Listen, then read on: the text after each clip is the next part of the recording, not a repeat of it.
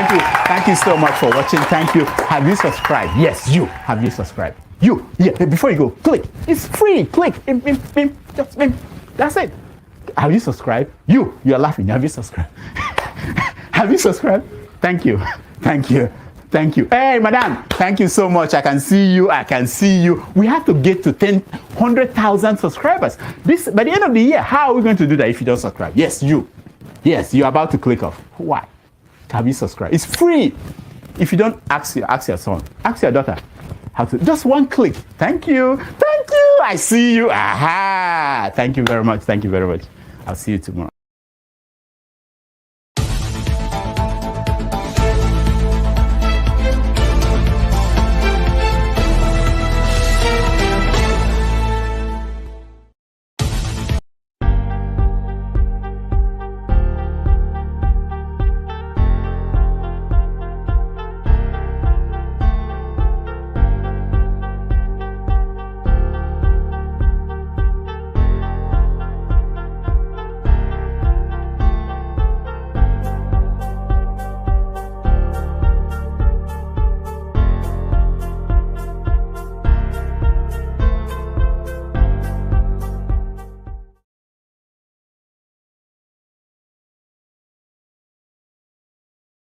Culture and full. In the heart of Africa lies a nation that is rich in culture and full of potential, Nigeria.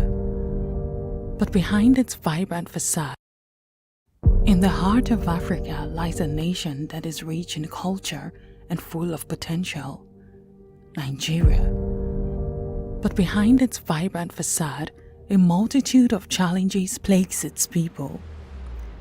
From a poor standard of living to widespread violence and government policies that seem to fail them year after year. For decades, this has been the story of Nigerians, their struggles, and their quest for a better future. Mr. Speaker, we have failed woefully in all this.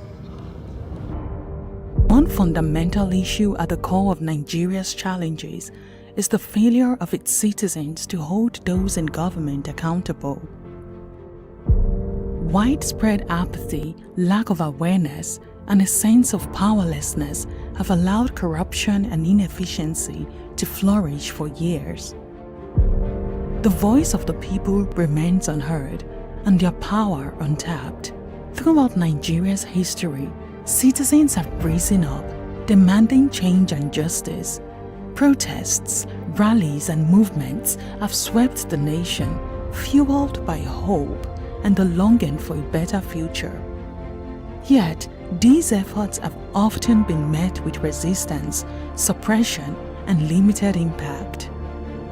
But amidst the challenges and setback, a beacon of hope emerges.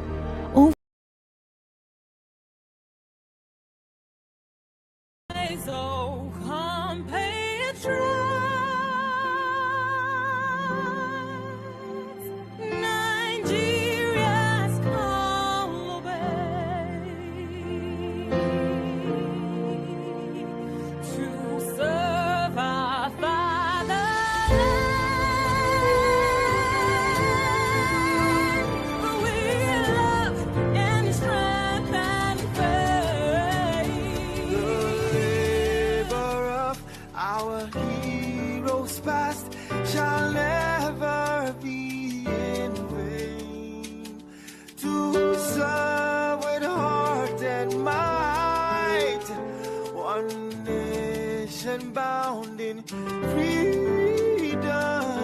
peace, and unity. Hey, that's so. Oh, yeah. Arise, oh, compatriots. Nigeria, call obey to serve our fatherland.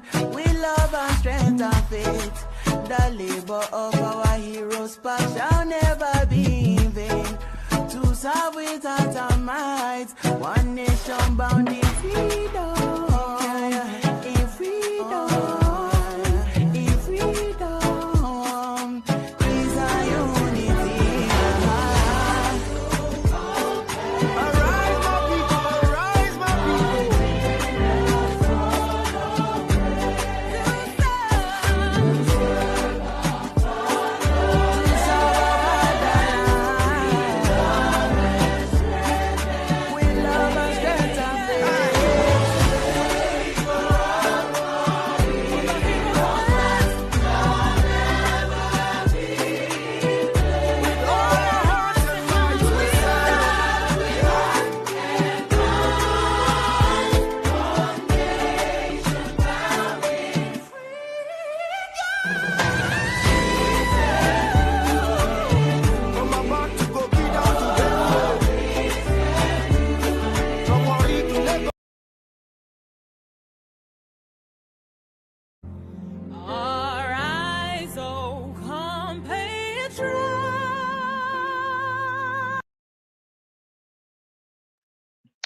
Good morning, good afternoon, good evening, depending on your geographical location. My name is Onyekradolobio, aka Electricity. Good evening to you. Hello to you, Martinelli. I hope you are hearing me. Can you give an indication if you are hearing me, please? Good evening, good afternoon to you, Martinelli. Today, it's the long-awaited broadcast to discuss the 2014 Confab delegate reports or recommendation. And we had this discussion last week. And McNally, I guess I mean, you say you're going to hold me accountable for this. I guess I am free from, I am free right now. You can't sue me to court or to anywhere. I have fulfilled the promise I said I was going to. So we are here today. Good morning to you, Oga 404, and happy Sunday as well. So I'm going to play the song again. There's a lot for us to catch up in respect to this confab report. The recommendation is total up to 620.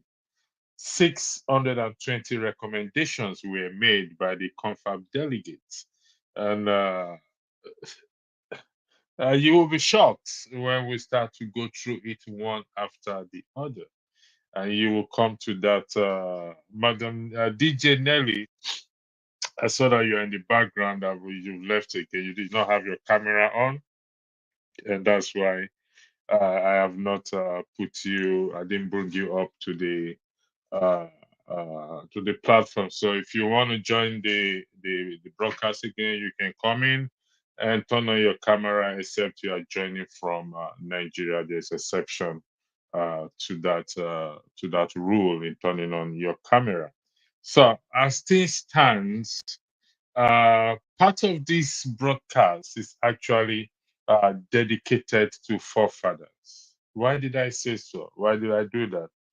When he brought up the video, his last broadcast, or 2 days ago, 3 days ago, in respect to Barrister Kenneth Okonkwo interview on the Ginger Media, I think some of us were not happy with him, but I took a closer listen to the video, and I arrive at that conclusion.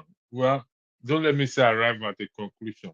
I'll pick my words carefully. It appears that it was made to do that video.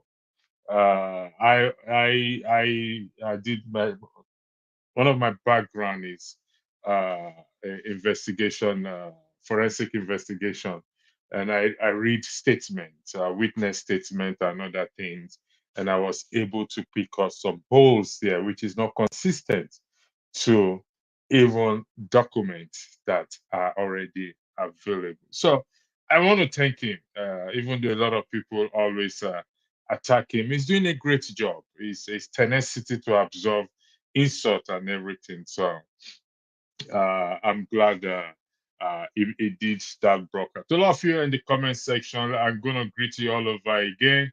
McNelly, good evening to you. Oga 404, good evening to you. Let me highlight you. No, sorry, I start with McNelly. Sorry, let me take this out first. I'll bring it back.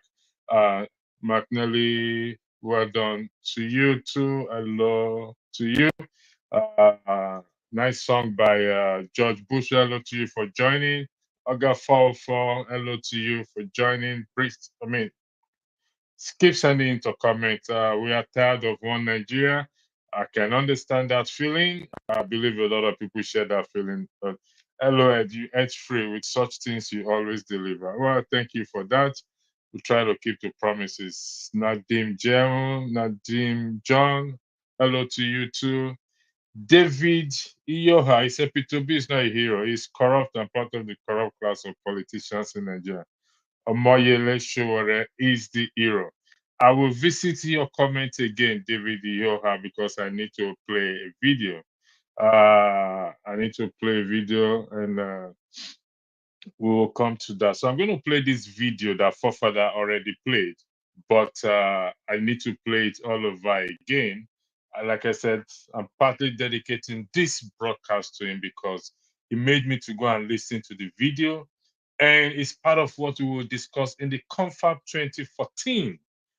Confab 2014. Let me put this up again. One of the recommendations of the 2014 is what is the national anthem. The old national anthem should be reintroduced. So I'm going to play this video. Then you will understand where I am coming from. There are other things we're going to discuss also. The diaspora participation in voting is also part of what the Confab report recommendation. 620. Believe me, we can cover it in a sitting or two sitting or three sittings. So we will go as far as we can go today. I've put the link out there. I'm going to put it again for those who wants to come into and weigh in into this the matter on ground now. Link to join the broadcast. I'll put it back again there so that those who want to join, who wants to join can come in. Give me 1 second. I've already put it there before, so I'm going to put it here again. So, oh no, I put it in the wrong page. Sorry. Apologies for that. Comment section and come here. And we'll put it here.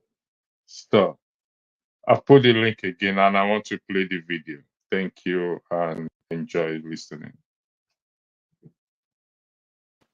You're welcome once more to Njenje Media TV. Thank you very much. I appreciate always being with you.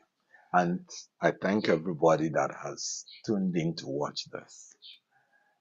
Today, again, we are here and we will be discussing the Nigerian Old New National Anthem. Recently, the federal government of Nigeria, that is the executive and the National Assembly, quickly, within a week or thereabouts, rushed to approve the Old New National Anthem. And now, it has generated a lot of debate. Some are now calling that if we are able to do that within a short period of time, that means we could do a lot. What's your take on the whole debate?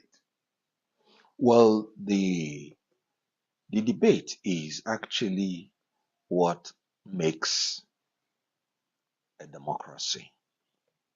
Democracy is a system of government that thrives on dialogue, debate, and compromise. So debate is part of the beauty of democracy. And that is also part of the beauty of the first national anthem, that recognize that we may differ even in our debates, that we have differences. That tongue in the old national anthem does not simply mean we are multilingual. It still means that we have different ways of expressing ourselves. But even with the difference in manner of expression, is saying whatever we do, we must ensure it does not affect our brotherhood. And that brings me to the reason why I have preference for the old national anthem to the new one.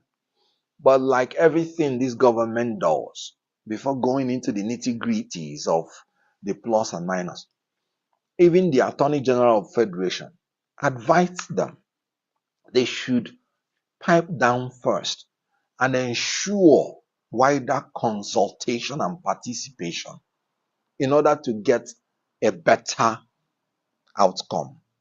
If this government had widely consulted, they would have gotten a synthesis, a new thing.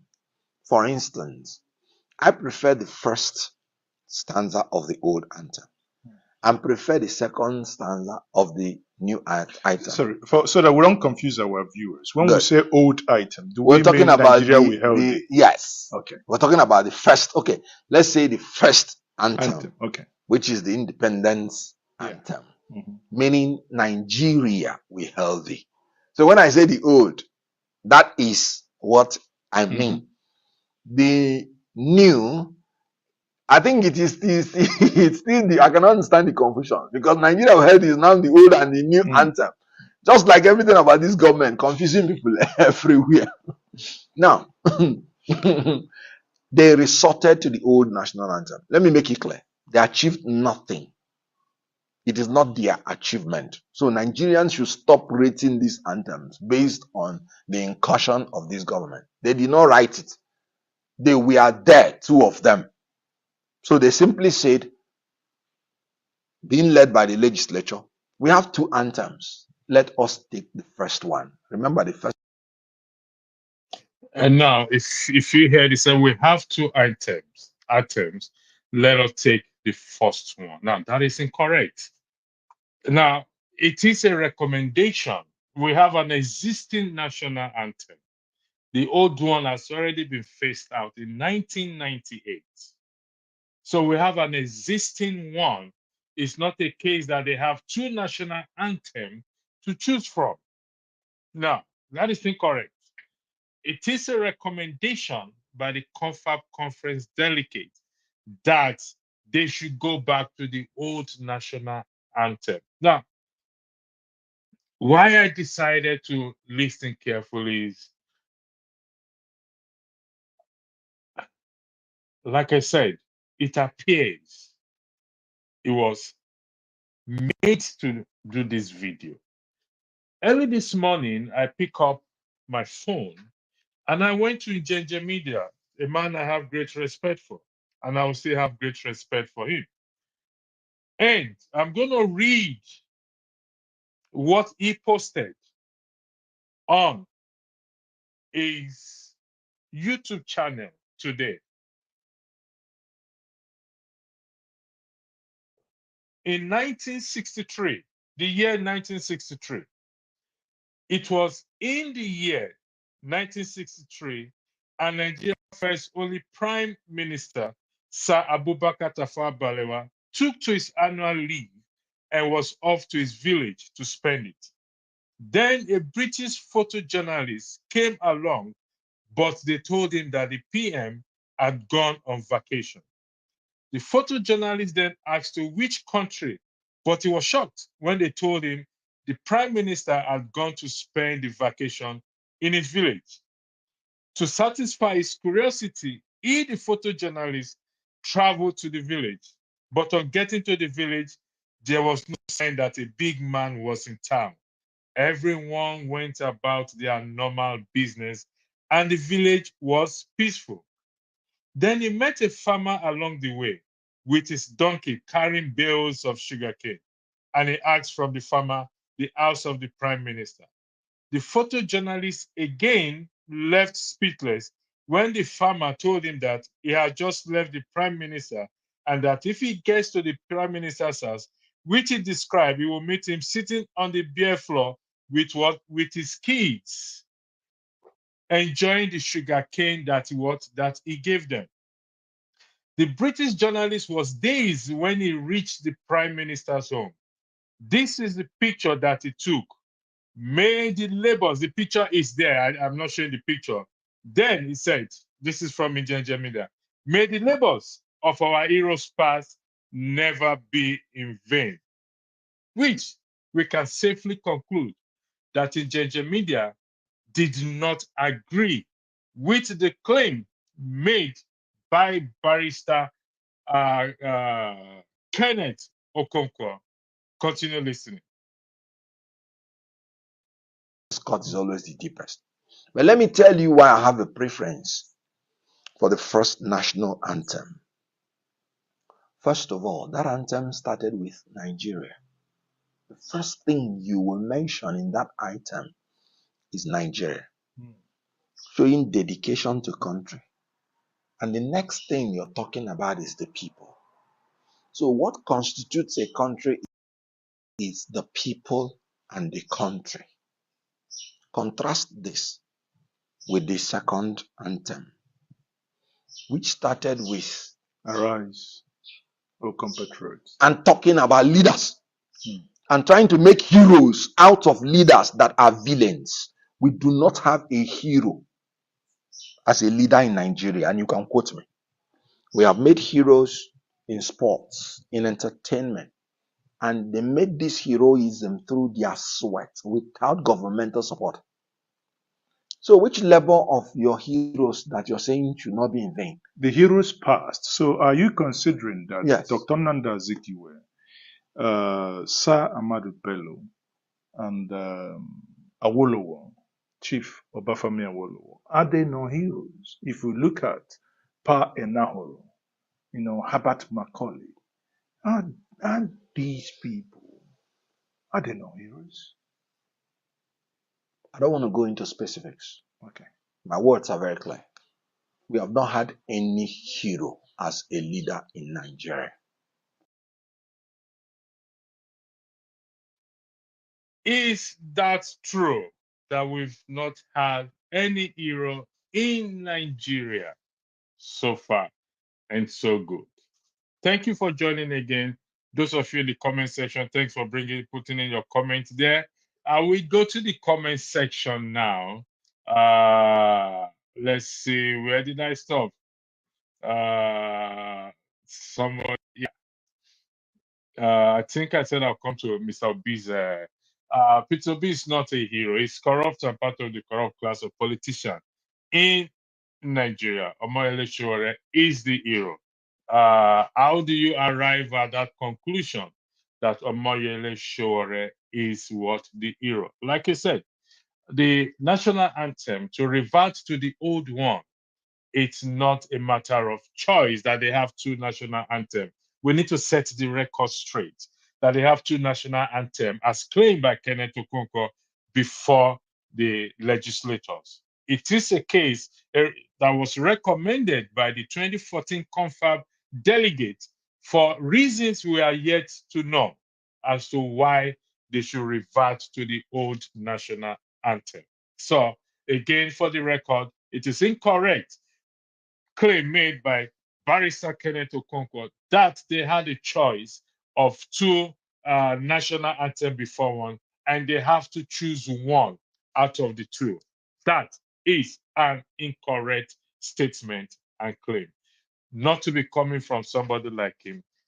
Not to be coming from somebody like him whose principle has strived on the basis of what integrity, transparency, accountability, and what and verification. So this has been verified by me. You could go check the records there.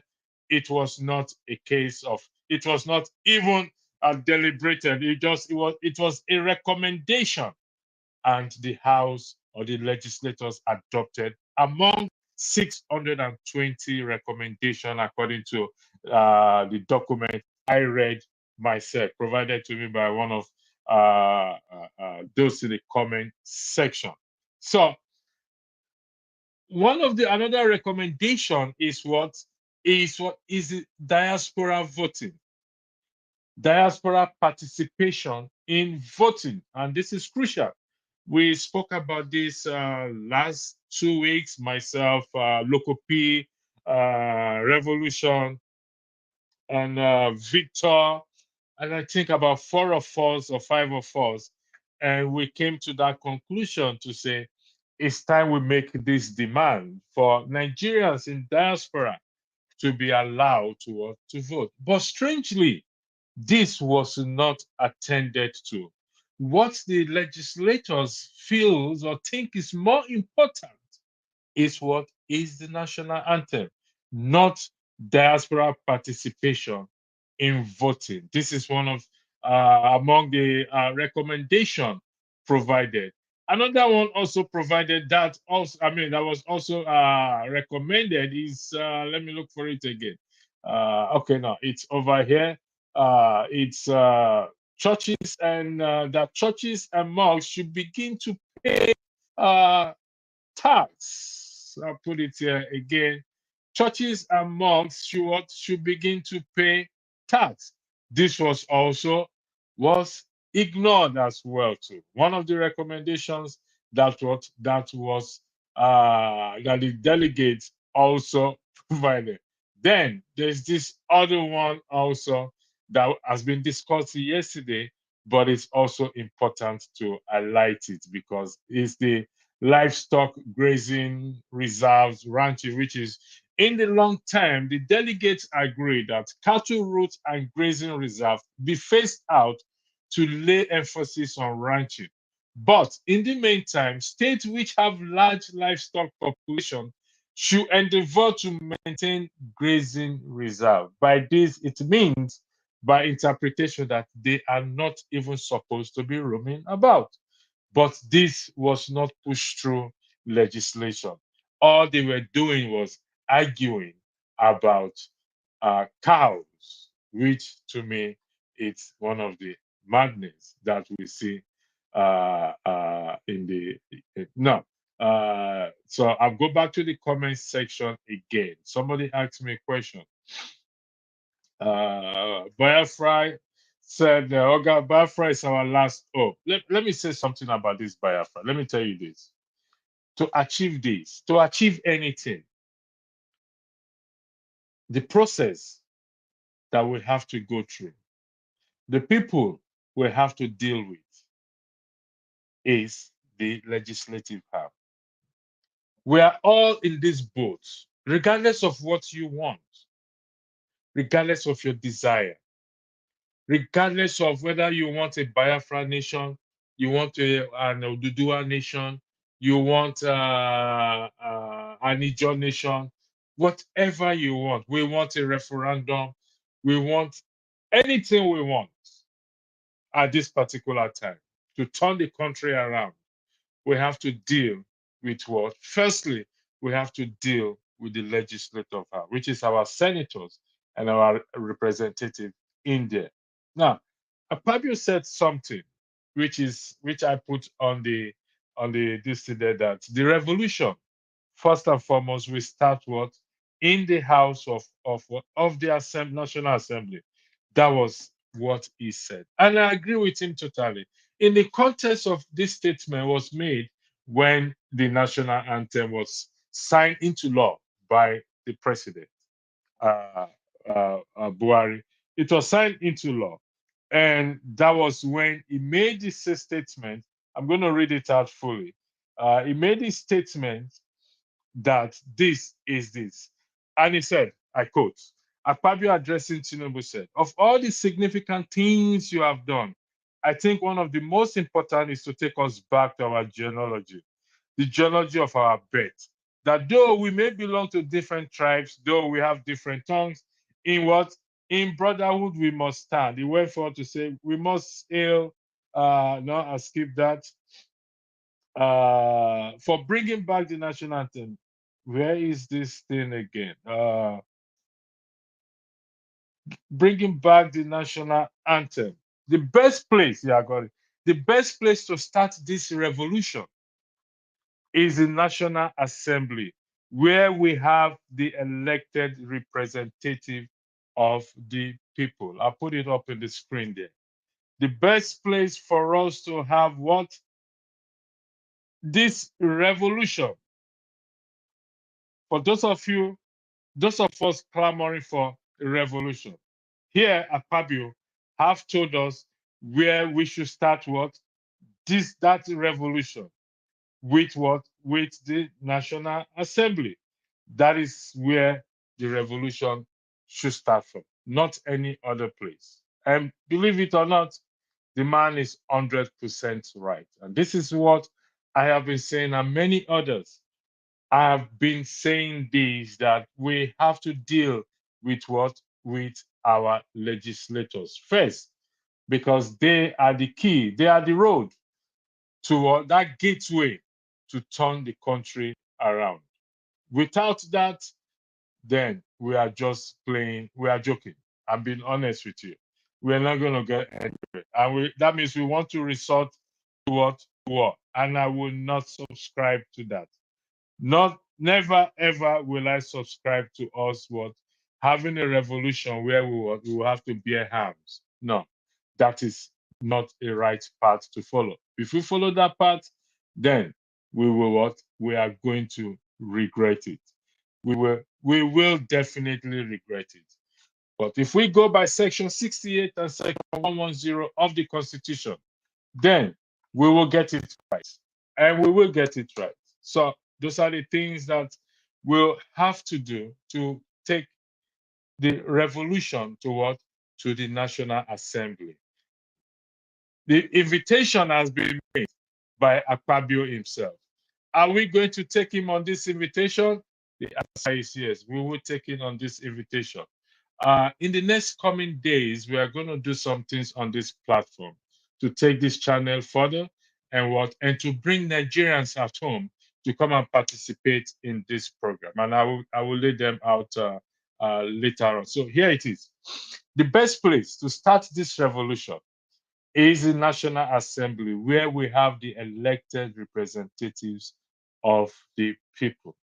For this, I'm telling you, Akpabio has told us what to do. So the ball is now in our court if we are going to what? To do it. So, Okafor, you said we are deceiving ourselves with one Nigeria. Maybe, maybe not. But for you to achieve that Biafra nation, you have no choice. You have to go through what? Through the legislative arm of the government. You have to do that. You have to push for it through what? In your constituency. Whoever is representing your constituency, hold that person to tax. Take that person to tax to bring up this issue of what? Of referendum, to bring up the issue of the constitution where this will be enshrined in the 1999 constitution with amendment 2014. Yeah, according to McNally. Yes, I'm happy. If half of the document was ever implemented, motherland will be paradise to some extent. Honestly speaking, when I read it, I was shocked, to be honest. And it was good. Thank you for those of you who said we should discuss this today.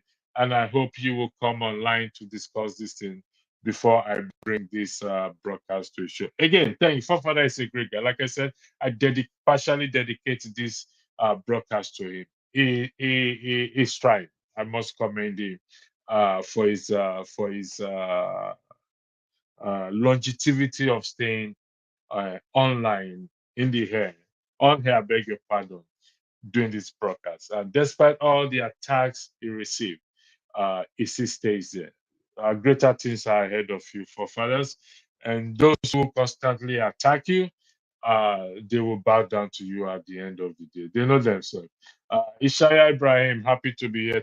Thanks for being here again. And again, Focus One, yeah, good to see you too. It's good evening over here. Kulata, I know you were bashed yesterday by your fellow comment, those in the comment section, but you always land on your feet. P2B, PDP to APA, APPAG to PDP to LP to a Rolling Stone in no hero of mine. Yeah, Kulata, let me ask you this. Do you think the claim made by Kenneth Okonkwo that Nigeria has never had an hero? Going by the definition of an hero, I think I have it here. Let me see. Let me highlight it. Here it is. Going by the definition, a hero is someone who is admired for their courage. I think somebody in the comment section also said it. With a courage, outstanding achievement of noble qualities. They come from various walks of life and demonstrate their heroism in different ways. In the context of leaders of past, our heroes past, do you think these people are not heroes with the little contribution they have? This is Jakonde Awolowo. Mazezeke pushed names to him. He neither acknowledged those names, but rather he said he's not going to deal on specific. A shame to somebody of his caliber. But at the same time, it doesn't really, I'm not disappointed because his principal has gone to drink Kuno with Atiku. Since then, we've not heard from him again. So, in your opinion, Kulata, let me go back to the comment section again. Let's see, where did I stop? Yes, 2Y, okay. I hope Rudolph is getting better. He's been off for a long. I said yesterday or 2 days ago, Rudolph went to the moon to reset the program that is affecting Nigeria. It's on its way back. He has passed the first planet and the first planet or whatever they call it. Second one, he's at the third one. So they held him back, which is his third wife held him back, that he has to drink kunu, but he's refusing to drink it, which is understandable. And as soon as he drinks it, whether he drinks it or not, he will be let loose and he will be back to planet Earth. And by the time he comes back, like I said, a bag of rice will be sold for 20,000 naira when he gets back.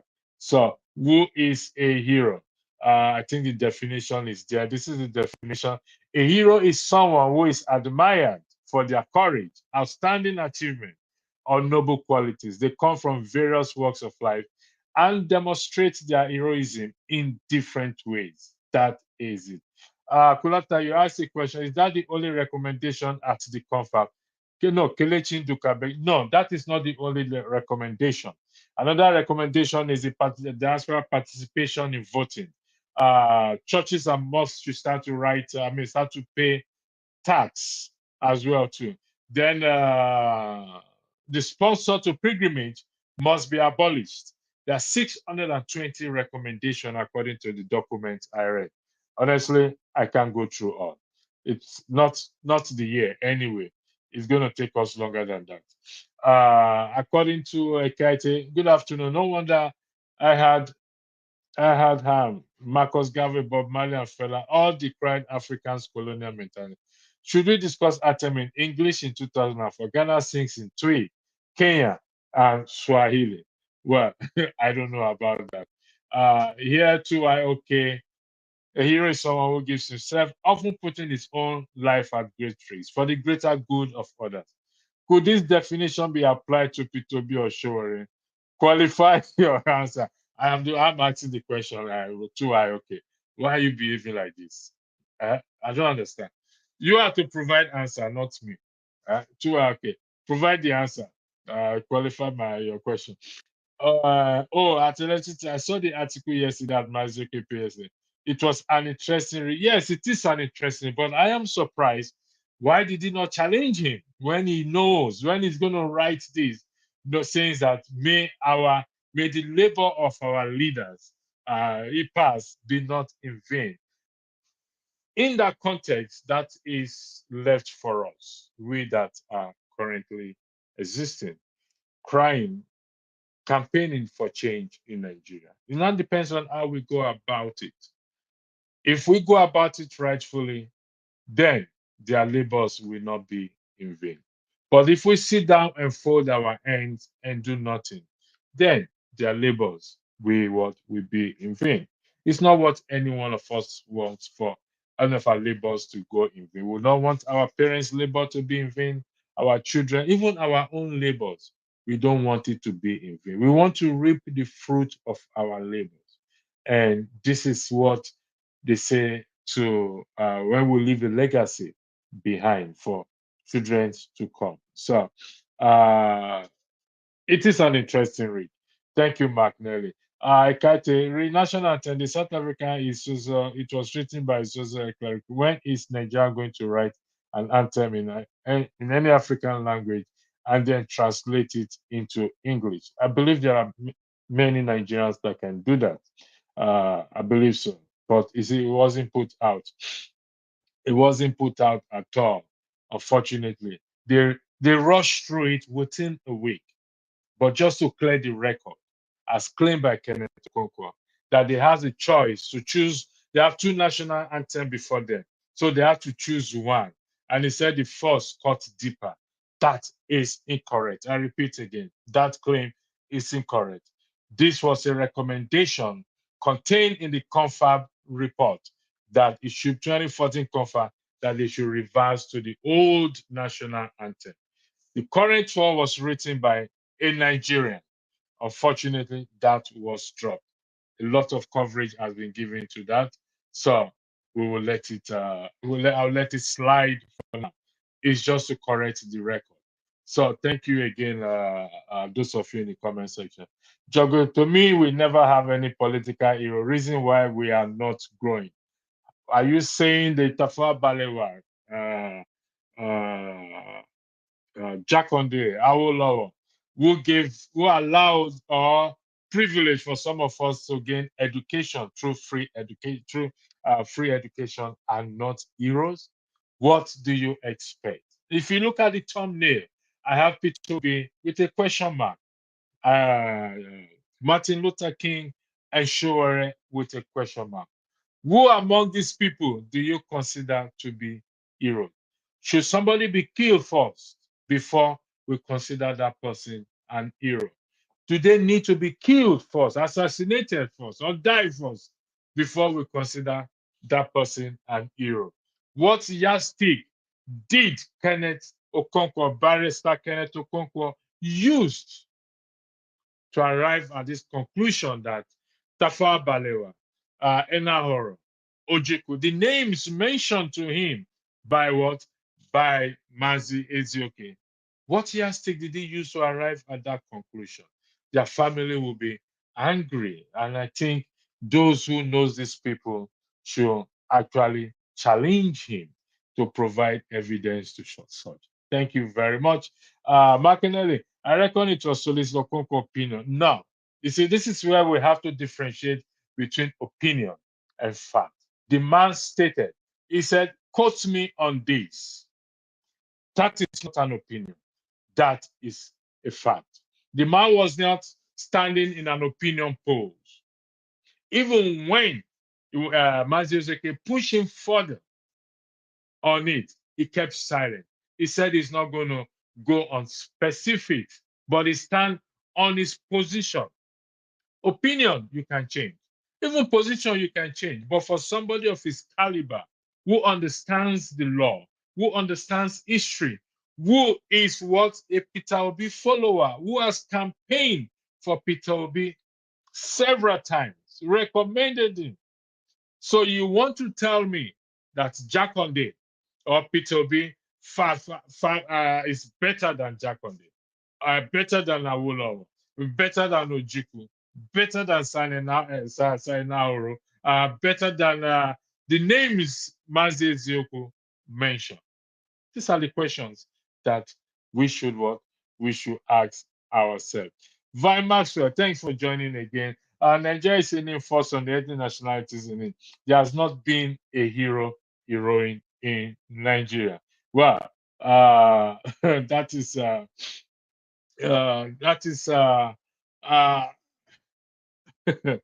Nigeria is a name forced on the ethnic nationalities in it. There has not been a hero or a hero. So will you say Ken Saro-Wiwa is a hero? Let me ask you that question, Vimax. Ken Saro-Wiwa and the 8 Ogonis. Would you say he's an hero? Max, Vimax, I'm asking you this question. Would you say Delegiwa is an hero? These are people who also push for change in Nigeria. Would you say, because in the context, he said we've not had an hero in leadership. Okay? But if we go by the definition of who an hero is, it's someone, let me highlight it again. I think if I take this out, I will get it. 1 second. If I take this, where is it? By definition, he said, a hero is someone who is admired for their courage, outstanding achievement, or noble qualities. They come from various walks of life. He did state that we've had heroes in what? In sport, in entertainment, but we've not had heroes as leaders. Come on, guys. History is before us. We can dig. So if we've had heroes in sport and in entertainment, how about the days when we enjoy free education?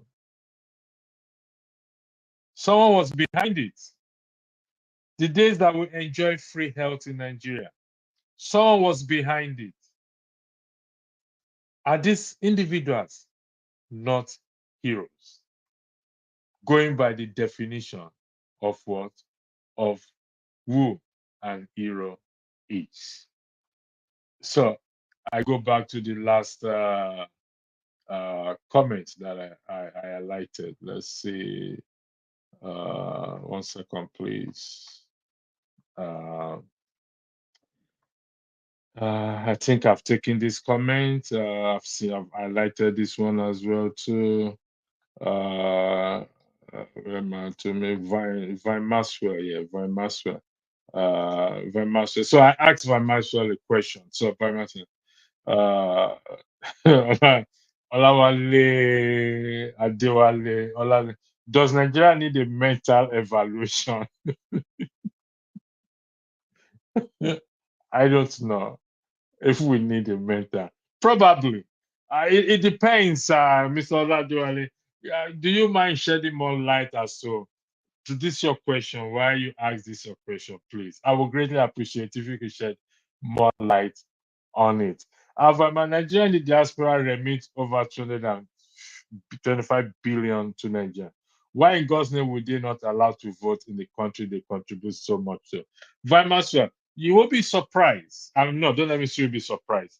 One of the recommendation is what is allowing the diaspora vote. Ovie, welcome to the platform. Where have you been hiding? Who locked you up? Me? Nah, I did lobby for Tinubu government. They never answer me. They never answer you. They never answer me. You go explain, Taya. I'm trying to, I'm trying to get in, but You go love it, Taya. I never know anything. the list long. The list is too long, eh? Yes, The list is long. I'm my Oga Gonko, so no one submit my name. You don't want to submit your name upon all the campaign where you campaign giver. You can imagine. Imagine that campaign. Upon all the campaign where you campaign for her, we will join you for your Everything. platform. The insult where you Everything I receive, do. journal. Anyway, Everything. I'm still we receiving it. actually discussing the 2014, the Kenneth Okonkwo's video. I don't know if you watch it, and the 2014 Confab. And one of the things we are pushing for is this. We will be pushing for, I beg your pardon, is this, where is it again? Is this the diaspora participation in voting? So we are looking at how we will have a protest in all Nigeria embassies and consulates, those of us in diaspora, myself, Local P, Victor, Revolution, and I can't remember their name. They will soon be here anyway. They're probably still in church praying to God. When they finish, they will come and join. They'll come and join us. So that is what we are pushing for. And I don't know. What do you have to say? I think I would advise you guys to pray, to spend more time praying for that rather than pushing for it. I think you guys are closer to getting any tangible result with prayers than but on a more serious note, I mean, why are you guys clamoring for diaspora votes? What's the goal? We're Nigerians, regardless. Okay, Okay, so it is our right to vote. then go vote. But we are not allowed to vote. You have to be in No, Nigeria but to vote. no. Yeah, You so have don't to say you are be. not allowed. Don't We say you are have to not allowed be to in vote. Nigeria. Point of correction. We Of have to course. be. We have to be in Nigeria for us to be able to vote. But Yes, that is not Nigeria. what No, that is not we what we don't have. want. The last time I checked, we don't have any colony yet. We are still in the process of colonizing Ghana. Maybe when we get that, then we'll now start extending our What governance what do you considerably mean in diaspora. colonizing Ghana? I don't understand. No. Just it's very important. It's very important. We need to take Ghana under our wings. They are misbehaving. They are just. They are the only thing I like. The only thing I like. No, I know. Vince knows that I'm taking shot at him. But Vince, let me tell you this. Let me tell you. Don't say me and you they always fight. And I know they will go to fight. Oh, but let me tell you this. The last time, I think a couple of days ago, I was listening to you here on the platform, but not necessarily the points you guys are making. But I started thinking, I was like, God damn, this is living the life I'm working hard to live already. Living in this village, with his natural habitat. I was like, man, I'm having this guy. I don't like this guy, but I have to give it to him. I'm having, seriously, that's my dream. That's my dream lifestyle.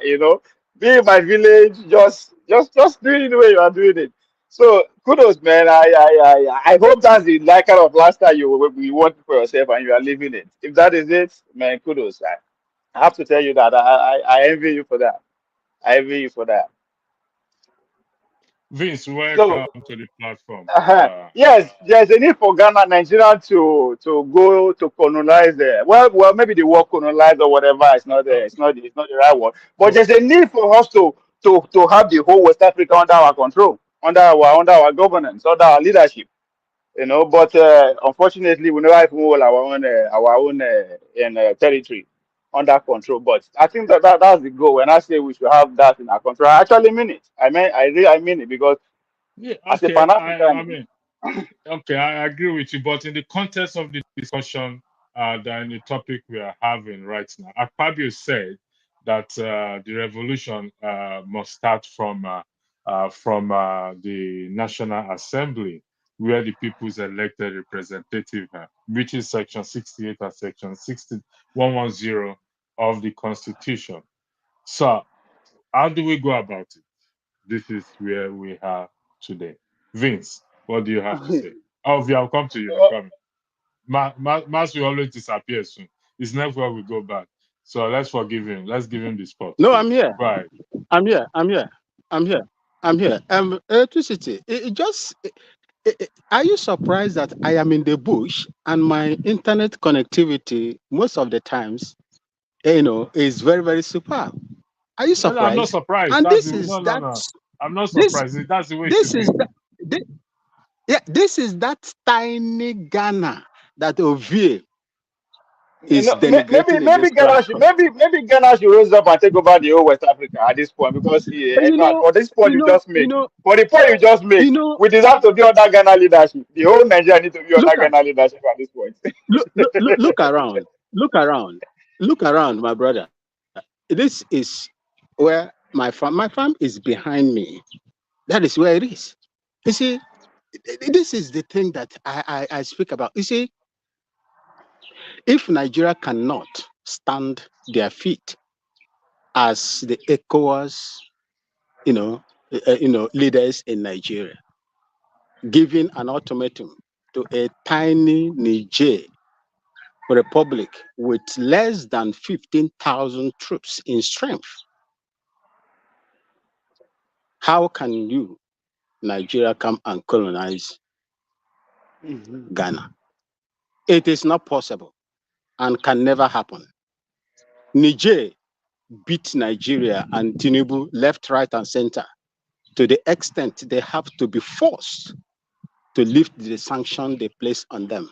What is the potency of Nigeria? There is none. Going to the topic of today, diaspora. Look, it is high time Nigerians in the diaspora, get their acts together. If you really want Nigeria to work, you remit over $25 billion annually to that country. You have professionals in the diaspora that can make a lot of difference in that country. These criminals that are taking powers from the people must not be allowed to continue to have their way and to treat Nigerians the way they are. Ovie, your family in Nigeria today, you are working so hard in Europe. You get up in the morning in summer, spring, autumn, or snow time, winter time to work, and you succeeded. sending those monies to your families back home to enable them have a good life. And the constitution or the system in Nigeria is telling you that you don't have right to vote. My brothers and sisters in the diaspora, this is a very big challenge to all of you. But There is a what law do in we Ghana need the here. vote for And now? anytime, Nobody has answered my Vin. What do we need the vote for? Nobody has answered my question. What is the goal of the vote? but Well, like I said, I wanted to start, but I don't have time. The system that is in operation in Nigeria today is so horrible that your votes can count. Even if you vote from the diaspora, what makes you think that the INEC will not balkanize it and share it among their preferred, candidate? This is the but thing. Anytime I come here, they should still allow us to vote. No, but it is it's a going. question. Vin is saying what he's saying the right thing. What is the Yeah, goal he's of saying us the right voting? thing. Yeah, What do we want to Vince achieve? is That's my question. What do we want to achieve with our votes? What we, is it? What is it? What whether Yes. whether we achieve or not, it is still what a in my own fundamental right. opinion, And again, I will challenge you. There's nothing like in diaspora. electricity, There's nothing electricity. like that. There's nothing like Nigeria and diaspora. Go Okay, ahead. Sorry, what? Vin. Vin, go ahead. Sorry. Vince, go I ahead. will go. Vince, go I ahead. will speak. I will speak. Go ahead, Vin. You see, this is the reason why, from the beginning of my appearance in this platform, I always canvass on the system. The system. The system, the system. Everything boils down to the system that they operate in Nigeria. If you don't correct this system, there is nothing anybody would do that is going to be beneficial in that country. Nigeria would never be progressive. The system is fraudulent. Right now, they are thinking of, talking of regionalization. But how will it work? We talk of the revolution is going to start from the National Assembly, electricity, and OV, and those that are listening to me. The people that are benefiting from the corrupt system will allow revolution to start from there. Of course, I mean, it's I If made you this allow argument. a monkey, if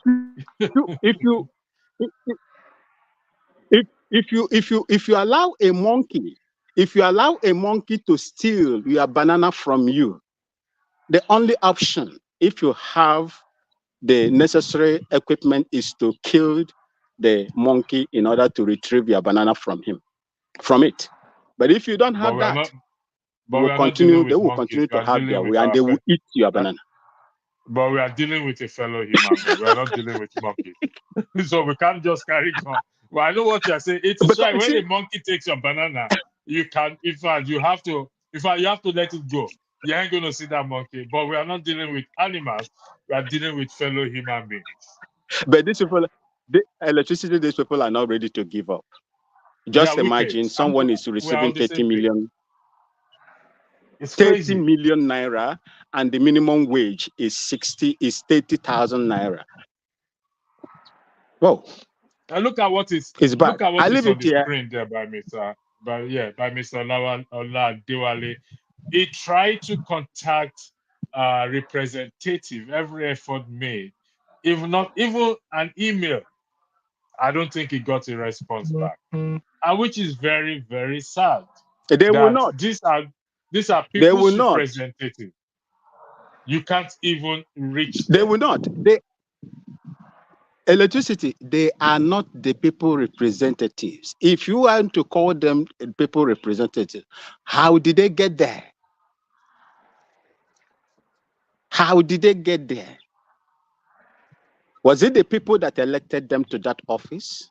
Then went there through godfatherism and the way they come about their things. Monetization of the politics in Nigeria. That is what is going on there. How will you hold them to account? This is the problem. The reason why they have the temerity. Right. Yes, they must have gotten there through fraudulent means. But it doesn't change the fact that that clause, people's representative, is still on their head. It doesn't change the fact Yeah. that okay, if you guys are actually if you, me and Ovi now come to you and say, Vine, you claim to be representing us. Fine. We are not here to argue on how you get there because we didn't vote for you. But you are still claiming to represent us. You are not representing us well. We need to address this issue. Can we not do that? It is very, very difficult to do that, my brother.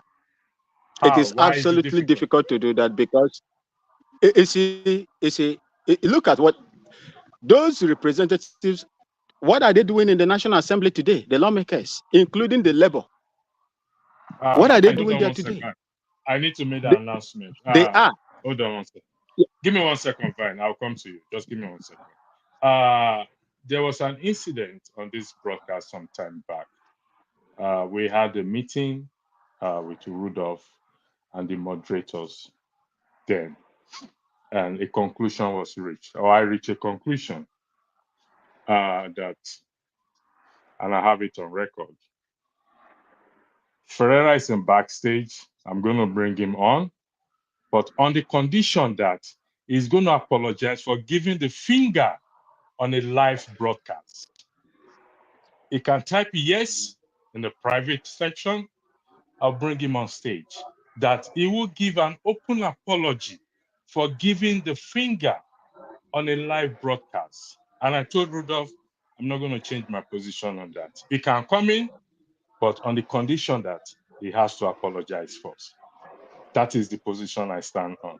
We are trying to get rid of bad behaviors on this platform, insults on this platform. So if he's ready to do that, he can type it in the private section for those of you here to see it and those listening to me. If he's not ready to do that, then it will remain where it is. I can stay here alone with those in the comment section. I'm happy. Vine, the floor is back to you. Thank you.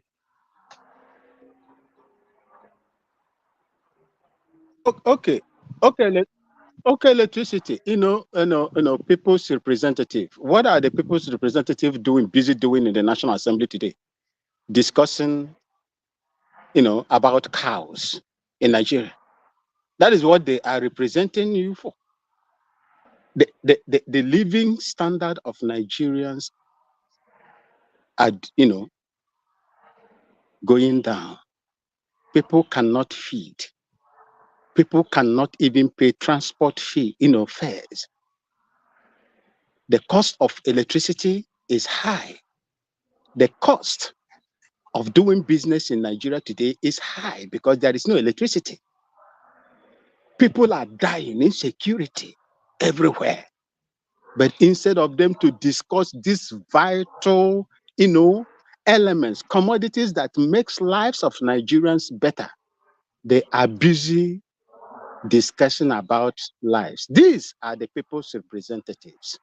I rest here. Thank you very much. Ovie, look at the Soji's comment there. Do you disagree with that? I agree with it 100%. That real revolution begins with the will and resolve of the people.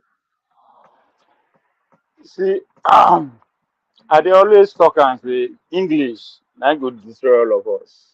We sense Ovie, what is wrong with we always get carried away with words. Or anybody thought revolution, ask them what is the meaning of revolution? Or may they transfer revolution, may they talk about their language, they don't know. So even when the revolution is happening right under their nose, they no go know. I go listening to this guy broadcast today, which they call him Dele Farosimi. So we just did revolution. Everybody, every small thing now revolution. Everybody say revolution. What it be revolution? When the revolution happen, what do you? So it's becoming very annoying at this point. Just like when if you listen to media these days, they begin to use the word tripartite committee, tripartite negotiation, tripartite. What the hell? When you guys discover the word tripartite? When they say now everything now tripartite. Now so palliative come, we fall in love. Every small thing, we are just deceiving ourselves. Everybody say revolution. What are you doing? towards that revolution that you want. I think at this point, that is what we should be talking about. And it's because we are not giving ourselves tasks. That is why we dey listen to people like the Senate president, who is also suggesting a way of revolution, because it's not what we want with that, Abi. The same person where someone will go follow through the house through revolution. How integrated, just like Vince said. Now people put out there. So will the people now have the balls to go ask him anything and he is going to respond? So we all have we never reach where we go to follow the laws by the book. We are not there yet, because even the players are not playing by the book. So at this point, we are looking for solution. Forget about waiting they recommend for book. Let's go do it the way we do it. Which leads me to what Kenneth Okonkwo was talking about, right? And I don't blame Kenneth Okonkwo, right? I don't blame Kenneth Okonkwo, because we are talking about hero. Who will be our hero? You started very well by saying, say now until you die before they recognize you are a hero, or what? I'm not going to argue with him, right? Because I know where the position he occupies and what he's looking for. But I will tell you who my heroes are in the course of our history, right? They are tens, hundreds, and millions of people who laid their blood, who died. They were meant, they were dethroned, they were raped, they were dehumanized, they were killed because they resist the august visitor that came into our midst. They saw today what we are going through today. They were brave men and women who died for that cause. Those are my heroes. In 1929, there was a women uprising in southern Nigeria. Cross River, to be precise. Just that of Abeokuta women uprising, which later culminated to Aba women rising. Why? They stood up against direct ruling and against taxation. They say we go die here. We don't want to die, but we came to die. Those people right there, those women are my hero. The likes of Anthony Enahoro, who, yes, is a descendant of the Oba of Benin. His grandfather was the victim of the invaders of the imperialists in the 1800s. His grandfather Osagi was exiled so many times in his presence as a young kid. And guess what? He promised himself that he is going to get a revenge. Not to anybody else, but unto these people. Guess what? Fast forward to 1969, 65 to 69. The law of extradition had to be changed because of Anthony Enahoro in Britain when he was arrested for treason. He has to change because period to death since 1881, when you are extradited, if let's say just like Nnamdi Azikiwe, if Nigeria won't kill him, Britain no get where they will see push and go back. But since the days of Anthony Enahoro, that law has to change. To me, those are my heroes. The likes of Aminu Kanu, who, yeah, just by the fact that he went to Bariwa College, which is an institution that was orchestrated to actually groom the leaders of the northern Nigeria. He was the classmate of the Shehu Ambelo of our days. But guess what? He was denied the role of leadership because of what? Because he is for the people. He believed the power should come from the people. Those people, the likes of Aminu Kanu, are my heroes. October 2020, we have young Nigerians in the name of NSAS who face bullets, just like the women's uprising in the Aba riot, who laid down their blood in Lagos and across Nigeria. Those are my heroes. So we have heroes across our. It is because you are denied history. And that's why I say I'm disappointed in a person like Okonkwo, who belonged to the generation that benefited so much in this country. How did that benefit come to be? Because people sacrificed their blood for him to enjoy whatever that is enjoying today. And he's also the part of the problem of leadership we are talking about today, because he's a leader in his industry. What can you say of the Nollywood that he is so much benefited from today? It is because there's no way upward from the Nollywood, because they refuse to create it. Now he wants to come into power. And it's becoming hard. Out of hunger, I say there are no heroes. I don't have anything against it. But to me, yes, they deny history, but it's 2024. In an age of information, ignorance is a choice. If you have a phone, you will read your history and you will know your hero. You don't have to listen to the likes of Okonkwo or anybody other in the media to tell you who your heroes are. And if that is the position you are, listen to people to tell you your hero, then you are far gone. Thank you very So much. what am I saying? From the days, from the 18th century to the 19th century to the 20th to today, heroes are never scarce in our midst. That's true. It's just that we recognize You said people who something. have money as our hero. You said something very important among others. Is this last one, the SARS, the end SARS, those that were killed, those that died, that were killed, fighting for a better life and a better government. To me, I will always remember them, and they hold a very important place in my heart. You mentioned a lot, and I'm glad. I mean, I hope Kenneth Okonkwo is listening. Like I said, I dedicate part of this broadcast to forefathers who raised this issue up first. And he has suffered a lot of attack on this platform, and but it's dedicated to him, and it pushed me to go and listen to it over and over again, to even check records and the 2014 Confab Report. Okay, thank you. We are here on the platform now, so I think what we need to do now is, if it's okay for us to time each other for fairness, so every one of us, when we're in March, we could go on and on. Do we agree to 5 minutes timing of each other? Is that okay with every one of us? 5 minutes, is that okay? Or we make it 1 hour each for every one of us? Which do you prefer? 5 minutes or 1 hour? Jago. 5 minutes is Right. sufficient for me. Okay, Is so it my turn? we go. No, not yet your turn. Paul, welcome. Mazi Priest, welcome. So, Paul, I'm going to highlight this, even though V has made his comment on him. You didn't welcome me. Oh, so Jago, you don't need any welcome, my brother. So I welcome you. See my man. See my man. You don't need any welcome. Anyway, you are when welcome. when elders they demand recognition, then there's a problem. Yeah, there's a problem. It's either the elder fail or the young ones fail. Either way, there's a problem. Paul, the floor is yours. Thanks for joining. Okay, thank you. I think, believe you've been following. Yes, I've been following. I think Ovie spoke well. Ovie just blew me away with the way he expressed everything that he said here. It makes me short of word. I think sometimes we fail to understand what the definition of a hero, because now the definition of a hero now in this new Nigeria, it's just simple one definition. A rich man is a hero. That is just it. So if you did great, but you are not rich, you are not as good as hero, because who poverty help? That's how it is.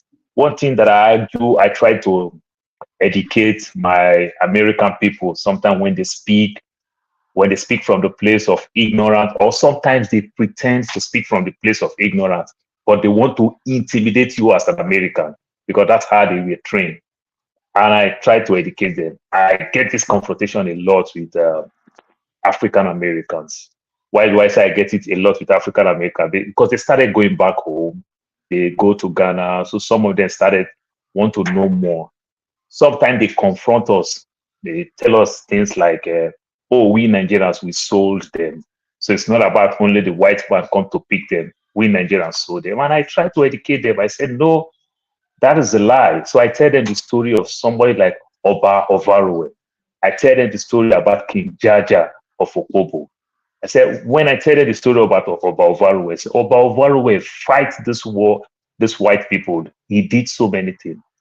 And they overthrown his government, and they put the king that they want. Then the king started doing their own bidding. Then today you will say, oh, Nigerians sold them. The one who fights them, who is doing the right thing, they took that government away, just like what they did with Gaddafi, just like what they did with so many people. I use it up to date now, like Tinubu, Ebola Tinubu, who was a drug baron in their own country, who never went to school, who never had all these things. And the government know. What did your government do? The government congratulate him. your government support him, then your government tomorrow again will say Nigeria is a fantastically corrupt nation when you guys are great, great accomplices. Even when you even use a different ways to even got a visa to the United States, use another person's identity. Your government have all these things in their archive. Did they present it? The answer is no. You know why? They like the baddest one of us so that they can use him to cut the deals that will favor themselves. So I use all those type of things. So that's why you will not know somebody like King Jaja of Opobo. That's why you will not know somebody like Oba Ovaro. You understand? Another great man in my own time now. Look at the Showore who went to an Ivy League university, got married to an American citizen, living his best life. His business was growing in his own way, slowly. I want to believe that if Showore want to follow the Nigerian factor today, Sahara Reporter would have been one of the strongest Nigerian media outside the shores of Nigeria, because Sahara Reporter did great to make Jonathan become I forget that position that they gave him that time, acting president before he became president. Every media in Nigeria couldn't talk. They were scared. Sahara Reporter was the one that is feeding us all this information. And Jonathan want to pay Showore in kind. Showore refused. Like I tell so many people don't even understand that Omoyele Showore is an Ijaw man. He's not a Yoruba man. He's an Ijaw man. And Jonathan is an Ijaw man. It's not Ijaw at all. I know exactly where he's from, and that land there is Ilaje land. Where are you speaking? Don't come and speak rubbish. I know my people. Showore is an Ijaw man. So let's leave this part. You can go. If Showore on his own self says an Ijaw man, why do you want to argue? You've never said that. You've never ever said that. Never in his life. He's never said that. No way. He said that. I've only heard him say he's from Ilaje. That's the only thing I've heard him say. Yes, Showore is from the Bokoda community. I can't pick the right place there, but it's an Ijaw man in Ondo State. You understand? It's an Ijaw man in Ondo State. And Showore did great to make Jonathan become acting president and president. Showore has everything. You know that Showore as a name is not an Ijaw name. That is a strict Yoruba name. Okay, so now let me educate you when it comes to Ijaw people. Ijaw people answer any type of name you can think of. There's nothing to educate me on. They're my neighbors. Ijaw people, they might be your neighbors, but Ijaw people answer any type of name you can think of. And where I come from my mother's side, where Festus Kiamu come from, we do that too. I'm an Urobo man. You will see Urobo person that answers Shola. What are you talking about? Urobo people answer so many type of Yoruba names too. You understand? So this is what we do. Anything that happened to you when you are about to put to bed, you name your child that. Where I come from my mother's side, we do that too. So, but let's leave that part. It's something we can argue later. I will try to go back and we can argue that later. But what I'm saying is that how Showore did everything, this same Showore that fought for Jonathan, when Showore refused not to even benefit from that government, when Showore still see Jonathan, that Jonathan is also failing the country, Showore kick against Jonathan. How do we level Showore today? We criticize him. And guess what? And it's still okay. It is still politics. I'm not expecting everybody to think in one direction. These are my heroes. You understand? So we have our own different heroes in our different way, how we can think about them. There's another great man called late Gani Fawoyemi. Gani did well. He fought the government. Yeah. He had all it takes for fighting from one government to another government. Gani had all it takes to compromise like a Wole Soyinka today. You understand? To fill his pocket. Gani never did. These are my heroes. So we have all this type of things here and there. So when somebody want to come and say things like that, it is wrong. One of my friends said something in a subtle way that makes me laugh. When the dad built a house and he has his own full conveniences, the man built a 4-bedroom house with 5 bathrooms. My friend said, oh God, the first person that built Face Me and Face You in Nigeria will never make heaven. Because that person creates this problem that so many people continue to follow. Because he never understands the beauty of comfort, not until he get that comfort. He said the first person that did this. And today, he keep asking me, he will call me and say, Paul Afana, Face Me and Face You there for America. Find them anywhere. Say, who started this thing? And that makes me laugh. You know, so things like that, I understand what Kenneth Okonkwo is coming through. sometimes maybe indirectly is sending a signal across. You understand? Maybe he want to jump ship. Maybe I just don't know where he's coming from completely. Maybe he want to jump ship. That's why he's doing that. Or maybe he just felt bad that when can we see people that make great change, you understand, without changing their policies? I don't know. That may be my take. Thank you very much. Thank you very much. Mazi Prince, Mazi, what was Mazi? I want to highlight something else on the banner there. I mean, these are all recommendations from the Confab report as we agreed to discuss. But the most important, or the one that top the hierarchy, is the one in terms of diaspora participation in voting. Please, let's try to respect other people's 5 minutes, because if you cut into their 5 minutes, they may end up cutting into your own 5 minutes as well too. And I'm not going to So, stop there. So if we can do that, fine.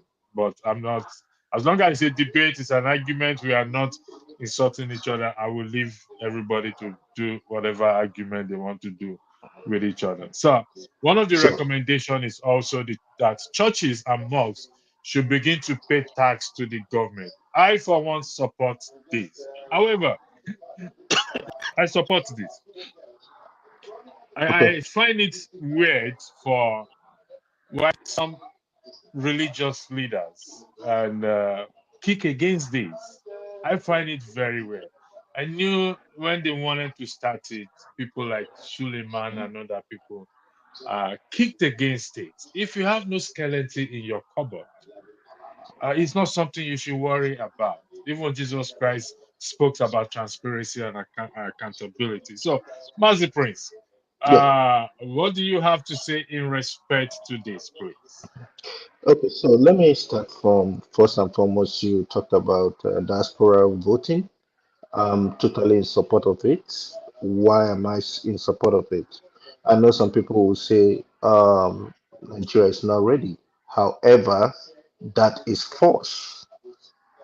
If countries like, I've told someone, countries like South Africa, countries like Cameroon, countries like Kenya, countries like Ghana, countries like India, countries like Iran. Why I mention these countries are because I have witnessed them voting. I have friends from all these countries and I've seen what they've done. What did they Uh, simply do? Sorry, What Mazi Prince, sorry. I just highlight this. Please, can somebody educate me what is Starlink internet? Most pity. What does Kulata? What do you mean? I don't know. What does it mean by that? just talking about Elon Musk, that's Elon Musk Okay, all right, go ahead. internet Thank you. service. All So right, thanks for your super chat. what I'm saying in essence is this: voting is an obligation and it's also a right. Those who doesn't vote stands to kind of like live with whatever choices other people makes for them. Now, all these other countries that I mentioned, what they do simply is this: they do this in conjunction with their embassies. The one that's so uh, shocking to me, the way they did it. What I mean, shocking in a good way, is that of South Africa. South Africa just had an election a few days ago, and everything was transparent. Everything was seen on the screen. You know, if we go from registration, how do you register? How would we know that you're Nigerian? Every diasporan is supposed to have a passport, a Nigerian passport, and the passports have your data. All you need to do is to put in that number on your passport. It could be regarded as alien number. There is no two people that have the same passport number. There is no two people. Even when you come to, when I'll take US for example, and you want to go through documentations and all that, that's where they start from. They start from your passport number. And that's how they know who, if you are actually from Nigeria or you're from somewhere else. Because whatever you have on that, whatever number you have on that, is a number they could be able to use in reaching out to Nigeria's homeland department or whatever it is, that's immigration or whatever it is, that will supply them, yes, that this is who you are and that's what you are. With that, they can create a code in the sense that even if you vote, assuming you vote, say you vote through electronic means, you cannot vote twice. It will be seen, and it will be seen that you voted. Period. Apart from that, talking about the other topic you talked about, when I heard people talking about heroes, please, can we not castigate Kenneth Okonkwo? I'm not saying that I support Kenneth Okonkwo 100%, but he's entitled to his own choices. For me, who is my hero? First, I start from my parents for the ability to bring me into this world. Through them, that's their medium. I use them as a medium in getting into this world. And for things that I learned from them, in order to, one, that justice is something that you don't compromise with, that honesty starts from you living in truth and not in denial. If I've done anything wrong, I'll come out and I'll say I did it wrong. But if I see somebody doing something wrong, the person will never get my respect. And why do I say so? The current government, the current leader in Nigeria is somebody who doesn't have any identity. His name is not even Tinubu. This is a Mazi, name he got. let me stop you 1 second. Now you still have the floor. I'll give you your time back. You listen to obvious arguments and false arguments in respect to what Kenneth Okonkwo said. And you also have listened to the video when Mazi Ezeoke pointed out the names of these people he considered heroes. Obvious argument, it's very detailed. We are not castigating somebody. We are only trying to avoid where somebody push a false narrative out there, particularly if the person is a learned person, somebody who knows history, who knows the law, who has gone to court to make argument, who is also a supporter of Peter Obi saying such a thing. Well, And I didn't listen to all his interview. I know he got interviewed. I didn't listen to everything. But what I'm trying to say, I'm not saying that we castigate him, but I'm saying, can we not castigate him? That's what it's kind of like, just a statement that I just threw in there.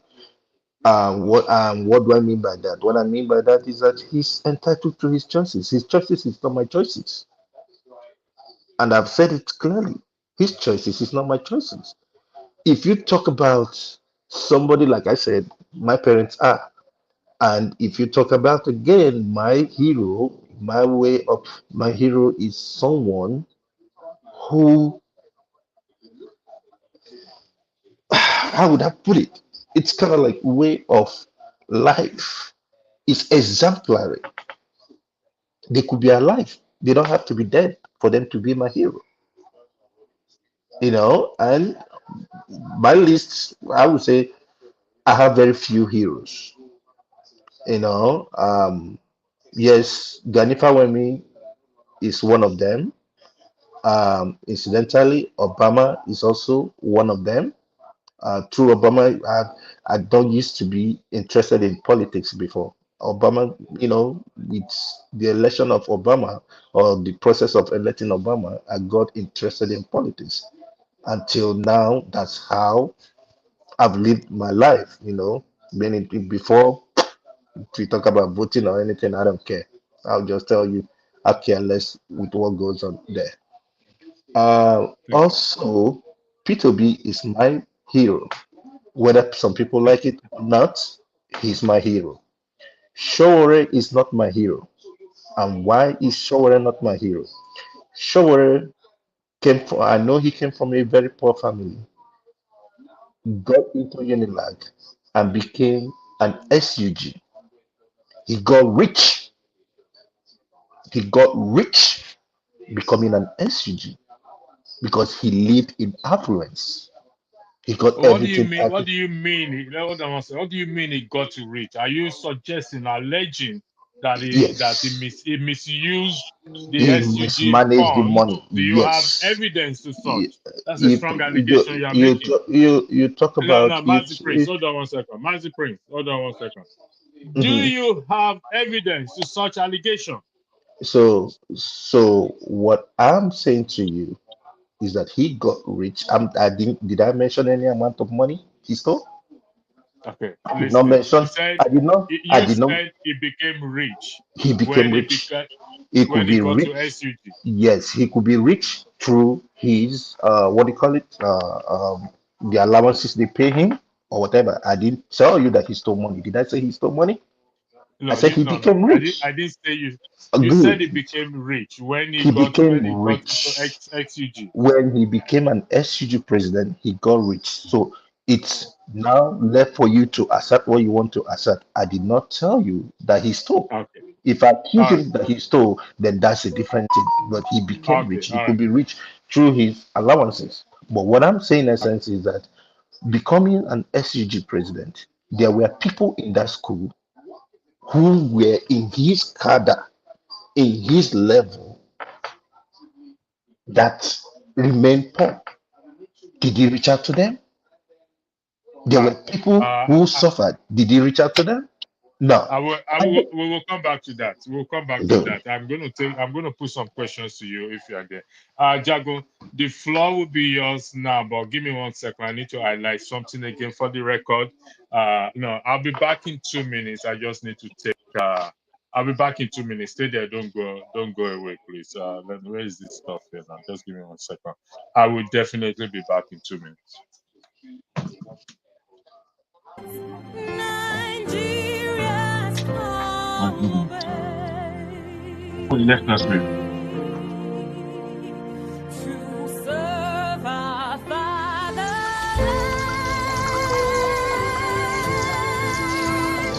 With love and strength and faith. The labor of our heroes past shall never be in vain. To serve with heart and mind, one nation bound in freedom, peace and unity. Hey, now so,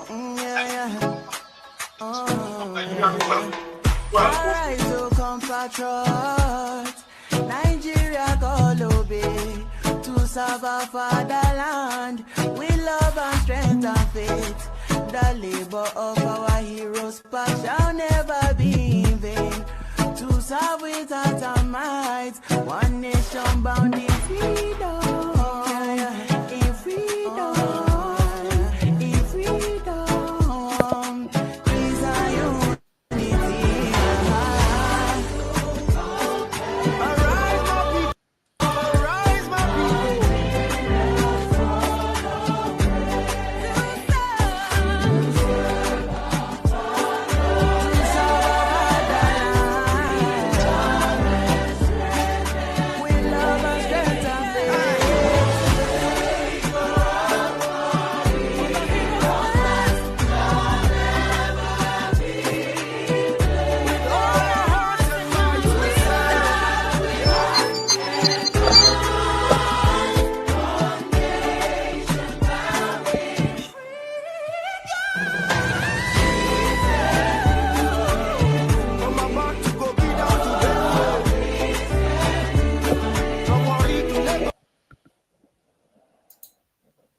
Thank you and welcome back.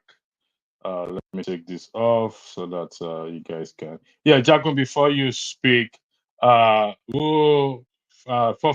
do you mind? Do you bring Ferreira on the platform? Yeah, guilty as charged. Is he supposed? Can you please remove him back? Can I speak before you do this? Can I speak before you Hold on do one this? second. Oh, 1 second, Jacob. With due respect. Thank you very much. Please. I'm going to repeat myself again. Okay? And anybody can go anywhere and take me on it. The position is Ferreira must apologize for giving the finger on a live broadcast before I will bring him in when I'm moderating. Until he does such, it will remain where it is. He can come in when Rudolph, when Fofada, when shows are moderating. He has options. Jagun, the floor is yours. Thank you. Thank you very much. Good afternoon, good morning, everybody. My first thing that I have to speak about is exactly what you just finished with. In watching a few of the shows where I didn't appear and seeing your conduct, your personal conduct towards Ferreira, I'm thinking, why are you being so power driven on a finger being given when every one of us, maybe excluding yourself, every other one of us has sworn viscerally? I have sworn when I didn't want to swear, but I've known I've sworn and used profanity. Now that's me swearing. For somebody to flick a finger, especially if it was not even on your show, it's even less than the swearing that we all do. How are you balancing the way you're thinking? I think you're being driven by a sense of power drunkenness. Wait, let me finish. Okay. Please let me finish. I think you are being driven by a level of power drunkenness that is personal for some reason towards Ferreira. Now, as I said, there are too many. Yesterday, I was watching the show without being on it. Forefather, I think, rightly cautioned Tone from swearing. Tone became extremely visceral and came out swearing, even though he was calm initially. But he had something particular emotionally with Pansat. So he came out blurting. Now, there are too many examples of us having bad behavior on there. And I take my responsibility for my own. But to take someone away from the show, he is part of the show. He makes this show. He provides for this show.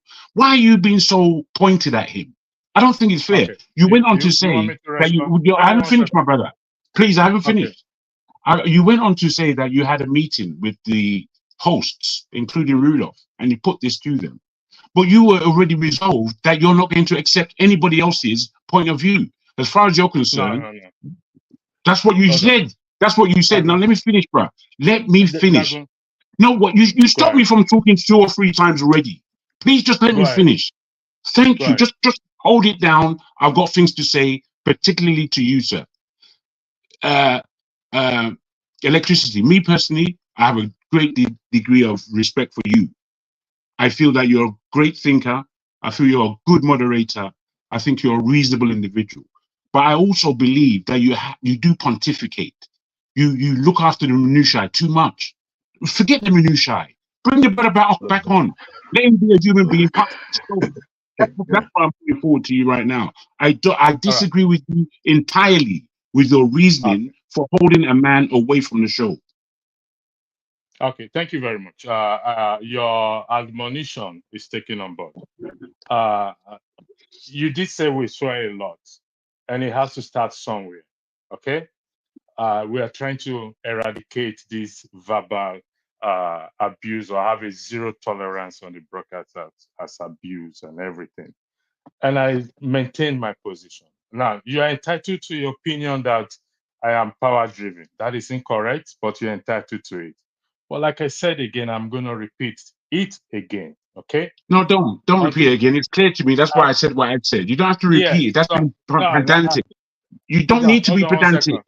Oh, can I speak, please? So until such time, when I'm moderating, I can quit the show if Rudolph raised an objection towards it, which he has not raised an objection towards it. And I'm saying it has to start somewhere. Unfortunately, it's starting with Ferreira. unfortunately, but it Do you has know? to Do start you know why somewhere. it can't start with Ferreira? Because just yesterday, Tone That is, swore. listen, Yesterday, Jagun, I allowed you to speak. You don't allow me to interject to you. So do you mind? Can you afford me the same respect that I afford you of course. when But I I hope want you to heard what I interject? said. Yeah, I heard what you said. So the floor is just to speak on the subject matter. And the matter of Ferreira is a closed on deal for me.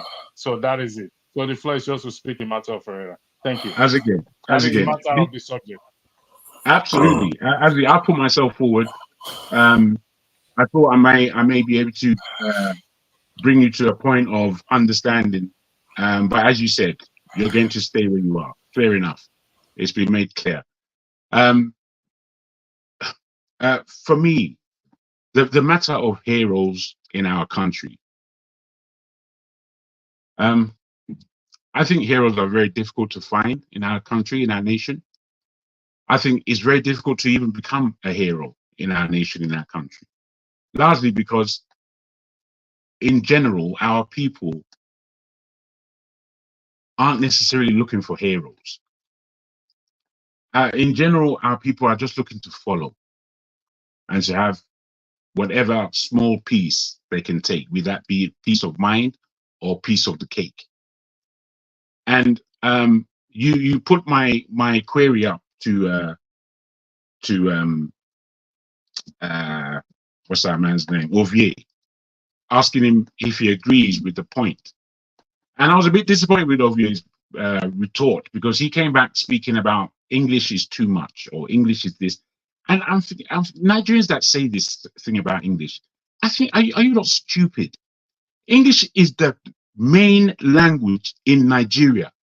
And if we, at this stage, after 60 odd years of freedom, supposedly, and then 100 years prior to that of colonialism, that we haven't grappled with the English language and we're still complaining that we're using English, I think, are we pathetic? Are we being ignorant? English is the language that we use most in that country, more than any other language. And now you want to say that the grammar is too much, English. I mean, it's childishness.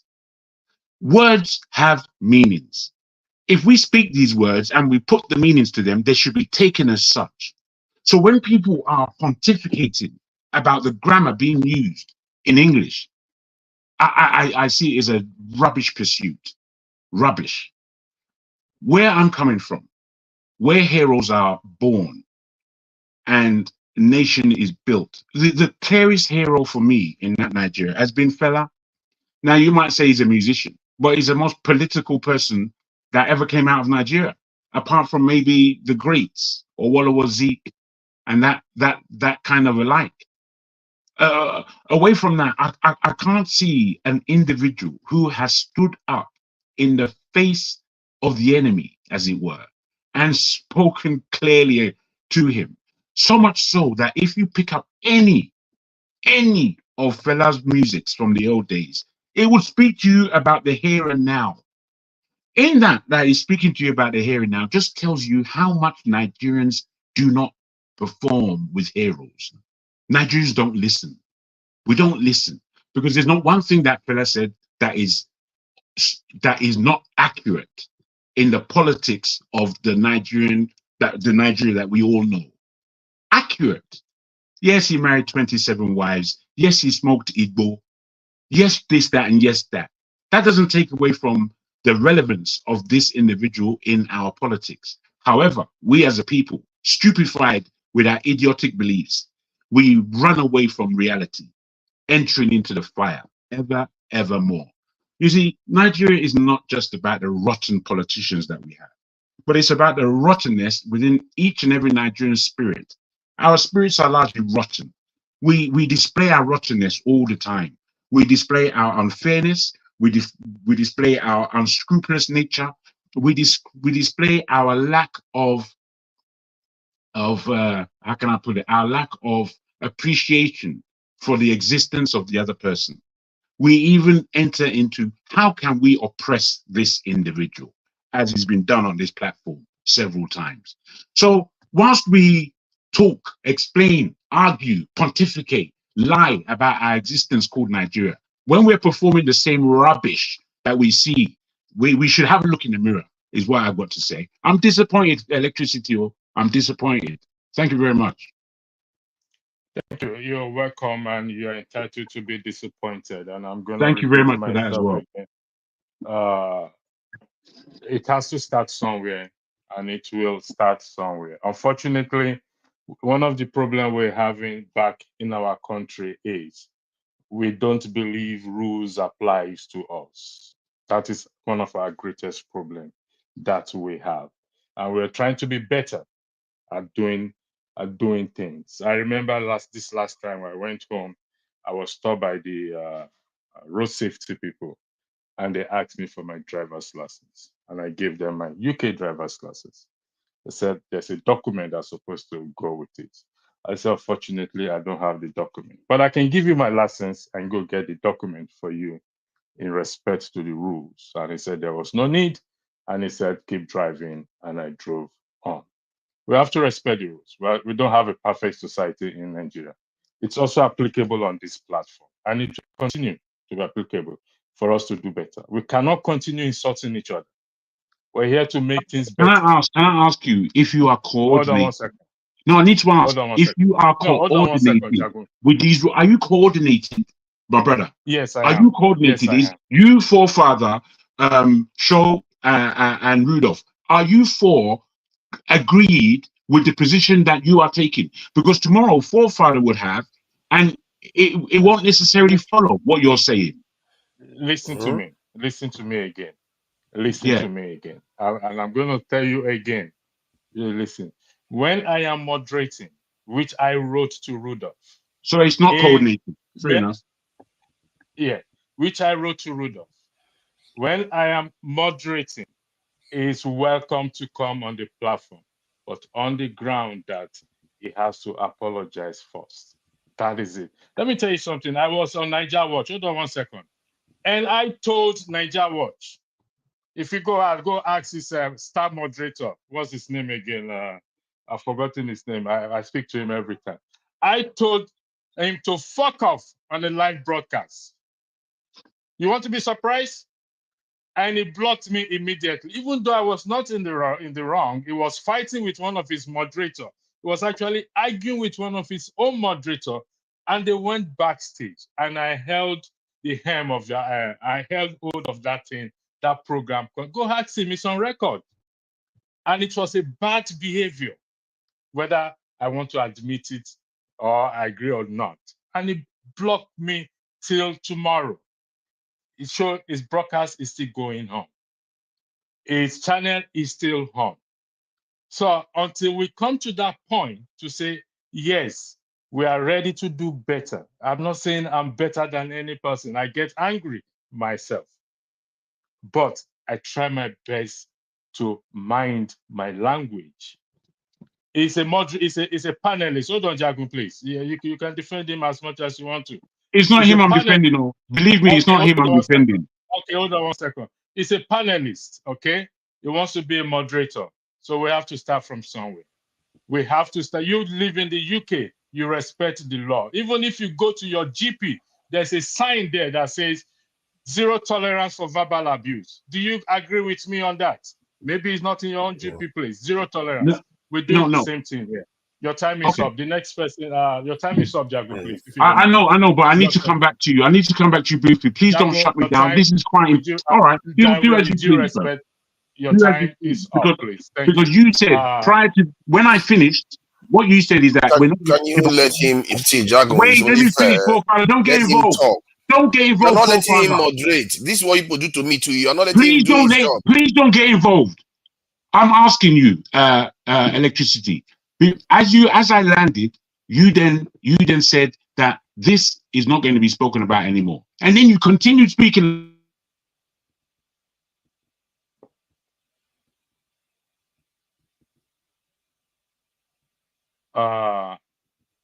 Fair. Do it your way. Do it your way, guys. Jago, with due respect again. With due respect again. You've said your point.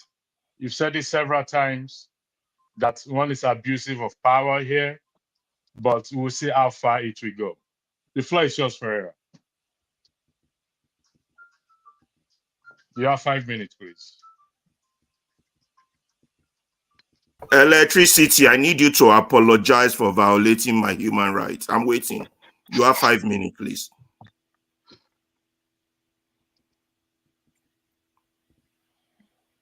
I need you to apologize for violating my human right, because freedom of speech is my human right. If this was the United States, I will civilly sue you and you will pay penalties for that violation. To apologize. You are in a zoo, Nigeria. Calm down, please. Whatever you want. I need you to apologize for violating my human rights. If you were here in the state, I will Ferreira, calm down and go on. Penalties. No, stop it, Ferreira. Ferreira. Your skull head. Yeah. See, I thought he came to apologize or make his speech. Leave him, let him speak. Go ahead, Ferreira. I'm waiting for you to apologize for violating my human rights. Ferreira, Which one is more important? A gesture or violation of human rights? Weigh it out. Okay. Go ahead, Ferreira. Make your point. Go ahead. That's my point. I need him to apologize for violating my human rights. Wait, guys, please. Ferreira, can I quickly talk to you? Yes. Can I just ask you, for the sake of the show, for the sake of everybody on the panel, this is a personal issue. Let's not have it here. We have to have it somewhere else. We can't have it here. It's going to eat the time, please. That's what I can ask. Okay. If you're on the show, use your time well. Man of Prestige, the floor is yours. He has made his point. You have to turn on your camera according to the rules. Sorry, I was here before Man of Prestige. Man of Prestige. I'm an honorable panelist, like everyone else. Sorry. See, I think the idea that you require Ferrari to apologize for what he did is sound. I don't understand for the life of me why we defend nonsense. I really don't. And some of us pretend as if we want rule and order and all that stuff. Then we come here and advocate anarchy. Let's stop with this nonsense that we keep doing. And besides, you don't even need their permission. If you don't like it, go somewhere else where you have chaos. There are families out there. There are people that like a civil discussion, not people swearing and grown-ups throwing fingers at each other on screen. It's a very simple principle. You don't go to church and start throwing fingers at the pastor. Church. Then you are on a platform. They expect just a little bit of civility. Don't do this type of things. Withdraw. If you do something wrong, just apologize. They do it on other channels all the time. Where if you say something, they'll say, "Oh, withdraw the statement," and you withdraw the statement. They'll say, "Oh, I withdraw the statement." Very simple. But somehow we make it a kind of position like we are trying to fight for freedom of speech for somebody that actually is insulting people. Come here, call people all kinds of names. How is that freedom of speech? I really, sometimes we really need to search ourselves. Some of things we inflict on our own people. I used to disagree with electricity all the time. While I was disagreeing with him, I always knew he was right about something, which is following rules, trying to do the right, leaning forward, trying to do the right thing. Can I just ask you, It doesn't matter how much I disagree with him. As a matter of fact, I've had arguments with him before. Forefather, can I make a question to you, please? Yeah, go ahead. Thank you. Yesterday on the show, did Tone swear or did he not swear? He swore. And you cautioned him? Yes. Did he apologize? He didn't apologize clearly. Okay, now all I'm putting to you, sir, is that whilst I can agree with many of the points yourself and electricity are making, no two ways. And as I said, I am guilty myself of bad behavior on the platform. I can say it. I've apologized on the show. Not at everything that you might find fault with me with, but things that I agree that I'm at fault with, I would apologize. Now, I asked if this is a coordinated thing across the board with the platform, because it's the coordination that will make this rules that you're trying to put down make sense. If You have a set of rules. Shaw has a set of rules. Rudolph has a set of rules, and then electricity come with another set of rules. How is this going to be well balanced on a platform? But It's not, people can use if that you discretion as a guys moderator. are not Everybody can use that putting discretion out. as a moderator. Excuse me, my brother. They might Excuse me, have my their friend. rules, Excuse me, but my they can friend. have they can still Why use are you their own shouting? discretion. My friend, why are you shouting over me? I'm speaking to my friend. No, you can Jago, speak I'm not after me. shouting. Speak Jago. after me, please. Don't Jago, speak when when I'm I was speaking. talking the other time, No, don't let me fight Let to someone talk. speak. when I was giving my Let own someone speak. statement, you opposed me different times. I didn't talk Look, to I you said that way. something Come cool and I on now, stepped out. Jago.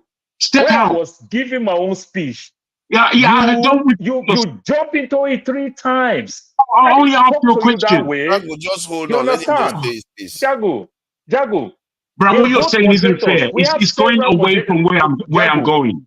Jago, I You're will not too follow big. you. I'm not your shadow. I will always be different. I'm not your shadow. I'm I will not always asking be you to be my different. shadow. I was not even speaking to you. Of course, when I was talking the other time, you jump into it 3 times. So if I jump Can into we it now, just you want to move make it a on and crime? allow this You want to platform make it to a crime? flow? Okay, And Jago, if we, you want to make it a crime, then apologize to me for you to jump into my conversation some minutes I'm back. afraid, Then I Paul. will apologize to you back. Okay, so in the point, the general rule is when a moderator is moderating, let them do their job. They may not do it the way you like, but allow them to do their job. This thing that we have against authority, we just try to cause chaos for no reason. And we are grown-ups, for crying out loud. We are not like the young people that don't know any better. We should know Calm better by down. now. Be calm. Can you let me talk, please? Can you let me talk? Forefather. Okay, No, guys, let me You calm. You calm. Please can be you allow calm. me to talk? You guys, have been please, talking can we all this change the while. topic? Can we I'm change the just topic, saying that we please? need Can we to change the topic? allow. You see what he's doing? You see what he's doing? This is exactly what I'm talking about. What? Some people are trying to express their opinion. You're telling them change the topic. You are being rude to them. In other words, say what you are I'm saying is not not what being they listening to it. because he's hyping it every is other popular. person. This thing you No, people are Jesus doing All here, right. this back Christ! and no, no, forth, no, is no, the no, no, reason no. why It's Can we not these Nigeria is change not the people. moving topic? forward. It's not these people. Can Stop we telling just people move what to do. on? Can we just move You see, on? Can we move on? Gentlemen, I am the moderator here. For the record, I brought Ferreira in against my own very own principle, and I will leave it at that. For further, I'll come back to you. I'll give Man of Prestige the floor to weigh in on the subject matter. Thank you. Man of Prestige, the floor is yours. Electricity, please. I just want to say something, please. Man of prestige. No, I think. I think. Mazi Okay. Prince. I was raising my hands. I was raising my fingers up. Nobody recognized my fingers. And when I asked for the Apologies. topic to be changed, Apologies. somebody is Okay. telling me that I'm rude. No. We Come don't on, want to go there please. again, please. That's Thank okay, you. please. I don't want to No go there. problem. Okay. No problem. I appreciate. Man of Prestige, the floor is yours. Thank you. All right. Good afternoon, everybody. Yeah, it has gotten very rowdy, but I hope you all got it under control. So the topic we are having is about a hero, right? What can Okonkwo say? I've not seen the video. Well, the topic is varies. I mean, it's in respect to the Confab 2014 Confab. Kenneth Okonkwo, Diaspora, right to vote, not paying taxes. Churches and mosques don't want to pay taxes. Now, I'm going to yield the moderation. I'm going to give for further the floor to my. Hold on one second. I'm going to hand over moderating to for further now, and I would like to thank those of you in the comment section and those of you on the platform as well too. I would like to state this for the record that I believe in freedom of speech. Ferreira, freedom of speech was not violated in any shape or form. The records are there. You could go watch the video yourself. So, secondly, it's in the US, both in the UK and Ireland. He has the right to sue if he wants to sue. So just to educate him on that, and he's welcome to it. I love going to court, so that's part of my life. So I do that. So he's welcome to it. I wish you all the best, and Jago, I wish you also the best as well too. And I hope one day we will learn to respect rules, either in this platform or in our I personal hope life. when I put myself forward, I or I wish hope you didn't see it as taking. I hope you didn't see it as taking umbrage. I don't know what you're talking about, but all I'm saying is I wish you all the best. That's all I have to say. Thank you, Fofada. I yield the moderation to you. I'm here as a panelist and I may leave anytime. Thank you. Yeah, I choose to throw you out for being insubordinate, for being so rude just now. But it's all good. See, electricity, I really do admire you because you have a streak that's almost a kind of woven into your personality. Sometimes can be problematic to people that are caught in the crossfire. He's the kind of person that if you piss him off, you're gonna get the full wrath of his vengeance. He's gonna come at you with everything he's got. But that also means he tends to have integrity. He doesn't shift position based on whether it's comfortable for him. He holds his position, and you have to respect that. In what I see in our society, people shift based on biases. You rarely can accuse electricity of doing that. Once he lands on a decision, that's what it is, and we have to allow or people like that is moderating to do their job. It's very important. Sometimes you don't like it. I don't like some of the things he does when the first time I started coming on it, but I come to realize that he's actually correct. If everybody's questioning authority all the time, then we are going to have worse discussion. I've been to other panels where moderators will say, "Stop, everybody, allow these two people to interact," and they will allow it, and you will learn a lot. Because those two people will be exchanging information in such a way that they get to the crux of the matter. But all this shallow conversation where we all just come here to want to appear as if we are having conversation, while we are not really learning anything. Personally, I believe that we should be here to learn a little bit about our problems so that we can be better assessors of these issues and reach better judgment. That is the whole purpose, not just to socialize. Socialize is all good. But it's not just to socialize and raise our own profiles. So that's all I'm going to say about that. This issue about patriotism or I don't know where it came from, so I wouldn't say too much on that. California man, Mazi Prince, I think you are taking that a little bit too far.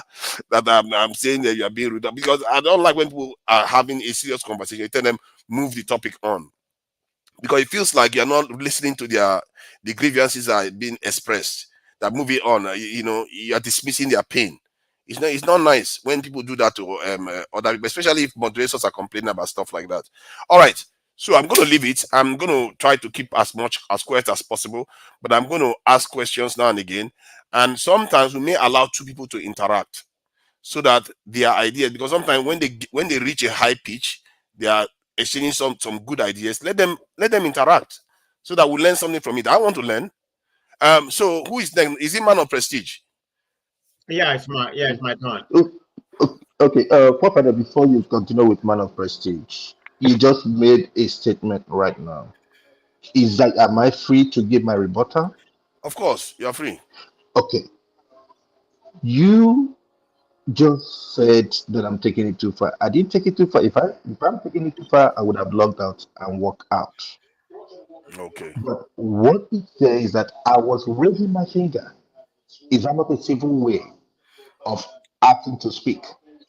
To be fair, you have been very civil on this channel. So you have that's been very all I civil can on say. all channels. Actually, you have. That's the truth. That's all I can say. Thank you. Thank you. Yeah. Okay, Father, maybe before you take over, let's just take care of all this rebuttal thing and every other thing. Electricity asked me to speak for 5 minutes. Before I even spoke up to 30 seconds, Jago shout at me.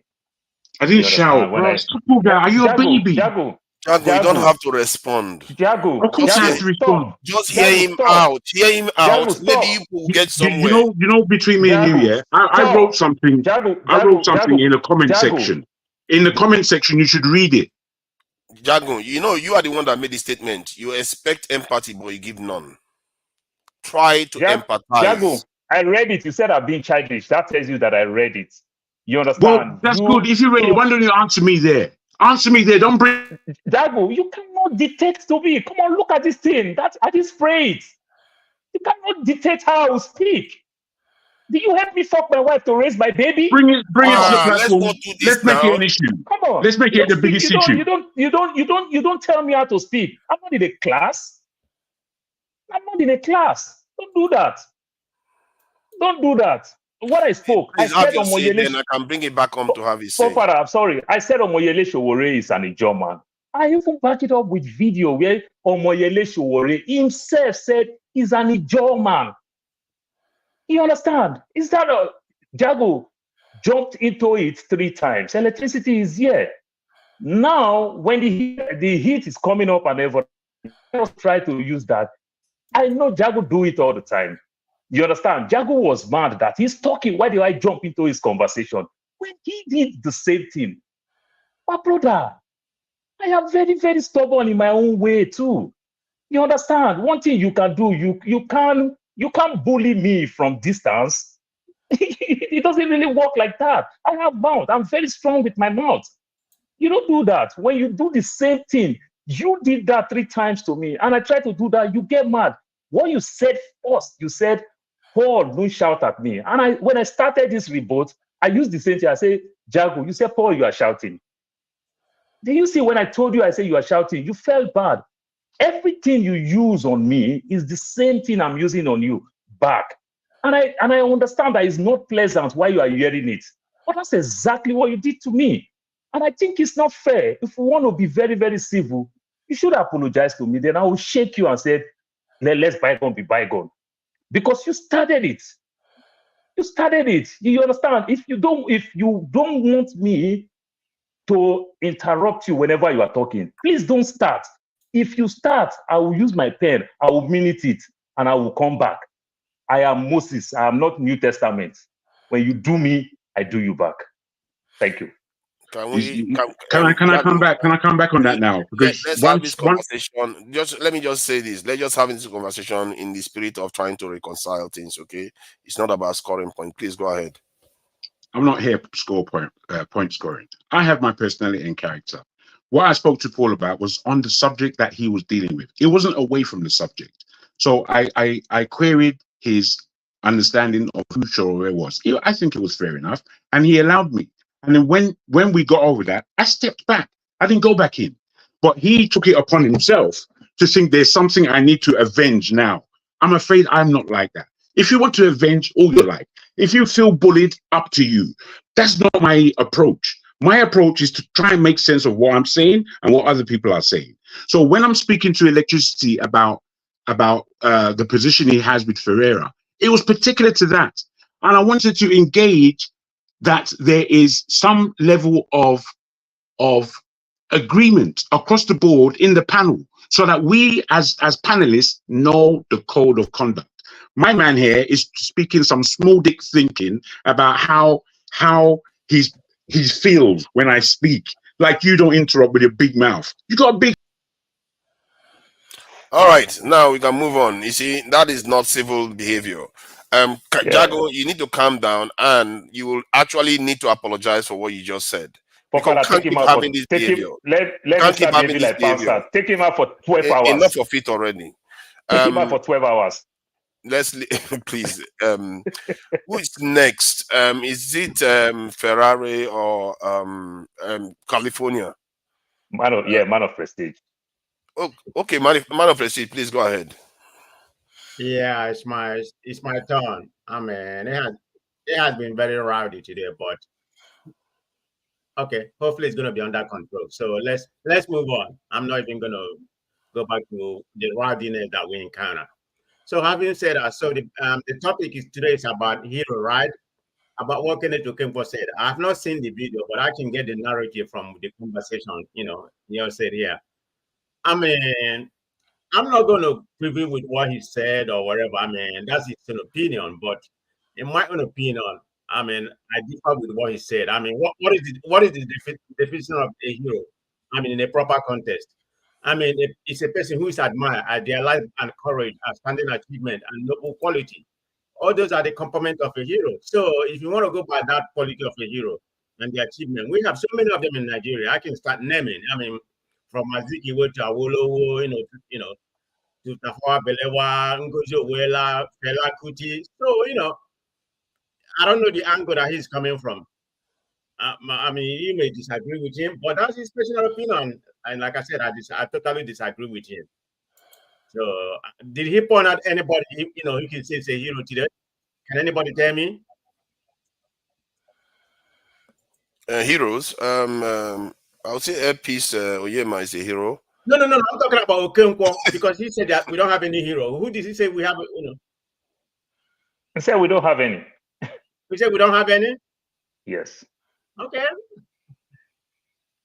That Air Force lady that died at the barracks, she was a hero. She was serving her country. She served bravely and she just lost her life. We have heroes. It's just that we don't raise the really good ones high enough for people to see. We do have them. We just kill, kind of bury our heroes. And we don't remind people of what they did. Can you name us? I can even say my father is a hero. My father is a hero.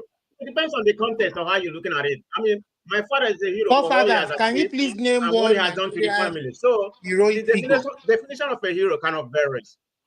So for him to say we don't have a hero, go ahead. Let me go ahead. Yeah, go ahead. If you have not finished, go ahead. I thought Olumide was interjecting, but anyway, I don't have that much to say in that. I just have to come to. Okay. Thank you. I'm talking about in that particular context. I can name at least about 20 Nigerian heroes. I mean, off the head, I mean, there are many of them in my own opinion. I mean, so I don't know what he mean by we don't have any hero, but like I said, that's his own personal opinion. That's not my opinion, but I respect his opinion. Maybe he's talking about in the context of where we are in Nigeria right now, because Nigeria has not been able to get out from where they are, like other countries, supposedly be, being what they're supposed to be. So that's the angle he may be talking about. So having said that, I don't have that much to add. I've already told you that I believe we have a lot of heroes, at least 20 heroes that I can name up here, and I name 3 of them. So we can move to the next topic, which has to do about the voting, right? Thank you. Who is Forefathers, can you give us one hero? Mazi Prince, we have heroes now. Oyema of Airpiece. The lady that I've forgotten her name. I apologize for that. The Air Force pilot that lost her life in the barracks. She served very well. There are a lot of Nigerian heroes out there if we seek them out. And I know Akpabio. I consider Akpabio a hero because she did a lot of good work and ascended to the hearts of I think Senate now, and she's also looking to do some better work. So we do have them. It's just that we don't sing enough praises for them. Just a quick contribution. For me, I'm not saying we don't have hero. What I'm saying is everybody, your hero might not be my hero. Your hero might not be my hero. And it's nothing bad about it. And then another thing I just want to say, just a comment. Please, we have a princess in the house. Is there a possibility that we can just validate and welcome her in before anything? Please, guys. Please. So awesome. The moment I moderate, any woman that works here is a princess and a queen at the same time. Whenever she wants to say anything, she's free. All she has to do is raise her hand and everybody keep quiet. That is what she knows she can do. I hope you know that, Ify, that you can say whatever you need to say at any time. Because that has always been the rule for me anyway. Okay, you want to say something, Ferrari? Please go ahead. Yeah, I think it's my turn to speak on this hero thing. Yeah. Okay. Good question. Like I said, I agree mostly with what Kenneth Okonkwo said. Politically, Nigeria does not have heroes. I will tell you why. Because if we look at Nigeria, we're looking about north, south, east, and west, the entire geographical positioning. First of all, before you start talking about what a hero is, you have to understand what the meaning of the word is. 5 things has to be present in the conception of an hero. That person has to be admired. That person has to be idealized. That person has to be courageous. that person has to have outstanding achievement for, and that person has to have a noble quality. Now, some would have 4, some would have 5. But before you do that, you have to also juxtapose it with the opposite of hero, a scoundrel. That person has to be unprincipled, dishonorable, or a villain. Now, in my own world, in naming heroes, I would say Fela was an hero, Gani was a hero, the doctor that died during COVID in Nigeria was a hero. Now, Awolowo was a hero, but to some people, is not an hero. Jakonde was a hero, but to some people, is not an hero. So it cut both ways. So when you are naming Nigeria, that's why I didn't put them in the Nigerian political sphere. When you're naming Nigerian heroes, some things takes them out. For example, if you name Awolowo as an hero to the West, yes, he was. But to the East, he wasn't. Jakonde was my hero because he gave me free education, but he also served in Abacha's administration. So he fell out in that one. You see? So it's a balancing act. You understand? So what is an hero to you might be a scoundrel to another. And since we are all Nigerian, we're talking in the context of Nigeria, you have to look at it from that perspective. So for me, politically, we don't have political heroes. And Okonkwo was right. Okonkwo was right also on his point that the first item talks about people, while the second item talks about leaders. These leaders are so quick to name an airport after themselves, university after themselves, put themselves in our currency, while they have not actually given us something that is enduring for at least 100 years or 1,000 years. Go back to America and look at their own founding fathers. I don't even think they call them heroes, but the founding fathers gave them something enduring for 1,000 years, whereby they can make a perfect union. It's a process. They're not there yet. Even America is not there yet. But they set up the foundation that is solid to make a perfect union. Go back to our leaders and see what they set up. They set up things that only edifies themselves, that makes them big men, that makes them not questionable to others, not questionable to the people, not questionable to the country.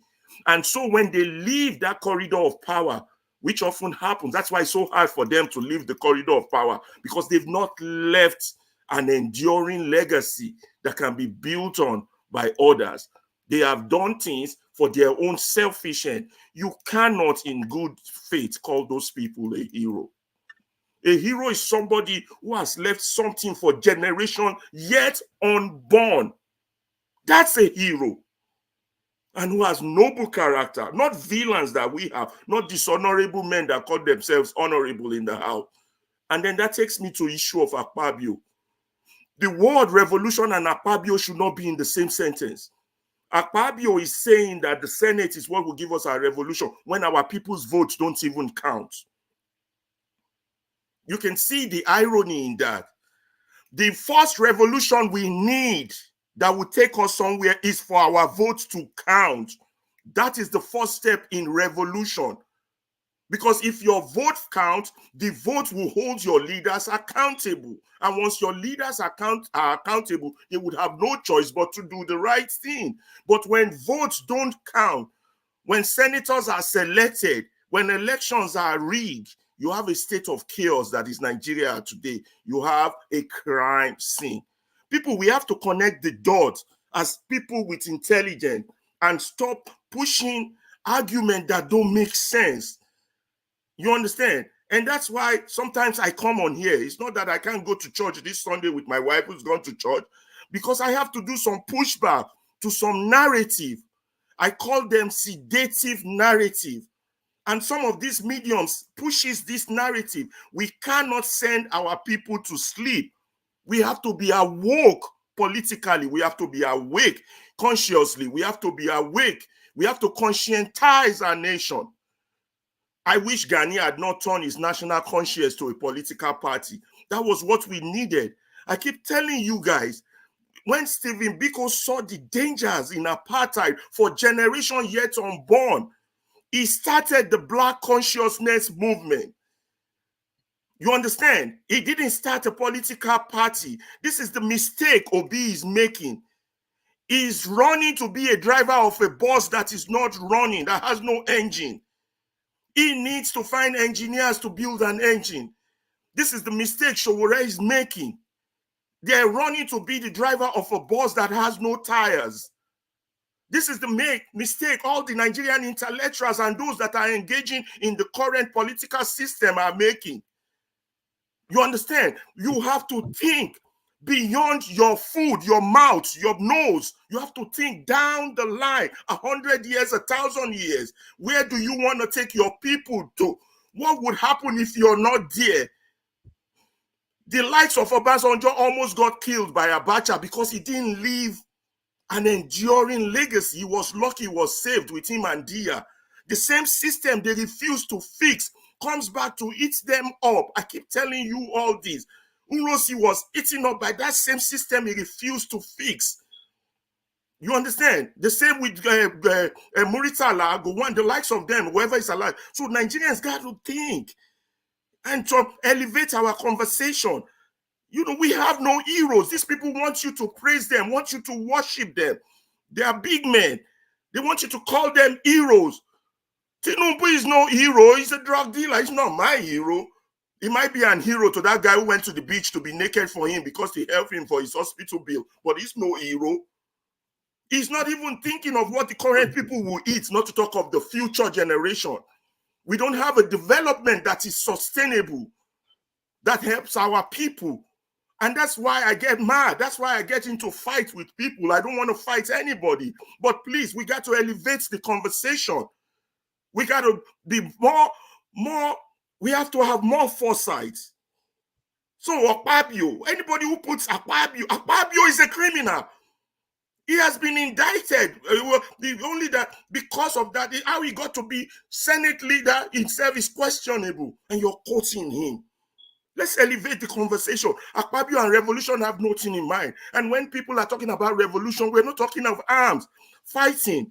We're talking about taking the wrong information that has been filled into us, pouring it, taking it out, discarding it, and filling it with something new, something inspiring, something for the future. When I talk, I don't talk because of me. I only have 100 years to live, if I live that long. But I'm talking 1,000 years. Where would my children be? If we are not laying that foundation, we are not having a conversation. So right now, Nigerians should not be talking about the next election because the foundation of the first election is faulty. If they want to help and form a major, why not form a major at the Senate where they can say this is where we change the law? Why Labour Party cannot form with PDP and say we want to hold ourselves accountable? No, but everybody's jumping on the bandwagon of let us share the resources. That is not enduring. Those are villains. And I keep telling you, you all keep calling this thing democracy. It's not democracy. It is economic sabotage and treason that we have renamed democracy. Padding of budget. Thank you. Thank you.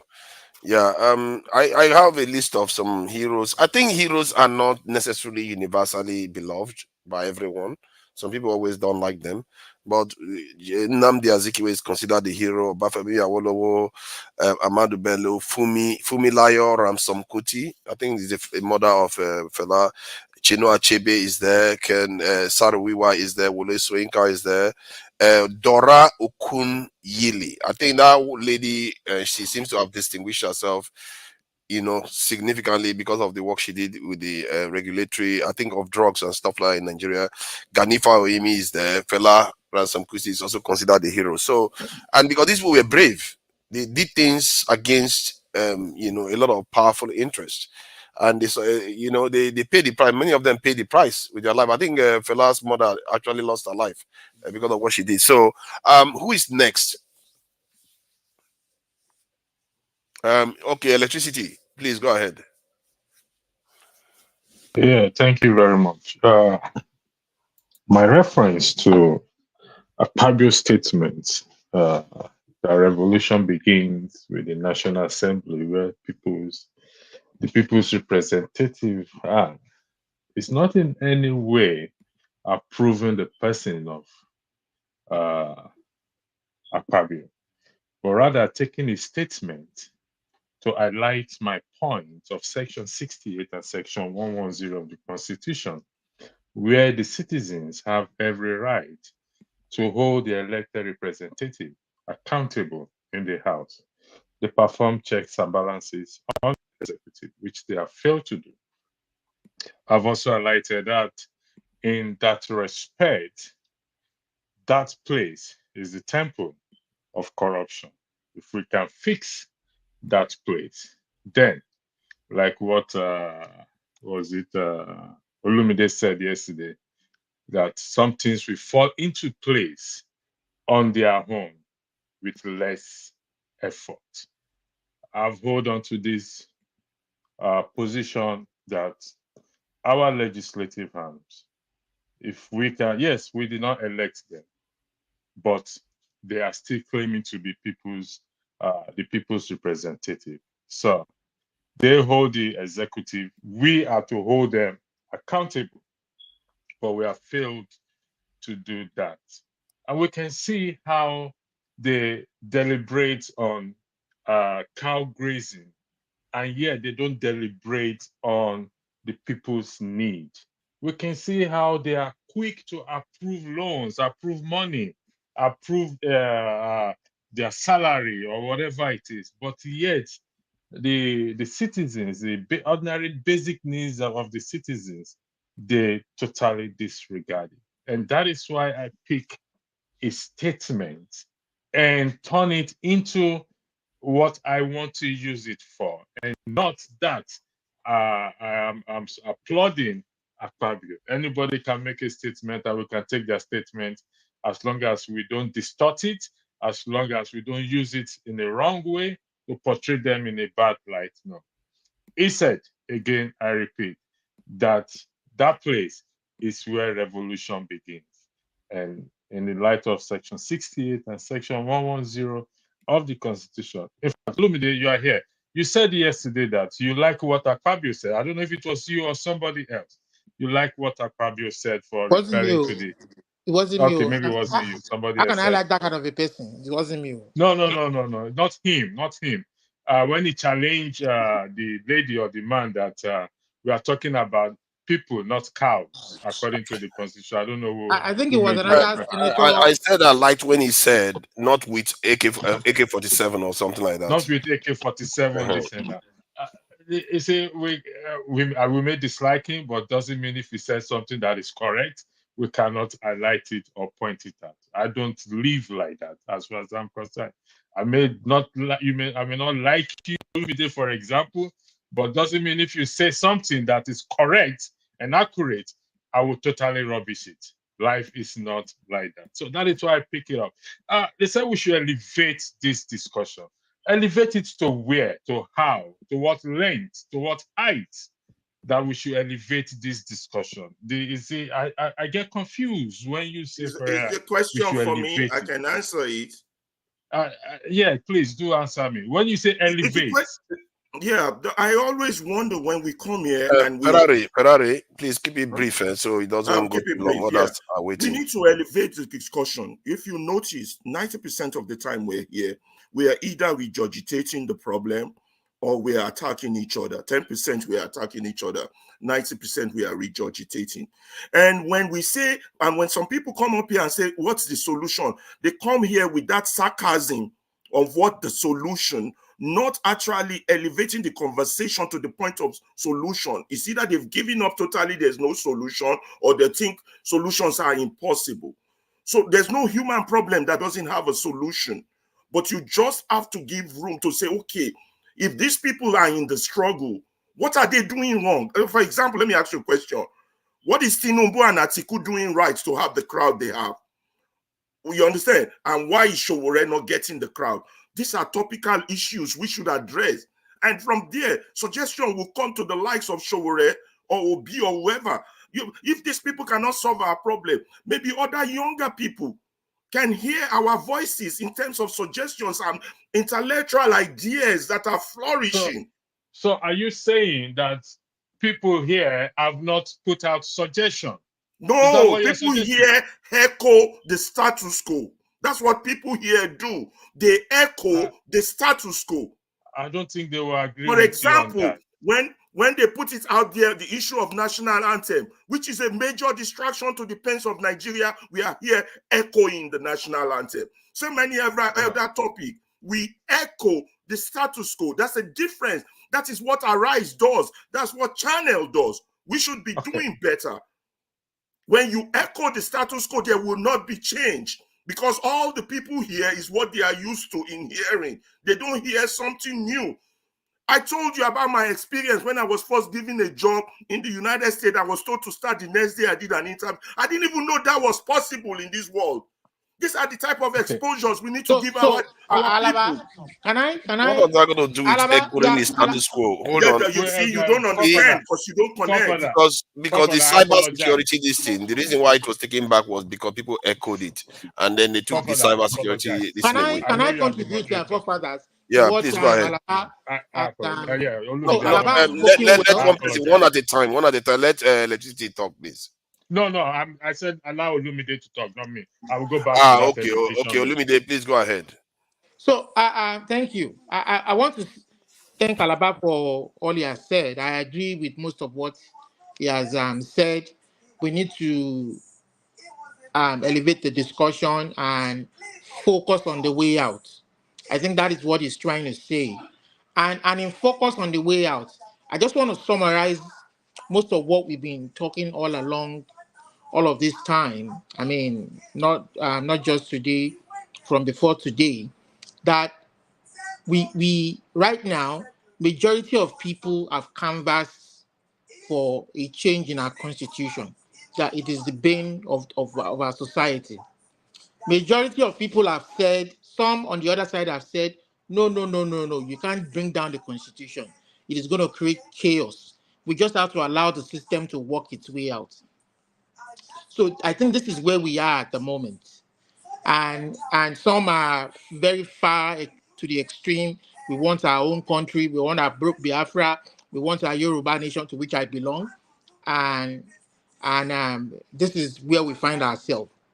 And right now, those who are saying that they want the status quo and the system to play its way out have people prominent in the society like Showore, like Peter Obi, like some people in the civil society, Afenifere, Ezig, whatever the sociocultural organizations of different ethnic groups, Arewa and the rest of it. But I think what is now facing us, the existential threat that is facing us right now, is the inability of that system, even though they hold political power, they hold the military might, they hold all of the institutions that run that geographical space. Whether they are the ones in power or those outside in opposition, those who hold that view are the ones that are more in that society. But the problem, that existential threat right now, is that the inability of that system to then naturally walk its way. You understand? Vis-a-vis a free and fair election. So if that is not going to happen, you will continue to push people to the extreme, where they will continue to vie for their own sovereign state, where they feel they can achieve their aspiration, God-given aspiration in life. You understand? Now, this is where we are. What we should be focusing on is maybe right from the Ido election, let the people decide. That is how we will know. For instance, Tinubu wants to do a sovereign national, wants to do regionalism.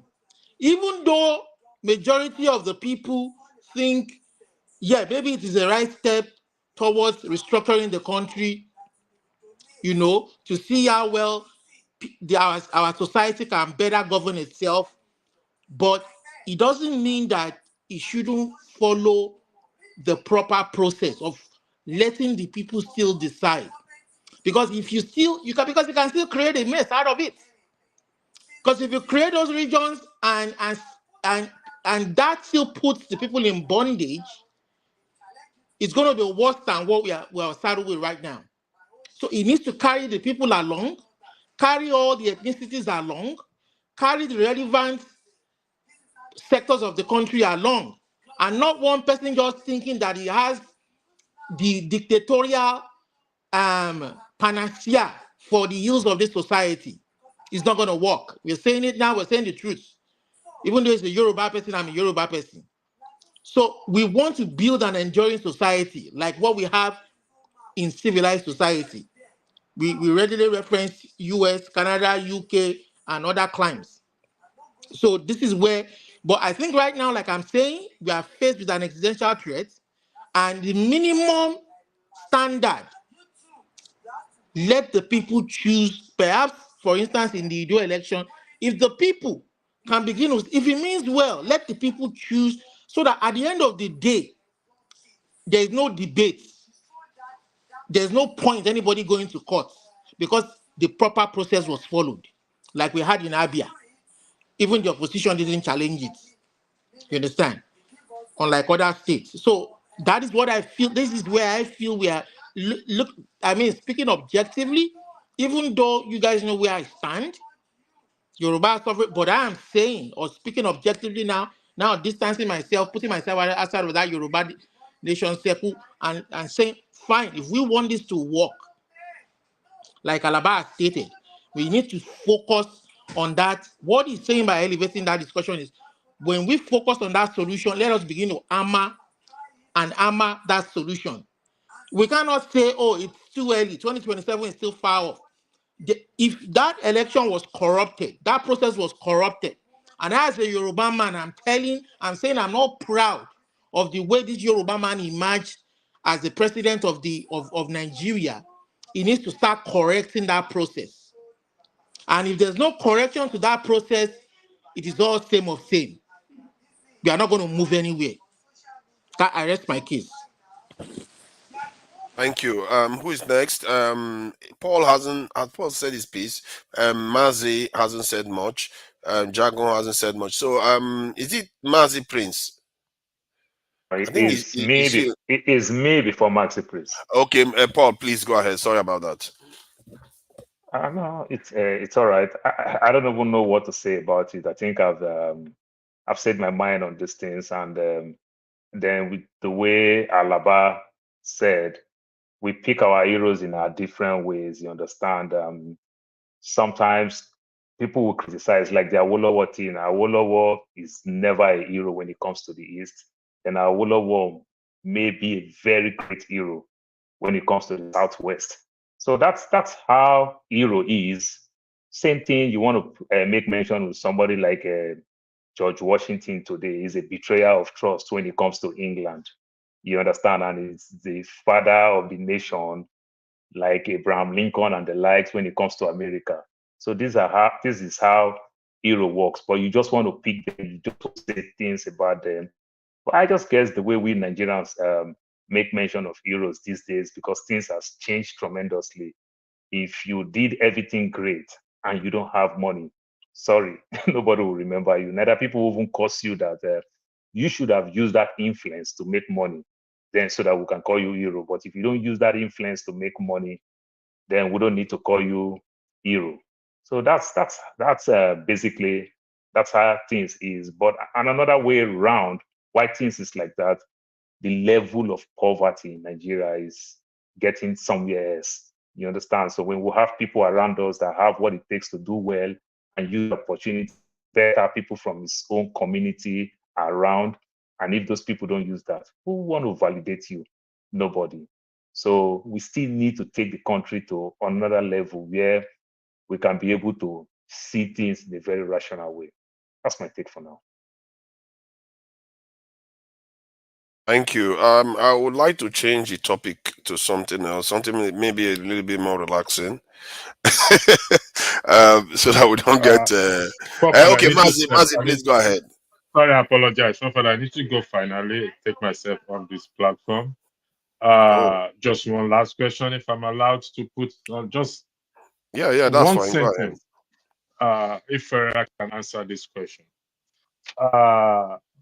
Rudolph Okonkwo, having great respect for him, I've brought men and women on this platform who have profiled solution. Would that be correct? That's correct. Yes. Good.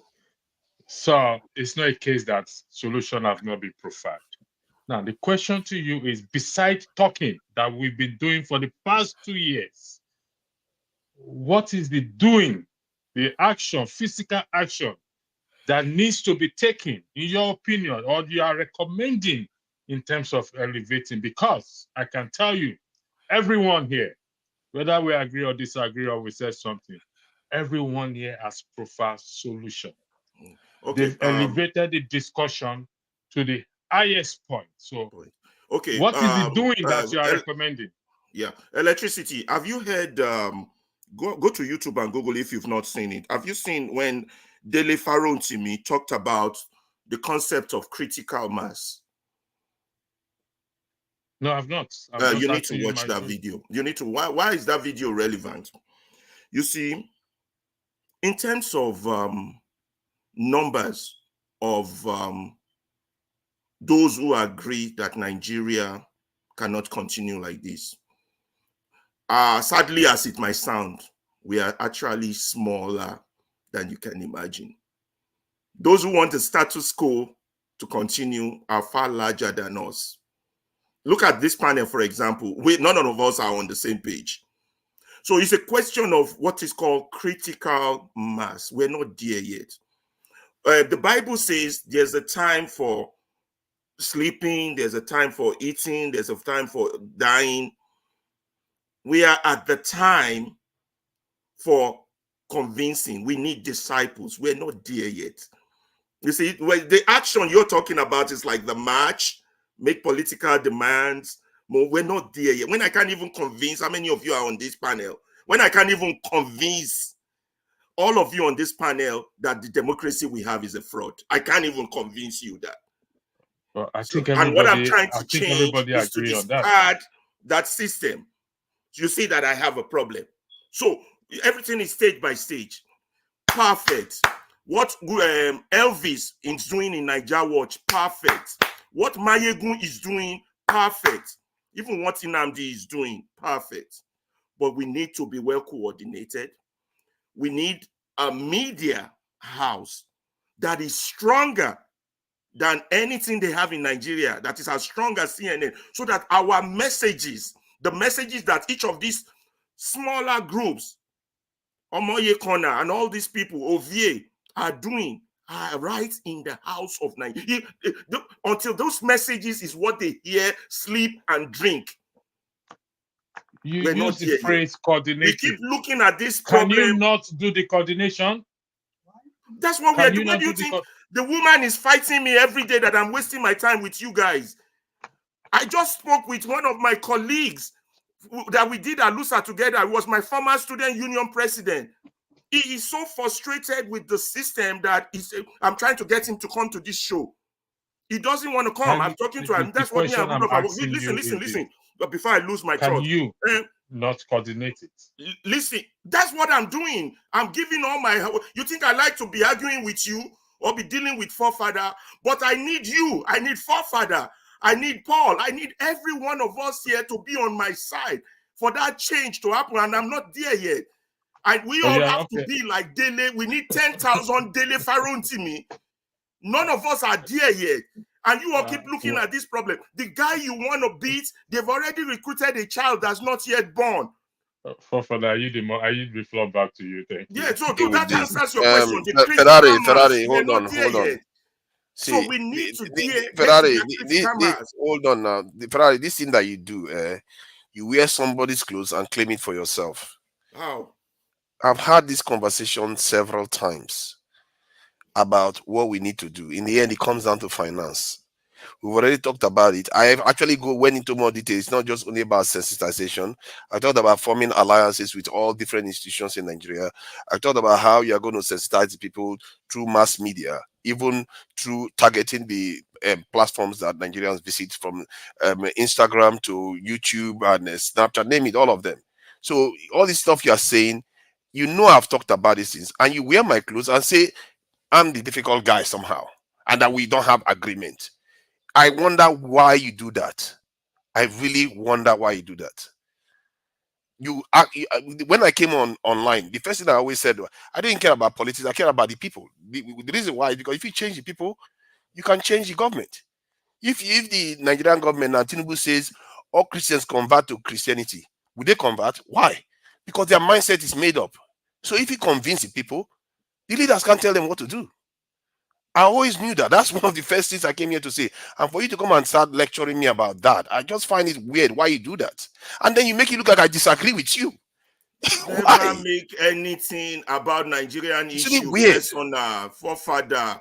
Don't make anything about Nigeria personal. Leave it alone. I don't disagree with you. So why do you say I disagree with you? It doesn't matter. Actually, I even went not deeper. On the same level yet. Oh, okay. If it depends on how you see it anyway.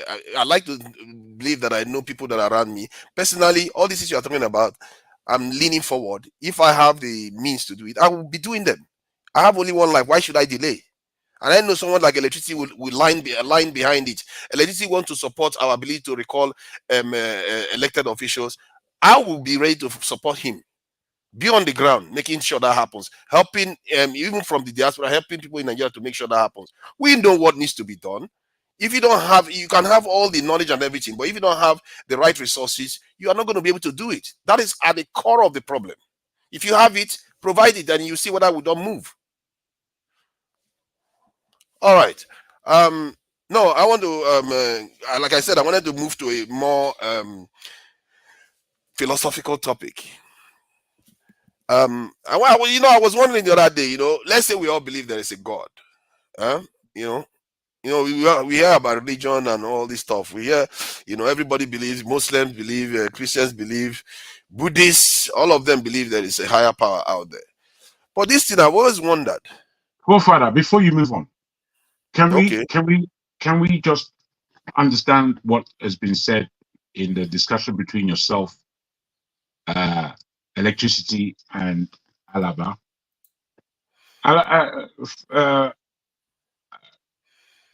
Electricity asked a very good question. Can you not coordinate it? And I wonder whether or not electricity thinks that everybody here is just here on the platform speaking, because I'm certainly not. I'm doing things away from this platform, away from what I do for a living, that is constituted in Nigeria, for myself and Nigeria, in terms of meeting with people who have similar minds and trying to put together a way forward.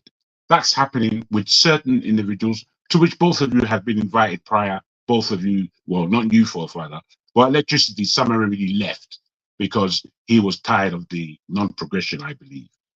Fair enough. But it's always good. On heroes, are we? Why can't we stand up as heroes and leaders? This is my problem. It's always good to point finger. That's what we do here. Point finger. Our man Paul there would feel that all is the same. Full of potential. Nigeria. That's polite. But behind its vibrant facade. What was that? I don't know what happened there. I apologize. Sorry. I apologize. Terrible. I didn't mean to. I was getting fascinated by it. What was that? I think I would like to see that video again. But please finish. Look at this. Everyone's taking the opportunity. Just run over like I wasn't speaking. No. I apologize for you. My friend, can you just be quiet a minute? Let me finish. I don't understand these people. They don't seem to read the room at all. It's not about interruptions, Paul. I don't mind the interruptions, especially when it's diligent. I just hate interruption when it's for nothing. Absolutely. When it's for vengeance, it's even worse. Anyway.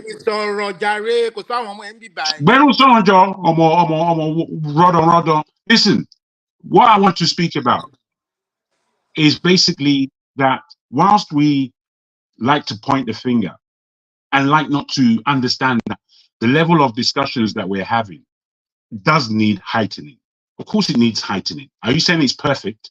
Are you saying our level of conduct is perfect to object to somebody saying that it needs to be heightened?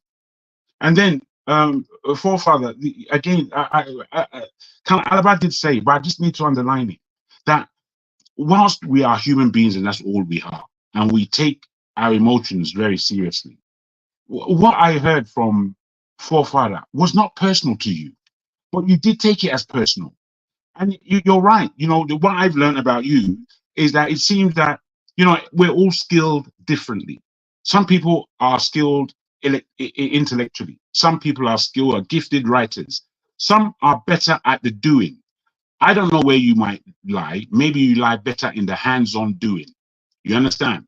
Which is tremendous, because a lot of people, especially of Nigerian stock, they don't want to put their hand to nothing. They just want to be pontificating, talking, all day long, complaining and rubbish. Now, I didn't swear earlier, but you took me off, which was very interesting. And I say to you all that the way we just do what we want and call it rules is fantastic. And then we're not allowed to complain. That's how they manage Nigeria. They silence the people into not having a mouth and then expecting anything to change for the better. On this platform, anytime I complain, it's only for the betterment of this show. Anyone who wants to take it personal, that's up to them. You know, if you want to be a kid, be a kid. You understand? But I'm not here trying to be anybody's child. I'm not trying to be anybody's bully. All these overstatements that people like to put to me, bully. How can I bully you? How do you feel bullied? By the truth in what I'm saying? Is that what's bullying you? Well, allow it to bully you, sir. Let it bully you all the way to hell. Now, I only wanted to butt in before you change the subject to let us know that as we're ending the subject, I think there should be some kind of understanding of what we feel about heroism. What do we feel about that? What is heroism to us? If this person and that person, this person are not your heroes, what about you standing up to be a candidate to be a hero? What about you? Oh, I want a hero because I'm a baby. Stand up like a man. Anytime I hear certain people speak in this show, it doesn't come across as masculine. It doesn't come across as you're a man. It comes across like you're a weeping baby and you want softening, cradling. Hello, baby. That's mine. I just before you change the subject, sir. Thank you for that. Okay. Jago, I just want to put a short question to you. Are you part of the idiots that you put in the comment section? Oh, Paul, please. You know, I was trying to end this. No, I just want to ask him if he's part of the idiots that he put in the comment section. Please. Let's try to leave Paul. Paul is trying to be clever and funny, but he's neither. So fathers, in line with solutions, let us start this. The Edo election coming up. How can we rally around? How can we rally around the structures on ground where we are not partisan, but the people are able to elect who they want? Because I mean, if they do a free and fair election, who knows? Maybe the person who wins is not even a Labour Party, APC, or PDP person. If we can canvass for the authorities to conduct a civil, free, and fair election, partner with those who are on ground. There are people on ground, genuine people on ground. You know, for instance, the only person, the last local government election they did in Oyo State, PDP cleared everything. We all know what transpired. AAC, Showore's people fought to try to make it. Was like they were like the lone wolf in the forest. Nobody supported them. Nobody gave publicity to it, and lo and behold, they declared PDP winner of all the local governments, and we all know what transpired. You understand? And these resources allocations start from that local level, and we know why they are interested in putting their people there. We all know why. We've done this from 1999 till today to know what is transpiring and what is happening. How to now dislodge this system is the major key problem. Professor, can I play the video? Then Alaba, let me just say this to you for one last time, okay?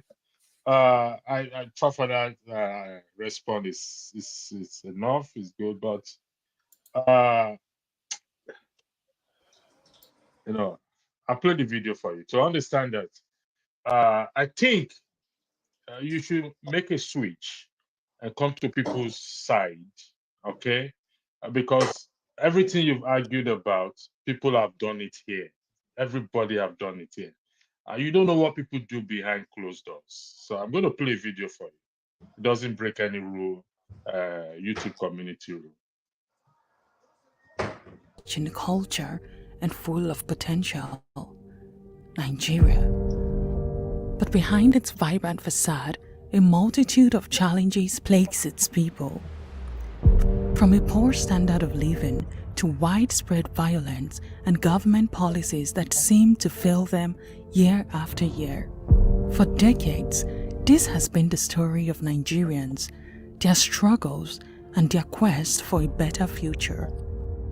Mr. Speaker, we have failed woefully in all this. One fundamental issue at the core of Nigeria's challenges is the failure of its citizens to hold those in government accountable. Widespread apathy, lack of awareness, and a sense of powerlessness have allowed corruption and inefficiency to flourish for years. The voice of the people remains unheard and their power untapped. Throughout Nigeria's history, citizens have risen up, demanding change and justice. Protests, rallies, and movements have swept the nation, fueled by hope and the longing for a better future. Yet, these efforts have often been met with resistance, suppression, and limited impact. But amidst the challenges and setback, a beacon of hope emerges. OVU Project Freedom, a grassroots organization dedicated to empowering Nigerians, is bringing a transformative solution to the table. OVU Project Freedom highlights Section 68 and Section 110 of the 1999 Constitution of Nigeria with amendments. These provisions grant Nigerians the power to recall elected officials of the legislative arm and hold them accountable for their actions or inactions. By raising awareness and mobilizing citizens, OVU Project Freedom seeks to activate these constitutional rights and create real change. Appearance, they say, can be deceiving. The truth of the matter is, if we stop ignoring the Constitution and the help of God, then we can move mountains. It is hereby declared by the host of heavens that not until Nigerians begin to promote and implement the provisions enshrined within the Constitution, along with the help of God, will there be a positive change. To respect the will of the people is the core of any democratic process of governance. To achieve a new Nigeria, Nigerians must renew their mind to focus on the responsibilities of the National Assembly.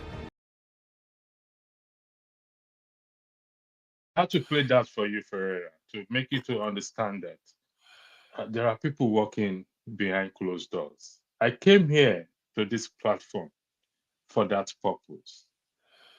And I hope you will understand and give due respect to everyone here who have contributed into this platform, who want a change for Nigeria. And like what Jagun rightly said, things are not going at pace as one desire. And I will continue to hope and believe that Rudolph will give you that flood that you so much desire. Maybe you can swing it around, but I will leave it there. Fafara, I thank you for indulging me. I thank the other panelists for indulging me. And again, I wish every one of you the best. Thank you. I appreciate that. Yeah, and I respect the work you are doing there, because you are leaning forward, looking to do something like that. I remember speaking to Jaguar about something similar, actually. So it's a very good, endeavor and project you are working on. And I hope maybe if you need support, we can always everybody can pitch in to add to it so that it gets better and better. I definitely would. That's for sure. There's no point talking when it comes down to it. Then we'll start turning around. I know Paul will support, and Mazi Prince. That Mazi title there. He's willing to endorse. He was willing to support any such endeavor. So this is one of the reasons why I like this in electricity. He actually believes in action, trying to do the best he can. So I wanted to, like, for us to move the topic a bit to a different area that is a little bit more, introspective. I don't know whether maybe we should just have a few seconds of break to sell, as they say, the channel. If you are if you are here, let me see how many are watching right now. We have 176 watching from YouTube alone. In Ginger Media, we have 32. Iroko Post TV 17. And that is excluding the X. X is not even there. So please like, share, and subscribe to all the channels, from Iloko Post TV to Niger, Ovu Project, Dr. Damages. Like, share, and subscribe. Share to other people so that they can see. Because people that come here, they're actually looking to do something. I always know part of the reasons why they are not actually active is either for personal reasons, financial reasons. That's why they're not active. Most people want to actually get actually involved to do things. And I hope this channel evolves to a point where people can now have a way of contributing without necessarily giving up a lot of their time of the day to the project. And I'm sure Dr. Damage is going to be looking at things like that in the future. So that is finished selling on that front. And in terms of donations, I have to raise points about that. We've got 6 people that have contributed.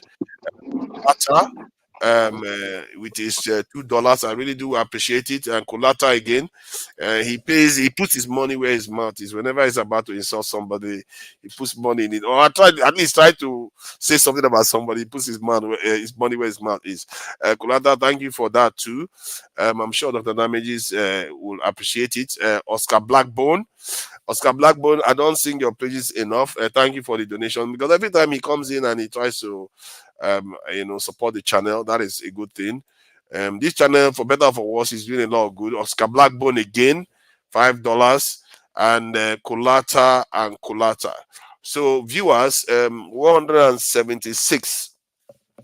Even if you're watching from TV, there is a button at the chat section that allows you to contribute to the channel.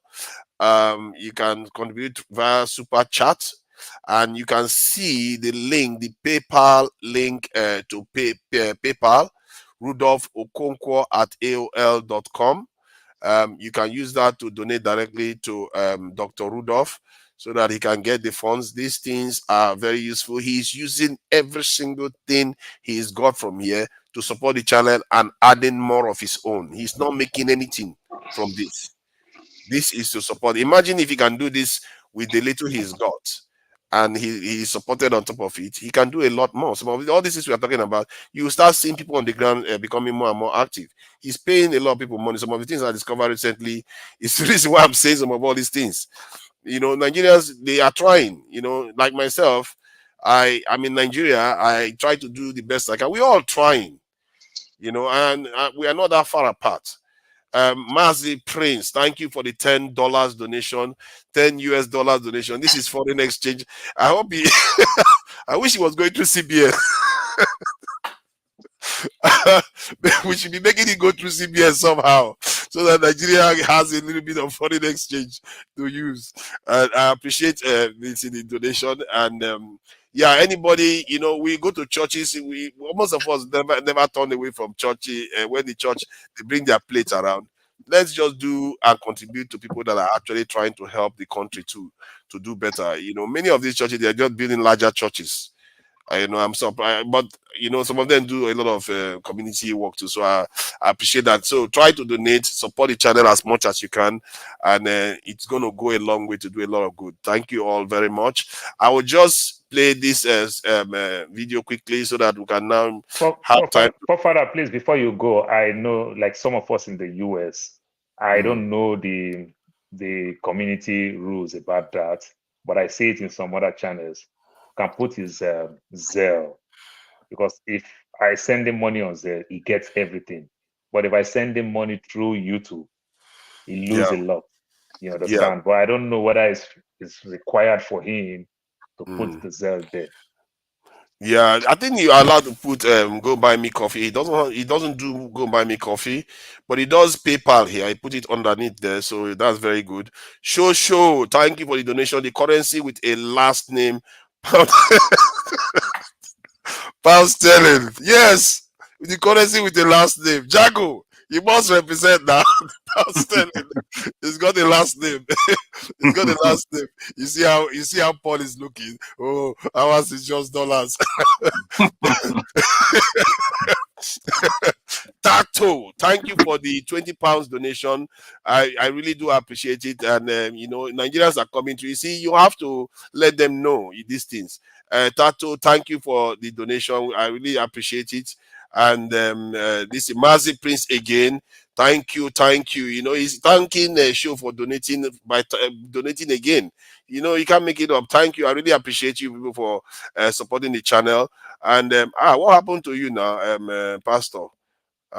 You just disappeared, you know, backstage. Okay, so yeah, thank you all. I really appreciate it. And if we can find a way to help the CBN get foreign exchange, no, this is serious. This is serious. With the way they keep saying they are strapped, if we can help them from here, we'll help, because so that it helps our people to be able to place orders and our currency get a bit stronger. All right, so let's play this to just change the energy, and we can now go into more like a Sunday school kind of lesson, isn't it, where we talk about more philosophical things. All right, let's do this. Thank you so much for watching. Thank you. Have you subscribed? Yes, you. Have you subscribed? You. Yeah, before you go, click. It's free. Click. That's it. Have you subscribed? You're laughing. Have you subscribed? Have you subscribed? Thank you. Hey, madam, thank you so much. I can see you. We have to get to 100,000 subscribers. By the end of the year. How are we going to do that if you don't subscribe? Yes, you're about to click off. Why? Have you subscribed? It's free. If you don't, ask your son, ask your daughter. How to, just one click. Thank you. I see you. Aha. Thank you very much. I'll see you tomorrow. All right. So now we want to look into the subject of, you know, we have religions everywhere, and all of them seem to believe in, you know, the afterlife. Let me also acknowledge the contribution from Osita Dinma Pounds. Dinma Pounds Sterling. Forefathers always doing the Lord's work. Oh God, thank you for the donation, £2 sterling. Very, very welcome. We really appreciate it. If he has joined us again, and as always, if you can say whatever you want to say at any time. And so that is that. Okay, so yeah, we all believe in different religions. You know, they believe in different gods, but generally, they all believe in the idea of heaven, and some even believe in hell. I find that a little bit fascinating because we live in this world. All we know is this world, but somewhere along the line, some people believe that there's something out there that is created by some mythical creature that we don't necessarily have any direct evidence of encountering. At least not everybody every day. And you know, so the question is heaven actually real?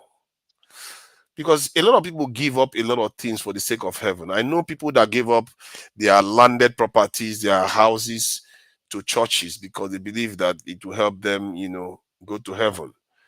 And for better or for worse, whether it's a good thing or a bad thing, but the question has to be asked: is it real? So I'll play this video so that some people see some of the background behind this.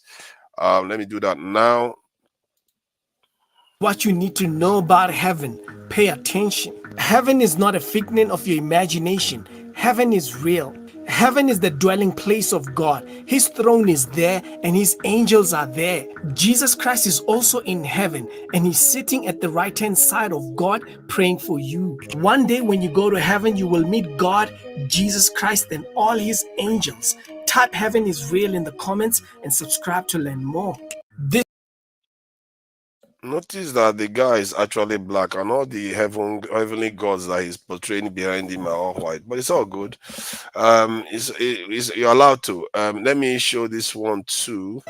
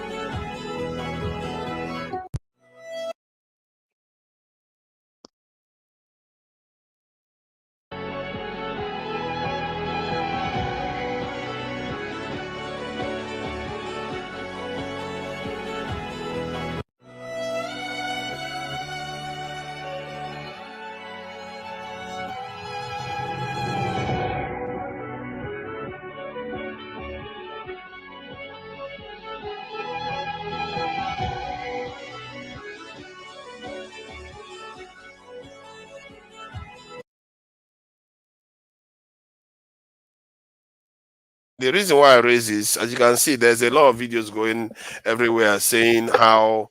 Let me acknowledge this donation from Ovu Project. Oh my God! All the His Majesty's subjects are beginning to represent for the the CBN head should be very pleased. I need to have a serious word with Rudolph about this. They need to fight because it's based on Nigeria now. This channel is supposed to be based in Nigeria. Sometimes trolls play super chats to end their hate in the pinned section, ruining the viewing experience for others. But I really appreciate the donation. Ovu Project Freedom, £10 added to the coffers that will enable Dr. Damages to do more for this channel and generally viewers too, by extension. So these videos are going around showing people how angels look, heaven and stuff. And funny enough, one of them that talked about how God looks, he's always like a white man. It's really weird how God is always a white guy, but it's all good. The question is heaven real though? Why is it that a lot of people believe that this is real in a world where the only thing they know is what we see around us, and yet they believe something exists somewhere that when you have to even die to go there? Is it real? So I will start as from the top down. So pastor, you are pastor, so it makes sense for you to start this one. Is heaven real, pastor? Is it, or is it just somebody made up? Thank you very much. Why don't you let pastor come last so that we all our criticism then you exactly. That is what I wanted to say, Paul. Thank you. So I yield the floor to the next. I'll come last. You just let him off the hook now. Okay, Mercy, please go ahead then. When it comes to heaven or hell, I always look at it, for me personally, I always look at it in two ways. Would I say incidentally, I am into a profession where we look at things in different... Sorry, Mazi Prince. Let me acknowledge all the flows of cash coming through. People really do love Dr. Damages. Sekau Keller, Canadian $2. Always thank you for this. Are you guys discussing revolution or heaven? We are discussing both. You have to understand what influences our people. People give up their inheritance to churches, in Nigeria. If it's not real, maybe we should think twice. What if it's real? Maybe we should not bother with revolution. Worry about heaven. We have to pick one side. Sometimes. Don't spoil the discussion. I'm just saying. Come on. Okay, Kolata has, he has really brought Kulata has gotten up today. Yeah, he's gotten real money out there. Thank you for the £20, Kolata. We really appreciate the it. commanding troll in chief. He's responding to the troll. Kulata. Yes, now, as the commanding troll in chief. He's taking the title already now. We enrich the conversation and call out weak and unfounded arguments. I appreciate that, Kolata. Thank you for the donation, Kolata. You are welcome. You are welcome. All right. Mercy Prince, sorry for the interruption. I just had to acknowledge some of the stuff coming through. Please go ahead. Sure. So, like I was saying, I think the person that will know much about what I'm talking about is Dr. Alexander. There is something, when you say critical thinking means you accepting the fact that you're a being, and definitely there are different aspects of, that makes up a being. It also, boils down to how people grow up, the way they behave, the way they act, and all that stuff. Some people can be physically 100 years old and chronically they are 10-year-old. That is something. Yes, there is heaven. Yes, there is hellfire, which pretty much I was born into, a Christian home. I'm taught to do that. However, what I don't accept is the way people go about it. I don't believe in pastor this, pastor that, bishop this, bishop that. I don't believe in none of that. I certainly believe that I can pray to, you know, I can pray to God from anywhere and He will listen. He sees. He's everywhere. He's omnipresent, omniscience, whatever it is, He's always there. Um, Now, when people depict angels as, white and other kind of a thing, that's their own imagination. Angels are in different forms.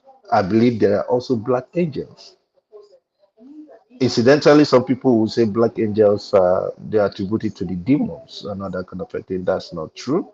That's not right. Um, my basic philosophy in life, it's all about do unto others what you want others to do unto you, meaning love your neighbor as thyself, period. Apart from that, every other thing is a no-no for me. I don't believe in prophecy. I don't believe in somebody going to a particular person for prayer. I don't believe in that. Yeah, thank you. Yeah, thank you for that. I can see Jagmu is enjoying the term you use, black angels. That's the thing, because it sounds contradictory, isn't it? Because they use black as almost a negative thing in many cases these days. Paul, please, what do you think about this? I think you may have a strong opinion. I remember you talking about something to do with churches and stuff some time ago. So what do you think? Well, let me just start with one place. You make mention of they use black as every wrong thing, but I'll still tell you, every corporate organization that you work, you must wear a suit. It's doing well when it comes to that aspect. In terms of corporate setting, there are more black suits than any other colors you can think of. So there are places that we can say black is doing very, very well. Then every tire we use is black. in as much in our cars and everything, the aircraft, anything you can think of is black. So we can pick and everything. But sometimes from where Ferrari is coming from, we don't need to respond when some people use those type of words. Then sometimes we also need to respond by countering some of the things that people said about these things. For the fact that they even use the word black, human beings that are black are not so much like that. You understand? My color is not black by the definition of the way they also taught us about colors. You understand? So it's also different where you want to counter, just make people look stupid. But when it comes to this religion thing, I guess the more the religion keep opening, like the way they closed it and everything, everybody is bringing their own definition of this religion. How you read the Bible, how you get to understand the Bible, that is one aspect of it. Then the another aspect of it is about spirituality. How do you take spirituality? How do you just oppose spirituality and other thing? Like Francis Bacon who said, he said, man is not great. Sorry.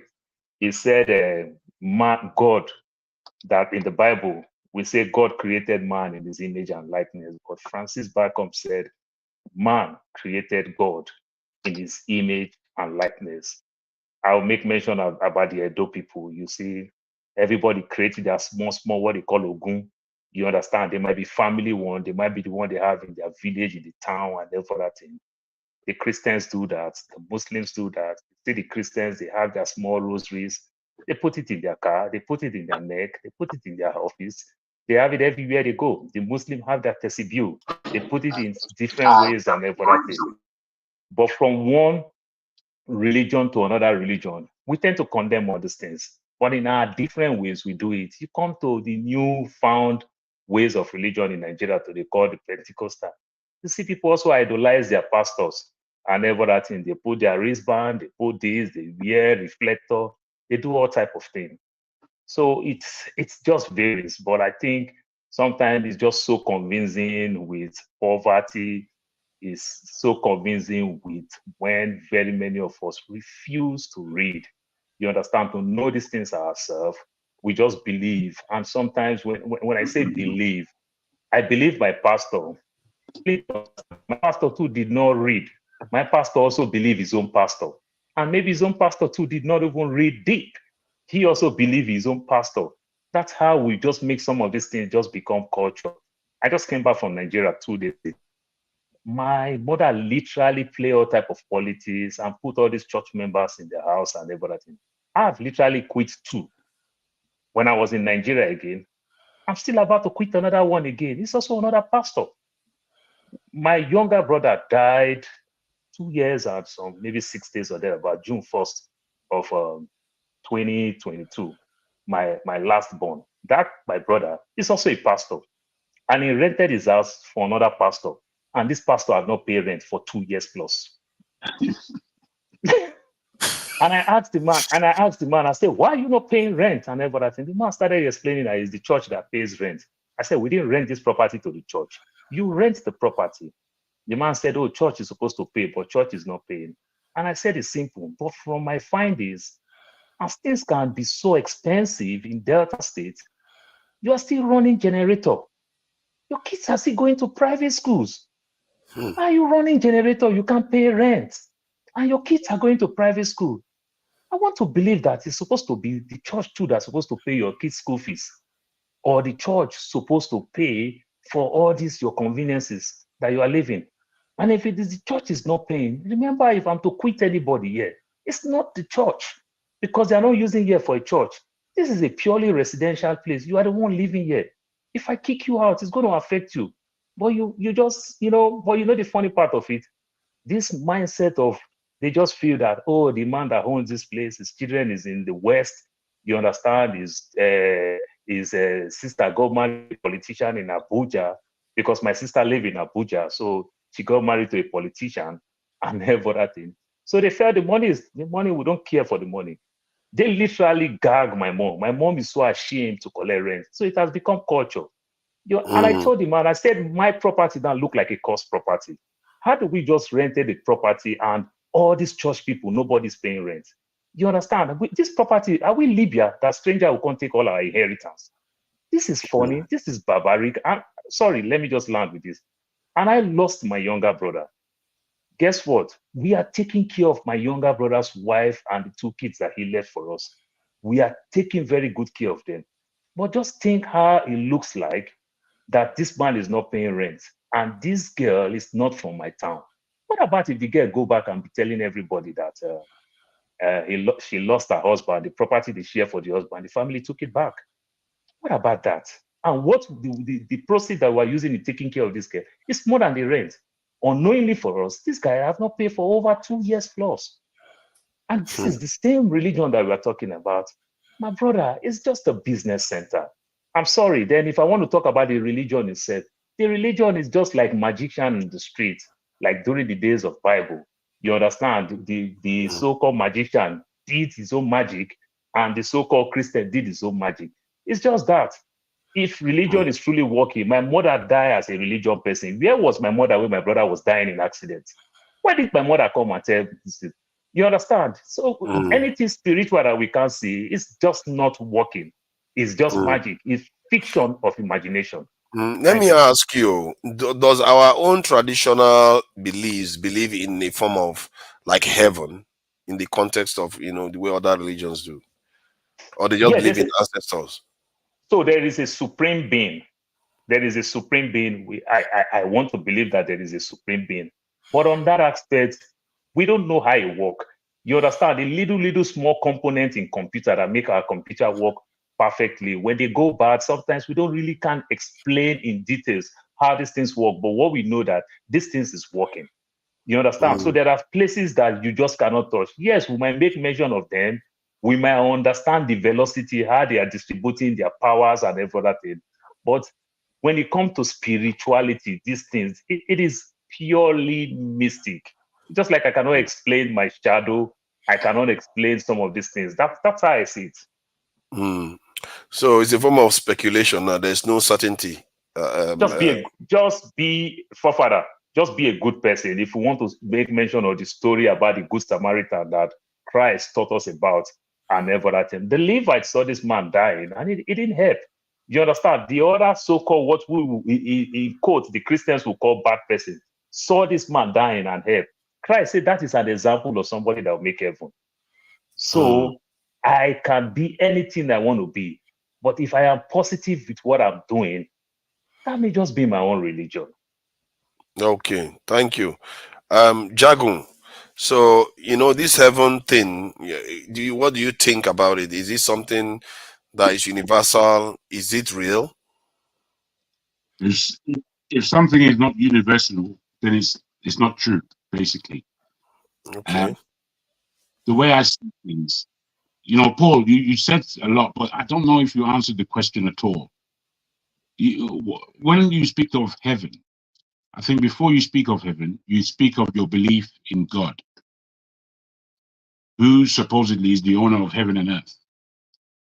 So in thinking on this and the belief in God, whoever may own that title, you have to look at life in itself and see where you can make mirrors. I've made many mirrors in life that tell me that God is real. And therefore, if God is real, what he has for us as a home should also be real. So whatever it's called, because I don't know necessarily what the meaning of heaven is. People say all kinds of different things where these esoteric things are concerned. When I look at primary school years, in our primary school, obviously we're learning our ABCs and getting to grips with language and such, the maths and all the rest of it, the subject matters. And we are told by our parents and our teachers that if we study hard, we'll go to a good school. That's in terms of our secondary school. And then at secondary school, we're told if we study hard, we'll go to a good university. And in that university, we're told if we study hard, we're going to get a great job. Now, reasonably, in the West at least, not looking at Nigeria and its circular strangeness, in the West at least, this progression is a reality. And those who went on to get good jobs and have a good life, be married, have children, and progress, a lot of those people have followed their parents' direction and the direction, I suppose, of the society. Now, when we look at this, each step up that we take, we do reach a kind of heaven. Sorry, I don't know. We reach a kind of heaven. And in reaching this heaven, we understand an esoteric level of how our spirit is carried forward. And I just give the education example as an example. It's not the only example. Now, in graduation to death, I'm afraid if we have lived this life and observed carefully, for any of us to think that this is not put together by Big Bang alone, that there is a intrinsic intelligent mind that put everything together. And this really is, we don't have to be confused with religion. I know many people who are Nigerian love confusion of religion. Me, I'm not part of you lot. I don't get confused with religion. Because religion is simply a word that means if you pick your nose every single day, that be your religion. It's as simple as that. That's what religion is. It's just repetitiveness. But when you're connecting to the Father, when you're connecting with the deity, this is an action word. It's action. And within all these actions, you realize that you're not alone. Now, I don't know what people do on their individual basis and what they're searching for, if they're searching for anything at all. But me, myself, esoterically, there is graduation. And we are going to graduate through to death. Where do we go is the question. Do we go to the Father, forget heaven? Or do we go with the enemy? Now, in this life again, I'll bring you back. If we don't realize that there are forces working against us that we cannot see, we do not see, and then we want to say that somehow God is different, or the belief that there is a God is different, then again, I think we're deluding ourselves. We're not thinking. We're using our raw emotion, our biased, selfish minds that said us is me, me, me. These things always are going to send us awry. Can I just try to like sharpen the point? Like, it's like everybody believes there is a God, but is there a heaven that people ascend up to? Well, as I said, that's a critical question. You know what? As I said at the beginning, if there's a heaven, or what we call heaven, then prior to there being a heaven, there has to be a God. Heaven is not God. Heaven is a place, I suppose. Yes. So I'm narrowing it down to the belief in God before you get to anything called heaven. You understand? If you have a belief and you have a relationship, then you have a way forward in that spiritual realm where you realize that all the material around us is but material. There is something more within the material. And there are so many things that in almost all religions and almost all ways of life, they do pay attention to the esoteric, even if they're using material to show you what this esoteric is about. They would use a rock, they would use a brick, they would use water, they would use whatever material that we have in the world to say that this is the way of this particular deity. But what we are dealing with is the maker of heaven and earth, if there is such a being, if you're following spiritual terms. But if you're following non-belief and material terms, then you might say there's no God. If you're following pure science as they have it, then they may say that there's no God. But to me, science is... Your audio is breaking up. Your audio is breaking up. Sorry about that. I was just saying that science is another thing that principally speaks to me about the existence of God, because they're finding out things that are in the invisible many of the times. That's what is what, but then they go deeper to now come to the point. If you're with this level where you're talking about quantum physics, we begin on this level of thought and understanding. You realize that quantum physics and what it speaks of, and the God energy that religions may speak of, are one and the same thing.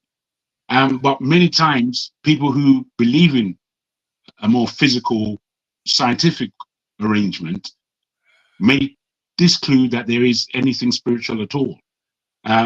Whilst the same is not to be said necessarily of those who have a spirit understanding. I hope that contributes. Thank you. I think it's Amadioha. Amadioha. You know, we know what the name means. So do you think heaven is real?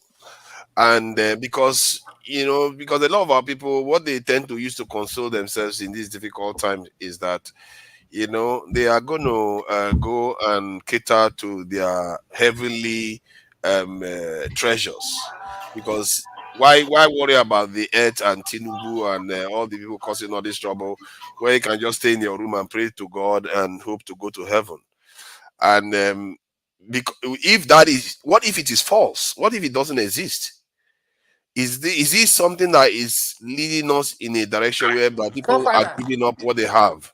And can I just finish the question? That people are giving up what they could have here in this world, which I actually believe is quite mysterious and spiritual too. The idea that the physical is not spiritual. How do you know where all this has come from? All this you see around you is as mystical as anything else. So, oh my God, mute your mic, please. Let me mute it for him since he doesn't bother. So the question is, a lot of people are giving up a lot in this world because they believe there's something else out there. And is it true that something actually exists for these people to go and enjoy after they depart the world? Amadioha. Are you asking me that? Yes. I don't know why this conversation, though. I don't know why you're bringing this conversation on this platform. Why you said? Look, I don't know if there's a benefit of it actually. You know what? You know why the benefit is? I just spelled out a very, very significant aspect. A lot of our people go to church on Sundays. Not for heaven. No. So they didn't go for heaven. Can I discuss something that might be of benefit? Olumide, just hold on. You're going to get your chance. Let him say something. I'll let him finish. Okay, you want him to say something? Thank you, Amadioha. I just want to make a plea. I want to make a plea in the light of this discussion, discussing whether there's heaven or whether there's hell. I want to make a plea, and I know that the federal government of Nigerian agents and the Lagos state government agents are watching this channel. I want to believe so, or will have access to be able to watch this.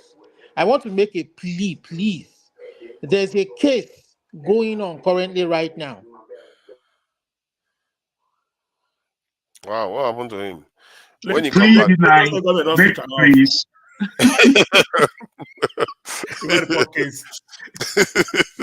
Please, Amadioha, when he comes back, I guess he will finish his point. Amadioha, so yeah, go ahead.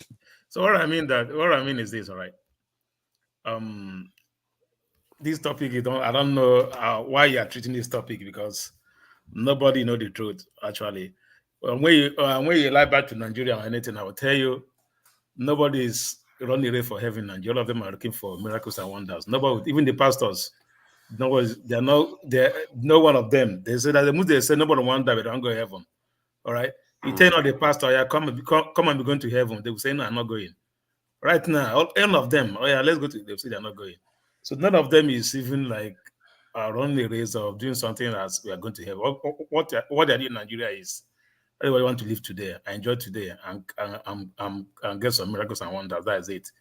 That's right? Interesting. So that's what is going on. So the heavenly race, I don't know if it's like they said, entry heaven is like this eye of a needle. A camel passing through the eye of a needle. That's how it is to go to heaven. So for a rich man, though, how about the extremists? These there are a lot of jihadists, militants that believe that. So that's why I said you should not. This topic you are treating up from Christianity. No, from all of them, not only Christianity, so all of them. It's not a topic we just come here and start treating if heaven is true or if it's not real. All right, everyone have to believe what they have got to believe in different ways. All right, I know some people even argue me here that there's no God. I said, okay, how do you get beds? He said, their mama. How do you get to sleep? Then I might teach them. How do you have to feed? Then I might. They don't. Some people had to argue you that there's no God. Even in America, they tell there's no God. It's the mother they see as God that do everything for them. I've seen two people tell me that. I was like, whoa. All right. So generally for me, I don't like putting my mouth in what I don't know how other people are thinking, but secondly, I believe that sometimes heaven can be on this earth. All right. The way you lay your bed here, so you shall lay on it. All right. Hell can be here. Some people is already on hell here already. You're talking about audience. Some people is already on hell, burning here already. It's not a matter of going to hell. They're already on hell already. Some people are already on heaven here already. All right. Depends how you put your own stuff. Jesus said, in my father's house, that there's so many mansions there. All right. Even when he died at the cross, he tells you, the criminal, he tell him, from today you'll be in paradise with me. He didn't tell him you're going to be in heaven with me. He said you're going to be in paradise where you suffer no more. All right. Here there's no death, no this, no that. That's what he said, going to be in paradise. So for me, paradise is real too. Which one is paradise? And is it far away from heaven? that's why I know why I tell you stop it. You have to Google it. The logistics of all these things we need to confirm. You have to Google it. You want the address, Abi? You want the address? We need to get the logistics. Just go distance between heaven and paradise. And GPS locations. And don't Google it. Distance between heaven and paradise. Then you get the answer by yourself. So that on my own case, I don't know. I don't think I will have more to contribute on this.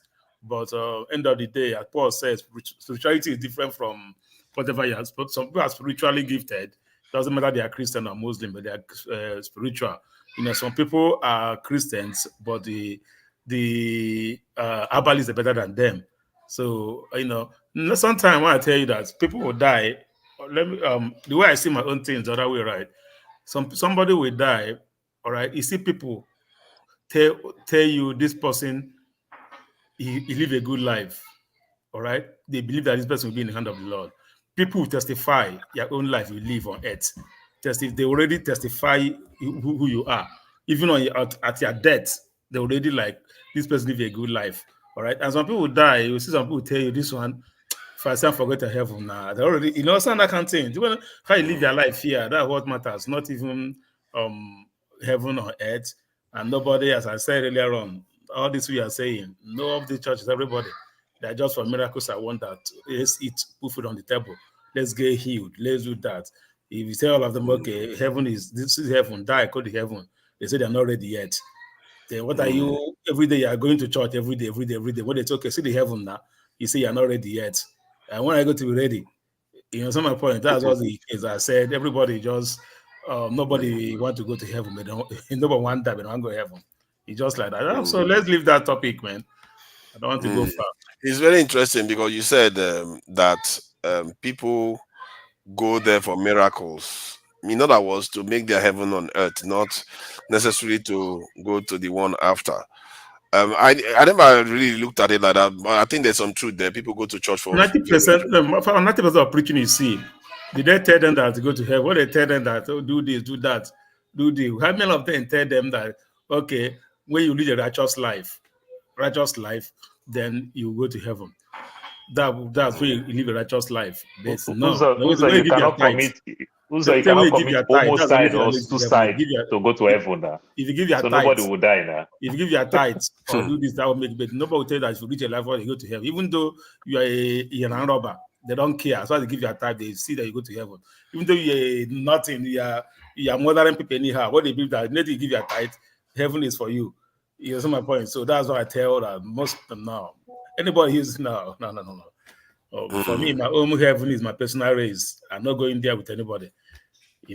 About personal race to go or not. There was a time in history in Europe where they were making people pay money, and the priests will grant them absolution. In other words, they can now go to heaven, and a lot of people did.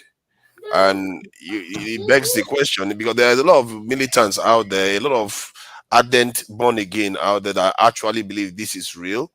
And the question, and they make a lot of big decisions that affect societies because they believe in these things, and the idea of heaven. And that's why I'm asking the question: if this is real, then maybe it is worthy. And who then have gone to heaven and come back? Who are going to hell and come back in this how world? do you know now? How do you know? Maybe somebody has gone and he decided not to tell anybody. But only our Lord Jesus Christ that came down and tell you. Did I pass my how message he is, across? not that person. Or did I Anybody that preach? want to, even Enoch. Did I preach? Let him finish. Yes, you No, froze. you passed your message across, Olumide. We got your It was message loud and fantastic. clear. It was illuminating. Very illuminating.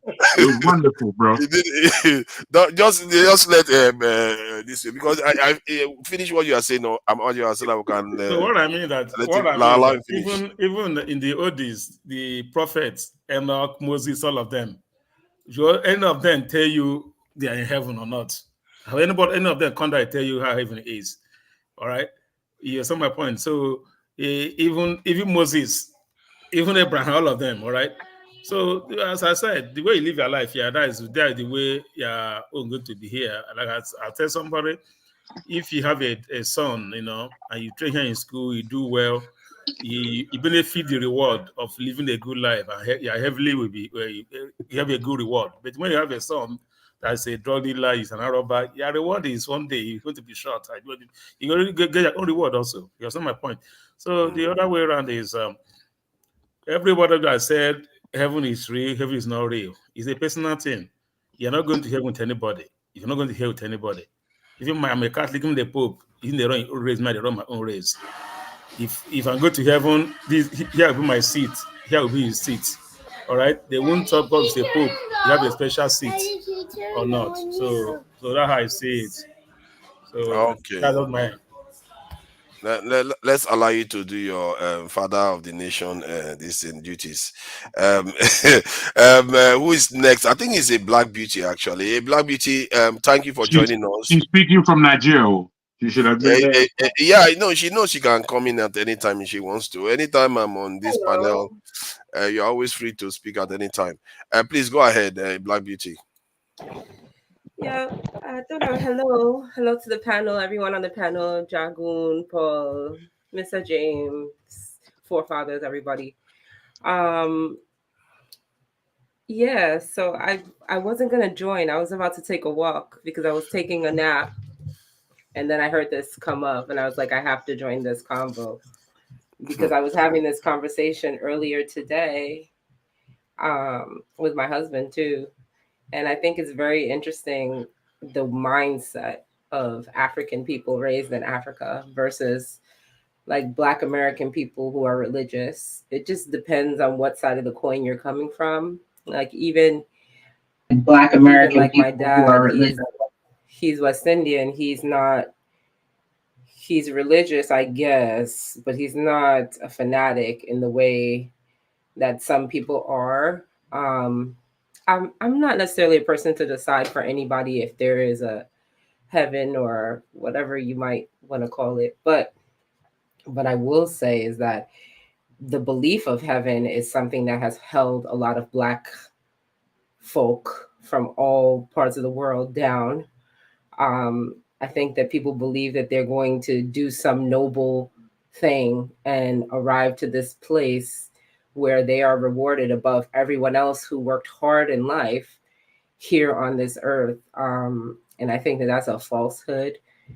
I think that sometimes with the religion thing, it actually gives people an excuse to be a little lazy because they figure if they don't push it to the limit, like if you don't go to the limits, you're going to be rewarded by being righteous. But really, you never achieve anything in real life that could actually benefit you throughout your life because you keep preparing for this thing that will eventually come. And it's almost an acceptance of where you're at. It's like an acceptance of your caste system. It's an acceptance of what you can be. Because I happen to believe in what I consider the God in me, Christos, in me. So I'm one of those people who believe that in me is a God and that it is my job to manifest it. I don't believe in the rules and I don't believe in the limitations that come with traditional, really any religion, I'll be honest. I am spiritual, very, but I don't believe that I have to follow some doctrine And I don't believe that I have to. I also don't believe in groupthink. So like I'm not one of those people who does Greek organizations. I don't do Jesus fanatic groups. I don't do any real group. I do the group of me. I do the group of what comes to my mind, what comes to my inner conscious. That's how I live my life. And I find, and then maybe this is just a judgment that I'm making upon other people, and I'm not looking to do that. But what I find is that when I live that way and I look around across to my peers who are living a more structured spiritual existence, I find that the happiness quotient is very low on their side. I find that, on my side, I'm achieving the things I want to do. I'm doing what I want to do. I'm being the person I want to be. I'm creating the persona that I want to create. I'm opening myself up and being the God that I'm shifting myself to be. And then when I look at everyone else, it's almost like a place of servitude where they're begging for something that may not ever come, instead of just putting their feet down and saying, I got this. I'm going to do this. So those are my thoughts. So. Thank you. Yeah, they did say that KJ was going to step in, but Pastor, please go ahead. Pastor, go ahead. I need to speak before KJ speaks, so that I'll leave the floor for you. I was reading the comment section to say will come. Listen to me. So that I'll leave the floor for you. Hello, guys. I've not spoken. I was reading the comment section to say will come. Listen to me. So that I'll leave the floor. I'm still echoing back. Sita, please put your camera on. Or you want to put your camera on, and you are echoing badly. Osita Dima, camera on and echoing badly. I'll allow you to sort this stuff out backstage. Please go ahead, Pastor. Yeah, it's see, I've not been there before, so I can't tell you how it looks like. And I've heard people come to say they've been to heaven, they've seen. All I tell them is congratulations. So it's a personal belief, and you have to allow people to come to that point themselves. You see, you will not hear it anywhere where Jesus Christ said it. He said, "Go into the world and preach the gospel, baptizing them in the name of the Father, make disciples of them, teaching them to observe all things." So even within the disciples, they have doubt about him, about some of the things he said. So we have to come to that personal belief, or that individual have to come to that personal belief. Because like I said, I've not been there. I can't tell you how it looks like, except based on what I read. And those who have been there, I can only wish them the very best if that is true. They're talking about. That is just it. However, that is not an excuse or to be used as a cajoling tool on anyone. To be used as a cajoling tool to extort, to put people that fear. And that is what I often fight against. And I said it before here that, I mean, on 2 occasions I've been asked to leave a church. Only because I pointed out the widow's mite when people giving at a lower denomination were mocked at, which I don't like. So I had to write, and I said, this is not the gospel of Jesus Christ. You're wrong. Whatever anybody have, you don't know the woman's hawking pepper, the woman hawking fish, the woman selling tomatoes on the road. The profit can be just 2 naira. And out of that 2 naira, the person is bringing 50 kobo to come and give to God. It's not in your place to say that is not good enough. It's not in anybody's place. So, like you said, it's a personal belief. People have to come to that belief, that point themselves. After what? After they've given their life to Christ or believe God exists or not. So I can't say to anyone, do you want to go to heaven? If you go to heaven, give your life. There's no guarantee that I will even make it if he exists, because sometimes I sleep. So it's an important thing to talk about. I know some people say it's not a topic to be discussed. Everything is open for discussion. And we're having issues in Nigeria, in Africa, because of these doctrines. Are you telling me there's no devil in Europe? There's devil in Europe, but they're still making things work. The devil roams about, but they still make things work. They still preach integrity, practice integrity, accountability, transparency. They don't keep saying, oh, it's attack of the devil. Of course, devil attack.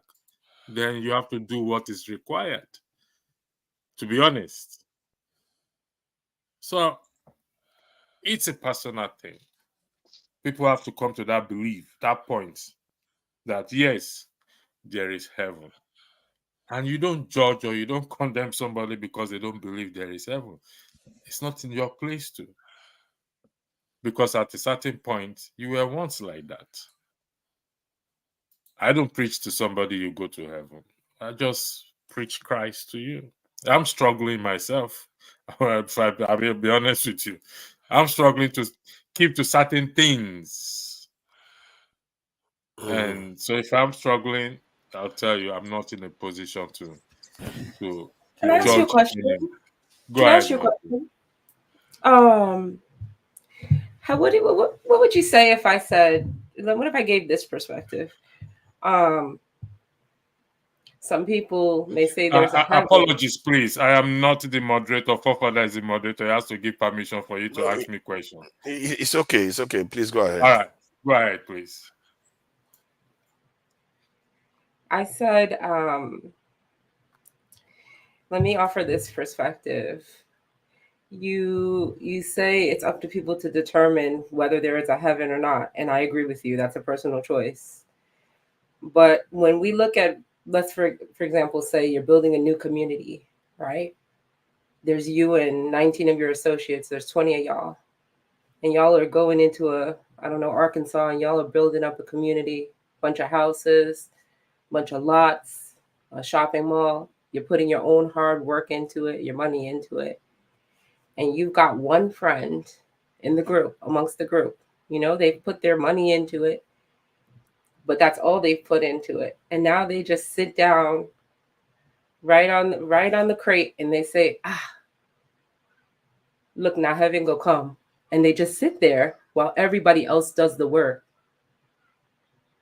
And then they talk about how God has blessed them. No, motherfucker, I blessed you. I'm the one who did the work. Please watch the language, eh? Right? Like, excuse me. Do you understand my point? Do you get the point that I'm I making? understand your point. And that's what I find, and excuse my language, because it's something that I've observed a lot. Today is Sunday, and I went to the Kingdom Hall today, and half the room was asleep. And here I am. I'm not even a devout Christian. You know, I believe in God, but I go because it's, you know, out of respect for my husband and my grandmother, because she was very Christian.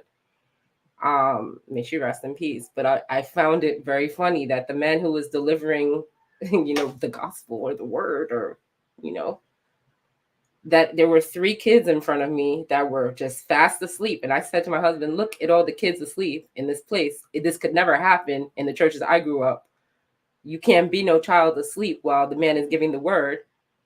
And then the man giving the word comes and sits down next to the 3 kids that are asleep. I said, your father was speaking and you weren't even up in the Kingdom Hall. I just find it to be, I find religion to be a little bit stifling. And I find that a lot of people use it and they say, hey, God is coming. Jesus is coming. And then everybody else does the work around them and they say, hallelujah, there's a Lord. And I just find that to be so funny. What do you think about that? Yeah, thanks very much. You know, there's a place in the Bible that says that let him that do not walk eat not. The Bible never encourages laziness. That's just one thing we have to. You see, I keep telling people this, and I'll say it out there. If I come to you to tell you something from the scripture, what I expect you to ask me is this consistent with the scripture? If this consistent with the scripture, I can bet you 99.9% of them will not give you an answer because what they are saying is not consistent with the Holy Scripture. What I'm saying? See, I said, do you get what do you understand what I'm saying? I do, and the reason why I asked you that question, I was very, very concise and clear about the words I used. I never asked anything about no scripture. I asked what. Oh, do you no. think? That's the problem I have with religion as well. That's the problem that I have with religion as well. I sat here and said, electricity, what do you think? And you came over here and came to me with some kind of Bible.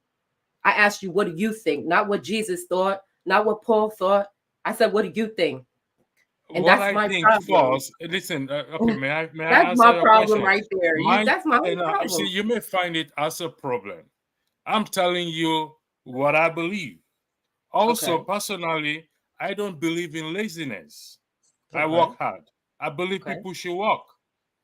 But you reference somebody sitting down there saying, "Oh, I've done what I need to do. I'm going to heaven." No, you reference that. So why do you find it a problem in referencing the scripture? I don't understand. I don't think there's anything wrong with you referencing the scripture. I think the only problem you asked me a question and I answered you. You put it in the context of the scripture, and I'm over here asking you in the context of you. What do you think? And that's the thing about religion. What I think is, I don't believe in laziness. It forms a little bit of a how do I say it? It's like an intellectual latency, where it's like people don't apply their mental capabilities at the utmost because they're over here following the Bible. Now, I'm not speaking down on the Bible or any scripture. I'm not saying that. I'm not speaking down on it. But what I'm saying is what do you think? And I think that's the problem that we have in the community as Black people in the world. We sat here, we took the scripture and we mulled over the scripture. We care more about the scripture than everybody else. And then when you look at the community and development amongst everybody else's nations, everything is intact and we're enjoying it saying, oh, hallelujah. But that's some other man's work. Do you understand? May I continue? Is that okay with you? Okay. If I ask you, where did you get the word hallelujah from? You say it's from the scripture. Would that be correct? Sure. You want me to use another one? Salamati. No. It's okay. Prost. Well, I answered your question. I don't support laziness. I don't encourage laziness. Okay. People have to work and contribute to the community, to the society that they live in, to their self.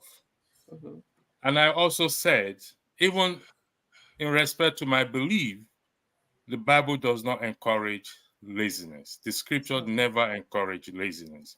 The scripture never says, sit down and shout hallelujah, and heaven will come on your lap or you don't do anything.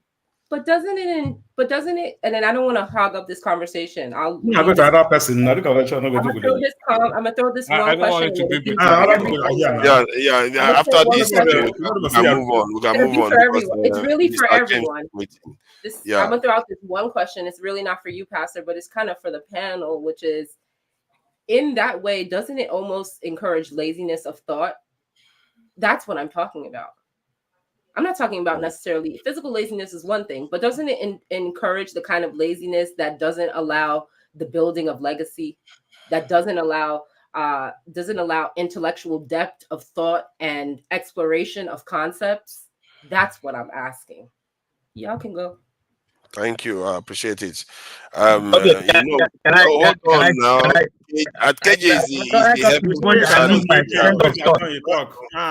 KJ, between you and Mr. James, I'm not sure who came first. Mr. James came first. I surely came before all of them. Osita was there for all of them. Osita was there first, but he jumped. His thing crashed. KJ, you know you are the heaven specialist in the house. Don't worry, your time will come. You give us all the special details. So, Osita, please go ahead. Okay. How many minutes do I have? Because I've been waiting for a very long time. But I'll say this. Although you have 2 minutes. I disagree. Religion wise, it's not something I like to, flog about. Okay, but most of us have our own religious inclination. Now, you cannot ask someone who is a Christian will always have an aspect of him that will make deliveries on topics. He will see things certainly from the perspective of being a Christian. Christianity is not supposed to make you lazy. If at all, anyone who has ever paid attention to maybe the Bible, you will actually understand that everything in our life today, everything we are suffering from, it has already been addressed by the Bible. But what happens as Christians is that even as Christians, we are lazy. A lot of us is what we call, in Nigerian terms, OS member. Anywhere we believe is, we just want to, that popular thing that people are saying, that's what we just want to follow. Christianity and the practitioners, and then now I mean I want to make reference to the pastors. See how they have evolved over time. Before, it used to be just about gospel of salvation. And this is where the gospel was when I was a child, where we spoke more about how do you, live a decent life here on earth, of which your reward will be in heaven. But as of then, Christianity wasn't as popular as it is now. Then you only had things like the Catholic Church, which is that were dominant, the Siemens churches. Now came the Pentecostals, who now unlocked the keys of crowd mobilization when they tapped into the gospel of the kingdom. The gospel of the kingdom is the one that tells you about how you can become wealthy on earth, how you can become rich, how you can live well, how you can live off sickness, how you can be prominent, how you can gain fame, how you can gain relevance. And this is what people want to hear. Because as human beings, sometimes we have susceptibility to certain things. There are things we keep ourselves absolutely, permeable to. And that is the gospel of the kingdom, where people go and they tell you, you had no job, you had no skills, tomorrow you become a millionaire. And they tapped into our weaknesses, and that is why you find people telling you, even some, there was a video I saw 2 days ago. Someone was asking, a pastor was asking his congregation, why do you bring such small amount of money? That is only a native doctor or an Amadioha or a shrine that you collect such a small amount of money. It is in these places that they quote the Bible for you. They are very instructive, and they remind you, do not rob God. It is in this place that they tell you that your tithes ensure that the heavens are open to you. It is also in this place that they emphasize for you how you can only get, there are things that are just emphasized that keeps drawing people to them. Go and check the churches. Go and check the population of people in Catholic churches these days. It's not much. But go to Pentecostal churches, because they know that people here, first of all, want to satisfy themselves here on earth first before thinking about heaven. And that is the truth. Unless people as individuals, we start studying Bibles ourselves to even understand what it means to be a Christian, to start applying it personally to ourselves and forget about people who are trying to exploit us, we'll go nowhere. And religion will keep on being a tool. One, to make us lazy, because it is laziness, is greed, to think that you don't have a business, you don't have any business, you don't have anything reasonable you're doing, and you become a millionaire. It's only an arm robber that thinks that way. And you want expecting something to happen. So on that basis, my dear sister, I don't know, Black Beauty, Christianity was not in its intention. The biblical intention is not to make us lazy. It is the people who administer it, the people who instruct it, that exploit it and use it to subjugate the masses. I don't know if that makes sense. I could agree with that. Thank you, Osita Dema. I think it's Mr. James next. Thank you for joining us, Mr. James. I appreciate that. So yeah, this topic about heaven, what do you make of it? Is it for all religions? So it's not only restricted to Christianity, and if we, as our own traditional beliefs, if we believe in religion too, is something maybe we need to highlight, because I'm not so sure whether ancestral realm is a form of heaven. So I don't know what you think about it, Mr. James. Yeah, can you hear me, please? Yeah, loud and clear. Good, thank you. Kindly allow me begin by asking a question. Anyone can answer it, anybody. The Bible in Genesis chapter 1, verse 1 said that in the beginning, God created the heavens and the earth. Where was God residing before he created the heavens? Was he homeless? Can I answer that question? In Ojukwu in Lagos. Can I answer that question? You see, that was why. Can you hear me? Can you hear me? KJ, you know, we are reserving your expertise. Can I answer that question? It's very pertinent, the question I asked. Because if you don't have that understanding, you will keep making the same mistake we're all making here.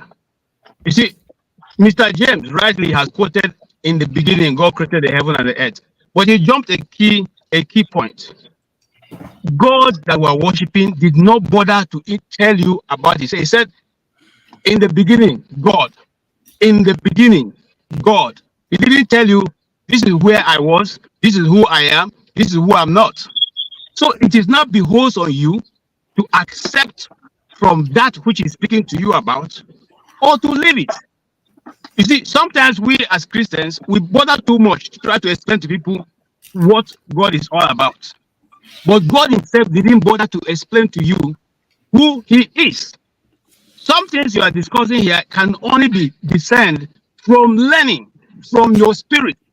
You see, I came in, I wouldn't have come in, just like forefather said. I came in because of Mr. Paul. I like Mr. Paul so much. But I think some of the things he's saying is totally, it's something, you see, from an ordinary perspective, you would think you are making points, but you are not.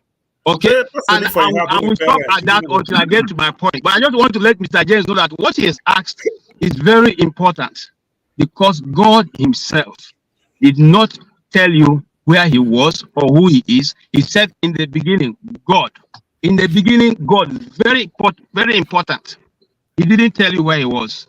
He didn't tell you whether he had been existing or before now. He just said this. And if you take that with that, then you can go on with an open mind. If you don't have an open mind, you cannot follow God. And there are certain things you cannot know except you go into it. And then my sister who was speaking earlier on was talking about. Is it your turn yet? Is it your turn yet? Wait for your turn now. No, I just these are questions that have been asked before. Wait for your turn. What are you going to say in your turn now if you are saying all this now? You are saying everything. You already said this is my constituency. I have enough information. Just continue. Is your turn. Let's see Mr. James hand over to you. Okay. I asked the question because the Bible was written, according to the Bible, I think in 2 Timothy chapter 3, verse 16, for the good of man. It was written by inspiration for man, not for God, not for angels. If it is written in a language that man cannot understand except going through an intermediary, it means the Bible was not written for man. It was written for that intermediary to explain to man.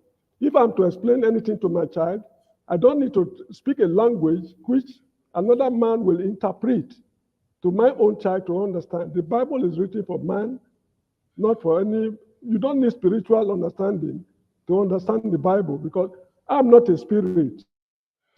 If I'm to convert to Christianity, to Islam, or whatever it is, if the Bible is written for spirits, let the spirits read their Bible. I'm not a spirit. It means it's not written for me. I cannot understand it. Anyway, that is that. This issue of heaven and hell, I think is one of the greatest fraud man has ever invented. Because religion itself is a nuisance to man. This is my own opinion. Because there's a book written by the Jehovah's Witnesses. Many years ago, I read it when I was in high school. The title is, What Has Religion Done for Mankind? If you read that book, you'll discover that most of the terrible wars, calamities that has befallen man, they are all rooted in religion. And you are telling me that religion involves the worship of God, and that same worship of God has brought so much calamity to the human race. So of what importance, of what use is the worship of God to man? Just to, make life unbearable for him? Now, some will ask me, how did you come about? How did that? These are just, I see them as very elementary questions, because modern science and technology is less than 1,000 years old. If I'm not, in fact, well below, less than 1,000 years old. Before then, a lot of things were mysterious to man. No matter how difficult a problem is, if reasonable men sit down to find a common ground, that problem can be solved. At the beginning of last century, if you talk about brain surgery, people will tell you it's not possible. Heart transplant was impossible. Kidney organ transplant in general was impossible. But today, these things are possibilities. Man used his brain to solve those problems. So this issue of God and devil, man should use his brain to solve the problem, if they actually exist or not. Now, the way I look at it is this. If you ask me, who killed Yasser Arafat? I will tell you quite frankly, I do not know who killed the man. Instead, I will tell you, I know two people at least who certainly did not kill him. These two people are Nelson Mandela and Kwame Nkrumah. Kwame Nkrumah died so many decades before Arafat, so certainly he's not the one who killed him. Nelson Mandela, because of his moral credibility. So if the police is to investigate the death of Yasser Arafat, Nelson Mandela and Kwame Nkrumah, they are off the scene. It's just exercise in futility investigating them. This is how this problem of God and devil is. If we are to find out if there is heaven or not, it is through scientific discoveries. Man has taken giant steps towards, finding solutions to the problems of nature. Man has gone to the moon and returned. Man is exploring space. They are now planning to go to Mars. Eventually, in future, we might not be here. They will go to the most distant planets. Great discoveries are yet to take place. So this idea of pinning everything down on religion is dragging us backward. And I believe that actually God does not exist. Man is the measure of all things. That's what one Greek philosopher said. I think his name is Anaxagoras. Man is the measure of all things. God does not exist. So let us find solutions to our problems. We should investigate the nature and causes of all things. If man can donate his organ to another man at the point of death and the other man survives, what is greater than that? Men went to the moon in 1969 and they returned safely. What is more difficult than that? So why should we pin down everything on prayers? This is just a lazy man approach to issues. That is how I see it. Heaven does not exist. Thank you. Let me share something with KJ before he goes. I appreciate your submission. That is a very strong opinion there. Let me share something with KJ. You see, this is Nietzsche quoting Zarathustra. He says, "And when man invented hell, lo, hell was his heaven on earth. He could put up with suffering now, by contemplating the eternal punishment of his oppressors in the other world. You see, that last phrase there, that last sentence it may actually be relevant to us, which means we can put up with suffering because we prioritize heaven. And given that we don't know what heaven is, that could be a massive tragedy of whole generations, because they are putting up with suffering on the face of the earth. There's something that they could have fixed, because they are anticipating their oppressors will be punished when they get to heaven. And let me quickly chip in a sentence. We should stop worshiping the God who wants to be praised all the time. We should use our brains to solve our problem. So that point, and somebody made a point, I think sometime ago when I was having a conversation, the person said the reason why the Romans embraced Christianity wasn't for any altruistic reason. It was during when they were having troubles with their empire, and they felt that their soldiers were not being motivated enough by their religion to go through the hardship. So they embraced Christianity because Christianity allows them to be willing to suffer, because they were persecuting the Christians, and the Christians, they were feeding the Christians to lions, and they were not changing. They were still holding on to their faith. So they felt, okay, if the soldiers are convinced to follow this religion, they are willing to sacrifice for their faith in other words to go to heaven. And the same thing with what Islam has done too. You notice that Judaism doesn't do that. So it's from Christianity they got it from, and Islam has started doing the same thing, and we are seeing the results today on earth. So KJ, is religion in a way this belief in heaven? Because it's not just religion now, it's that specific belief in heaven that is when you speak, you I'm trying to contextualize it so that I'll ask you the question. You are spoken enough. Now you made your point. So like we can talk about okay. Please go ahead then, since you got it. See, first and foremost, I want to deal with that notion that certain individuals parade, and this is my own. I'm not coming with an expertise understanding or trying to put anybody who has spoken earlier down. No, far be it. Because I've walked along this path for a long time, I probably have more experience. Now, there is nowhere in the Bible that it says to you, you go be poor. When I was a Catholic, one of the things I used to fight the priest about was, why will you say St. Vincent the poor? That you have been given the life of being poor. You have been commissioned to being poor, and so you continuously. I didn't find that funny. I didn't accept that. And at that time, I was a full-fledged Catholic, saying the rosary, the blocks of the rosary, 3 times a day. I was also heading. I believe that KJ, sorry, your audio is normally very good. It's punchy. There's something. It's as if something here. Can you hear me now? Yeah. Please go ahead. I think it's better. You can hear me better. Okay. Now, at that time, I was hoping that I was going to be a priest. Still there.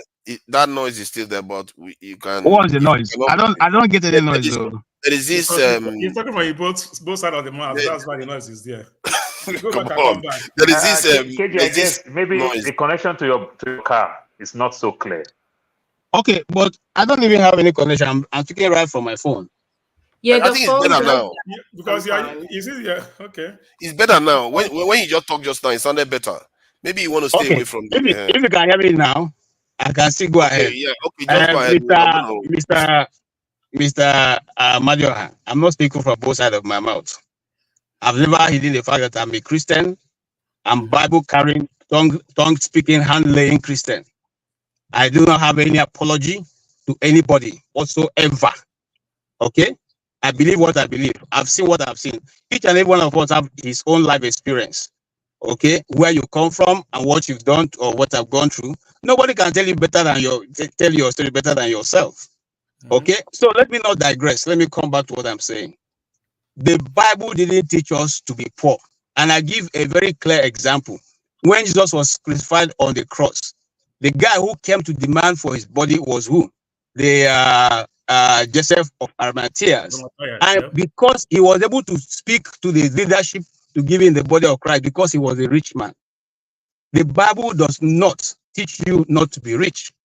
The Bible, what the Bible frowns against is getting rich through dubious means or cheating other people. The Bible does not accept that.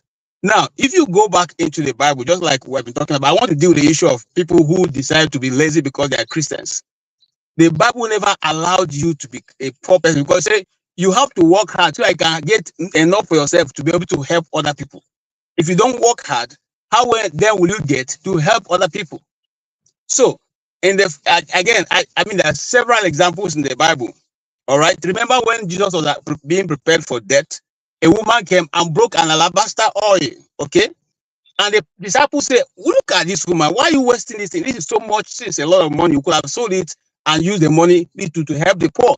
I just said no. Okay. The poor will always be with you. Now, this woman is preparing me for the journey I'm going to go through. If the woman was not rich, will she have that kind of oil?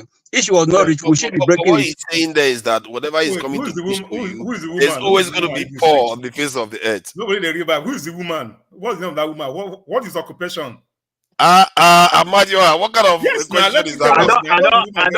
I don't understand you. But let me not digress. He's adulterous woman who said was banned. You see, let me tell you something, my brother. Listen to me, and I'm going to use I'm going to use to discuss this issue are what things that all of us have gone through. If you are in primary school and they brought you the 10 papers to write, will you be able to write it? You can't write it. If you are in secondary school and they give you exam for 400 level student, will you be able to write it? You can't write it. The same thing with following Christ. There are levels and there are authorities with each level.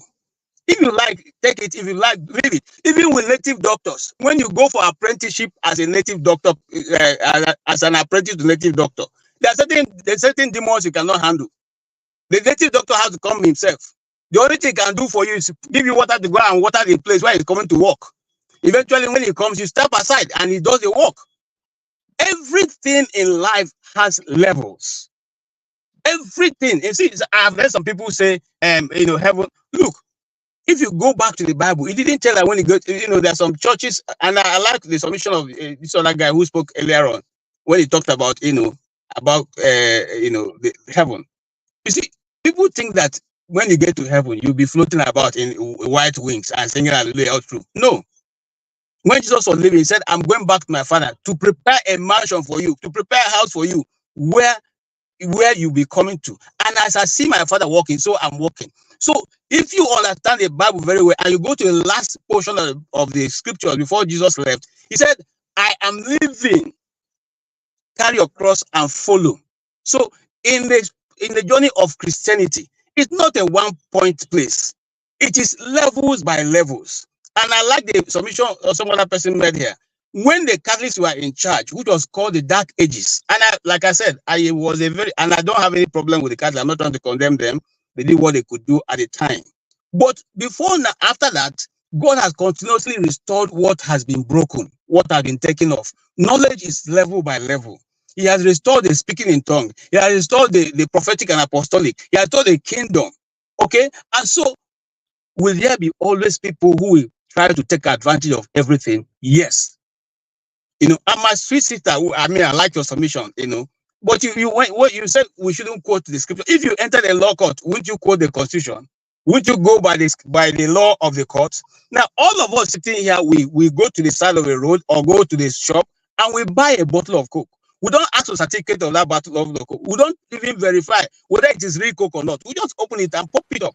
But when it comes to the things of God, you ask questions. You want to know this, you want to know that, you want to know. But we all every day walk with blind faith on the things that the earth has created or man has created, and we don't have a problem with it. We don't have a problem with it. All right? And then you see, look, let me tell you something. I'll end there because probably there'll be questions for me. I'll end there.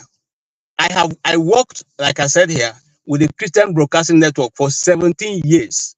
17 cool years. And what was I doing? I was producing and shooting stories of testimonies of people who have, in fact, in that testimony, I shot 3 testimonies of dead people who came back from life. It's on the internet. I'm not talking about what I didn't know. We shot a film called More Than Dreams. More Than Dreams. Again, more than dreams. You can also Google it. All right.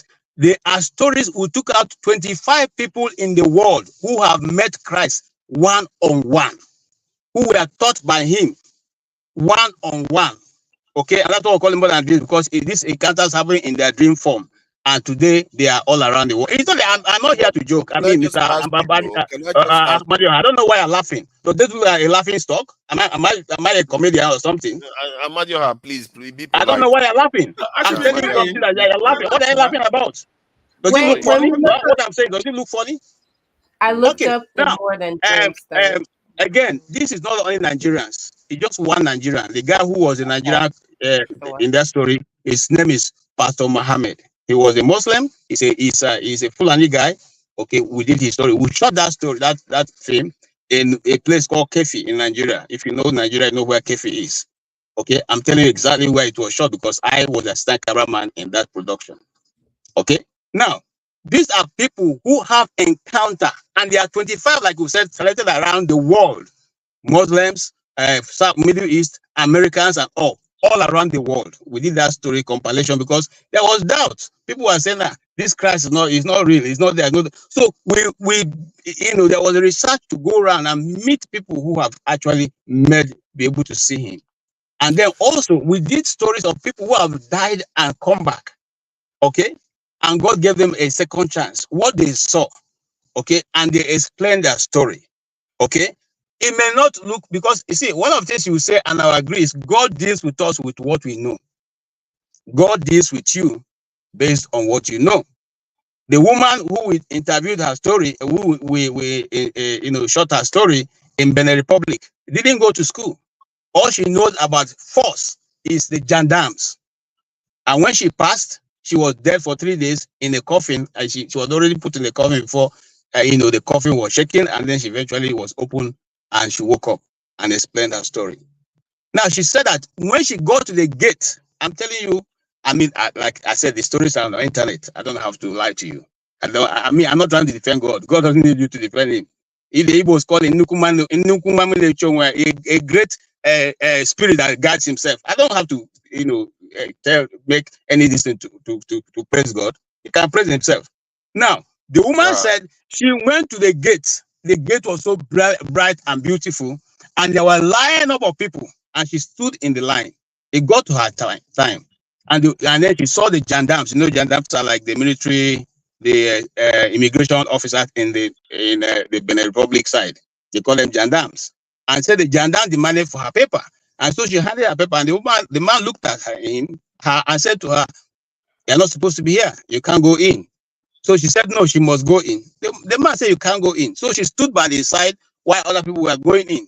Some were going in, some were being turned back, some were going in. So she stood there. The man said, you cannot go in because you're not supposed to be here. Anyway, it was in that process that she woke up and came back to life. I'm telling you a story that I, Ojukwu Robert, shot. That's my real name. If you want to know me, I shot it. Okay? And there are many other ones people have shot that are there for you to see. So it's not a question. Like I said, we're not trying to. It's not politics. This is real life. And my late father said something to me. He said, if you eventually die, God forbid, if I die today, and you find out that there's no heaven, you will have left a good name among men. So you don't have anything to regret. You will have left a good name among men. So that's a fire point. I kind of agree with that part. I agree with that part. I agree with the fact that religion in the community, that it usually does create good individuals, usually. So I will agree with that. Like that. That's the best thing I've said today. All I'm trying to say, like I said earlier, I didn't want to go and begin to define who God is, because in the Bible, God himself did not say to you, I am so, and so. Eventually, if you decide to take beyond that first page of the Bible, in the beginning, God, you begin to discover God as you go in. Everything on earth points to one fact, that the bank theory, which is a very big force, even I heard Mr. James say we have gone to the moon. Go and check again. It's like that thing is not correct. We have not gone to any moon. No. There's nothing like Apollo, but let us leave it at that's a discussion another day. Okay, and that is it. I like to leave it at that. Thank you. Thank you. Let Mr. James ask question, then everybody can, the expert has spoken. I just want to come in on a few points. Actually, let Mr. James go first. Then no, go ahead, Mr. Jagan. Go ahead. I know you will not spend much time. Baba, Mr. James, thank you very much, and I greet you, sir. I greet you. A lot of things have been said, and my first statement on this subject, I tried to round things up, and I wondered if people understood what I was saying. But in the view of the way the conversation is going, let me start with those things that, to me, seem simplistic. Brother James, I must put to you that you sound like a man who has come to his wits' end, where forces of the spirit and religion, I suppose, are concerned. And I do understand this very much.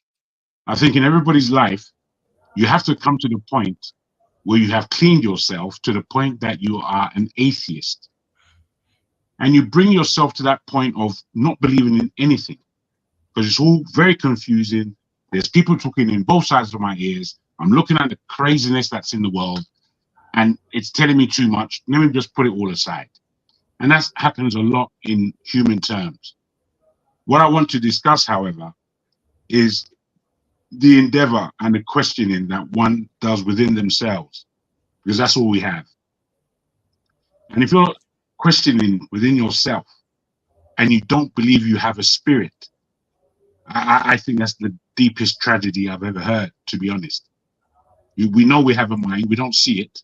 We know we have a mind. It's not the brain. The mind is not the brain.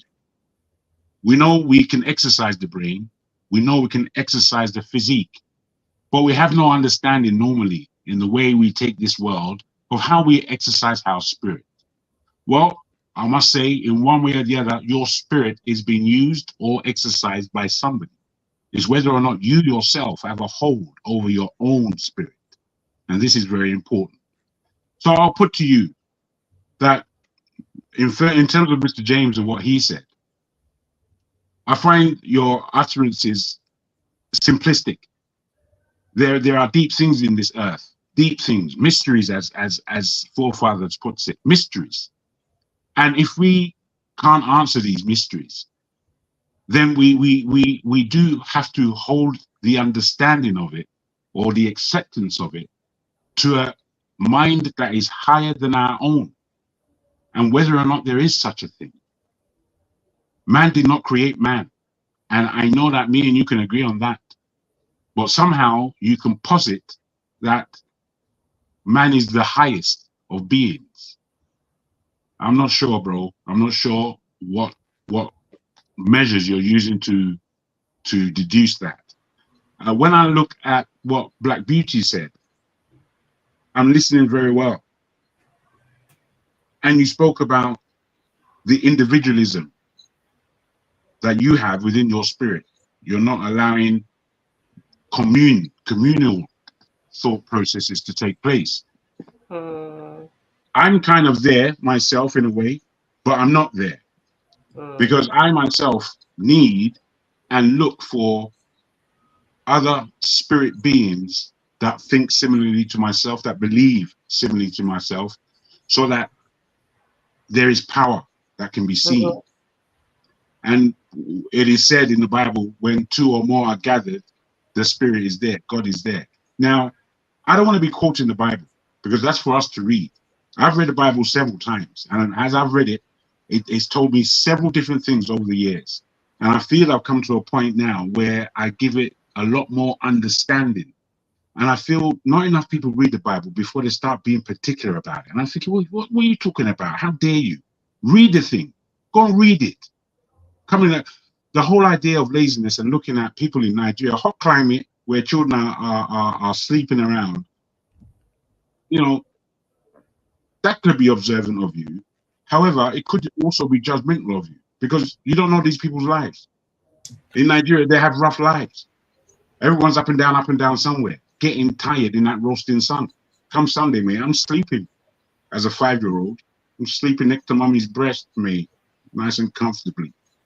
So I actually take that from you, because I did say that when I was giving my little speech. Like, it might be a judgment, but it's not a judgment of Nigerians. It's a judgment No, I didn't take it like that. I do understand where you're coming from. You know, like yeah, I think where you came from initially, where you're talking about Nigerian or African believers against Black American believers. I wanted you to expand on that so I could understand more. However, no, I mean, when I say that, I don't even have to say much to expand on it. When I say that, I mean there's lost opportunities on both sides to realize self, is what I'm saying. On both the African side and the African American side. I believe in self-actualization, self-realization. Absolutely. So there are missed opportunities all across the Black diaspora, across Europe, across Africa, across every place where there's a Black person that believes that there is a being that creates and structures something for them that they are unwilling to do for themselves. I understand very well where you're coming from, and I'm in a much similar position to your own. But what I do say, I do read the book. Okay. I do look at the planet and the world's religions and faiths. I do look at our own Ifa in Nigeria, Yoruba culture. I look at it very well, and there's a lot there. I look at the Chinese and what they've been able to appreciate. And when I look at the whole world, I do somehow, I don't know if it's my Christian background, I do somehow look at these Abrahamic religions, and I look at the travel between Jew, Christendom, and Islam. And I look at what's central within their controversies. And when I look at what's central within their controversies, one man stands out. I investigate the story and the man in question. When I look at all these things, I come to the point where I have to understand that I am not the only person on the planet. I have to understand that every being has a similar experience to myself at one level or the other. Whether I love them or hate them, I should be able to relate to them because they're human beings. And at this point, the thing that really touches us electrically between us not even shaking hands is that spirit. And if you're engaging in that spirit with any human being, I'm afraid you have to know what you're doing. I'm afraid you have to know the power of that spirit. I'm afraid you have to know that many who come across your spirit are enemies. I'm afraid you have to recognize those spirits that are not enemies, you don't treat them as enemies. Now, all these things, they seem to go over our heads as though we're not living in the same planet sometimes, the way we speak. In listening to what I've been listening to, it's as though we are not really paying attention, and we are not really looking for this truth within ourselves.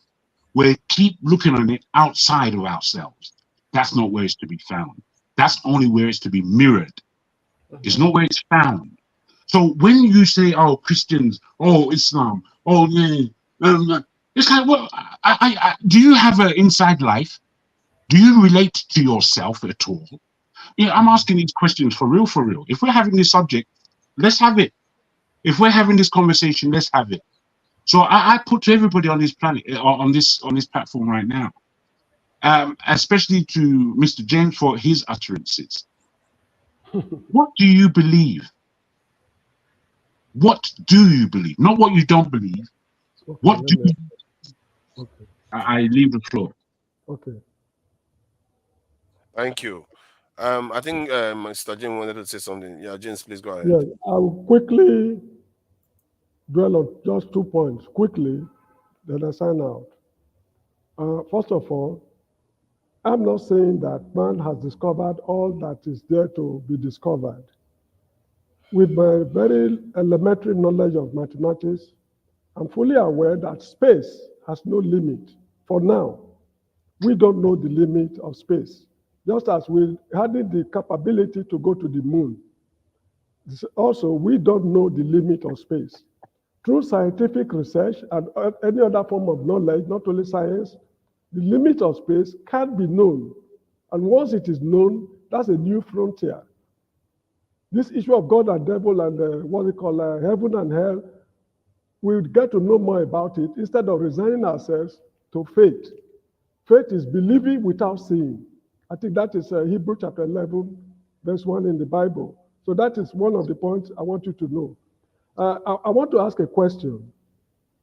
Assuming, first of all, we know that, we are told that heaven is a place of bliss, happiness, no quarrels, people live in harmony and things like that.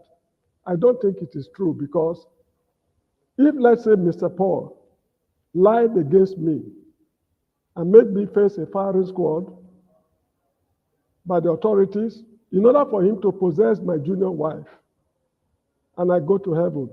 In his lifetime, he happened to embrace Christ and he was forgiven his sins.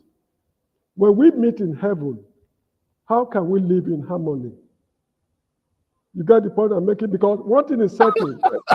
Did you just say you're going to take earthly beef to heaven? Excuse me. There's a saying, excuse me. There's a saying in Latin language. I cannot remember it now. Translated into English, it means suffering passes, but the fact that a man suffered remains forever. When I meet Paul in heaven, the man who made me to face a firing squad just for him to possess my junior wife, I don't think we can live in peace in heaven. Okay, can I respond to this? That's an interesting one there, you know. Can I answer the question? Please, somebody's junior wife here. Okay, please go ahead, KG. All right. I like Mr. James. I like Mr. James. Don't you think we can try to follow the pattern the way we're following it? Okay, all right. Because by the time some of us start jumping in again, I thought that question was meant for me, but if you want, you can answer it, Paul. No, that's not what I'm saying. I just say whether we can follow the pattern. Otherwise, because I believe every one of us have opinion, then we'll start messing up the whole thing. That's so it's not better for us to follow the pattern. You're right. You're right. Mazi Prince, please go ahead. And so what do you think about the question? You know, if somebody tries to steal your second wife on earth and then went on to go and, repent and went to heaven, do you think you are still going to hold grievances in heaven? Is it not all forgiven, forgive and forget situation in heaven? You know, because this is very interesting actually, because I have this short clip here about 5 facts in heaven.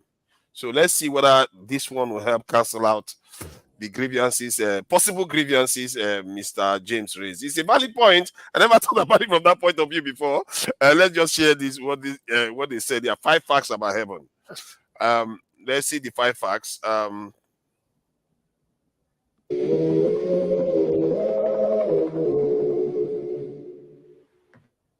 Don't you know I'm no good for you? I've learned to lose, you can't afford to. Torn my shirt to stop you bleeding, but nothing ever stops you leaving.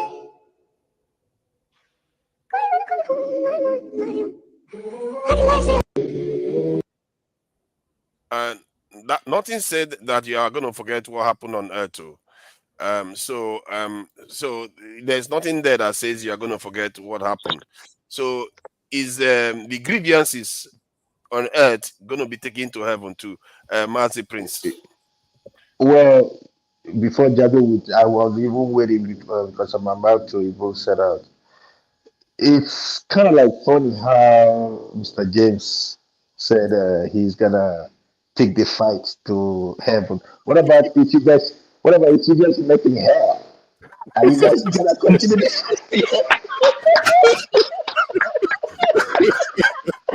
Absolutely. Is that please, I'm very sorry for interrupting. It's just a sentence or two. I'm telling you sorry. I was a teacher somewhere in a high school, and the principal told me that my reward is in heaven. Then I asked him a question. Sir, assuming I'm unable to make it to heaven, what happens to my reward over there? Exactly.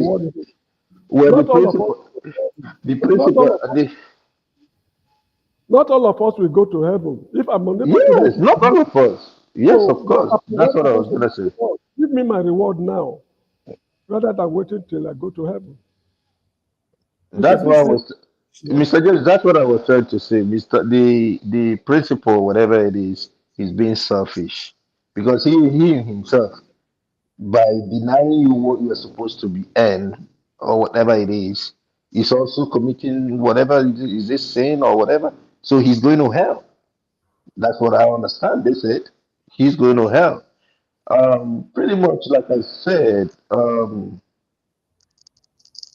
my friends will always say I'm a Libra, and that's my thinking. I'm a Libra in thinking, I'm a Libra in acts or behavior, and I'm also very much Libra in in real life. I was born in September, so I believe in those signs. So overall, I'm a Libra. What does it mean? It means that I'm open-minded, meaning that in as much like I said earlier, that there is heaven, there is hell, there is God, which definitely there's God. There's something that created every one of us. I don't think we just came out from fire, or some will say we came out from the moon, or we came out from stones and other. But everybody's entitled to their own belief. What I do not subscribe to is somebody telling me just for their own selfish, like the daddy geos telling me to pay tithes so that they will drive nice cars and live in posh houses out of my own sweat. And lots of people will say, what about taxes? You pay taxes to government. Yes, I pay taxes to government, but they use it for purpose. They use it to create infrastructures. They use it to, beautify the city or do something that I see. What about the church? What do they use it for? So we say, oh, what about the philanthropy, whatever that they do? That's them. I can as well give to people when I see they don't have, I give it to them. I don't have to go through a pastor in order to reach out to the poor ones. Just pretty much, like I said, we all are saying almost the same thing. And what I mean, same thing in the sense that we all have our different beliefs. I use myself as an example. My parents were, called Christians, but my maternal grandmother was not. She's not a Christian. She had a little shrine, little shrine in her room, of which every morning she will wake up with what do you call it? This cola nut, and the first thing that comes out from her mouth is God. She offer prayers and she calls everybody's name and offer prayers. Is someone coming to tell me that that woman will not make it to heaven? Will someone tell me that? And then I will ask the person, is the person better than that woman? Because for what I know about her, for all, for the time that I spent knowing her, that woman has always told me to be considerate of every other person, to be nice to people, and to give when possible. That's her own belief. That's her own way. And if I asked some Christians, I said, in the Bible, we hear much about Israel. But Israel, they are not even Christians. They are the Jews. Are we going to say that these people who we read about, that they talk about, are they not going to go to the heaven too? Please, somebody wake me up and tell me That's all I can say for now. Thank you.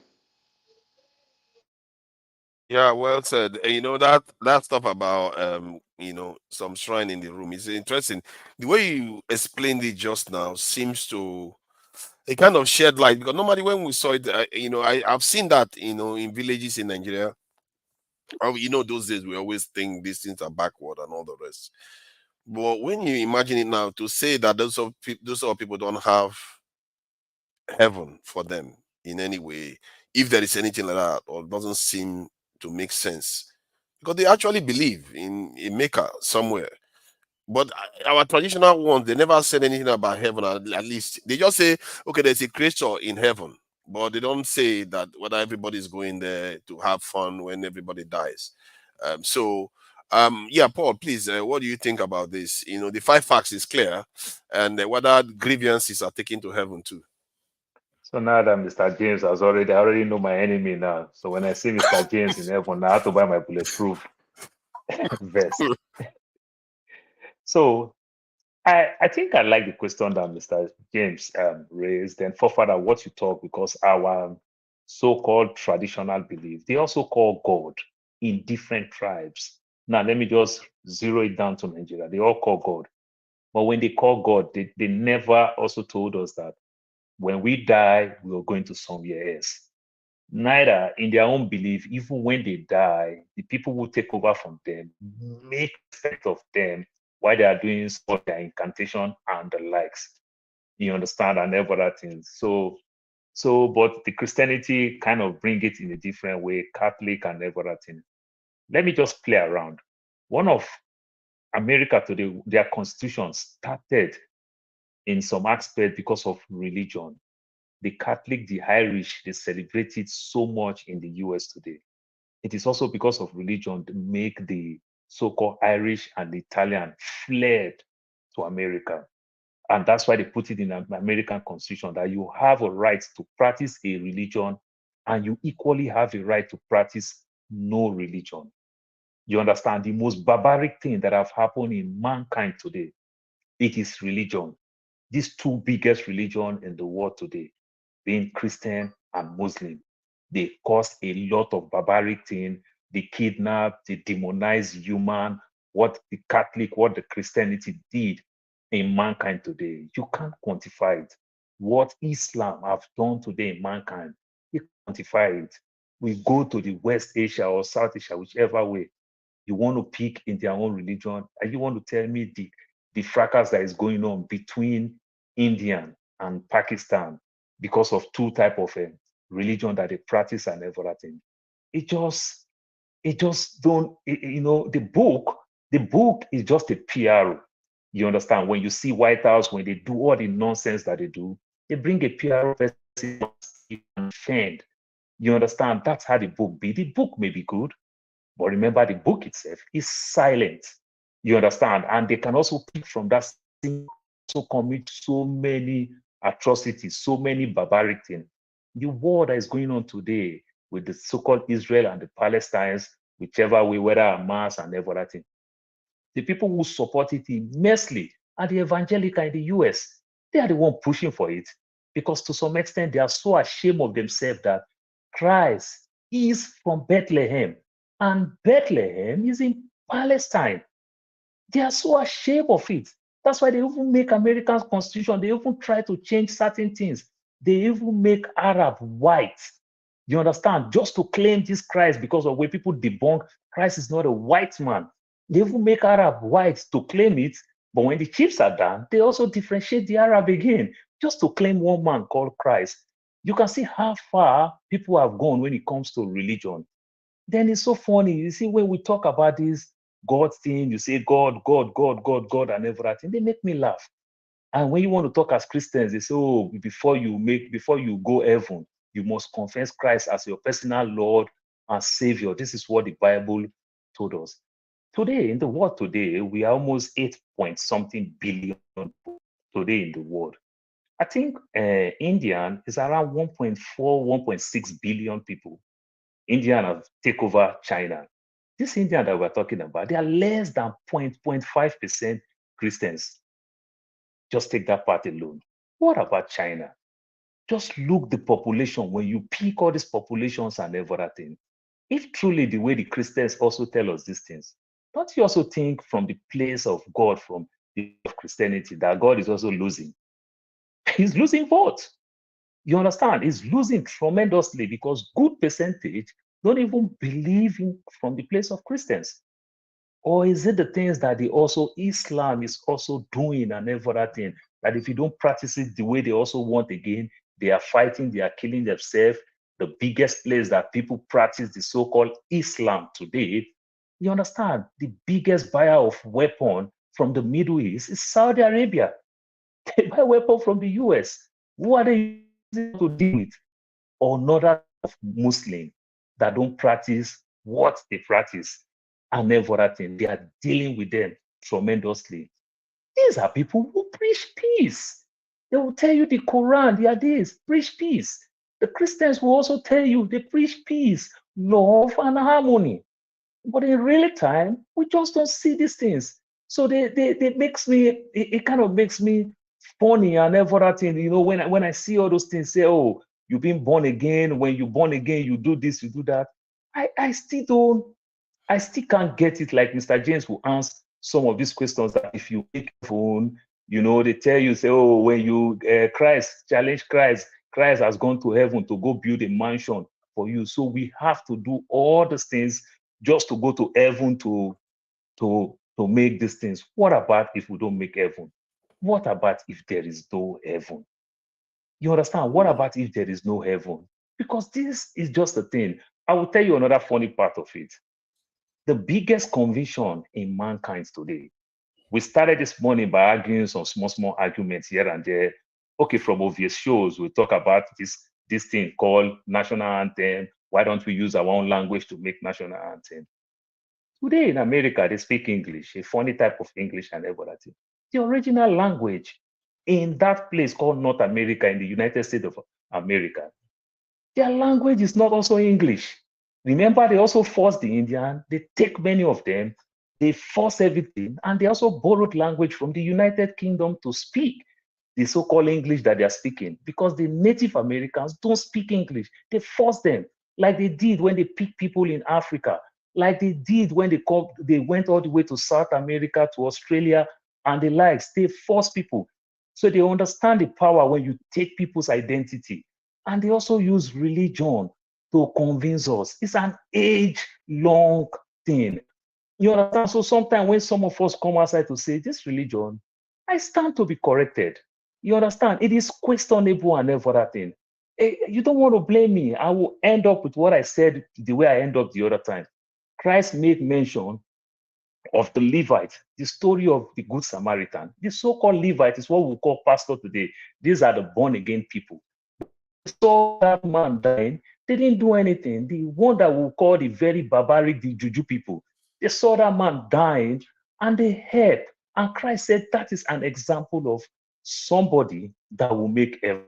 So I can't understand it much better than that. Just be a good person. You understand? Just be a good person. Just do the right thing. You understand? When you do the right thing, you yourself, you are at peace with yourself. You understand? I don't need somebody to validate me. I don't need somebody to read the Constitution nor read the Bible. I know when I'm doing the right thing, and I know when I'm taking advantage. I also know very well when I'm doing the very wrong thing. So I didn't want to explain to me that this one, you have to do it like this, you have to do it like it's an age-long thing. Religion, they use it to divide the world. That's my take for now. If I remember anything, I will say it. Thank you. You know, that beef part, nobody has explained that beef part to what the Bible said. Maybe everybody forgets about it. Once God has settled it, you don't have a right to go back to beefs on earth. Thank you so much indeed. I'm leaving. Thank you so much. Thank you, Mr. James. You actually asked pertinent and raised pertinent points. Thank you very much. Sorry, I forgot one line, please. I almost want to jot it before it came to my turn. So now, also the Bible again, like the so-called preachers of this Bible, I think I'm talking more as a Christian who went to church for donkey years. They said before I was born, God knows me. God knows who I will become. If God already knew me before I was born, that I'm going to be a criminal, for that thing.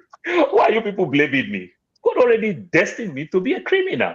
Why are you people blaming me? So also leave it like the Christians will say. And like you are destined to be the criminal. You are destined to be blamed. Hold on. Just like as the Christians will say, touch not my anointing and do my professional harm. How about you just leave me for God who already destined me to be a criminal? Let him also punish me or validate me that you become a fantastic criminal. What about that? God created heavens and earth for in 6 days. On the seventh day, he rested. And Almighty God cannot rest because, he has all the powers. So it means he was worn out, he was tired. God is not almighty. Goodness. Yeah, just using human standard to judge God. And the day that is resting, that's the day we are praising him. The day that is resting, that's the day we are bugging him. Exactly. Is it not funny? Then for another funny part of it again, in this so-called Christianity again, one part and another part get me confused in a different way. Now, the so-called Christian, one part they say, oh, you should wear your hat, you should wear your cap, and never that thing. Then another part again, you see the top hierarchy of this same Christianity will put a hat in their head. You understand? The Christian, they say Christian women don't cover your hair. You see the Jewish women, you understand, don't cover their hair. The Jewish men cover their hair. All these things, it's just so much conflict. Today, the so-called big bishop in the Pentecostal now cover their hair. The Reverend Father cover their hair, or they tell me not to cover my hair. So right now that I'm not in church, they say if I cover my hair, it's like I didn't open myself to God. So right now that I'm not in church, it's as good as if we want to use technology to judge it. I just log out from God. you understand? So it's kind of funny. It's just so conflicting and every other thing. So if I'm saying what I'm saying, Mr. KJ, I stand to be corrected. I just want to be a good person. That is all I can say. Okay. Yeah, Amadio, go ahead. End of the day, everybody's saying the same thing. Just be a good person. That's what everybody's saying here. Every other thing you are saying here are stories. Every other thing you are saying here are all stories. End of the day, Mr. KJ landed. Don't be a good person. Paul John landed again. Don't be a good person. End of the day, be a good person. Every other thing is stories. That's why I say it. I don't normally go into talking about Bible. I don't argue the Bible. I'm a Christian, but I don't stay and argue what the spirit in me didn't take me. I argue what I know, what I can see with my eye, what I can feel. I believe in our Lord Jesus Christ. I believe in that there's heaven, but I don't argue when somebody telling me opposite of it. Leave me for what I believe. Let me live with it. At the end of the day, allow me to do my. If I'm doing good, let me do my good. If I'm doing bad, tell me what I'm doing is bad. All right. They don't, try to do stuff that we know that physically is not. It knows that they have seen Jesus. Even Apostle Paul, who saw, didn't see Jesus eyeball to eyeball. He didn't see him become like a flash and pass a message. Everybody that died, I don't know how someone will die after 3 days. Only Jesus that have died and rose again. No other person in this world have died after confirming that he's dead. He rose again, that he have gone to heaven to see this, to see that. Who confirmed that he was dead? What I don't say all these things that we keep saying. What I know is that it may be true, but me, I don't believe that somebody will die after so many hours, after 1 or 2 days, person will resurrect again and come and tell us that he has seen Jesus. And as we all know, Bible is written by the men who spent by the Holy Spirit. It's accountability of what happened on earth. It's not that, okay, this is imagination. This is accountability. Paul wrote to this, Timothy wrote to this, just like a letter. Hey, Timothy, when you go that place, bring Barnabas along with you. You record that in the Bible. That's what Bible is. When you go that place, make sure you don't drink. Make sure you eat. All right, because this food you're eating is not good for your health. All right, that's what the Bible is all about. But it's inspired by the men. They put it together and put it and make it a book, and all of us are reading it. Then what to be as the world goes on, people start going reverse version, making the Bible where it suit their own preaching according to what they believe in. That's what you see, revise this. They will, every person will come now, and King James came on what he believed on. King James Bible, that's what he believes on. He removes some, he puts some. But is it a form of con where you promise people something you don't have any proof for? You just tell them, you just promise them something great out there. No. Because a lot of people. New Testament's accountability of what happened on earth when Jesus was on earth. It's accountability. Everything that happened in I'm talking about heaven. Heaven itself. Now, yeah, you can see what somebody says on heaven. Heaven is your belief. Let me just share something with you so that you see what I mean. Because some people say they see visions, they see all kinds of stuff. But let me just give you an idea of what tends to happen. This is a drug they call DMT, where people can alter their consciousness. You see, why is Black Beauty smiling? Because I'm from New York. I'm from New York, so you already know. I'm from the craziest town. So. Yeah, there's a drug they call DMT. They can use it. Let me just play it briefly. Dimethyltryptamine. It's a powerful psychedelic drug. Is DMT a hallucinogen? Yes, DMT has effects similar to LSD and magic mushrooms. DMT is the main ingredient in ayahuasca, a plant-based psychedelic used for centuries in the Americas. How does DMT work? DMT works by blocking the effects of serotonin in the brain. So for most people who use DMT, this produces intense hallucinations, changing the way people experience the world around them. How is DMT consumed? DMT can be snorted. So the reason why I wanted to show that is that our consciousness itself, how we perceive the world, can be altered by chemicals. So what makes us think just because you see something that it is real? You know, it could be an altered consciousness. Even all those people that are about that have near-death experience, it could be an altered, because your systems are in distress already. If your system are in distress, what makes you think your brain is not in distress? So some things could be firing all over the place. Your perception is not as concrete as you would think it should be. Then that's why you see those things. Why is it that normal people don't just see heaven, walking around, just see heaven like that? It's very rare you hear people say that. It's often when they're about to die. But that's it anyway. That's just forefathers, even down to alcohol, because a lot of people will ask me, do I drink? I do drink. I consume wine. I don't drink spirits. People ask me, why don't you drink spirits? I don't drink spirits because I don't want spirits. That's why I don't drink spirits. I see. That's a play on words. This is a high view. Okay, as I'm saying, listen, forefathers, I'm saying, all right. As you say, even I know people that smoke, like Nigeria would not do, they smoke in America, you know. If somebody's telling you that when they smoke, they change their reasoning, all right. But that's not where I'm going. Now I'm coming from on heaven. It's my personal race. It's my personal decision. So nobody have the right to question me about it. It's my own belief, what I believe in. All right. So nobody have the right to believe what you believe in. Let me know what I believe in. Don't tell me this is what you believe. I must believe what you believe in. So many Christians have made Christianity look childish. That's just the problem we are getting. They make the Christianity look childish. I'm a strong Catholic, all right. I remember Bishop Okonkwo when he came to he went to a dedicated church, a school, like a let me say a foundation layer, right? So with the youth, everyone was going. So he was saying that you should contribute, do that. Now we are start waking up. We are start waking up then. That our reward is in heaven. I will say which reward is in heaven. We point to somebody which we know when we are growing up that was be a major contributor to build the primary school, and he lost his job. He's not riding Okada. Even he was the major contributor. The kids which he gave back cannot even go to that school anymore. Then which reward has the man got after contributing heavily on the building of that school? Now he lost his job. The kids can't be able to pay the school fees. Then you tell me to come out and contribute heavily again. My reward will be. If I cannot take my rewards here, see my kids and being happy, see things going the way it should be, how will I think I will go heaven and get a reward? Best of all, let me believe what I believe in. Let me do what I can do, what I can do with my eyes, and what I can do when I have my leg.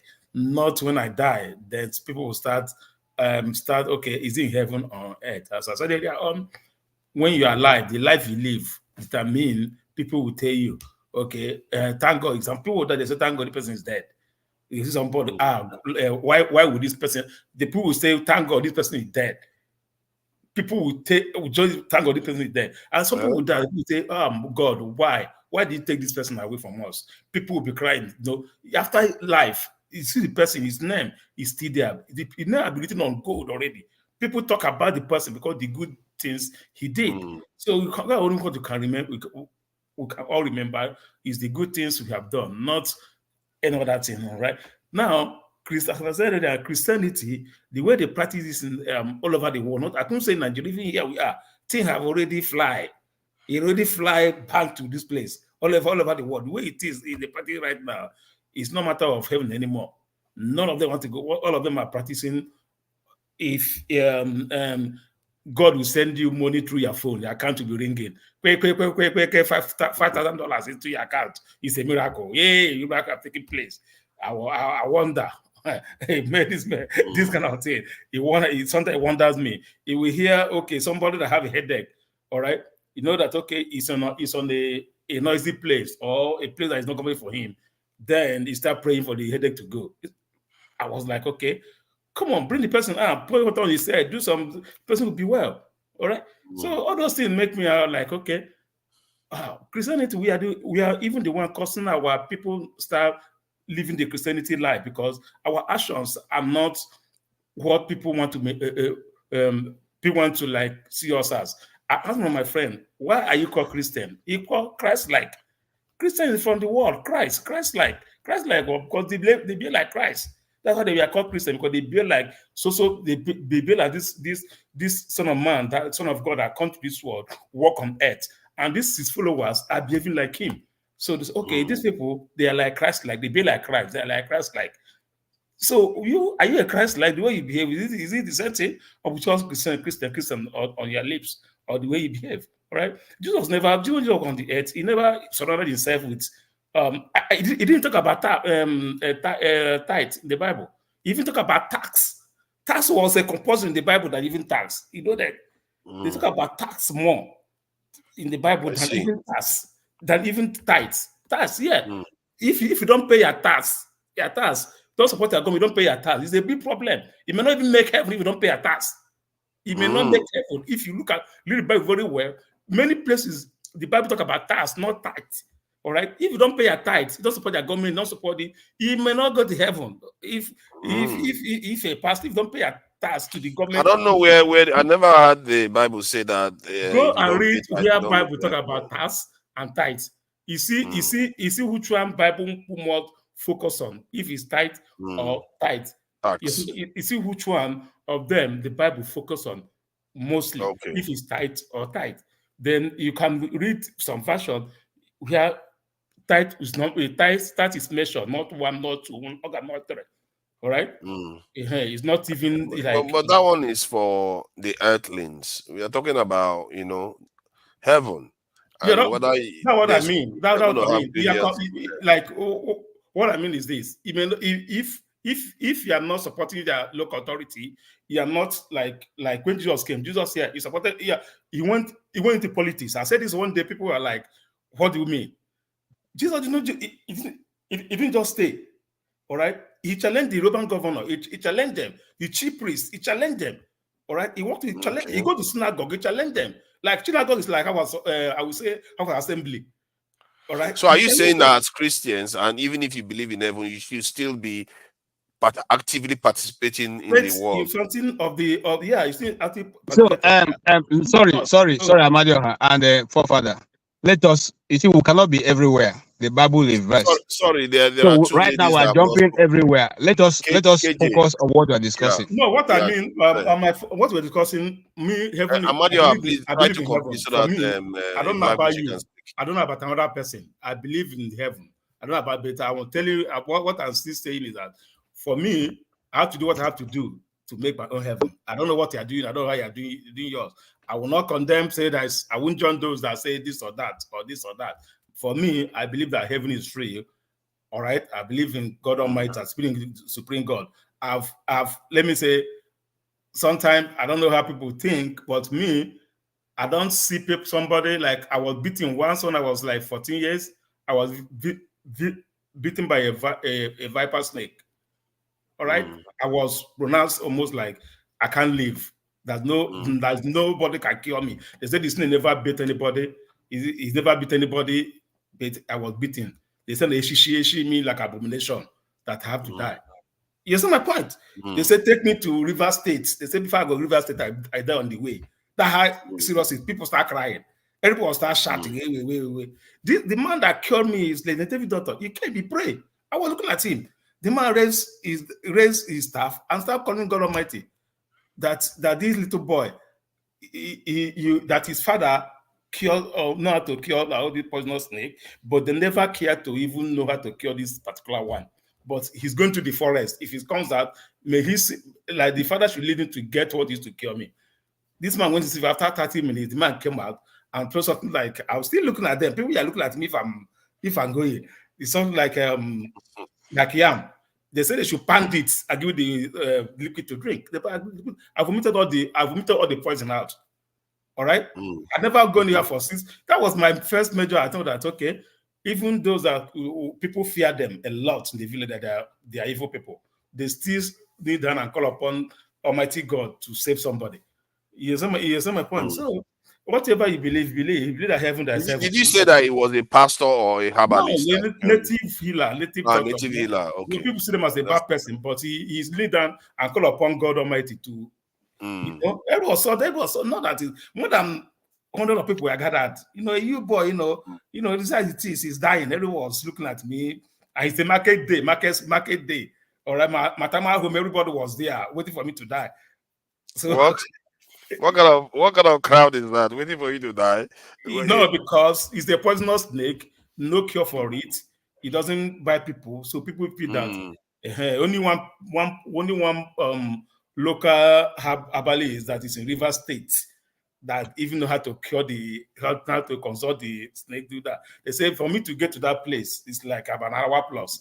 Out of curiosity, how did the snake manage to tag you? Where were you? They say I came back from the city, all right? So I went to help my mom in the farmland, all right? They say I step on the tail. They know the snake, actually.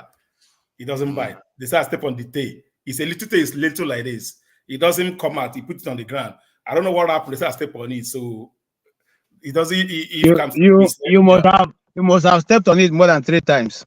Now I'm trying to cut. No, what happened? I was trying to cut pantry 3 times. Right? That's why I'm telling him, because that snake is in my place also. You must have stepped on it more than 3 times, and in those 3 times, it will have warned you. Okay, because when you step on it on the ground, sometimes it shakes his body, so you think the ground is moving. It normally buries itself inside the ground. Oh, that's interesting. Or under leaves. Yes. Yeah, so that was. I'm guessing that came. Am I right? The place where you were had leaves. I said I'm trying to cut a pantry for the goat, right? And it was trying to rain. I didn't figure out that. So when I shouted, everyone was like, "Whose snake is that?" I mentioned the name. Everybody pack their load. Everybody start packing their load. Because it doesn't bite. It doesn't bite. So it's not normal. It's not normal. It's not my point. Were you wearing shoes when he beat you? See this one. You were walking around barefooted. No, see I'm just checking now. So my point I'm making is this: everybody see God as a supreme being. Even the native people, they see God, but it depends what they do with it. All right. So that's my point. Everybody just have to be righteous. If you are doing, you do good. Let your name speak good. It doesn't matter what you believe on. Just do your good.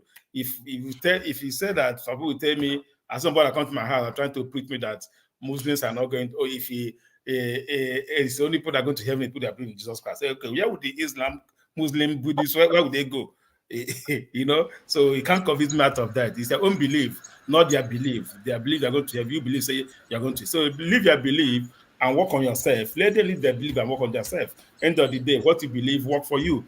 So that's just my own point. So I know they hear that argue, say God. I say they hear, I don't get people. Some people tell me say there's no God. They don't believe there's God. I say, how do you sleep and wake up? They say it's their mother that teach them how to sleep.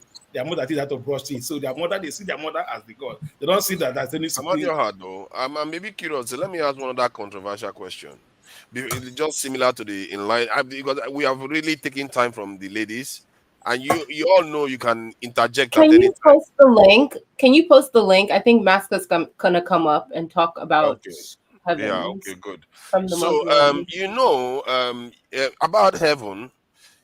Can you go to heaven and start worshiping Lucifer? Do you have freedom of thought in heaven? And you Okay, know, and that's where I want you to know, come in. Who they ask? I don't go there. Who they ask? I don't go I there. want, so I, why I, do you I, believe I now? want, You've not been there. You are believing something.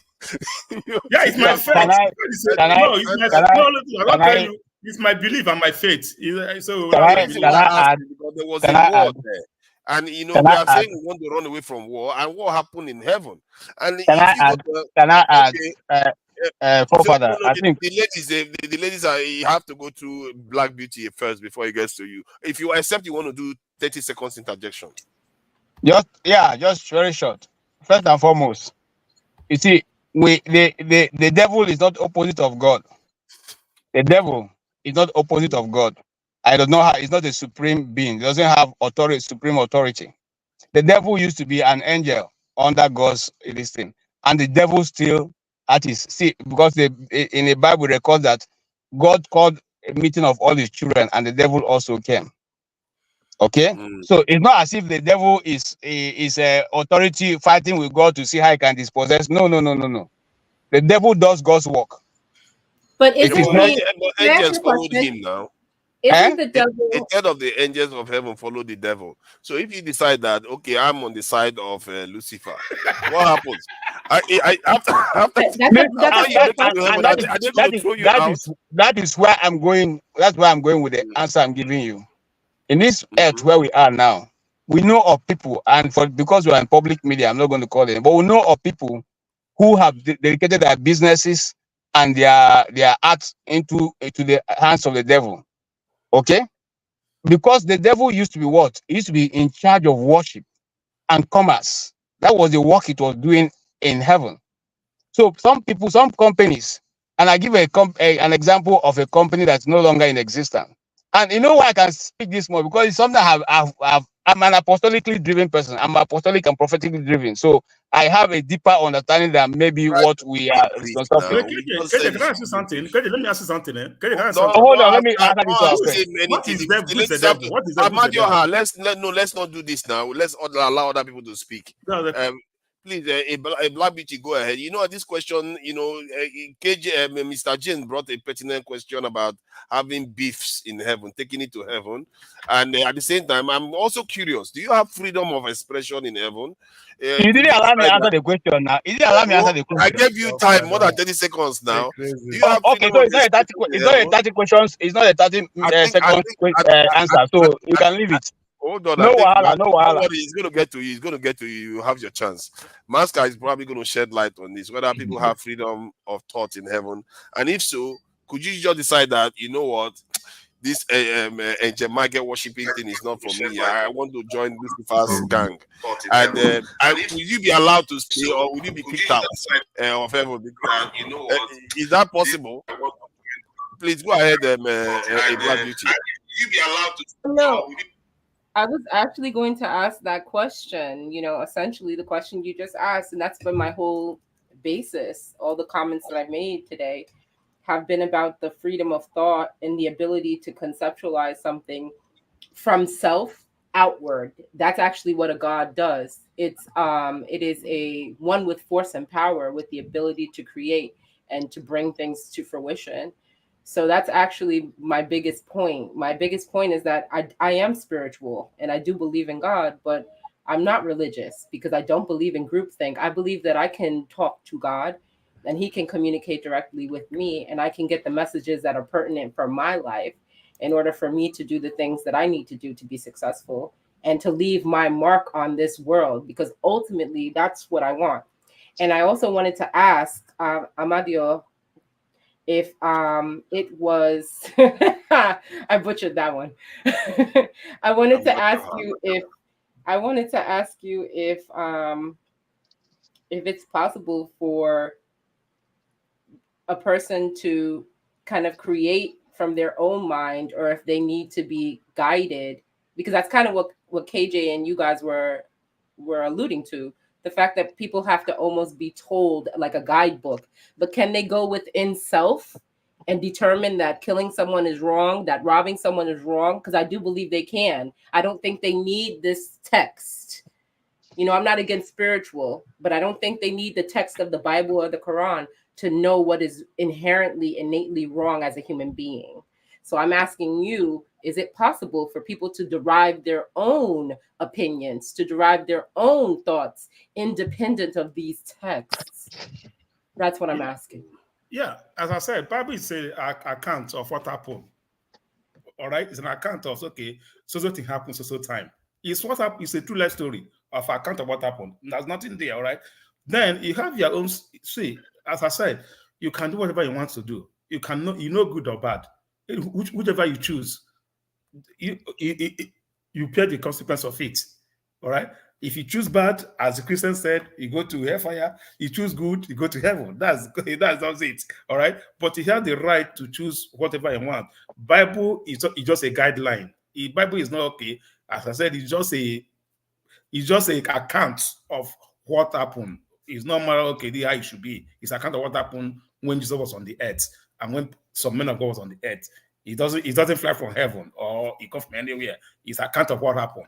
Like the Samaritan woman, when they pour Jesus oil on the leg to anoint him, that is account of somebody was there and tell you that somebody did this, somebody do that, somebody do that. That would happen. So you can do whatever you want. Some people. What if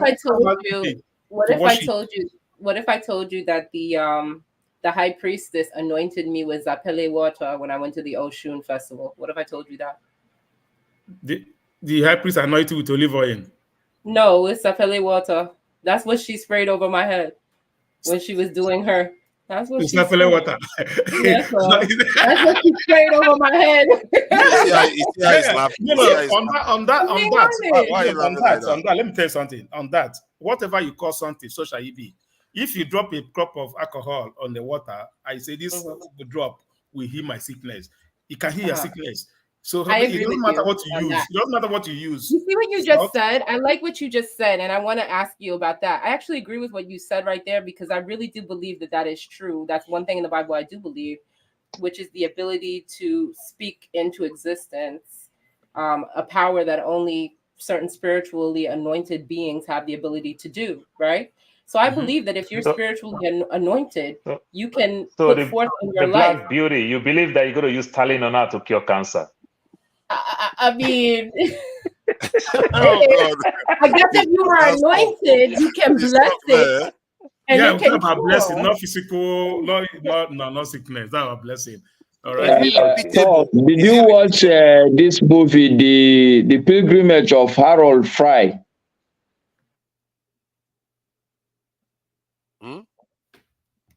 Answer now, Paul. Did you watch it? I mute myself. Yes. You watched the movie where a lady was suffering from cancer, and a friend of hers told her that, okay, he will be trekking across England and will be coming to meet her. And it's evident that her cancer was actually receding because she was waiting for him. Yes. Well, from the beginning of our conversation, your word is that, did you watch the movie? That's why it's a movie. Oh well, but don't you think that movies are a representation of reality? In certain ways. No. I mean, is it a representation of reality or not? Sometimes they project some of the things that are about to happen while they are doing research and everything. Like some of the things we watched in James Bond many years ago, they started coming to light and everything. So we know things like that. But if it has not come, it has not come. That's all I'm saying.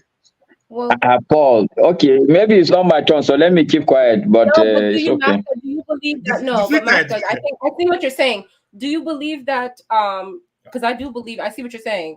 But I also think the other way. I believe that art shapes and influences. That's the question I did have, Amadio.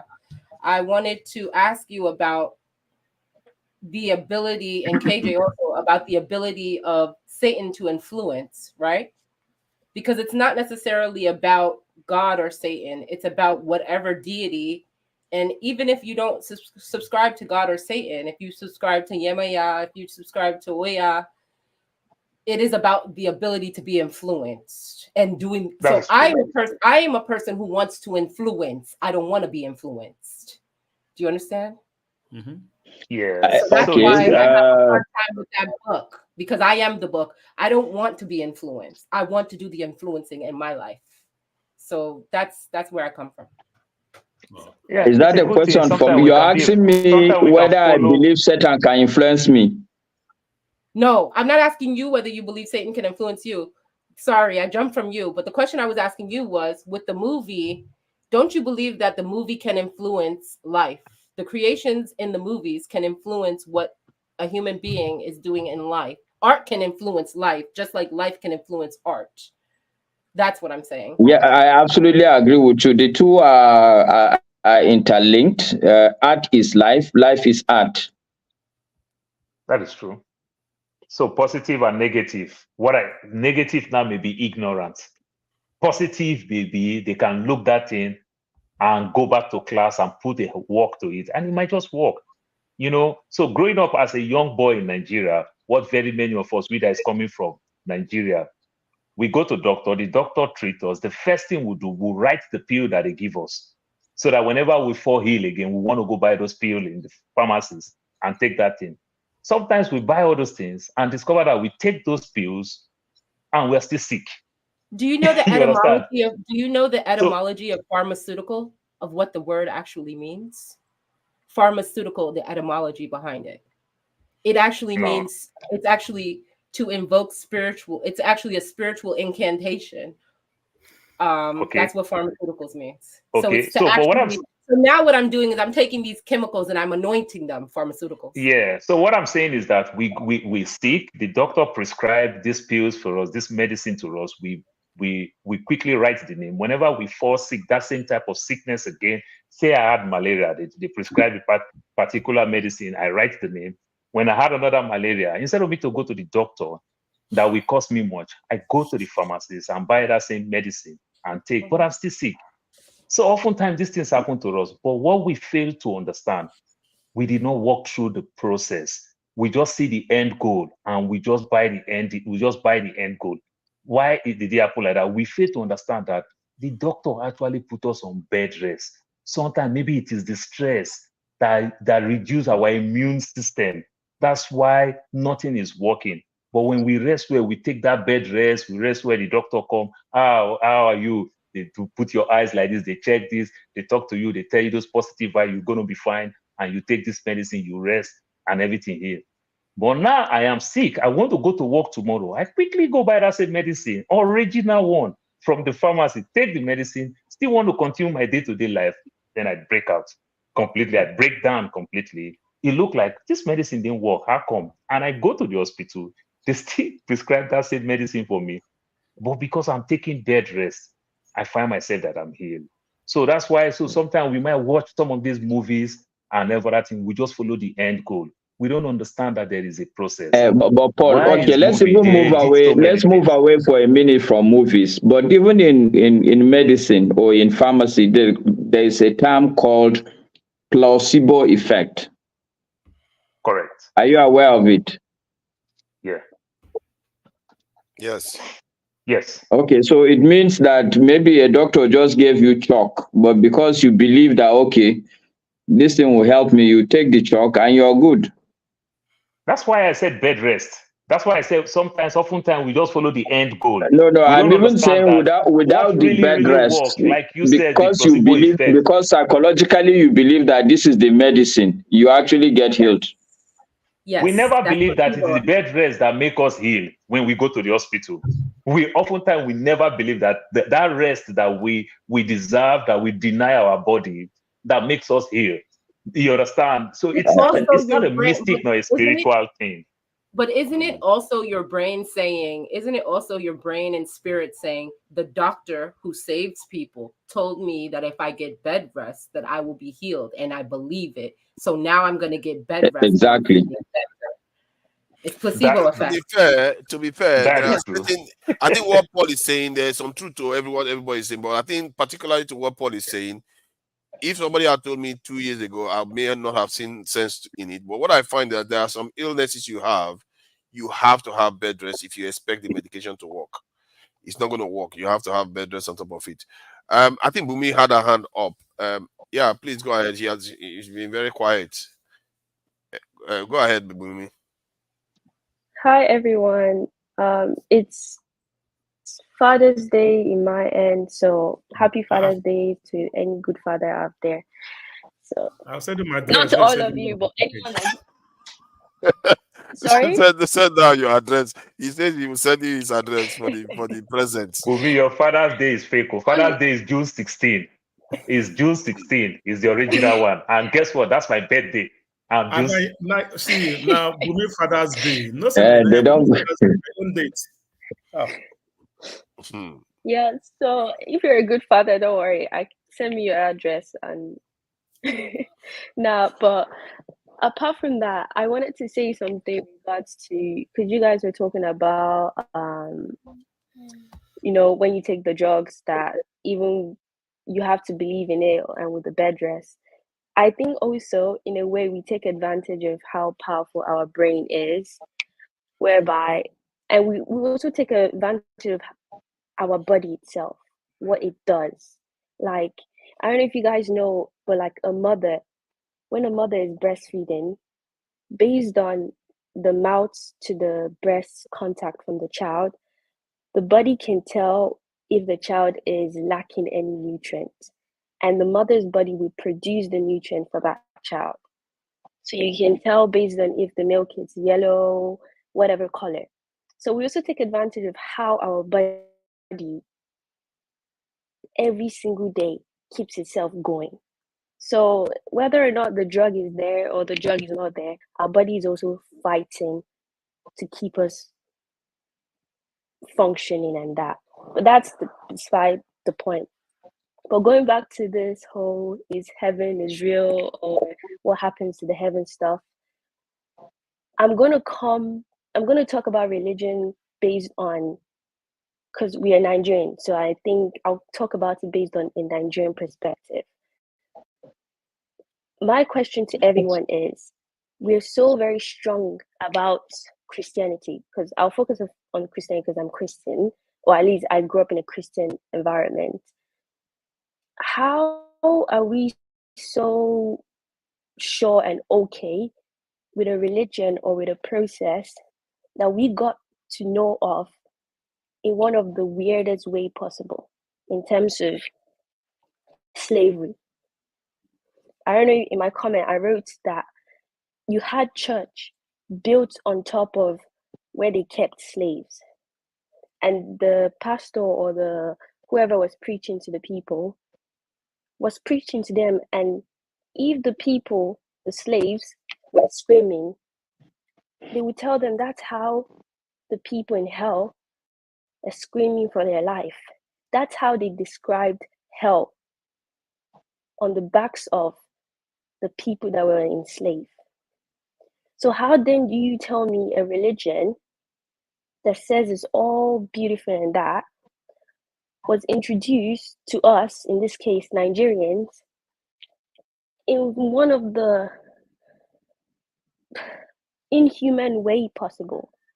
And when I talk to some Christians, they tend to say, but those are those people. But it doesn't also differentiate that they use the same Bible that we are using to talk about right now. You know how, wasn't it Mr. Electricity saying he's going to give you points from the Bible to explain things? They use the same Bible to justify oppression. So that's where my conversation is coming from, in terms of like, if we're Nigerians, if we're talking about a religion that wasn't my ancestors that discovered it, this is what was introduced to us, how do you go from there? There's another thing I got to know of was the naming, how we get, like, I'm going to speak on the Yoruba culture.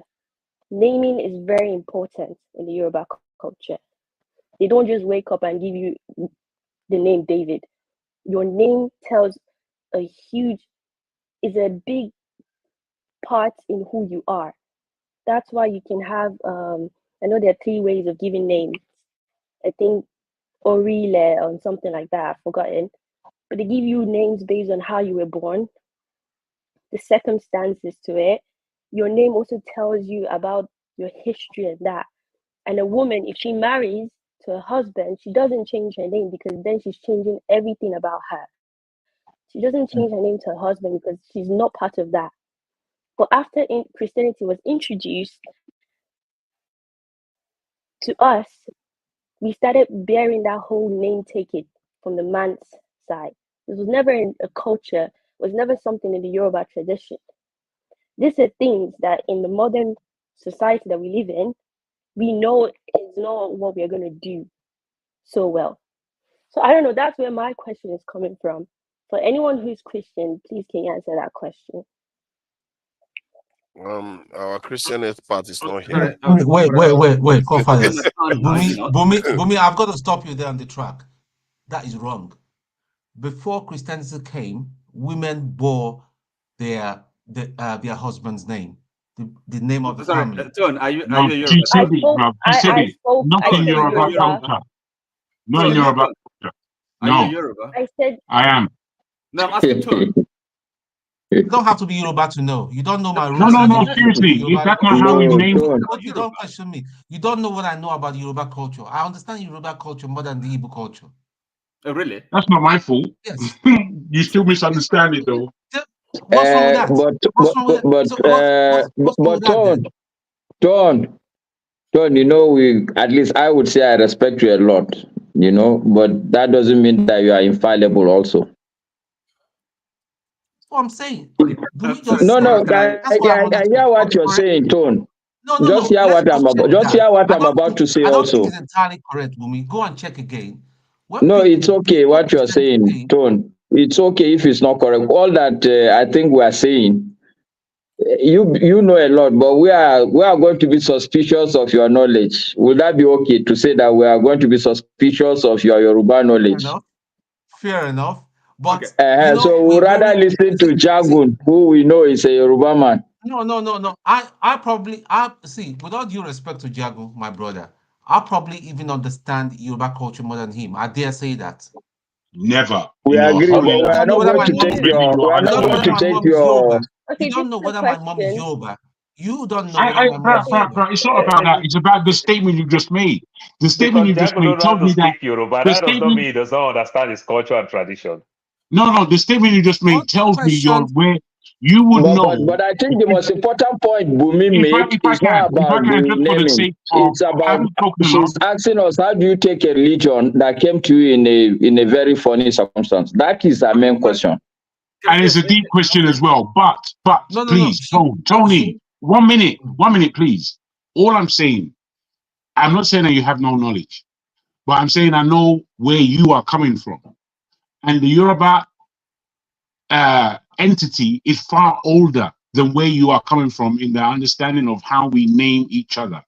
Because in real terms, a lot of people may seem that Yoruba people have very similar names and they have the same names. But in real terms, if Yorubas are naming you, you'll be the only person in the planet with that name. Only person. Because it's that unique, how we initially named people. Only person in the world. And you're not carrying anybody's surname. You understand? You're not doing that. You're being named precisely for you. That is the Yoruba culture. So don't even mess up. From what I gathered, they said they do trace family lineage through the patrilineal. You can, because it's the Oriki is inside the name. And Oriki is the poem of our family. You understand? And it's patrilineal, not matrilineal. It's patrilineal. I was going to come it's your father's house. But even though it's your father's house, your mother's almost DNA is within your name. Yoruba never play with your mother. Nothing they do in Yoruba land, if they don't call your mother, it will never work. No, you understand? If they would use you to do anything, they must call the mother's name. When they're doing anything. It's there, bro. Even though they perform any Yoruba if is they not don't a call the simple mother's thing, name, it will it's never not a be simple complete. thing. Is that That's how not? Yoruba Is it not operates. the same in most cultures? I'm not so sure. That's why the young lady spoke about Let me just herself ask in Bumi. terms of Bumi, are you Yoruba saying now. that there's the concept of surname does not exist before It Christianity? didn't exist before. That's what I'm telling you as a fact. Can I clarify why I give that as an Surname is actually example? European, bro. It's not even global. It's European. And they use the surnames to depict the serfdom that you are under. So if you're a cropper or a farmer or a tailor or this or that, that will be your surname. And the Romans invented it mostly for taxing people so that they can target them precisely. Otherwise, people answering John here, John there, is going to confuse them too much. Hey, I'm on a conference. So maybe Magana disappear. Masca, okay. Let Alabumi. I think Bumi wanted to say something, please. After that, then OT can go because OT hasn't said more. Bumi, please go ahead. So just to clarify why I brought the name stuff was because based on how Christianity was introduced to us, it was a business form. It was a way of control. And with the name changing, and basically, I think someone has also identified, was erasing your identity. And you were nothing else apart from what they described you to be. So that's why you see almost half of, like, there is nothing. If you meet half of Nigerians, you don't know their history. You saw someone that would literally, I read once that a governor demolished a historical figure just because it's seen as devilish or unworthy or I do whatever. That's your entire history. You don't have to believe in it, but you've just removed history that we cannot even talk about. And the reason for the name stuff is so they can literally see you as a property. When you marry to a man, you become his property. You don't become a person. Your identity is completely erased. And that's what colonization was all about. Property, labor, and oppression. You are never seen as a human that has the power and the will to contribute your opinion. That was just my point of coming to this whole religion point, whether heaven exists and all that. Oh, okay, sorry, Abumi, hold on. Are you saying that if you are attributing this whole thing to colonialism, I mean, in the West, okay, the West, of course, that colonized Africa and Africans, this same system of, if like what they call patrilineal. Okay, so it's not the same. I mean, what has it got to do with colonialism? It's not the same. Okay, if like the man's world, really. I mean, this so why is it? What has it got to do with colonialism? Or has it not been existing in the West before they came to Africa to colonize us? That's just exactly the point. Sorry? That's exactly the point. Because I mean, you're kind of connecting this with the question of Christianity. In other words, question really the point or the truth and validity of Christianity. I think the way Christianity was brought to Africa, yes, we understand the situation, but that's not really the issue. Now, because even as we're practicing Christianity in our practice, that is not a standard by which to judge it. See, because it's a religion of the scriptures. We've got the scriptures. It's a religion of the book. So and you have to read the text if you're a Christian and understand the text, understand what it's talking about. You don't look up to any man, any group of people, okay, in your Christian life. That is because maybe Christianity was brought to Africans by colonialists, Western colonialists. I don't think that is really an argument against Christianity. We have to try and understand what the message is. What's Christianity? The religion it's more in the way people live their life and practice. It's not this thing. Religion. We talk about religion. We think it's something, you know, propositional. You know, do you believe in this? Do you believe on this doctrine? That is not really. That is kind of missing the point. It's more to do with how do you orientate your life? What's the meaning of your life? And I'm sure most of us here, whether you profess any religion or not, sometimes we ask ourselves questions and try to understand what is the whole purpose of of our existence. Where are we? I mean, is that all what we're doing here? I don't think any of us here really will rest content with that, you know, with the knowledge or maybe with the understanding that this is it. You know, our existence is just limited to temporal experience once we die, and that's the end of it. I don't know who believes that. And if you say you believe that, I mean, what really explains your effort? What is all these struggles? You know, we engage in life. What's the point of it? Ask this. I mean, is a human being required to ask profound questions about their existence? What does it mean in our lives? And some of the questions we ask really. I mean, nobody has been to, for us. You're asking these questions. How does heaven this that? I don't know if Akeje has said that he's been to heaven and come back to be able to answer those questions. I don't think they're not. I don't understand how sensible these questions are really. We are living in this world. But aren't you allowed to? You know, and there is helps us, guide us. The question of, for example, morality. I mean, the question right and wrong.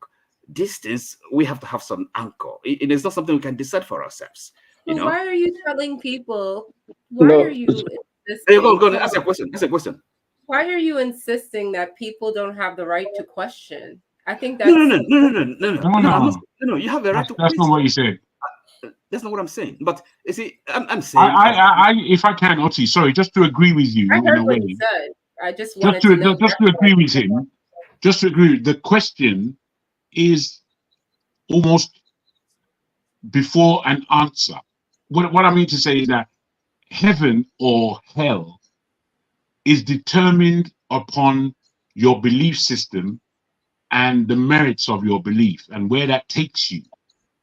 To talk about heaven and hell is almost like to talk about an address, and we don't know this address. We don't know where it is. We don't. It's foreign. It's completely foreign to us. And I must just underline this: where if you're talking from Bible state, Jesus spoke more about the kingdom than he ever did about anything called heaven. He spoke about the kingdom. And what the kingdom was supposed to be was about the heavens and the earth coming together, creating a new plane, a new earth, in order for us to run the camp, those of us who are chosen, for the rest of the world, in Christian terms. Now, you see, this is what I mean by read the book. If you don't read the book, you haven't got a clue. You haven't got a clue what you're really talking about. You're basing all your objectivity on the utterances of others, and you've taken this aboard as the reality. Where that's not. If you read a book for yourself, you'll know what the reality is. Nobody has to tell you. So can we hear from? What do you think about heaven itself, Oti? You know, is it something? Is it real? Look, if I tell you, it's not that important to me, quite frankly. You know, look. You're not a Christian. I'm a Christian. Okay. How can it not be important to you? Look, because it's like the end result. I don't know what I don't know what it looks like, and you see, if you try to. But Oti, in fairness, let's be honest and respectful. Oti, sorry, how can you say it's not important? How can you say heaven is not important? Are you honest? No, hold on. But I'm saying it. So you have to ask me. You know, maybe don't say how they're asking me the wrong question. How can I say? I'm saying it. I'm telling it to you because for me, what is the question I'm asking you? Are you honest? Am I honest? Are you being honest? I'm not honest. To say that it's not important. I'm honest. See, but of course, I don't know everything. And if you ask me a question I cannot answer, I'll tell you I don't know the answer. So if you're asking somebody how is heaven, what is going to happen, I've not been to heaven. I think that would have been a more honorable answer that I don't know because I've not been there. Not to say that it's not important. Well, listen. Well, you see, it's just like I said before. If I can, sorry, it's just like for the sake of clearing this one up, please. We know the rule. Bumi, please go ahead. I haven't spoken a lot. I just want to clear this up. Just allow Bumi to go ahead. You can speak after that. Listen, you see, Bumi, please go ahead. I see why Jagun is saying that you don't like him forefathers. I mean, I interjected. Go ahead. Sorry, please so go ahead. When I said that, I was trying to get Bumi to. I was trying to let you. It's not. No. Jagun is my man. He knows that. No, you don't like Jagun. I can see it, forefathers. Let's call it a spade. How can you call the man like that? You guys are just being evil right now. Can we allow this Bumi to say something? Oti, please allow Bumi to say something. Okay. Please, Bumi, go ahead. Yes. I wanted to say that I agree with Mr. Oti when he said that he doesn't think heaven is important. I only think that people who tend to think heaven is important, they just want to enjoy again. But if he's a Christian, how can he say heaven is not important? Can he say it's not important? Let me tell you why. I'm Christian too. I don't. In fact, I don't trust what you do. Look, can I clear this up now? I said, okay, we have the. Okay, let's allow Jago to clear it up before I'm accused of. Sorry. The only reason I want to clear up is because I've said it. What I said is that heaven or hell are not as important as what you do on this earth. So if Oti outlines that he is not interested as such in heaven, I can take it for a point of view, but I have to take it from the point of view of what he is doing on the earth. And whatever he's doing on the earth, as much as he may take himself as a Christian, the commandments, okay? As much as he may take himself as a Christian, he may not be following that path necessarily. So therefore, heaven can't be important to him. But if you're following that path, I would suspect that going to the side of the Father, which is what I will call heaven, is where anybody should want to be. And but again, you see, we should recall. No, sorry, Oti. Let me ask Jagun a question. No, I don't trust you again, Oti. Unfortunately, I have lost complete trust in you. So let me ask Jagun. Allow me to explain myself. Okay, go ahead, Oti. Go ahead. Let me keep quiet. Because heaven and remember, Jesus Christ, talks about the kingdom of God. Okay, in you, right? So and if you're a Christian, what really should matter so much to you is, the commandments. Are you following the teaching, the tenets? And then how you, what heaven looks like. Nobody has been to heaven and then back to tell you what obtains there. And, so, it's like, you're all speculating. It's practice. It's what you do. How do you live your Christian life? That is what is important. And it's not whether because heaven. What are we going to be doing in heaven? Is it So this bliss and all that. Come on, why should you? It's just really being serious about this things. It's about our lives, our Christian lives, the virtues. Okay, what kind of example do we manifest? Okay, we know what being a Christian. It's not about what you believe as such, the propositions. Okay, belief and religion is not something that can really okay, do I believe in this? Do I believe in this doctrine? Those things are not as important as the life you live. Okay, the self-reflective, that life one lives on this earth. And it is here and now, quite frankly, So kind of focusing our attention. Okay, so okay, I'm beginning to believe you now. But let me ask you this question. So answer me, please, honestly. From what you have said now, even the religion doesn't even matter to you anymore. Because what you are saying simply, wait. What I hear you say is that you just want to live a virtuous life. You don't give a hoot where you end. Personally, no. Listen, if you live a virtuous life, a good life, you will end in a good place, right? You will end in a good place. No.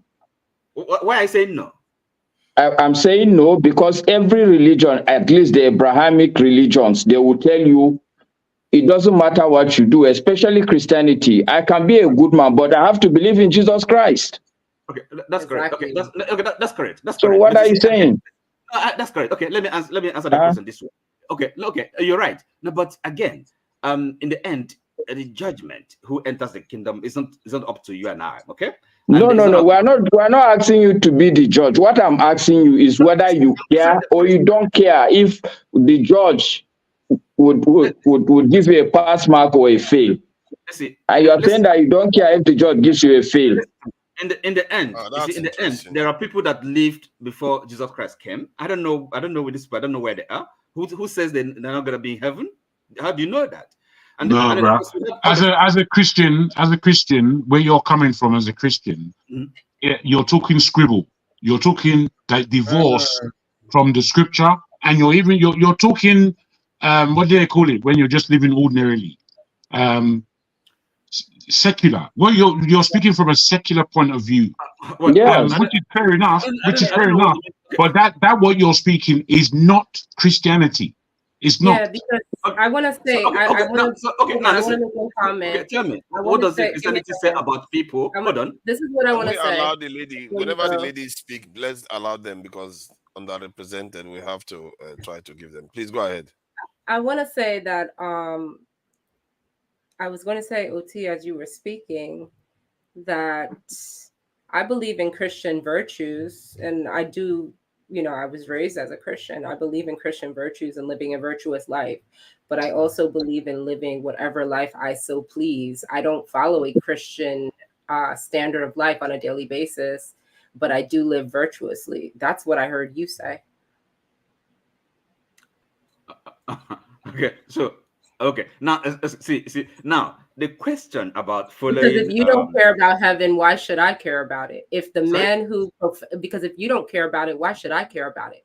Why should a secular person who doesn't really follow any Christian way of living but lives virtuously care more than a person who professes to be a Christian? It's not for me to judge you, right? So the Christianity is a practice. I mean, you follow it. See, another question you have to grapple with is this: we're talking about maybe going to heaven. Okay, now people that lived and died before Jesus Christ came, are you saying all these people are condemned to eternity? They don't have any hope of whatever? No.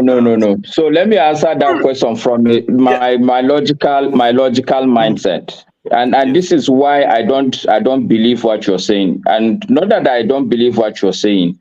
I don't believe you're being entirely honest. I think you're just running away from acknowledging the fact that, you were wrong. You should have said, I don't know how heaven looks like. That would have been the correct answer. I've said that. You see? Wait, I haven't landed now, OT. I will listen to you, but listen to me also. So I think that is what you should have said. But the answer to your question of the people that lived before Jesus Christ, okay? I don't think God will be fair on them. He didn't come to them with a message that this is what you should do, this is what you should stop. So on what basis is God going to judge them? How would they have known? Okay, can I speak before you go further? Because if you are going to use the Bible as a citation, you'll be totally wrong. Because those who live before the coming of Christ, they live, the Bible describes as living not under the law. They live according to the Abrahamic standard. And it's totally different from those who lived during the time of Moses. They were given the 10 Commandments. And then progressing to the time Christ came and said, you know what? This we are giving for you so that you can live a life that, everybody in the community can be respected. And, I'm just paraphrasing. But then he said, the greatest thing that you can do in this present dispensation is to not love one another as I have loved you. No, but love your neighbor much more than you have loved yourself. No. As you would love yourself, not more. Bros, wait. You see, I don't want to. Not more. I don't want to. Be careful before you start. I don't want to summarize the Bible. Look up First John chapter 4 verse 1 or 8 or thereabout. It says what? He said before night was said, love one another, love your neighbor as you love yourself. And so that law was shifted to bring the greatest thing being love. Love as Christ loved, that he gave his life to you. It's not as you love yourself. Because if I love myself and I want to kill myself, if I kill you along also, that means that I'm giving you love. Say no, the love that you are asked to bring now is the love that's beyond what you love yourself for. Sorry. Okay. But that's not where I'm going what chapter is this one? I've never seen this one. KJ, that's KJ. You are giving us a new chapter here. So KJ is saying that Jesus set a new standard now. It's beyond the human. Yes, I understand. But the new standard there really is actually loving even your enemies, not only your friends. Are you with me? So that is really the novelty. That's what Christ. So in other words, you have to love your enemies as well, not only. So if I do that, I'm going to have you love your neighbor. Not the commandment is not more than yourself, but as well as yourself. I mean, as you love your neighbor as you would love yourself. Okay, sorry, Oti, is that a big Maska? Is that a big difference between Islam and Christian? I don't know whether Islam says love your enemies as you love yourself. Is that true for Islam too? Yes. Well, the wordings might be different.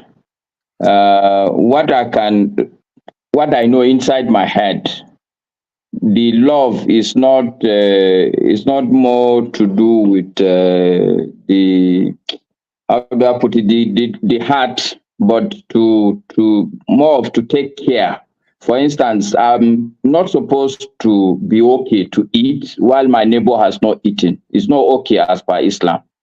So it's a bit more practical. Is that not the heart? Is that not the heart?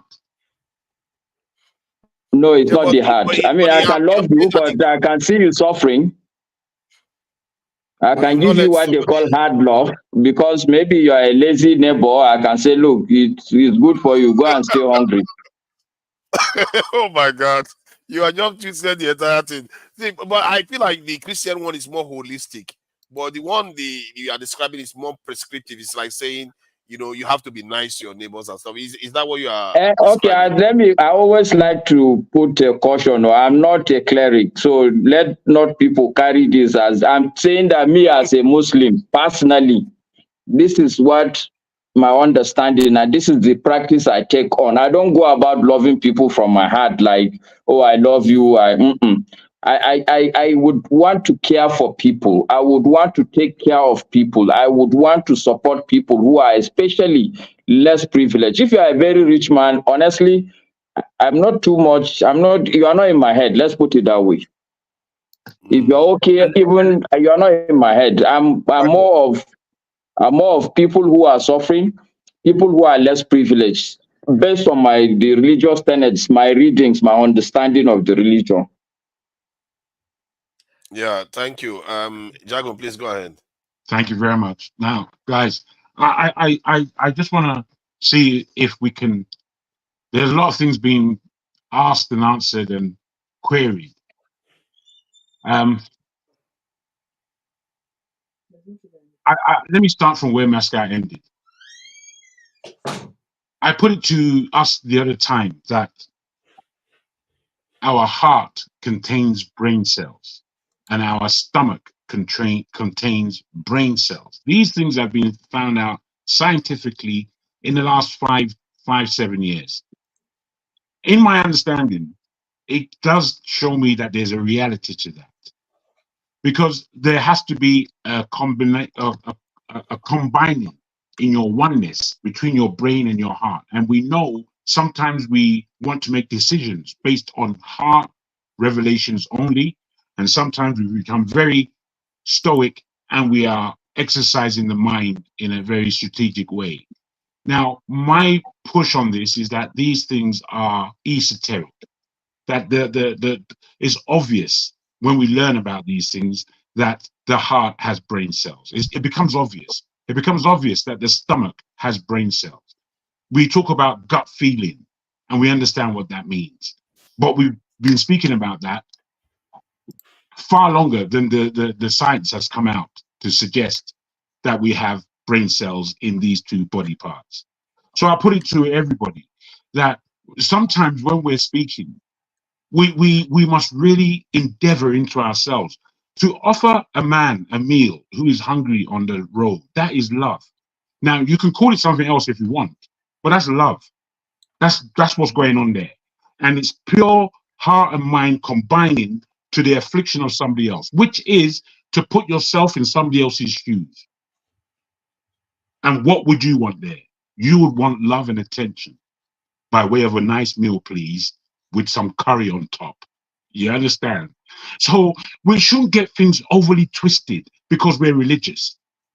This is why I don't use that word, because all it does is confound. It's just confounding everyone. I'm just listening to everyone. Everyone's confounded to the point that our man KJ is adding more to the scriptures than is actually there. We shouldn't do these things. We should really look for truth within the book, yes. But that truth has to be counted inside us, and it has to be mirrored in the world for us to recognize that there is truth. These things aren't easy to come by. Now, earlier there was, I think, Black Beauty who suggest that we know in ourselves wrong from right. Now, in a deep way, I would agree with a lot of that. But we have inherited a lot from our culture, from our parents, from our grandparents. We've inherited a lot. And sometimes we mistake that for our own personal knowledge, and it's not. It's given to us. I and agree with you. where it now came from is the aspect of understanding that we don't know anything about we know wrong from right. We don't know shit. And I have to put it in that way. We don't know anything. We're either guessing or we're relying on other people's principles. What we find out new in this world for us is what the search is. That's what the search is. Because you are your only individual and you came here for something, whether you know it or not. And that thing is the thing that brings on new thought that has never been on the planet before. You know, when I listen to people, I know exactly where they got their thinking from. Either in their college or the television channel that they like to watch. I can hear it coming out of them. They don't know that that's what's going on, but that's what's going on. You're just parroting. You're not thinking, you're parroting. Now, this thing called thinking, as mentioned by Black Beauty, is a serious thing. When it comes to the thinking aspect now, you have to really delve. Sometimes you have to sit down by yourself in isolation for a good 3 or 4 days and think. This exercise will definitely allow you to travel. It will allow you to travel in bringing up original thought, in having original standards, in bringing the quality up. But if we are selfish, and that's what it is, don't even get it twisted. I'm not making friends with anyone. If we are selfish, then we only look to ourselves. Jago, what happened to the Christian love you just spoke about? Now you are saying you don't care about anybody. You don't want to make friends. I didn't tell you I'm a Christian. Me, I be Jago. I mean, I'm not Christian. No, but you spoke about Christian love. Well, Christian love is a reality. And when I say Christian love, I believe in Christ. Who is Christ? I believe in this. And you believe in the love. Of course, I believe love is the emission of everything. Love is where it all comes from. You understand? Yes, and what's the opposite of that? I don't know. I didn't find that a bit very comforting for you to say I'm quoting the scriptures upside down. And, I beg your pardon. I did not know how I meant to make you feel. However, when you said, my brother, I go back to that same scripture. No, when you said, brother, let me just pronounce it so we get everything accurate. Sorry, KJ, let me. Can I pronounce it for my man? No, can I, Jago? Let me tell KJ how. I mean, where he got it wrong a bit, just a bit, not okay. Because now Christ actually, right? Yes, I remember. It's also in the scriptures. St. Paul. I don't know where it is the episodes. No, but that Christ. I mean, there's no love. In other words, there's no love comparable to that shown by Christ. Okay, that he loved his friends even to die for them. Death on the cross. Right. So I don't think that is not what we Christians are called to do, because yes, we follow Christ, but we cannot measure measure up to his standard, right? But at least we have to love our neighbors as we love ourselves. But you are saying that we should love our neighbors more than we love ourselves. I don't think this is a new teaching. Okay? If we manage to love one another as we love ourselves, that's the big one there. There will be peace in the world. So I think that is the only correction. Can I just continue slightly? I will end very quickly. Love your neighbor more than there's yourself. some people in the panel That's an interesting one. I say I'm a. What's happening with his connection? I'm here back. Thank you. There are guys in the panel saying I'm a Christian. I'm not a Christian, but I'm speaking like a Christian. I said it before many times on this channel that I don't call myself a Christian. I follow the book to the point of Christ. And where I look at his life, I can't see any example like this in the planet. There's no other example like the Jesus Christ or the Yeshua, whatever you would like to call him. There's no example of that kind of person. This person itself, he's expected by the Jews because the Jews don't believe he's come. The Christians believe him to be God incarnate and that he is going to return. Islam says he lived and is he that will come back. They didn't say Muhammad will come back or Ali or anybody else. They said Jesus is the one coming back. So this gives all of us some kind of definition in terms of the Abrahamic religions. And when we look at it, we have to ask ourselves, who is who amongst these? Who is who amongst these? Once we can assimilate that, for me, what I did is to branch my understanding with Christ. Based on that, I do not call myself a Christian because I don't see myself anywhere near that Christ example. And the Christians who do call themselves Christians, when I look upon them, I don't see anything near the example of Christ that I read about. Nothing. You're not near him at all.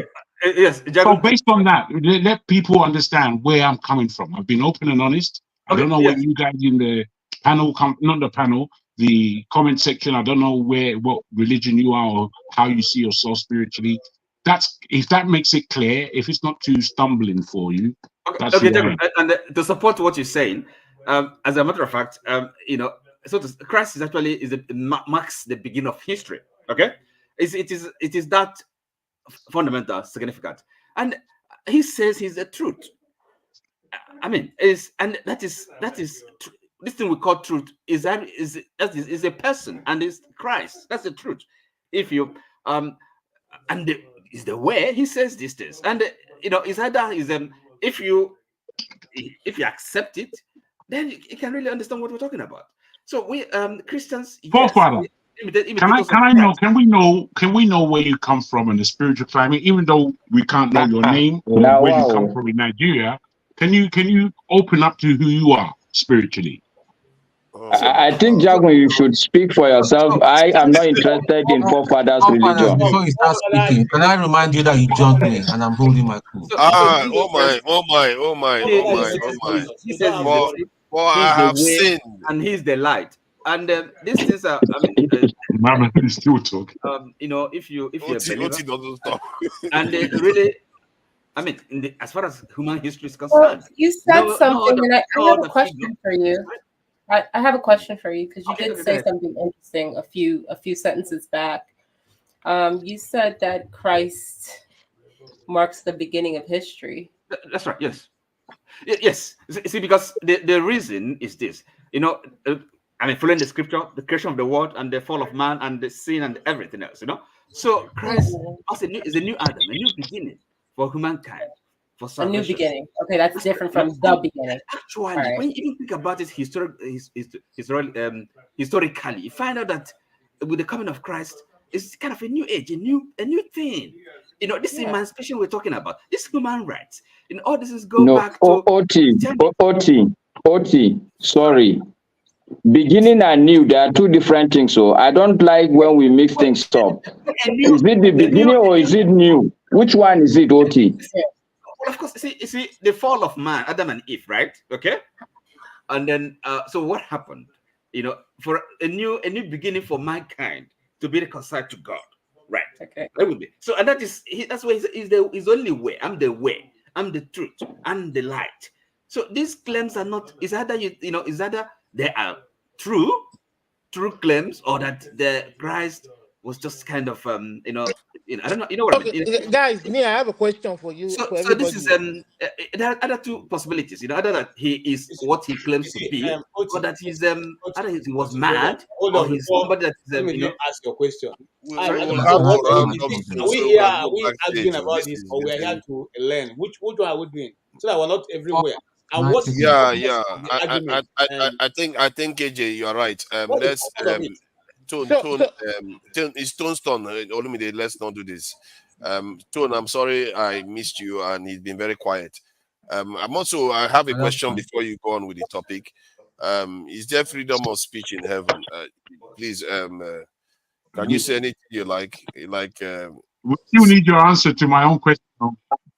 Just because we want to have an idea, because a lot of people sacrifice a lot of things just for the sake that they want to go to heaven. So such questions should not. Why such questions should arise in the first place? Why? It's not a serious question. Don't please answer the question. It's not OT. Don't please answer the question. It can be a serious question. What, frankly? It's a serious one. Please, it's a serious question. OT, can I talk, please? Go ahead. Thank you. Right. Okay. First of all, OT, you should be ashamed of yourself. In a respectful manner. I'm not trying to have a go. Masker there's a Muslim is telling you about your own good books. Why should I be ashamed of myself? Masker. Massive respect. No, sorry, why should I be ashamed of myself? Well, you should know. You should know better. Okay. Better? Let me just go straight to the point. Just forget that. That's just, by the way, just a joke. Righteousness is something that religion tells us that we walk, we need to dress in a certain way, we need to talk in a certain way, and we need to behave in a certain way. We have to be pious. It's not something of the body. Just 1 minute, I'm just plugging in my system. Okay, that's fine. Okay.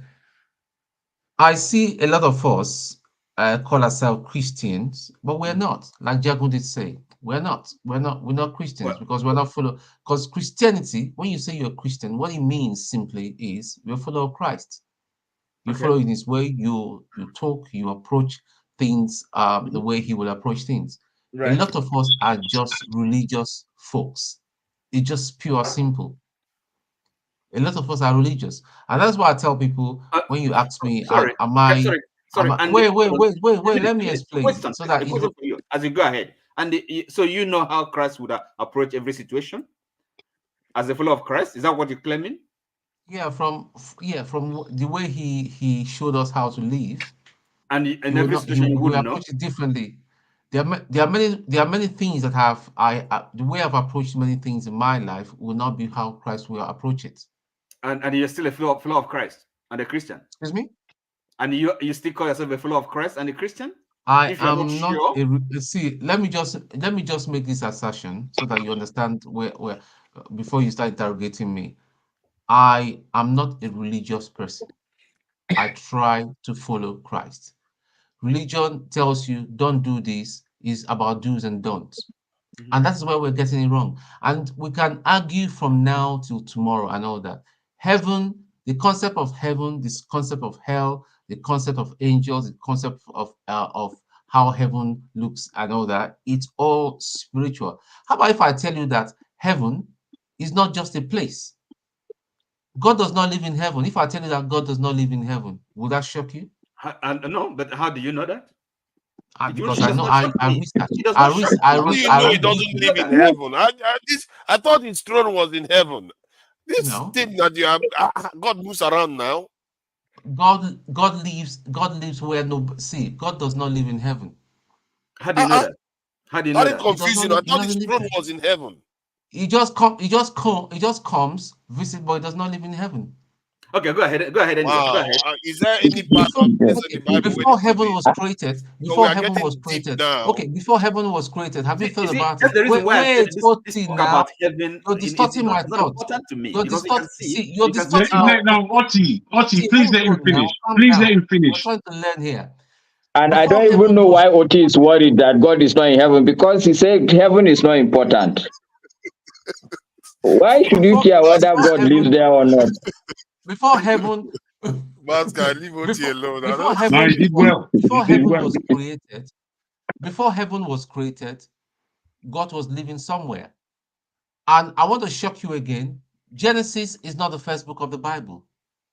Sunday, we Christians, in quote, call the days of worship is a pagan. It's a pagan day. It refers to. A lot of people don't know this. And all that. It refers to the sun god.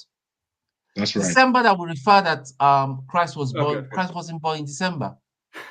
So, read deeply. There are 7 realms. See, listen. What is the first in book? The spiritual realm? See, wait, how long now? Wait, we're learning. Because when you were talking, I was trying to learn. I was listening to you. When everybody else was talking, I was trying to learn. I have read. Huh? That's what he surmised. That's what he surmised at the end of your speech. What I've read. It's fair enough for him to say that, if that's what he thinks. Yeah. I asked about free will. I want to put it to you. Is there free will in heaven? Nobody has answered. Is there free will in heaven? Can I add? Is there free will? Yes. There's free will in heaven. You can and when you pass the bus stop after the canteen, then you get to that place called free will. What are you to talk? It depends. It depends on what forefathers. It depends on what context you're asking, because free will is something that God has given us. That is why you can choose to call him any name, abuse him, insult him, and say he does not exist. That is your free will. You're exercising your free will. You can say it doesn't exist. You can say but it's in heaven. I mean, like when you have made it to heaven, can you now decide? Sorry, KJ, don't do this now. I have a pertinent question. Yeah, I will let you go next. I want to answer the question now. I'm talking okay, now. Okay, since Bumi has vetoed, Bumi will go. The question was that. No, I was there when Bumi was talking now, so I will talk. Please, we are all going to grab our chance. I wanted to close, but it looks like a lot of people are getting exercise. We have people backstage now. I don't know why this is exercising people so much. So the question is, now you are in heaven, Tone. Do you have free will when you're in heaven to say whatever you like deciding that Lucifer is the greatest? You know, you can decide to start singing that instead of Hosanna. You know, they say Hosanna, you sing in heaven. Can you sing whatever you like in heaven? Tom, can I answer forefathers? Can I help you answer forefather? You see, this thing you are saying will not happen in heaven. You know why? Yes, because people who would likely sing that song, this Lucifer is the greatest, they have already been screened. That's why they're screening. That's right. I was just going to ask you, do you read the book to ask that question? Hold on now, Jago. No, but seriously, if you read the book. I hear what you are saying. Let me reply to him. But Lucifer was once screened, and he ended up with a problem. They fought a war and they threw him out. So is it not possible that the screening process may not be, you know? That I'm just asking. What you want to say? I'm just saying. Is it impossible? But you should have freedom of speech, shouldn't you? No, even here on earth, you don't have freedom of speech like that. The kind of freedom of speech you're talking about, it doesn't exist. Even here, if you insult me, I'll come for you. Not to talk of insulting the thing is, Father, if I might, you see, you must understand that you are speaking from a very physical point of view, very earthly point of view, very cultured point of view. Yet we are speaking about heavens, which is completely alien to us here on earth. So you can't make this submission. It doesn't qualify, to be honest. And it speaks more of ignorance. You don't know the story. Well, not maybe that's a strong word, but I mean, it speaks of not knowing the book before you've asked that question. No, Jagun. No, forefathers knows the book. As usual, by now you should know forefathers. He's always playing the devil's advocate. He's actually a devil reincarnate. Let's put it that way. See what I'm saying? I didn't say that. I didn't say that. I am the one that said it. I said it, not you. And I'm here. What are you talking about? I'm asking pertinent questions because sometimes we don't. Yes, you are asking, that's what we are saying. You are acting on behalf of the devil. Not the devil, of human beings that are believing in something that we don't have proof okay, forefathers, very quickly. Proof of something, you can't just forefathers. You are shouting over, you're making noise over what I'm saying. Sorry, by the way, Tone, you've not quite. Let Bumi go ahead. Allow Bumi go ahead. You were interjecting me. That is why I never finished. Oti. Okay, so I never finished. I was being interjected. Masker said he wanted to answer for me. I just held on. Let's just let Bumi, because I promised Bumi that she was going to go ahead. Okay. So let's promise that you can. No, go. let Mr. Tone finish, and then I can go after. Okay, good. Or all right. So what I was saying, when it comes to the spiritual realm, the rules of the spiritual realm, the laws of the spiritual realm is quite different. See, when you die in the process of death, for some people that have reported taking up there and all that, for some few minutes, or you are here, and you feel a force that will take you through. Some say it's a tunnel of light. Some are demonic beings that will actually draw them to where they need to go. So, in the sense of saying whether there's a free will, there's not such a free will in a negative connotation as we will define free speech. You see, everything in heaven has to align with the righteousness and with thought and process of God, and the order there. There's order in heaven. There's just an order. And if you're the kind of person order did break down, though, Tone. The order did break down once. Who says it cannot happen again? Order broke the order did not break down. Satan wanted to be he rebelled. He wanted to be the created, wanted to be like the creator. That was it. Exactly. That is order breaking down, isn't it? Yeah. So for that kind of person, he lost his space, he lost his place as an archangel of worship. And he was, trust me, when God threw him down, funny enough, and that's one thing I don't understand with God, I know that he did not take his powers. That is why he's still wielding so much power down here, and some angels now that went with him that are now we refer to as demons and all that. That is a very interesting point that you made. It's very, and you have to give the Bible, whoever wrote the Bible, they seem to be consistent on that point. God never actually killed any angels for some reason, whether he's incapable of doing it, I don't know, or there's a place, taking their powers away from them. There's a scripture that says the gifts of God are without repentance, meaning that when he gifts you, when he enables you, he does not take it away. That's just God. So the thing is that the way we understand the spiritual, we cannot use our physical law here to apply to the physical. It doesn't fit. It's not one fits all. It doesn't just fit. The righteousness of God, the way look at the concept of those two thieves at the left and the right hand side of Jesus and all that. One of them made heaven.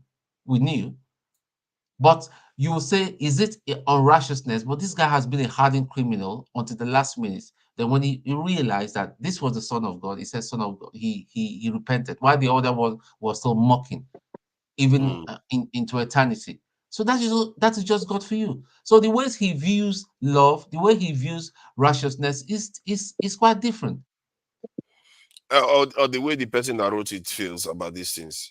We have to be careful when we say it is inspired. The Bible is inspired word of God. It is inspired. It's not what somebody thought about and just penned down. It's let me ask you, as a follow-up to what you just said. So would it not be right for somebody to actually not claim to know I mean, the mechanics, how this thing, how somebody gets to heaven, who is going to be saved and not. You know, when I said it's not for any of us to judge whether you're nobody is judging. Nobody, Oti, you're going into another realm. We're not judging. No. See, that was the point I was making, and then somehow you seem to think that is it's not judging. We're not judging anybody. Can I come in? No, we are reserving you for the experts. You are the expert, and we have to reserve you to summarize all the views because you are the most. Listen, I personally, as a follower of Christ, I believe in heaven. I believe in hell. Believing in heaven is one thing, but knowing what heaven looks like, what going to heaven means, I cannot tell you the details of where I've never been. How can I tell you the details? So, now conversely, since there's no freedom in heaven, since there's no freedom of speech in heaven, is there freedom of speech in hell? Just in case there's a different opinion on that, I'm just curious. I don't know what further you intend to gain or benefit from this question. Because I want to understand how people understand. It's irrelevant. There's only weeping and gnashing of teeth. In hell, there's only weeping and gnashing of teeth. Like it. There's no consequences anymore now. You can say what. Can I take it from where you're already in hell. What is the worst that can happen to you there? I don't understand. Go ahead. The getting process we are all going through. Question: if you start coming to the realization of who you are, the first question that comes to your mind is, who am I and what am I doing here? Those questions, if you can probe it by yourself and for yourself, it will open up a lot of channels for you to understand what your purpose is, the reason why you are here, and probably where you're going to be. The meaning of life. One is living in 3 dimensions. You are living in the body, you have a spirit and a soul. At the end of the day, your body will go back to where it was taken from, the ground. Your spirit will go to the man who created it and answer. And you afterwards continue either to become part of that celestial body that will be ruling the earth, or you go to the place where you gnash your teeth, And I want to bring. You said no. Hold on. Hold on. Wait now, forefathers. They are explaining now. You don't want to hear. Wait. Fine. You see, you'll be asking a lot of questions. I want to, because Christ was speaking to his disciples. Say, you are asking him, how will heaven look like? I said to them, I'm talking to you about the things of earth. You're not able to understand. Is it the one in heaven that you understand? That's what he said. But let us take it for instance. We're all Nigerians. Is it every Nigerian that lives in Abuja that enters Aso Rock? No. The question is no. Is it every Nigerian is every resident of Abuja that lives in Asokoro, Metama, or the Aso Villa? No. Is it every Nigerian because a Nigerian? No, you walk to Aso Villa and say, I want to see Tinubu.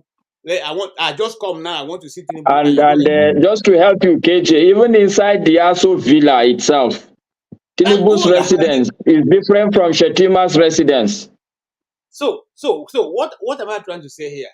There's a prayer that we pray, and which was the first when Jesus Christ, his disciples asked him to teach them how to pray, as John taught his disciples. He said, pray this way: Our Father, who art in heaven, hallowed be thy name. Thy kingdom come, that will be done on earth as is done in heaven.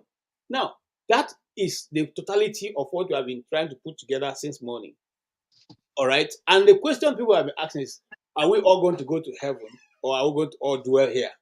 The truth is that the kingdom we are praying for to come is to come here on earth as is also done in heaven. So in other words, what Prophet is asking, is there going to be chaos in heaven? Is there going to be? No, there is not, because by the time you get to that place, you already have your thought pattern and everything has been sealed. And it's in alignment with the authority. Hold on. In alignment with the authority that is in heaven. On earth here, me and you are supposed to bring the kingdom of God here on earth. That is why we are useful here. The way you live your life, the way you interact with other people will determine whether you are doing that which you are praying for or not. It's simple. It doesn't have to, we don't have to struggle over it.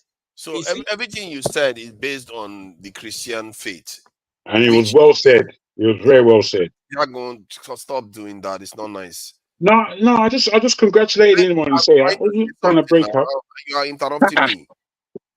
No, forefathers, please. I think whatever it is you have against Jagun, you must make peace. This is not okay. No, he's the one interrupting me now. How did he interrupt No, him? he's not the only one. Oti is talking now. Now you are interrupting me too. So And see, you are not stopping me. I'm stopping you now. That's what I just told Okay, I've stopped. Okay, I've stopped. The claims that KJ made is based on the Christian faith. One, he said we have a body, a soul, and spirit realm. The other two, we don't have any clue. There's no evidence for any of those. What kind of evidence are you looking for? Evidence that you can trace that it exists. What evidence? You know, No, there is evidence. There's evidence for the brain, which they say contains the mind. There's evidence for the physical body, which is alive, and when it's dead, that is evidence that the spirit has left that vessel. Yes, that is the evidence of the spirit. That's not evidence. That is. No, you can, because if you cannot see it, if you cannot measure it, if you cannot track it, then you're just believing something that doesn't exist. It's like saying, Bro, we can't see oxygen. No, see, we can't see oxygen. Sorry. The concept. Jagun, sorry. Forefathers, do you believe that there is Mars as a planet? Yes, I believe there is Mars as a planet. Have you seen Mars with your eyes? No. So what is this evidence you're talking about? Why? The reason why I believe it is because it's based No, on it's okay. evidence. No, you see, that's the point. That's the precise point. When you say the reason, then you are going into a subjective realm. You are living facts. No. See, that's where you are mistaken. No, what I'm talking about is based on empirical evidence. You know what that means? Something you can see and experience in this world, not something that you cannot. Empirical evidence is something I'm asking you, you've not seen Mars with your eyes. So what empirical evidence? The evidence is the photographs. All right. You see, this is what I'm saying. This is precisely the point I'm making. Forefathers, let's have a back and forth a little bit. So these things, I'm sure KJ didn't fabricate it. I'm sure he read it somewhere. Something that is written is as good as a picture. It's now going to be a question of whether you believe that scripture or you don't believe the scripture, you rather believe a picture that you don't even know the person who took it. And actually, the fact of the matter is that nobody has gone to Mars. So the picture should be suspect. If you're going to be very factual with yourself. Okay, now, if you want to go in that direction, I would say, if you want evidence that Mars exists, they will build a robot and fly it into space and send it straight to Mars, and they will take a picture. How do I know that he went to Mars, not that he landed in Moon? So it's based on the same science that is they used to. I don't even believe in science. Let's start from there. Okay, so you don't believe in science? Oh my God! Yes. We are in trouble. Distraction because no, I'm not. I'm certainly not in trouble. This is not distraction. This is quite important. You see, forefather. Science. No. It's not that he doesn't believe in science. You can see that he's a scientific gentleman. You know that he believes in science. I'm going by his word. What he's saying is that he's not professing science above God or above his belief. That's what he's actually saying. Is that what you are saying? So, absolutely. wait. That's what I'm saying. Because the man that is all these things you are telling me, this is where we started. This is exactly where we started. And I think that is the point. For me, the most important point was Bumi's point. Whatever people bring to you, you should actually question it. So the fact that somebody is telling you about Mars, you should question it the same way, the same you that is questioning heaven and earth. The only reason why I will sit and listen to you is because if I question Mars, I think you should entertain it. Not to think that because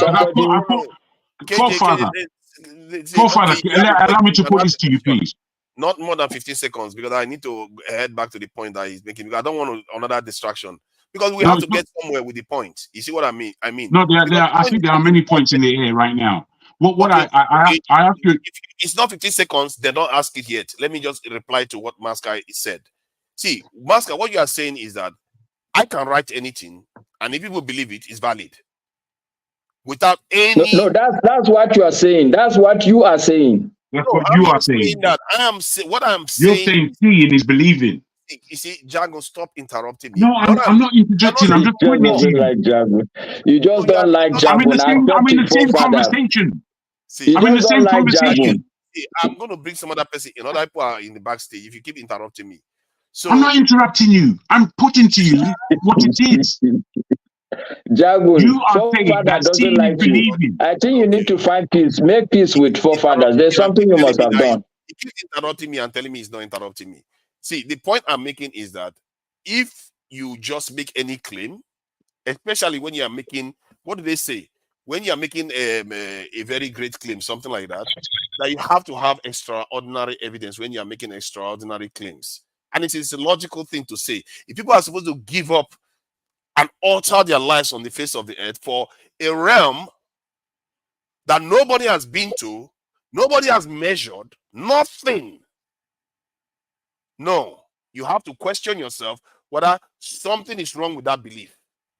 A con man actually puts a lot more effort in conning people than that. No, forefathers. Hold on, no, you've made your point. I know. You've made your point now. No, I want to give evidence to my own way of thinking. Okay. When we talk about empirical methods, it's based on what you actually see, measure, can be repeatable, you can prove it, and possibly what you learn from there, you can scale it up. This is why people can predict that the earth is going to travel around the sun in a certain time, because they are actually measuring it and doing the hard work of knowing how the creator. Remember, this is almost divine too. Hold on, please. Hold on. Oti, allow him to land. Oti, allow him. Hold on. You see, what those people are doing, that people like to think that, it's just science and all that stuff.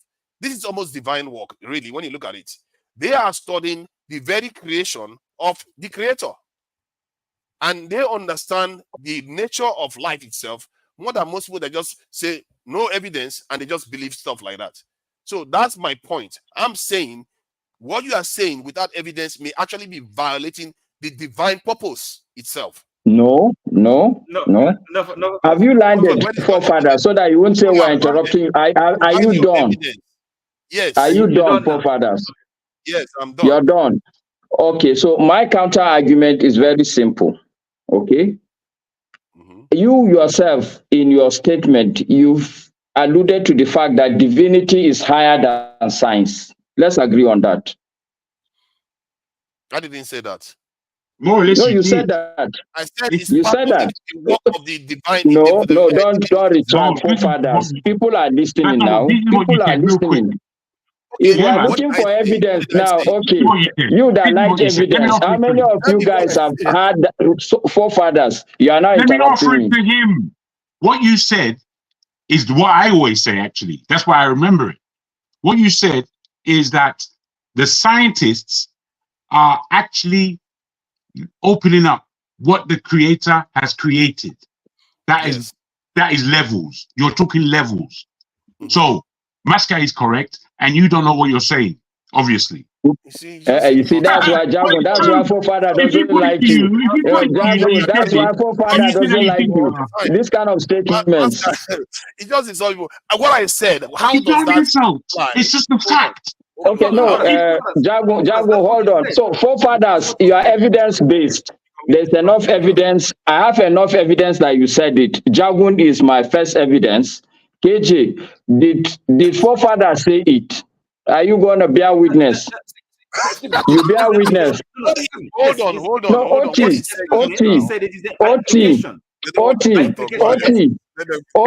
did you hear it? Yes, by implication. We have alluded that divinity is higher than science. That's correct, yes.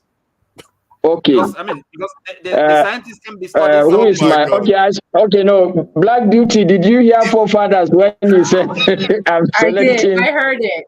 Yes, I heard it. Okay, forefathers. Is this wait? Forefathers. Is this enough evidence for you? Since you are evidence based. It's not empirical. See, gentlemen, I rest my case. I'm not going to argue again. If I'm going by what Jagun said, no, don't go by what Jagun said. Go by what I said. Go by what I said. By what you said. I'm saying that I don't remember because saying there's enough evidence. You are evidence-based, and there's enough evidence, and I presented that evidence to you. Masker, you did say that we should have civil exchange. Keep it civil. So, no, Oti, okay. Hold on, please. What is uncivil about?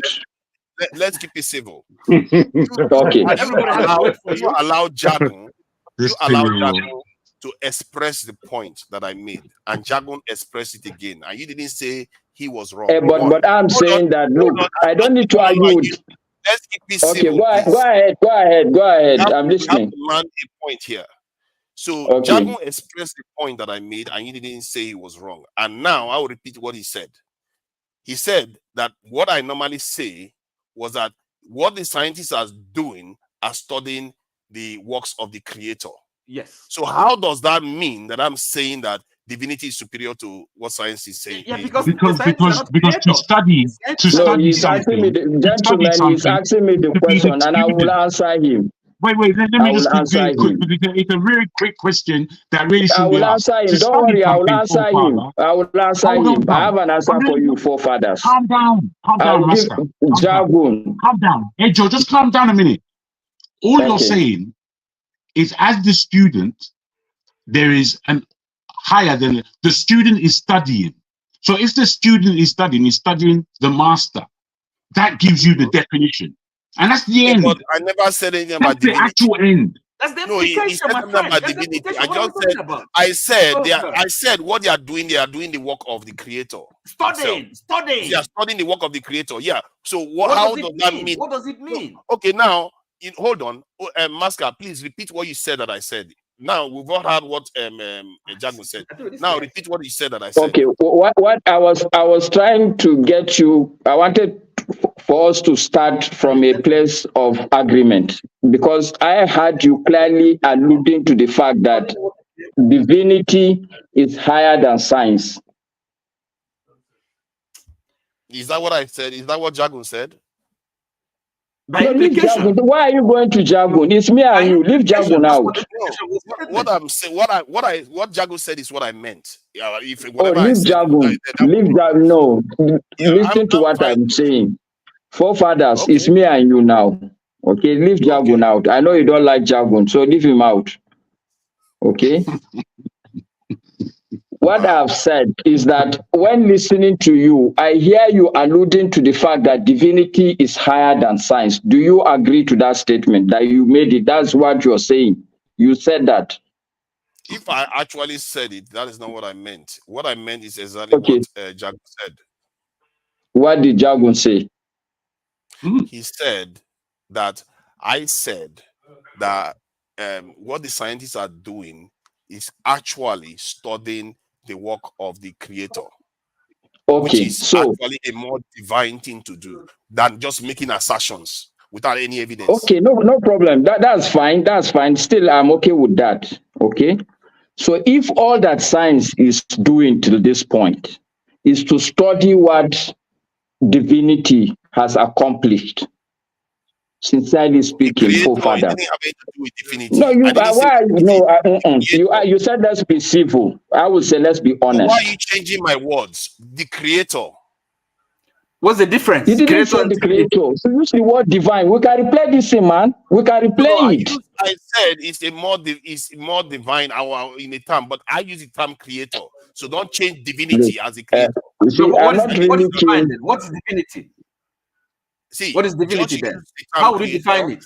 Then you have not changed my word. We've gone off topical. We've found it very difficult to get over this small hill. And we've now gone off topic. I said it is a distraction. Didn't I say that? It's a distraction. Oti, come on, respect other people. You guys had your own to and fro here. Nobody jumped in like this. It's a distraction. Where does it lead us? Can you? For every journey, when you are doing night bus from Abuja to Lagos, don't you stop at Lokoja and refresh? What are you saying? Must you all be? Is it every time you journey? Masker, are you Take done this with as a refreshment. Are you done, Masker? No, I'm not done, but I don't want to continue because I'm not interested in winning an argument with somebody who is trying to dodge around. I really want to get your point, but it looks like you feel I'm trying to box you, and that's not what I'm trying to do at all. Then I just want us to agree. One thing. I just asked you to do one thing. Use my words. Okay? You use divine. That's what I said. It's divine you use. Now you want to go to creator. You say you use creator. I didn't use creator. Okay, if I say that the scientists are studying the divine, would that be better for you? Would you accept that? So why would you say that when you use creator? No, forefather. Forefather, if can I put this to you? All right, fair enough. So what I'm saying, can I just put this to you, forefather? Can I put this to you, bro? Please. You see, you guys were having a nice to and fro, and then you got stuck, and then you took us away, and you were having a nice to. You were going somewhere, and we were listening. We were engaged in that discussion. Please try and stay there, please. Okay. There's another Thank thing you, Jagun. Okay. All right, Jagun. I like that. Thank you. Forefathers, just give me 2 minutes. Let me land quickly in my point. Okay. All right, that's good. Look, I am a scientist, which is different from saying that I believe in science. You can practice something, and probably you can read a book, and at the end of the book, you say this book is nonsense. What you want? The human brain. And in that course, did NEPA take light? Can you hear me? Don't embarrass him now. No, I don't. I'm not. NEPA take light. I'm in Nigeria now. That answer. Can you hear me? Yes, we can. We hear you loud and clear. Okay, but I hope show that is in the comment section. This is the answer to I'm in Nigeria. So because he was asking, because he felt my mic is okay. All right, the point I'm making, forefathers, is that as a student of science, if you study the human brain, what I mean by study the human brain is to read what other people have researched about the brain. And they honestly say they have not scratched up to 10%. And if you do a study, any cause in the brain, you will see that the entity that created the human brain, you must respect it, forefathers. Nobody has a clue how this being, whether you call it creator, you call it divinity, has put such a wonderful thing together. For me, that was an eye-opener. If anybody tells me about science, I will refer him to that aspect of, up to now, nobody has understood up to 10%. For instance, how do we dream? Why do we dream? Nobody has come up with answers to that. I'm sorry. Okay, and people have said it that we don't use up to 10% of our brain. So I'm telling you, I'm putting it to you, forefathers, that the divine power or entity that put the world together, just take even just the brain, don't look at the whole world. It's a super divine. I cannot look up to a fellow human being like me when I've seen a small aspect of what that divine and heavenly power can do. I don't need to say there's enough evidence for me to see the rain falling is enough evidence. The birds flying is enough evidence. Me talking to you is enough evidence. Even the science you talk about, God is revealing to people only in bits and pieces. The bulk of the knowledge. Okay, let's retrace back. Even the science you're talking about, at some point, this world, they believe it was flat and it was scientific. Yes or no? Yeah, I don't know whether it was scientific. It was more of a belief. It wasn't scientific. Even Egyptians knew that the earth was round, so I'm not sure. I've rested my point. I'll stop here. If you are not convinced. No, I see. We are saying similar things. It's just that the way you place the emphasis. What I'm placing the emphasis on is that we seem to have corrupted what religion is. And as a matter of fact, I know that Islam often says that they are the original religion, that other religions have been corrupted. I actually believe that most other religions are corrupted. Because if you look at the remote ancestors, what they probably understood of the Creator was that studying his creation. Even in the Garden of Eden, when God said, create Adam and Eve, what was his job?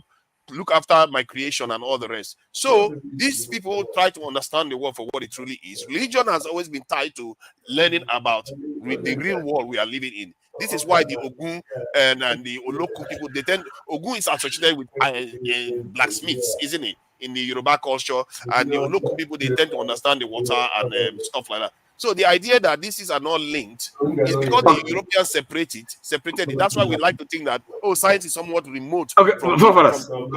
A simple question. Sorry, I'm going to land. So my point is that what scientists are doing is literally studying what the Creator has made. Okay. And it's like a child trying to learn what their own father is about. Okay. How we seem to have separated it from the divine purpose because somehow it emerged from Christianity and because they were in a way at loggerheads during the early days of science. Can I ask a simple question? Yeah, go ahead. So what to you what is for you to you the purpose of human life? Your life. What's the purpose? Simple. Do you have a purpose? Have you thought about it? The meaning of your life? People have many answers to that. Okay. Some people do you have any simple answer? Maybe in a sentence or? Of course, I don't have any definitive answer. If I say that, I'm just as okay. You don't want to. Okay. So, another question. Another question, because you talk about evidence. So, is it evidence to you? Is it only something that you can is empirical that you can prove or test and measure? Is that the only kind of evidence you accept? Is that in the absence of that, I would take the most educated guess or the most educated concept. However, where there is evidence, you go with the evidence. No, so in other words, evidence is not only that it's something that is empirical. That's something you can measure, you can see, you can test, you can touch. That is not to you the only evidence that is available to establish a fact, a reality, or I think evidence tends to lend credibility to any. No, my question really is in terms of the categories of evidence. Do you have only one category? Empirical, provable?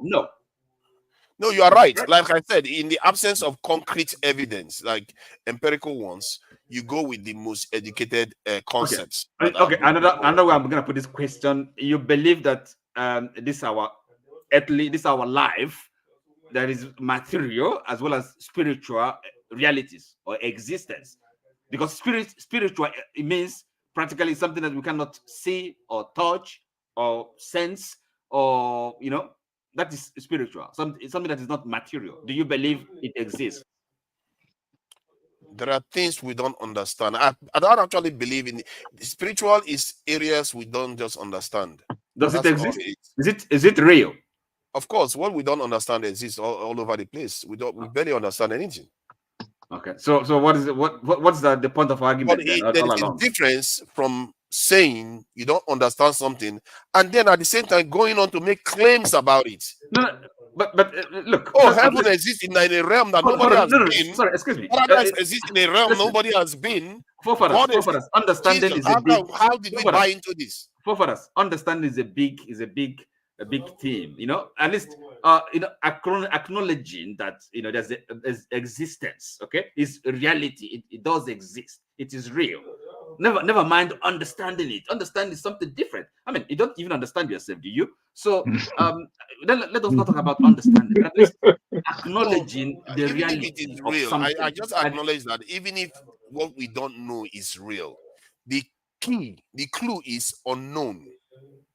But when you go and start making claims about an unknown, you have to admit there's a level of speculation there. No, well, yes, claims are different. Our understanding. There are different levels of understanding, but at least as a minimum, at the basic, bottom level, that something exists, even though we cannot see it, we cannot touch it, we cannot we cannot know it, or it's unknowable, but it does exist. It has effect, has impact in our. That is true. Okay. But for the purposes of the discussion, it's about making claims that are not empirically proven. The fact that it's unknown is paradoxical to go and now claim something that is like you're unknown reversing yourself. No, for us, you're back reversing yourself. You see, because I don't know how. No. You're saying this again, empirical. you've accepted that everything can be empirical. The proof or establishment or demonstration or acknowledgement of existence of something can not only be empirical. Things can be accepted. The existence of some realities can be accepted even without empirical evidence. Like what kind of reality you're talking about here? Something spiritual. The spirit, the soul, for example.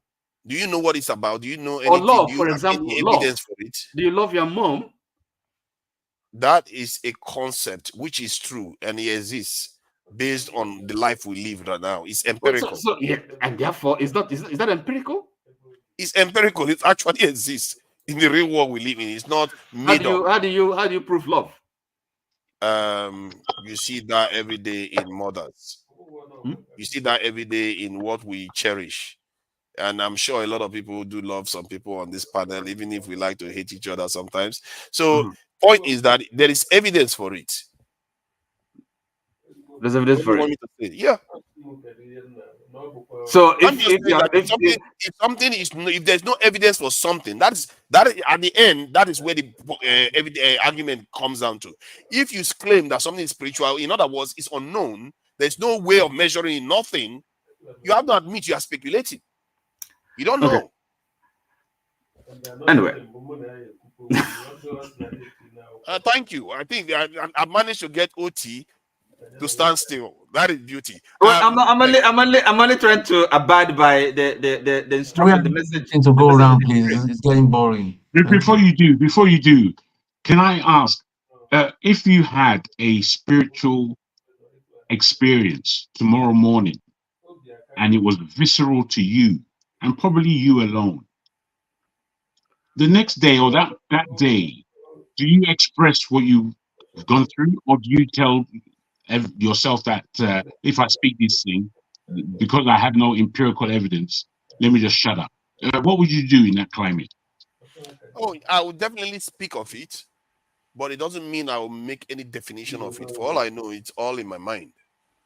For all I know, there could be other explanation, logical explanation for it. My concern is people make pronouncements on things in a concrete way when there is no concrete basis for it. For us, do you know a guy called William James? Can we allow this thing to go around, please? It's beginning to people are complaining. OT, please. I recommend this book to you. It's called Varieties of Religious Experience by a guy called William James. Somebody has said it earlier on already. It's like it's me actually. Okay. William James is the founder of psychology. So varieties of religious experience. Thank you. This is a lecture he gave in Glasgow in 1901. Varieties of Gifford lectures. He's the founder of psychology, William James. Okay. Yeah, I'm really sorry, guys, because it looks like a lot of people haven't been in a long time. But it got fascinating, isn't it, for a bit? So, who is next? Oh my, who is really next? Eme or I Speak the Truth? One of them are next. And Speak the Truth. You want Eme to go first? Yeah, that's fine. You see, I Speak the Truth. Thank you very much. Eme, please go first. I'm thank you. I will be coming to you. Eme, please go ahead. The question is about heaven and whether it's real, and because it's important to a lot of people. People make a lot of sacrifices in this world because they believe that there is something out there. So that's the premise of the conversation. You can come in from any direction, really. But liars can't get to heaven, eh? Do we accept that?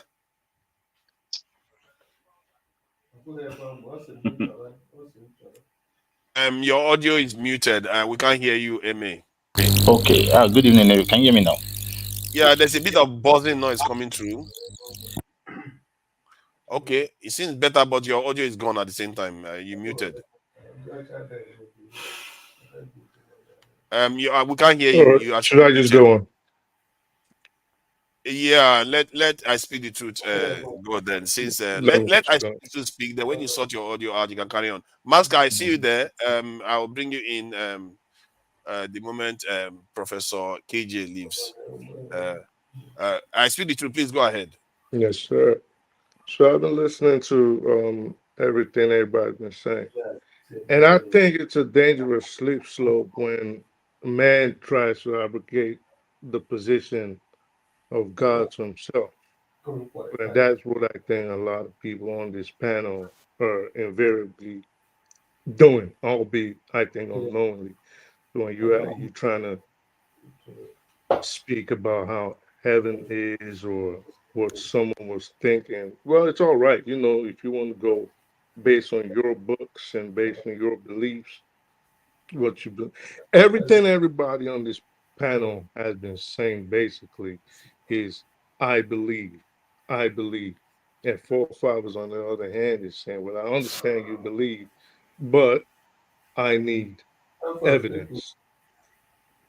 Now, trying to force somebody, for example, Master used an analogy which I don't to me that was like kind of insane, because if you say, well, does Mars exist? And there's pictures of Mars. How can you then say, well, how can you believe that Mars exists? Well, I believe because there's pictures of it. But now if you want to go to like, well, OT, I think it was OT that said, or maybe Tom, love and feelings, then things like that, you could probably say, well, you can't prove it physically, but you can prove its existence based on how you feel. But is that empirical evidence that heaven and hell and all these things, none of us been there.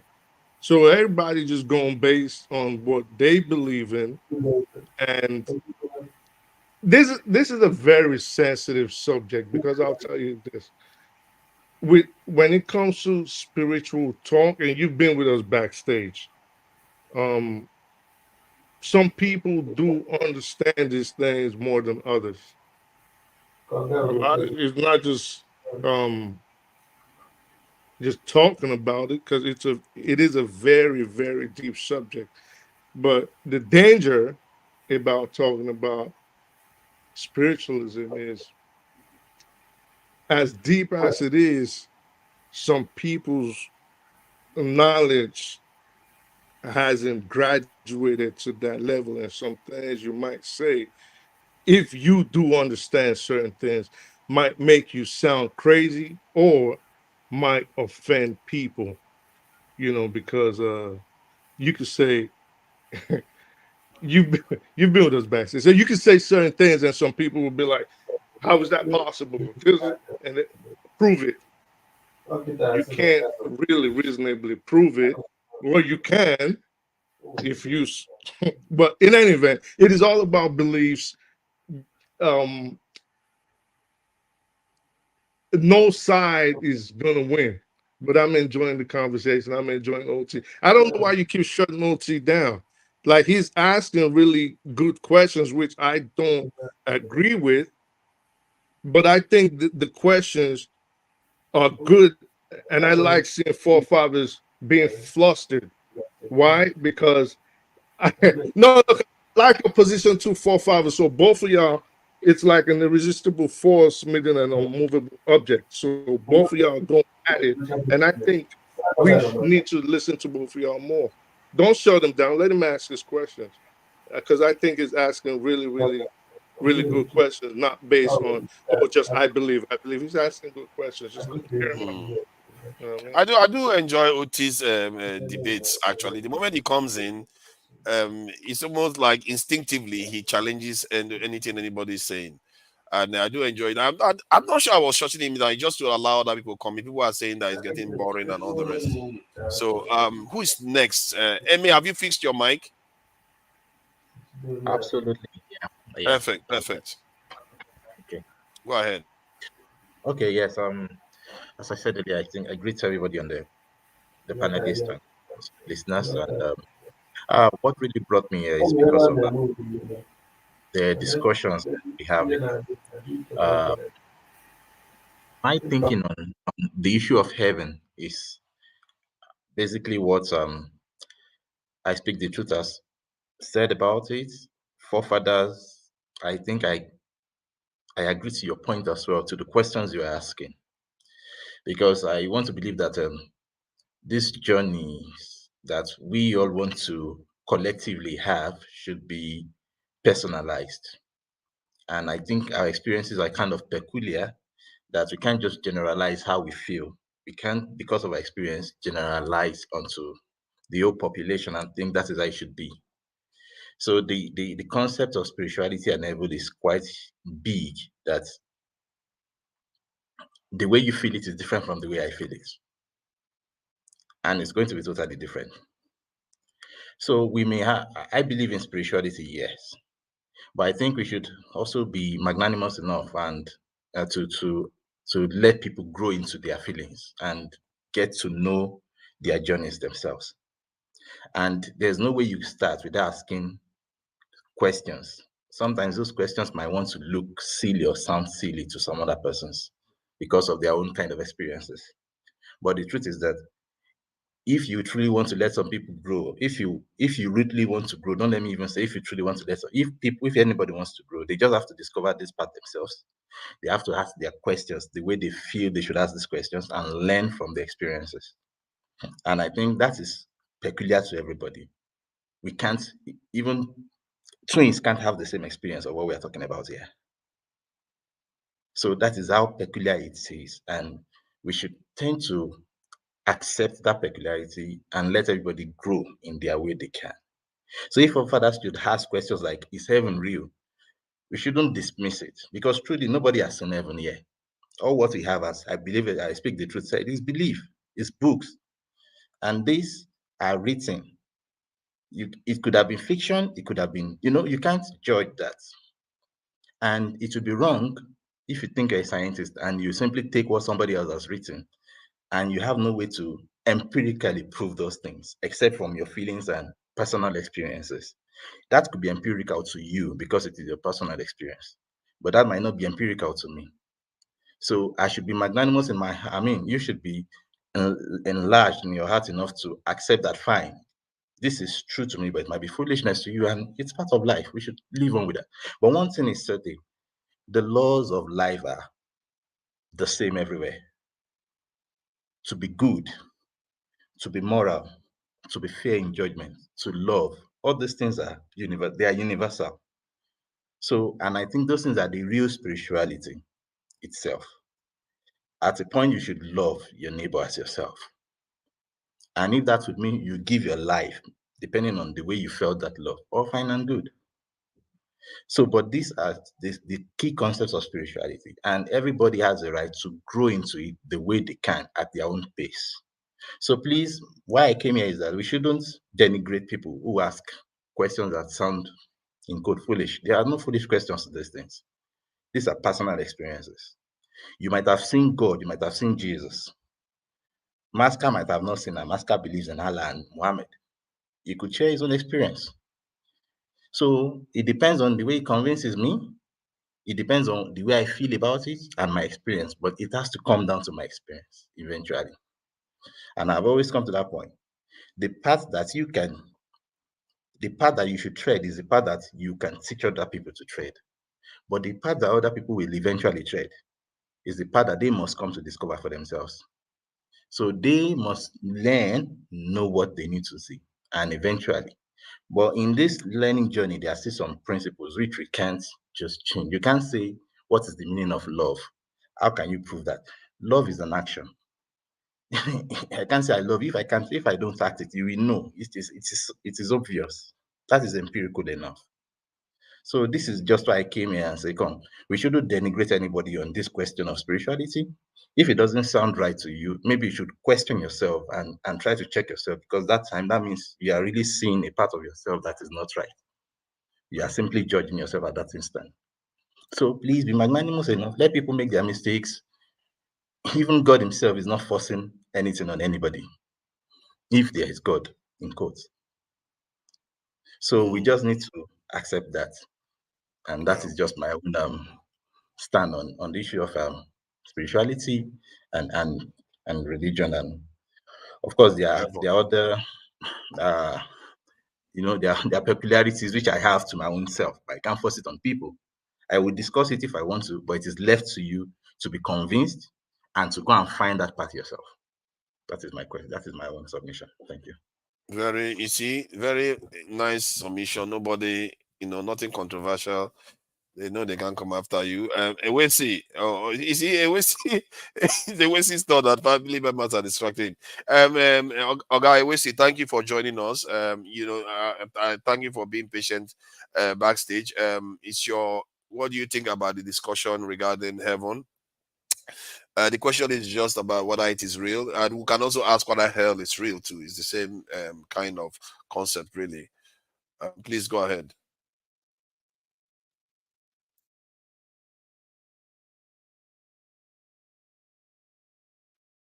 We can't hear you. You're muted, Ewesi. Ewesi, you are muted. Maybe delayed too. So maybe we can go to the Oga Ewesi. You can sort out your system so that when it's ready, we can come back to you. Let's go to Awinbon. Yeah. Thank you for, hello. Oh yeah. Okay, we can hear you now. Hello. We can hear you now. There's an echo. You want to stop the one that is playing in the background?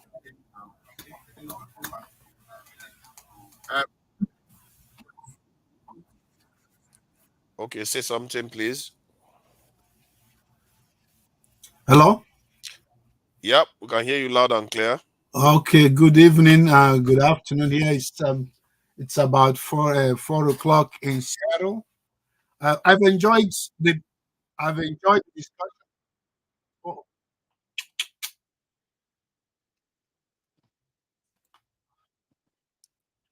I don't know where the echo is coming. Hello. Yeah, we can hear you. It's like I having repetition or something. Is it okay now? Yeah, we can hear you loud and clear. Maybe you can't hear us properly. That's the problem.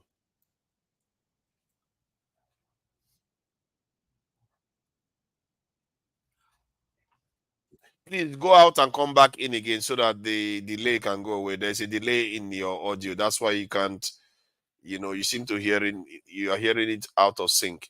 But it seems like it's in sync though.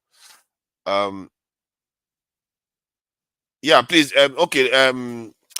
Owibo, please go ahead.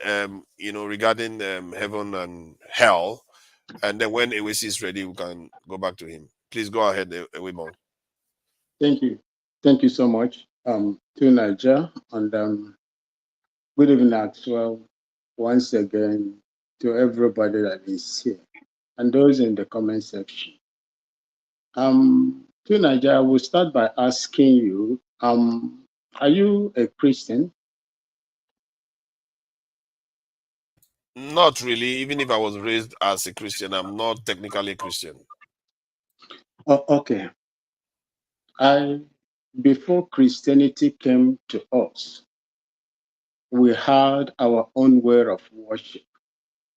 And we had things that our forefathers were worshiping. And I grew up to see my father worshiping what they called Chukwu Okike Abiyama. Chukwu Okike in Igbo language, Onyami, Ewurade Nyankopon in Ghana is God. And Chukwu Okike is the God of creation in Igbo version. That was the God they were worshiping before Christianity came. And the rule, the universal law that everybody is talking about today, love, do not kill, don't murder, and so on and so forth, are universal laws that kept human beings together and to do the right things. For me, I have never been to heaven. I do not know how heaven looks like. I have never been to hell. I don't know how it looks like. I am on earth, and I was created by a superior being that made me who I am today. And the belief that there is a supernatural being there that has the authority to create everything on earth, including me, gave me life to speak the way I am speaking today. That is my personal belief. I don't believe on what any other person tells me, because doing the right thing is just about God himself, the creator of heaven. And when you look down the scriptures, it is what he ordered his, the prophets at that time to write. These are some of the things that are in the Bible that we read today. I will not force anybody to believe whether there is heaven or there is hell. For me, personally, I believe that whatever we do on earth, we are going to give account of them when the spirit that makes us, human being today leaves us. And if you go back to the Bible, when Adam and Eve, whether it's figurative, whether it's idiomatic expression, whether it was kind of story, he told them that for disobeying, unto dust thou comest, unto dust thou goest. You can bear with me today. If I happen to die today, I'm going back to the dust, ground. These are the words of God. I will only do things that will, make me go closer to God and to humanity. You and I, what am I going to do in order that I will not provoke you? What do I do so that I will not maybe, fight you, insult you, steal from you, and all the rest of them? These are what human beings are supposed to do on earth. As for heaven, whatever we do on earth here, we are going to give account of it when this physical body eventually leaves us. So that is my own opinion on that. Good. If you look at this, heaven and so, there are people that I consider heaven on earth today, like Mayweather. Mayweather, whatever he needs, that's heaven here for him. There are people who cannot even afford a single meal today. Most of us are living in our houses, whether rented or you owning it. There are people on the street that cannot even see a place or a place they can call their own homes. If you tell them that they are suffering, that is hell to me. That is hell for me. On earth here, I don't know what the other one will look like. In my own opinion, I believe that there is hell, there is, heaven. And what do we do here to encourage people to believe, or not to force people to believe in what we believe in? That's my own opinion. Thank you. Thank you, Owibo. That is a religious point of view. Yeah, Ewesi, please go ahead. Okay, good evening, everybody. Can you hear me now? Perfectly. Okay, yeah, I enjoyed the discussion, and I've been enjoying the discussion since around 12 o'clock my time, 3 hours now. Even when I was driving, I was listening, and everybody, just like I speak that proof was saying, I enjoyed the butt head between Forefather and Masker, and Jagun was imputing some ideas in between. And just like Awimbo just said, and Oti, I enjoy your excitement when you talk too. With KJ, the pastor. Well, the issue here is there are certain things that the forefather was saying that which actually I like the way forefather was putting his stuff. And there's somebody, I think I speak that proof was actually inferring to it, but I don't know if you guys caught it. He was the young man was saying, the people kept saying, I believe. But forefather keeps saying, hey, where's the evidence? Because when you say I believe, you are saying, I don't know. Because you cannot know what you believe. Belief is by faith. And when you know, you know. So Father was just looking for the knowing. Where's the knowingness in all these things? And Jago, let me finish a point before you can comment. And let me say this, because the Pentecostal movement, I know I was a young man in Nigeria when the Pentecostal movement came into Nigeria. And let us not forget that the Pentecostal evangelical Christianity is only 100 years old. Christianity has been around for 2,000 years. And the Pentecostal evangelical movement was created in this country, I mean, United States, was not the universal Christianity. Mm. And today we have 45,000 denominations of Christianity, 45,000. And none of them believe the same interpretation of the same Bible. From here, I want to direct everybody's attention to the Nicaea Council of 325 by Emperor Constantine. When they brought the bishops, what they call the church fathers, to decide how to identify Jesus Christ and who is Jesus Christ? Is he Son of God? What is the relationship between Jesus Christ and the Father, and all this, if it makes sense or not? And let us not forget these founding fathers, these Catholic bishops, founding father Athanasius and the rest of them,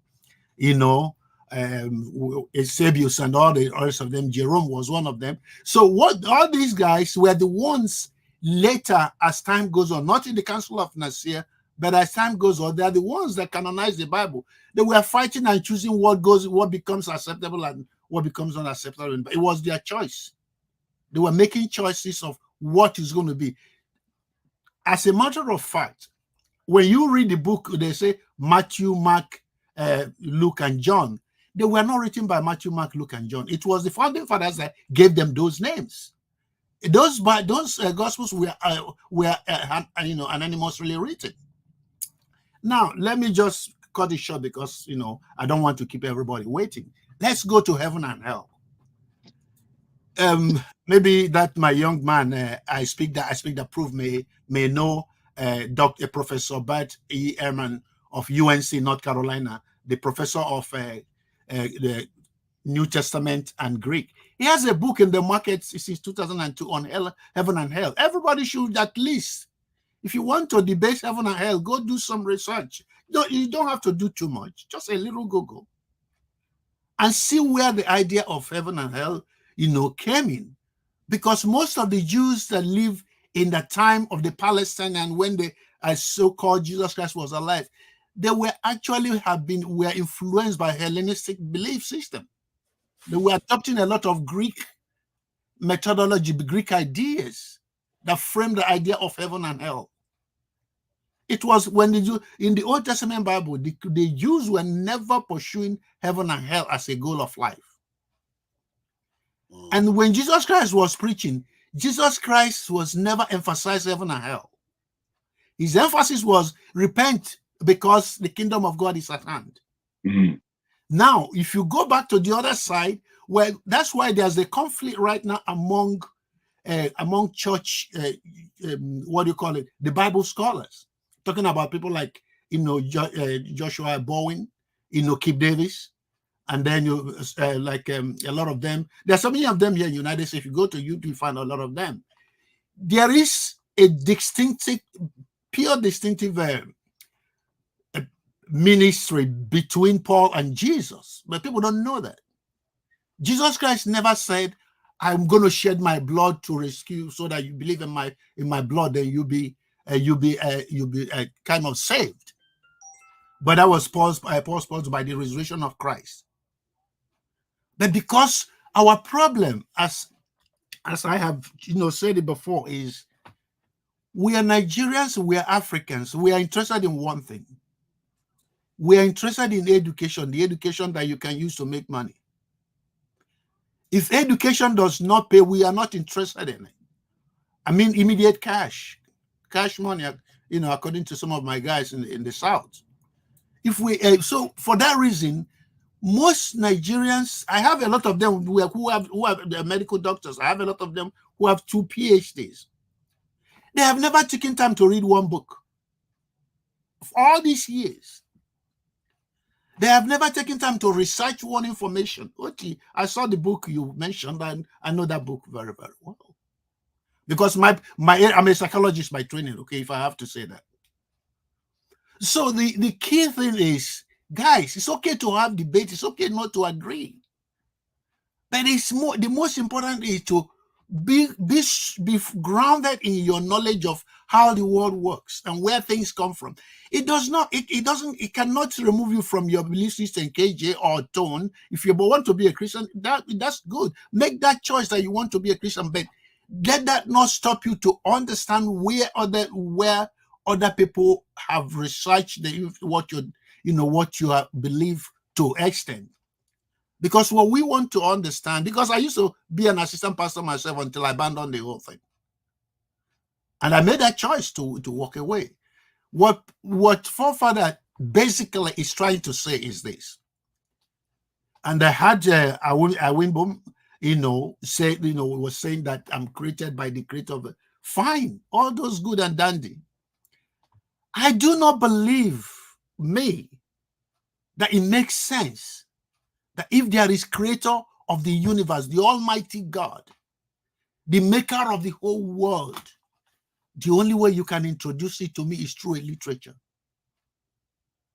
If you want to understand my God, come, let me read the Quran for you. If you want to understand God, come, let me read the Bible for you. Why have we brought ourselves to the level where it's only true? And even listen to this part. The people who were following Jesus Christ, they were not believing Jesus Christ because it was read to them. Because Jesus Christ himself said something. If you don't believe me for what I say, believe me for what I do. Why did he emphasize what he did?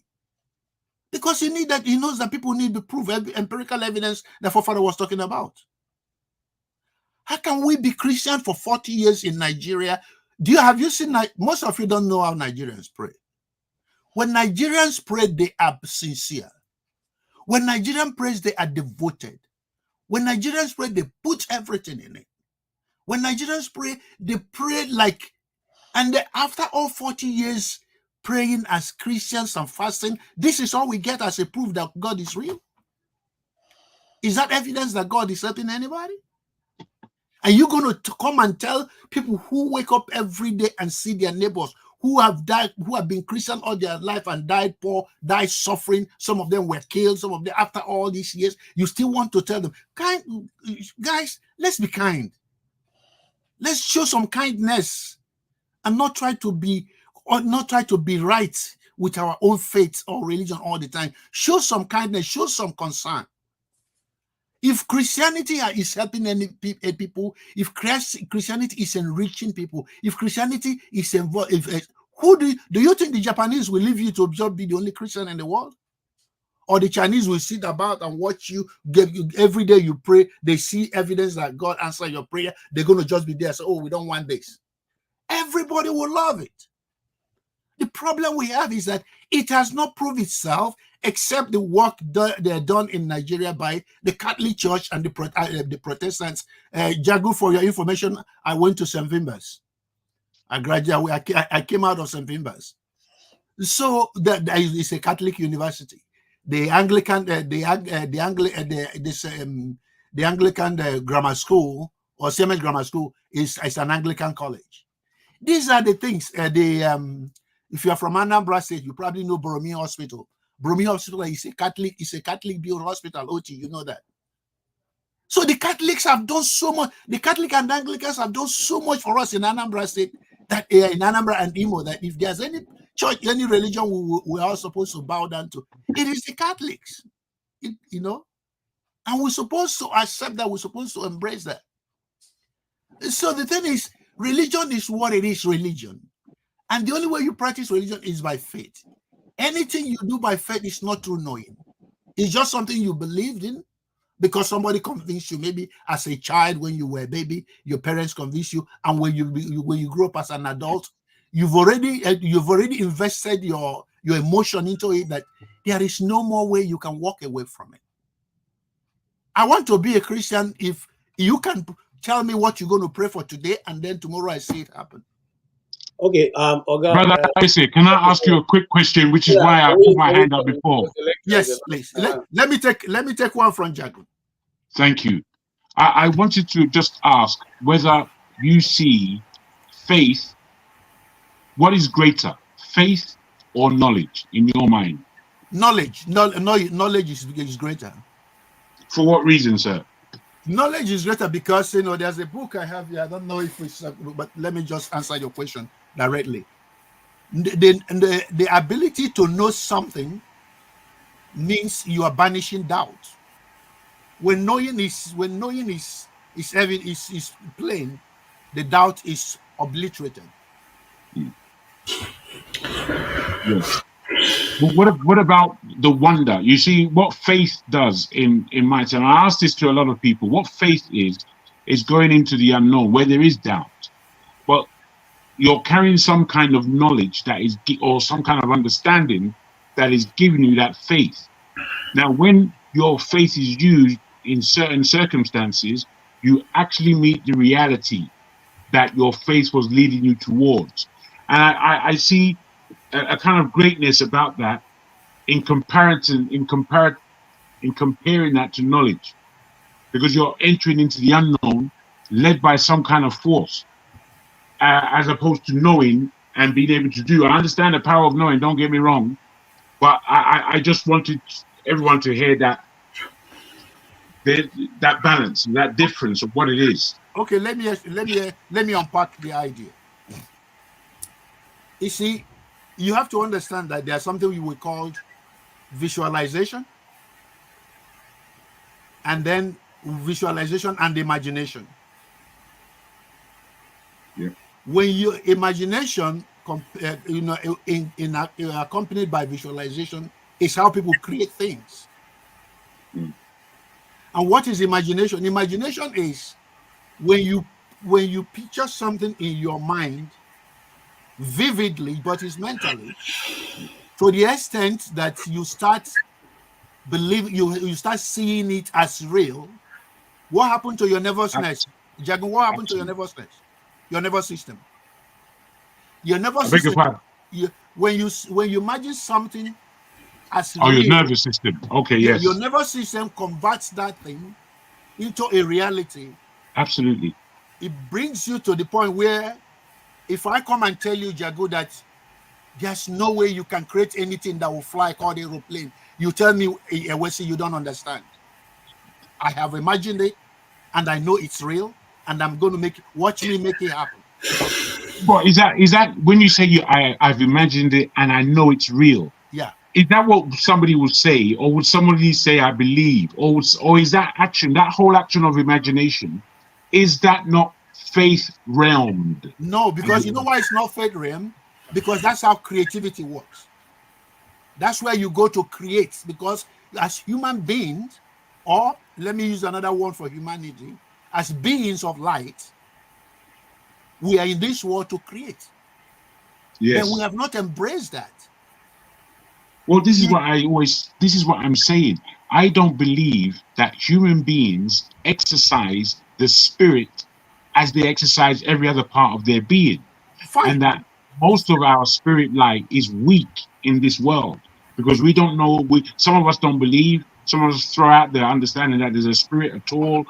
And then those of us who do believe, again, they are somewhat panicked by the world and showing themselves as believers. So all I'm putting to you is the aspect of what faith actually is in its depth, because it all metamorphosizes within ourselves to have this thing called faith. It's a very difficult thing to explain, but we all use it, but many times we don't admit that that's what's going on. And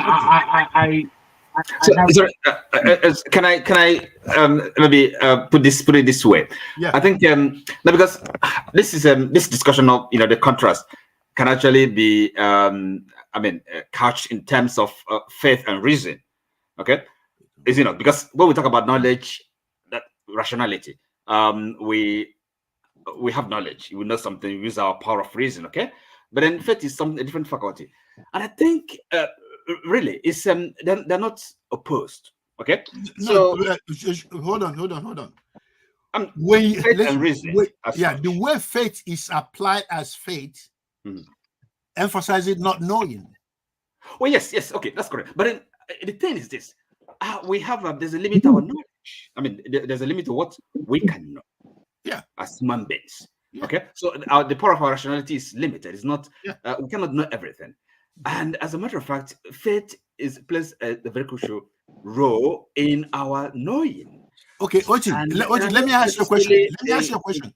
Yeah. Before you proceed, let me ask you a question. Okay. Have you studied that concept in depth? Well, something, but not, I wouldn't say in depth, but I mean, something I'm aware of. Something I'm because you know why I say that? I don't want the stunning, what do you call it? The stunning Kruger effect. The stunning Kruger effect is when somebody come and want to take an expertise stand on something they have never studied. No, I'm not an expert on something that, they have never dealt into. So my point is, maybe you have an idea, but why not go and do more research on that? Maybe your idea is concrete. I'm not going to doubt it. Well, yes, I mean, look, let me give you a book. It's not too big. It's about 200 pages. You can finish on a weekend. Mind Magic by a neurosurgeon from Stanford University. That's not the first book he wrote. He wrote about 2 books. I've read all the 2 books, including the one taught by Mind Magic by James Doty.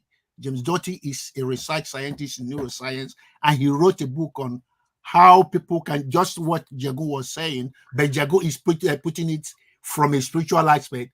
The scientist was putting it from a neuroscientific perspective. And I'm approaching it, I'm talking about it from the point of view of theology, really. It's not necessarily biology.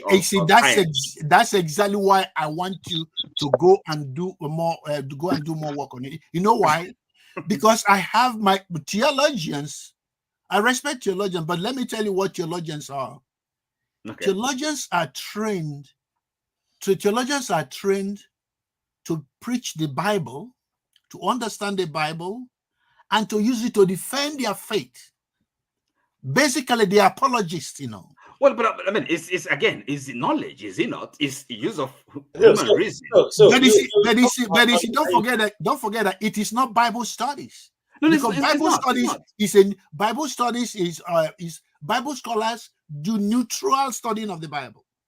Let me give you an example. When Martin Luther King was killed in the United States, the day he was killed, one of the best theological seminaries in the United States is that Moody Bible College in Chicago. A white guy who was in that class said that the day Martin Luther King was shot dead, there was a shout and people were jubilating and happy that a preacher who was fighting, among the Bible students. Wow. And that's a Bible scholar. And don't forget one thing. There was another Bible college, I cannot tell you the name. When they came, and they were one of the Bible colleges in the United States, when their pastors, the president of that university came and stand abolish interracial marriage, the federal government threatened to take away their non-profit status license. I see. So you see, the thing, I keep saying this thing. Sorry, sir. Just let me just come in 1 minute, sir. You see, my challenge with people like you who bring up this kind of argument is that you are bringing the argument and you're making it on the premise of what you have read. When we bring our own argument based on what we know and what we have read, you tend to there's no doubt. It's not it's significant for us to defend our religion. But when you bring your own, it's not for you to defend your position. It's for you to. KJ, that's not what he's saying. I think KJ, I think you're not being fair in your characterization, because I think No, speak for yourself. I'm speaking for myself. Let me make the point. Sorry. Make your own point. I leave my own point. What I'm saying is, leave the fairness to me to belong to judge. Remember what he's coming at it in terms, from the point of view of,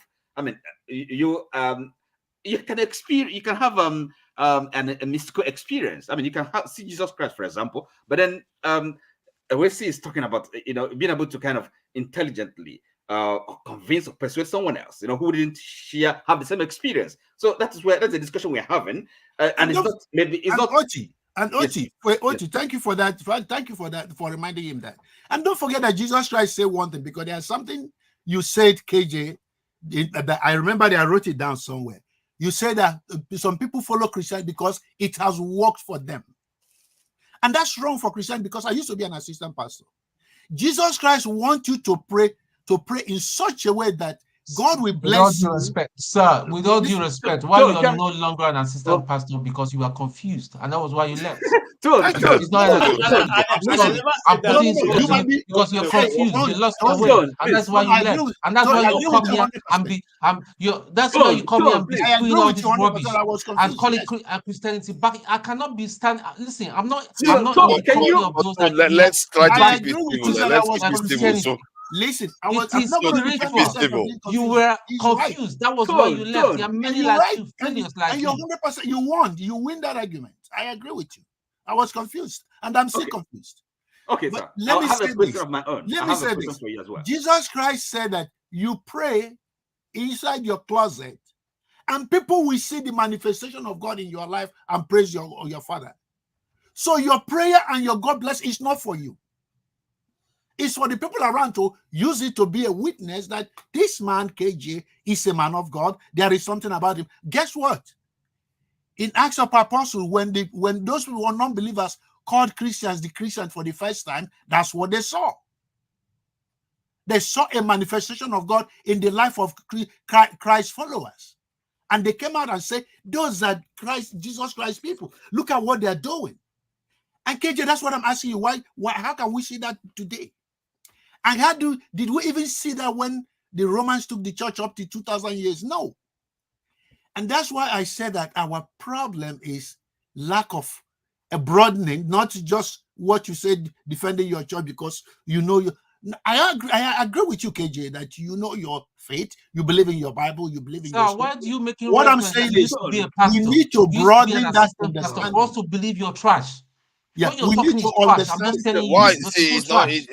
Come on. We need to broaden that understanding because you don't like the argument. We need to broaden that understanding, so that we do not listen.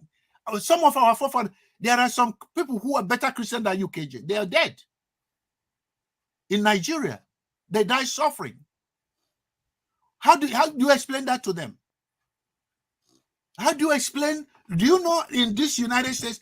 A lot of pastors resign being past.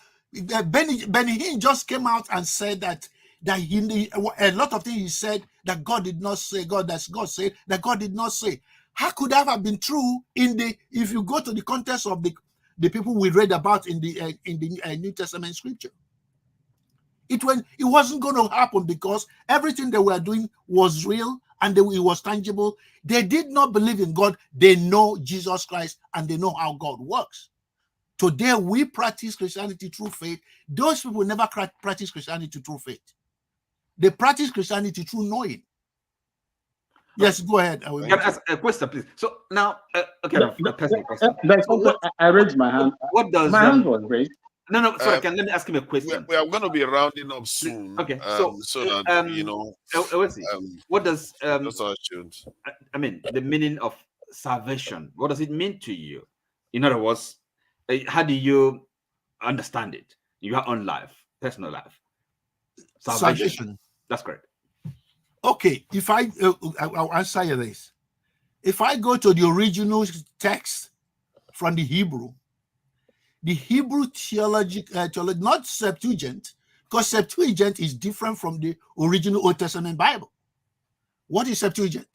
Septuagint is the Old Testament Bible translated from Hebrew to Greek and then attached with the New Testament Bible to make the Bible. the Jews do not believe in that version of the Old Testament Bible. They still have their own original. The one is that the Torah? The Torah and all that, the laws and the rest of them. They still have that in. But the Septuagint is the translation of it from Hebrew to Greek, which is combined with the New Testament Bible to make the Bible we have. But it's part of it's Old Testament, but it's a different translation of it. And that's why a lot of things, if you go to the people who do the studies, who do all these Bible scholars, you find out that a lot of their interpretations in their own New Old Testament does not rhyme with the Old Testament section of the Pentecostal or the modern Christianity. So if I want to answer you from there, the Jews said that it is impossible for an innocent man to die for the ungodly. So that's why they don't believe that Jesus Christ is a Messiah. Because their Torah teaches that it is not congruent with what they believe in their Torah you talk about. Okay, so and to you, what is your own? I don't believe that. I do not salvation? believe that. Personal salvation? You don't believe in it? No, I don't believe in the salvation because we don't have the time to go there because okay, that's fine. That's fine. If we have the time, we can. But you know what I want you to do though? I want you to just go and just do some search. Maybe we can meet again some other time, sure. And then we can discuss this better. You see, I would like to really meet you. Imagine, Bubi. I just say this. Can we allow Bubi say something? You guys are not letting us say. Hold on. Look at what she has gone and said. Look at what she's gonna see. KJ. You see, what is this now? KJ, hold on now. KJ. Behavior. That's why she went and wrote that thing in the chat now. That we are not letting her talk. Why are you cutting me off now? You see, this is what you do. No. Me, I support. She has not said anything in a long time. Nobody wants to let her talk. Please, Bubi, go ahead. Then Wibon. He didn't think we were paying attention to the chat.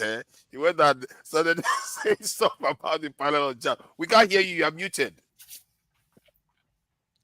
For some reason, we can't hear you. Your audio is off. Yes, KJ. That's what KJ does to people. Let Awibon speak, please. Okay, Awibon, please go ahead while she sorts her mic out. Yeah, thank you.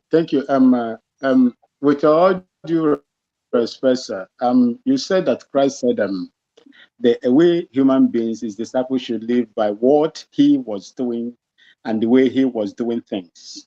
That is exhibiting his own character and actions to those that they want to, convert, isn't it?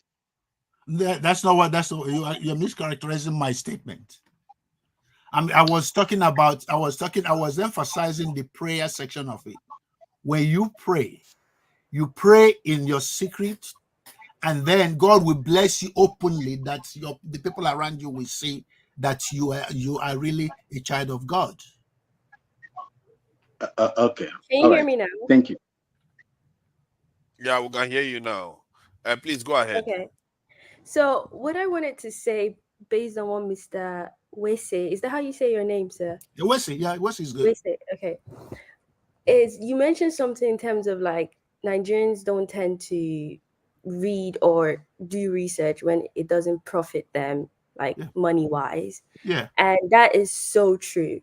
And being that I was raised in a Christian background, but at some point I started questioning things because some things were not making sense.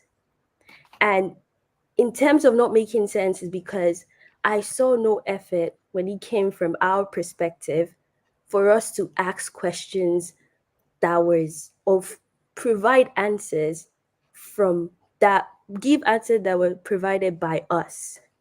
I feel like was very much this person said, this person said. There was no, we have said, and this is what it is. When we come back to this Christianity, like I said, this is not me questioning if God exists or not. That's not the question. But it doesn't change the fact that when you're talking about something that you're practicing, but actually, when you look deep into it, it wasn't something that you created by yourself. It was something that was introduced to it. And this does not mean that Christianity is wrong.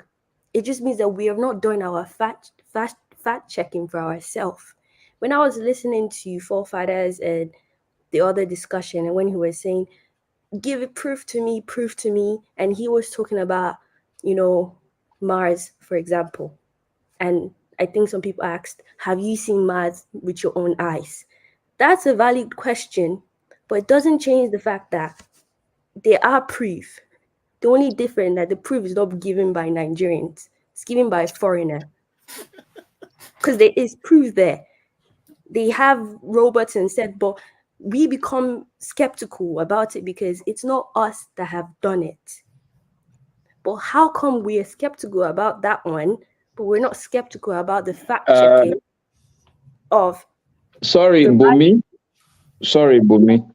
I was the one that said that people have not seen Mars. No, I'm just clarifying so that everybody who are listening would have a fair understanding of the point I was making.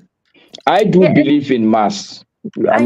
I do understand there's Mars, but I'm saying all I was trying to prove is that seeing with the naked eye is not the only form of evidence. Actually, evidence is not the only way of convincing people. There's logic also. Mr. Wester said something about knowledge, and there are two forms of knowledge. Probably more. There's personal experience and there's shared experience. Yep. Okay.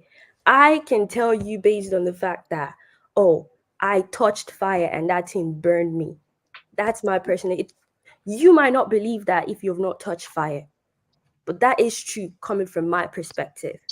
But maybe you come to me and tell me, like a child, when the mother tells the child, don't touch that, that's hot. That's shared experience. That is knowledge, but it's true. But the child does not believe that because the child has not experienced that. And I feel like that's the problem we are having here. Yes. When it comes to the Christianity part of it, is no one is saying that Christianity might be wrong, but there's a lot of they're sharing experience, but we are not looking for that experience. It's so interesting when we say, there's proof, and it's the Bible. How many of our people wrote the Bible? It's someone else who wrote the Bible, and the someone else that you're talking about introduce you to the Bible in the weirdest way possible. Like, how do you tell me that the person that had the Bible had a church on top of a slave camp or wherever they kept the people, and you still tell me that you trust that with the word? I'm still trying to clarify. I am not going against the Bible.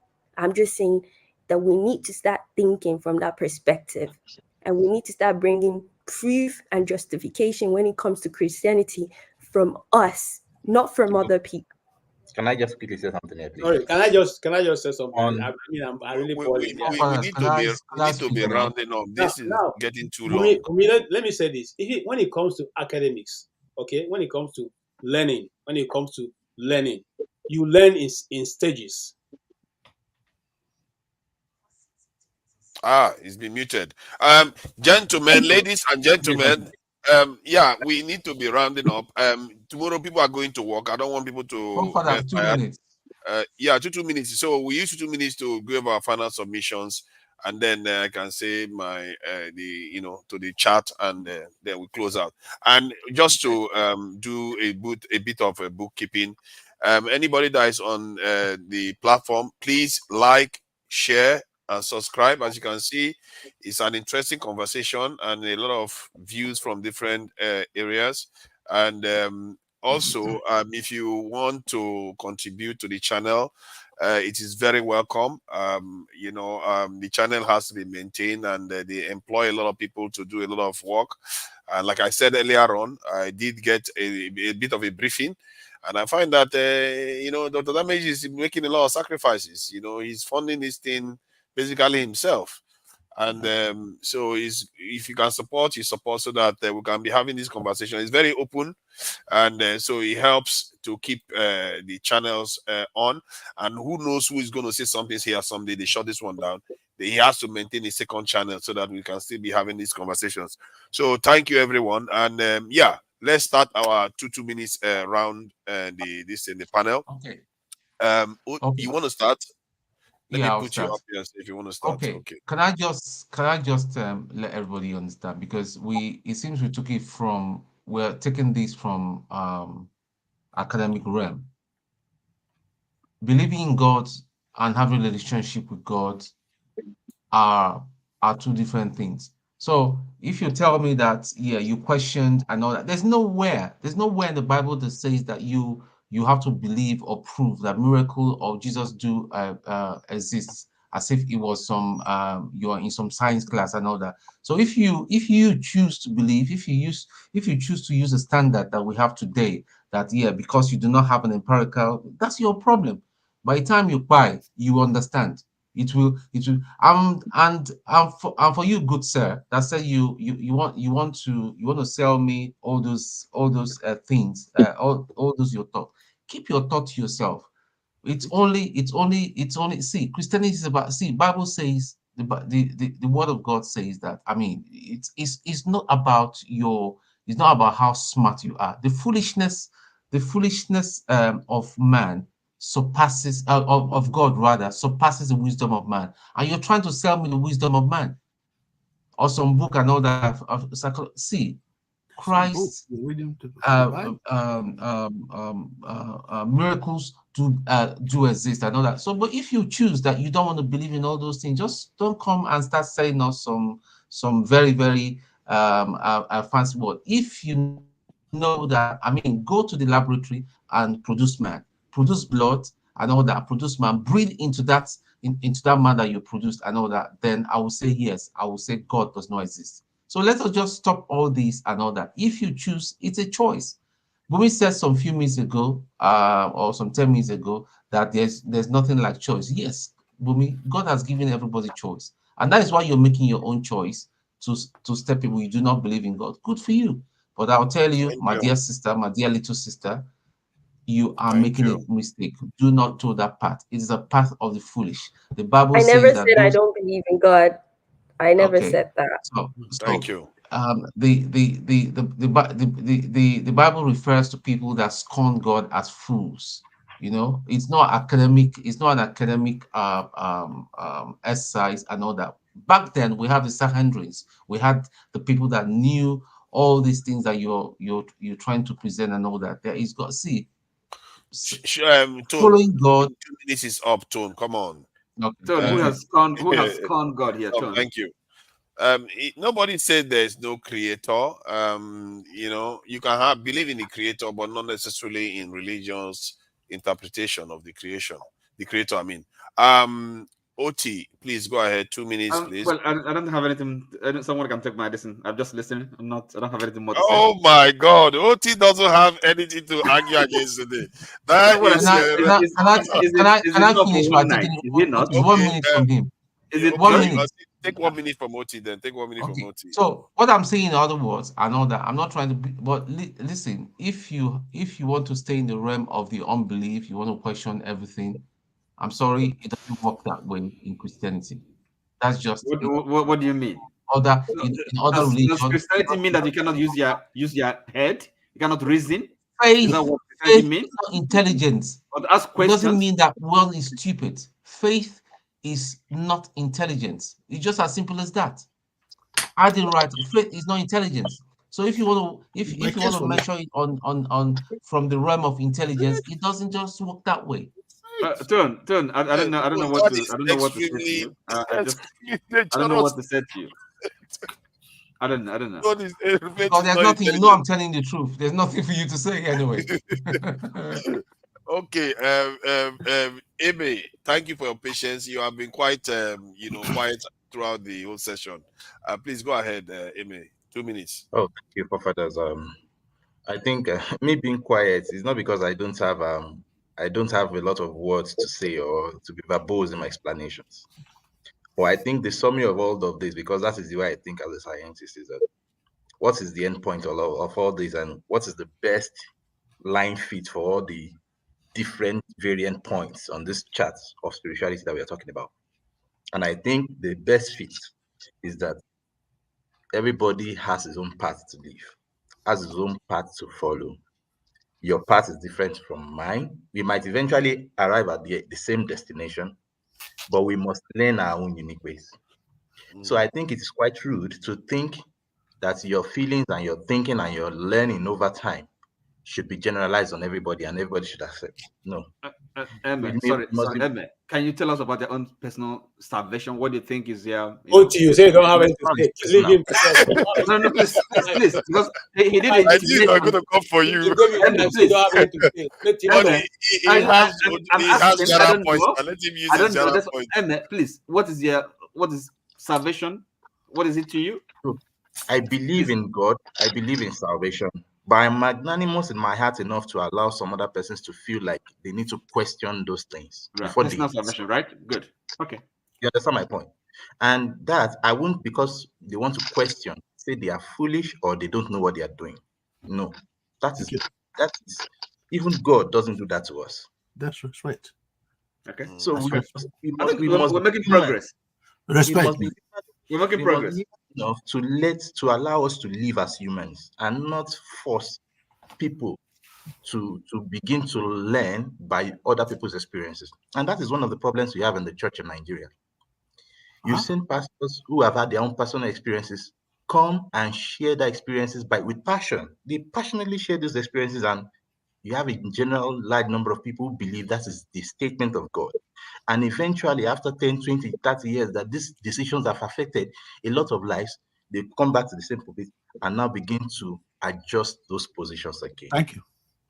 And this is just because we have not. Thank you. Appreciate that. Appreciate that.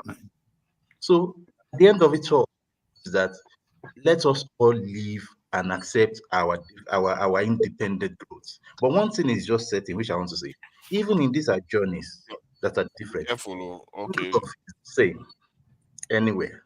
Kindness is the same. Fairness in judgment is the same. Labor, hard work is the same. Smart work is the same. And wickedness and evil is also the same.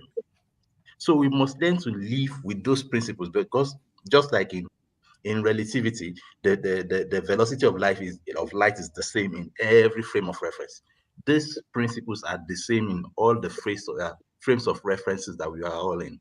But these frames of references are different for individuals, and we must accept that. And we must not force another person's frame of reference, your own frame of reference, onto another person. No, that shouldn't be tolerated.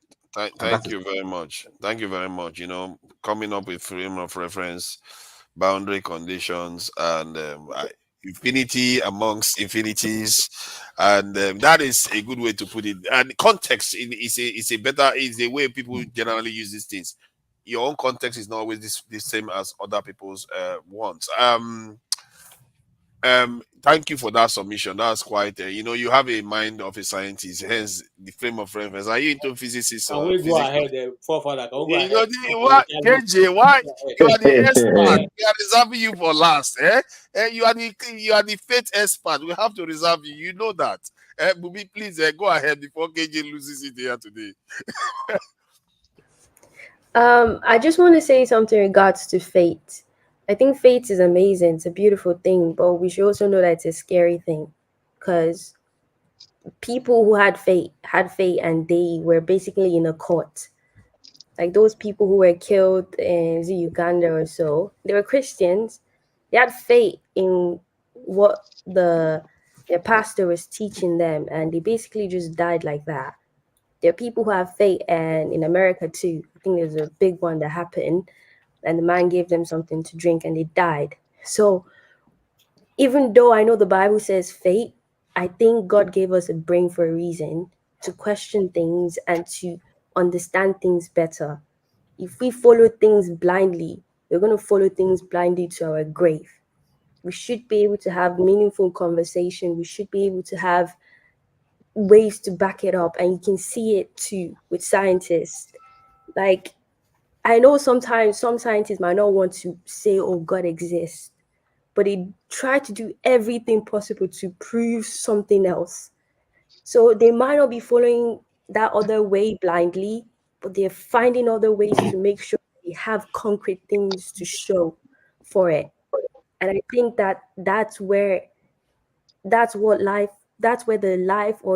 we use our brain for. It should not just be sat there floating for no reason. It should be used. That's just where I'm coming from. For anyone who's Christian, my submission has nothing to do against or say God or Jesus does not exist. It has absolutely nothing, but it's just coming from a direction that I feel like we have to do more than just say, oh, I heard someone, or and just come from like personal experience, because I can't know your personal experience. And we should start giving more of shared or physical or more kind of concrete things, because even in the Bible, it says, go out and preach the word of God. You can't preach the word of God and say, trust me, bro. You should be able to convince and get people to believe in it. And I cannot just say, God exists. Look at the water, it's floating. I should be able to get you to understand that. So that's where I'm coming from. Thank you, Bumi. We appreciate your contributions today. It's funny, I want to call you doctor, but you look like a doctor. You know, what can I say? Wesley, please go ahead. It's not everybody or something. It's not everybody that with PhD want to be called a doctor. Thank you so much, though. Welcome. Thank you, everybody. I appreciate the input, and I appreciate tone with this passion. There's nothing wrong with having a passion like that. When your faith is threatened, or when people criticize you, because you've invested it emotionally. I was doing the same thing, and for clarity, I was one of the people that built the deeper life when I was growing up in Nigeria. And when I left Nigeria for United States, I was one of the people that supported strongly RCCG, Redeemed Christian Church of God. Today in Nigeria, and the first time, listen to this, the first time David Oyedepo, I think in 2001 or 2000 and something, the first time David Oyedepo visited Crefodola in Atlanta, I was one with my friend, Dr. Clement Moma. We were the few people that escorted this David Oyedepo to Crefodola Church the day they invited him to preach. Then he had nothing. Today, with the conflict in Nigeria, Nigerians have criticized each and every one of these pastors as fraudulent. So who is right? And that's my point. So the key thing I'm saying here is this. Just like Bumi, the young sister, was saying, you can be a Christian, you can be I have a lot of Muslim friends. When I was working in Nigeria, Elijah Aminu Kassina was the commissioner of public complaint commission, and I was his personal assistant. And I was like this with Aminu. Aminu is the one that used to be head of the organizing person. He's from Kassina area. He used to be the one organizing Hajj operation. And I was a Christian. I was a born-again Christian at that point. And he trusted me, and I relied on Aminu to do a lot of things. So your faith does not mean anything to me. It's your faith. And that's why we call it faith. It comes in a different version. And it comes in a different form. And it's okay for you to have it. The only thing Bumi and I and other people are saying is your faith is your faith, doesn't mean it's a universal thing. Okay? It's not a universal thing because it had flaws on its own. And the flaws of it has been clarified. And if you look around with Jehovah's Witness doctrine, with the Mormon doctrine, and as Bumi was saying, with Jim Jones, who was organizing Christians into a cult and took them to Guyana and then poisoned all of them. These are all people of faith. The key thing I'm saying here is this. Faith is faith. It's not knowing. When you have faith, you believe, but there is no evidence of what you believe. That's why people, you cannot even use the Bible to clarify the Bible. Or if you want to say, okay, well, let me show you that God is real. Let me show you what the God said in the Bible. Are you serious? You're going to need a literature to show me how powerful God is? There is no other way for you to clarify to me that God is real and God is powerful, except if you go for a literature. Why do I need a literature to understand the creator of the universe? And that has been the challenge nobody has ever answered. Because my Muslim friends say the same thing. If I show you in the Quran, you believe Allah. And I said, look, I want to believe Allah every day, but I just don't want to believe it through any literature. If there's any other way you can show me that Allah is powerful and everything, let's see that. Of course, I know if I kiss somebody in the name of Allah, I'm promised 7 virgins on the other side of the world. Man, sorry, your time has expired. Before I go and thank you guys, and then I'm gonna get off. I'll be accused of Bajue here. Before you go, before you go, sir. Yes. I would just like to thank you for coming on board in the first, and I hope you come on many more times. Listen, it elevates our inquiries. Jagun, maybe we need to connect through Facebook or something. And me share Facebook. Huh? Okay, you don't do Facebook? No, sir. Okay, maybe one way or the other. We can meet here. We can meet here from time to time. No. I want us to elevate this discussion more than meeting here. We have a country. Listen, we have a country that's falling apart. The only people that can put it together is all of us here. It's not going to fix itself, and we have to be willing to sacrifice. People are dying to save their own country. All we do is talking. We can't just rely on talks. Talk is. Masker, can I ask you, because I don't know my own number? Please put the number for the chief to take, please. I beg your pardon. Okay, I will send it. I will send it now, Jagun. And forefathers, now that we are at it, me and network, we've been battling here. So let me quickly make my own submission. Yeah, please go ahead. 2 minutes. Thank you. I've even gone. Anyway. Yeah, you're here. You're here. I can hear you. Okay. Mine is not too complicated. I think you forefathers said it at some point that we're all talking about the same thing. I believe there is a God. I believe there's enough evidence. I also believe that whatever religion you practice, you have to be very circumspect, because the same religion, people will have different.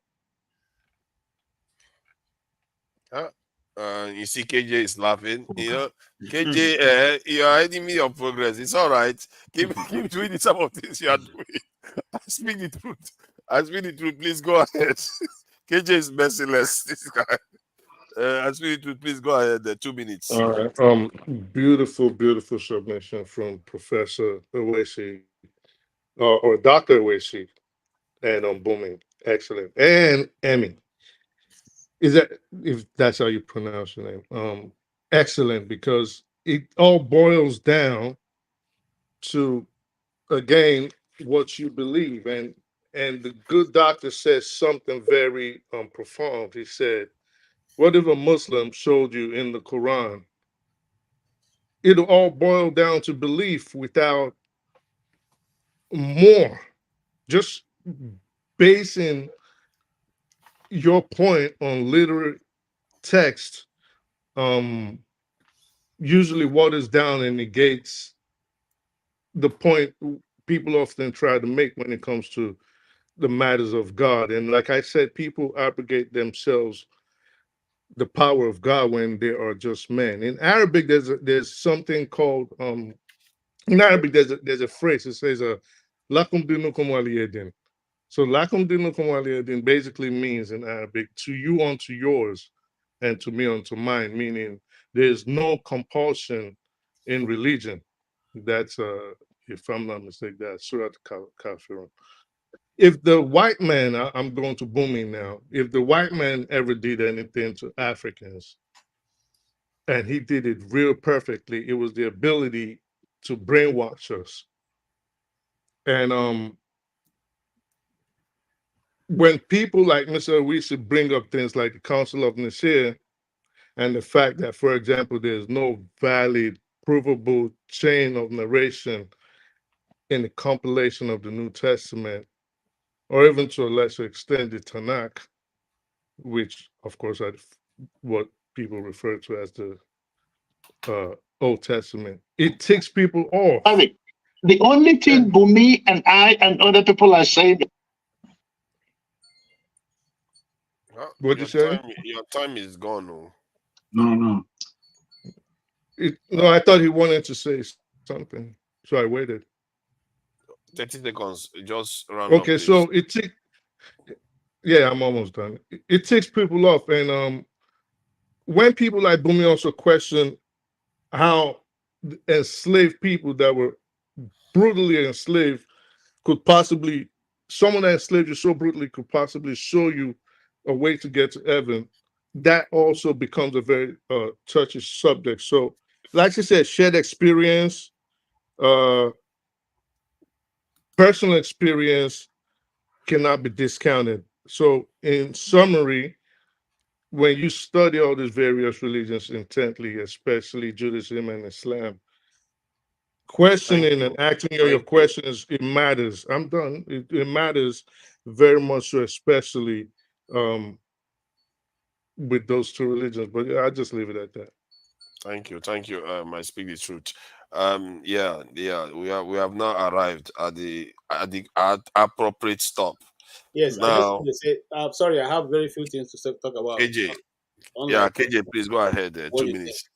First and foremost, faith. Without faith, we will not even have anything at all. Faith will always be superior to knowledge. Because it's by faith that all of you sitting here are going to go to bed today and sleep and have the faith that you wake up tomorrow. It's not knowledge. It's faith that you wake up tomorrow. Nothing more than that. That's one. So let's put these things in their proper perspective. Science is good, but science is not running the world. The Industrial Revolution didn't come till yesterday, but the world had been existing before the Industrial Revolution.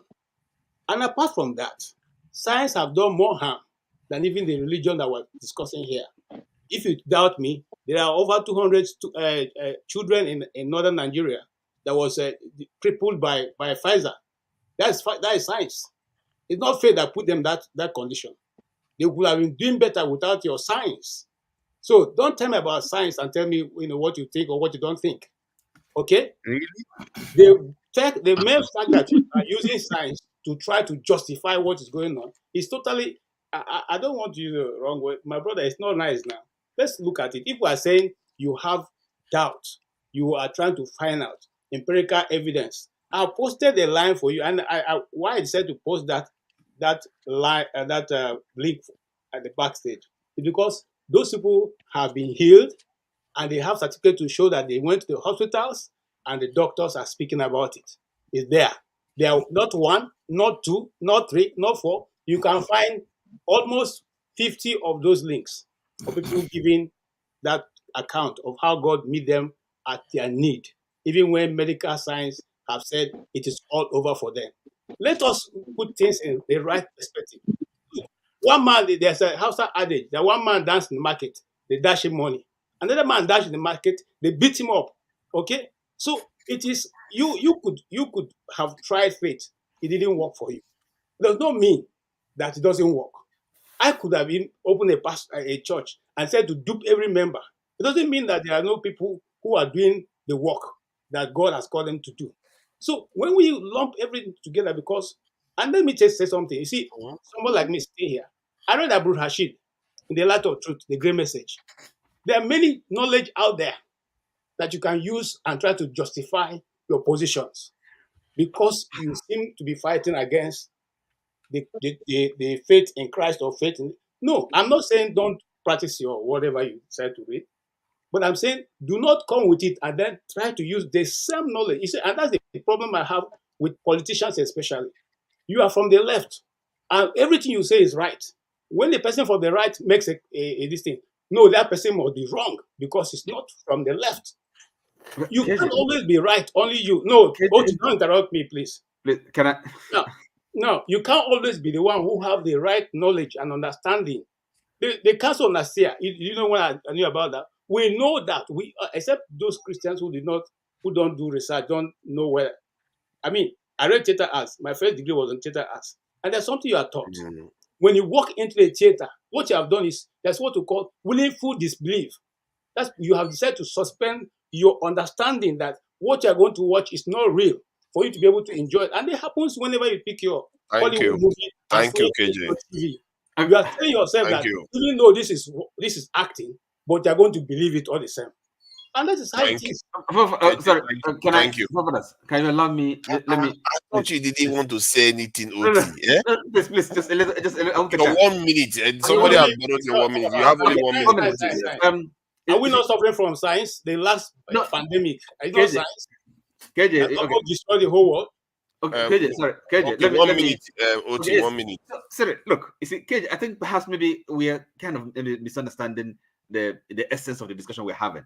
Because now I said here that I as a Christian, I believe that, when Christ says that he's the truth, truth is a person. He's the way, he's the light. I believe that.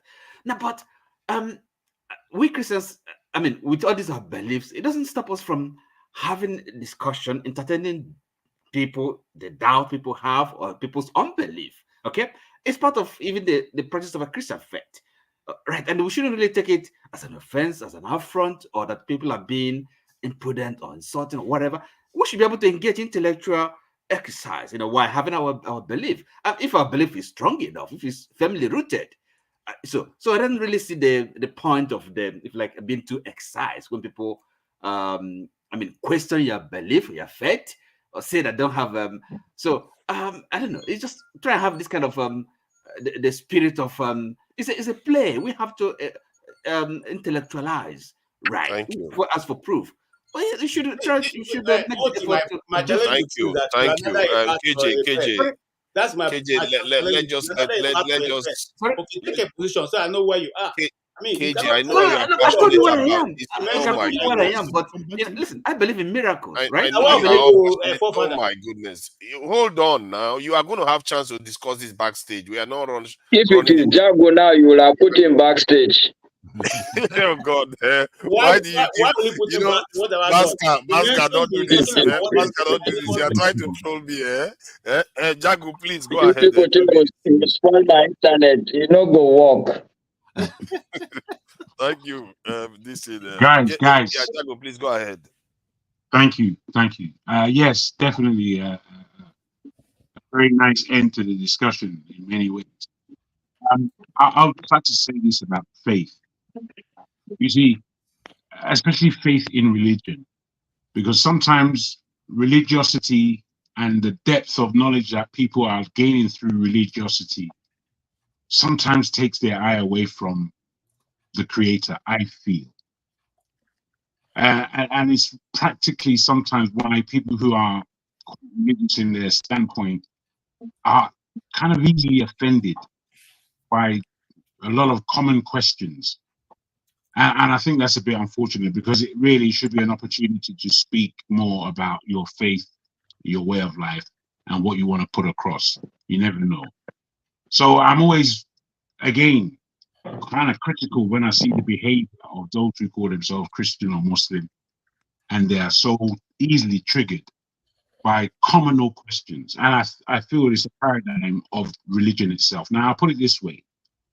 I think by religion, you could get on the train, and with your faith, you are honestly going to Scotland from London. You're honestly going to there. You know by faith you're going there. But all of a sudden, you end up in Brighton, which is the direct opposite way. Now, this happens in faith. We have to admit it. Faith is not the all and be all. However, I believe that when we concentrate on what we believe to be God and what we read into it, and as our doctor has said, it is shown to you that this entity be real, because that thing can only be shown to you personally. It's not going to be shown to you in a big congregation unless that's what takes place. Most of these things happen very privately in terms of spirit. So I think it's important for us to really use these opportunities when we're speaking about religion and faith, and is there a God, is there not a God, the position of the world today on a spiritual level. Are we behaving ourselves as human beings to human beings? Is there love? All these grandiose questions that we... Thank you, Jacob. Now with this quick word, all these grandiose positions that we put forward, and we're not walking it, and that's all.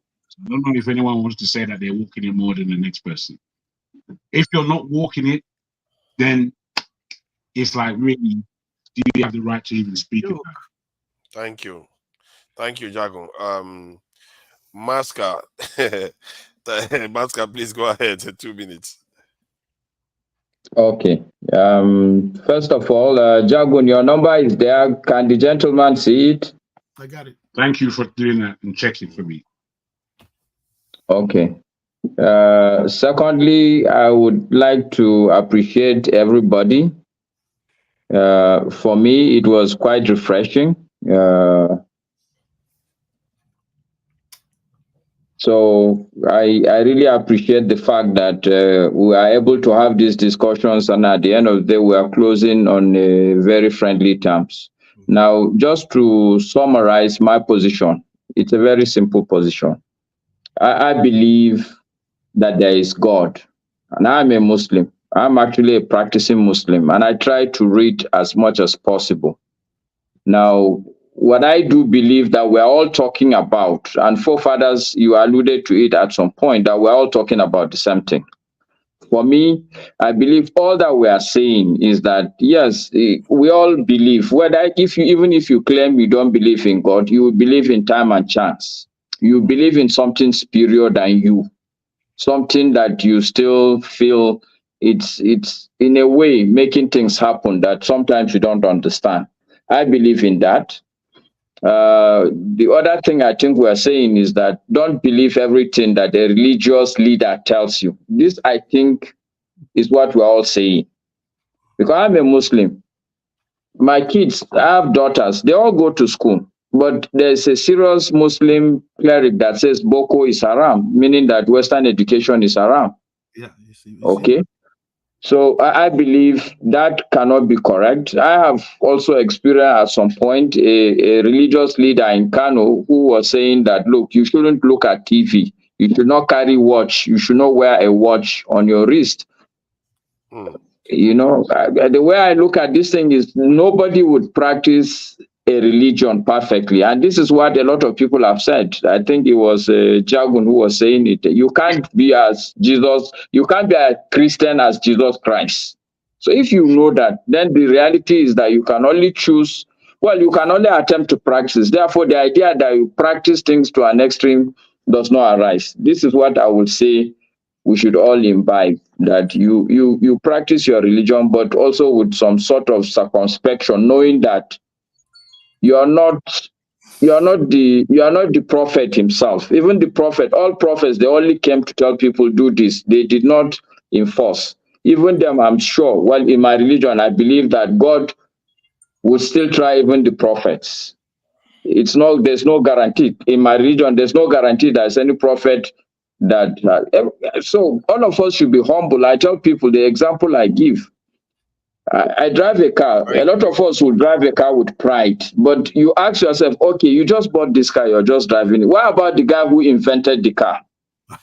If you're proud, how is he going to be feeling? The man that invented the car. So these are religions that people have handed over to us. You should take it with some circumspection because it's a car that has been invented. You're just driving it. Don't feel too proud about it. That's correct. Okay?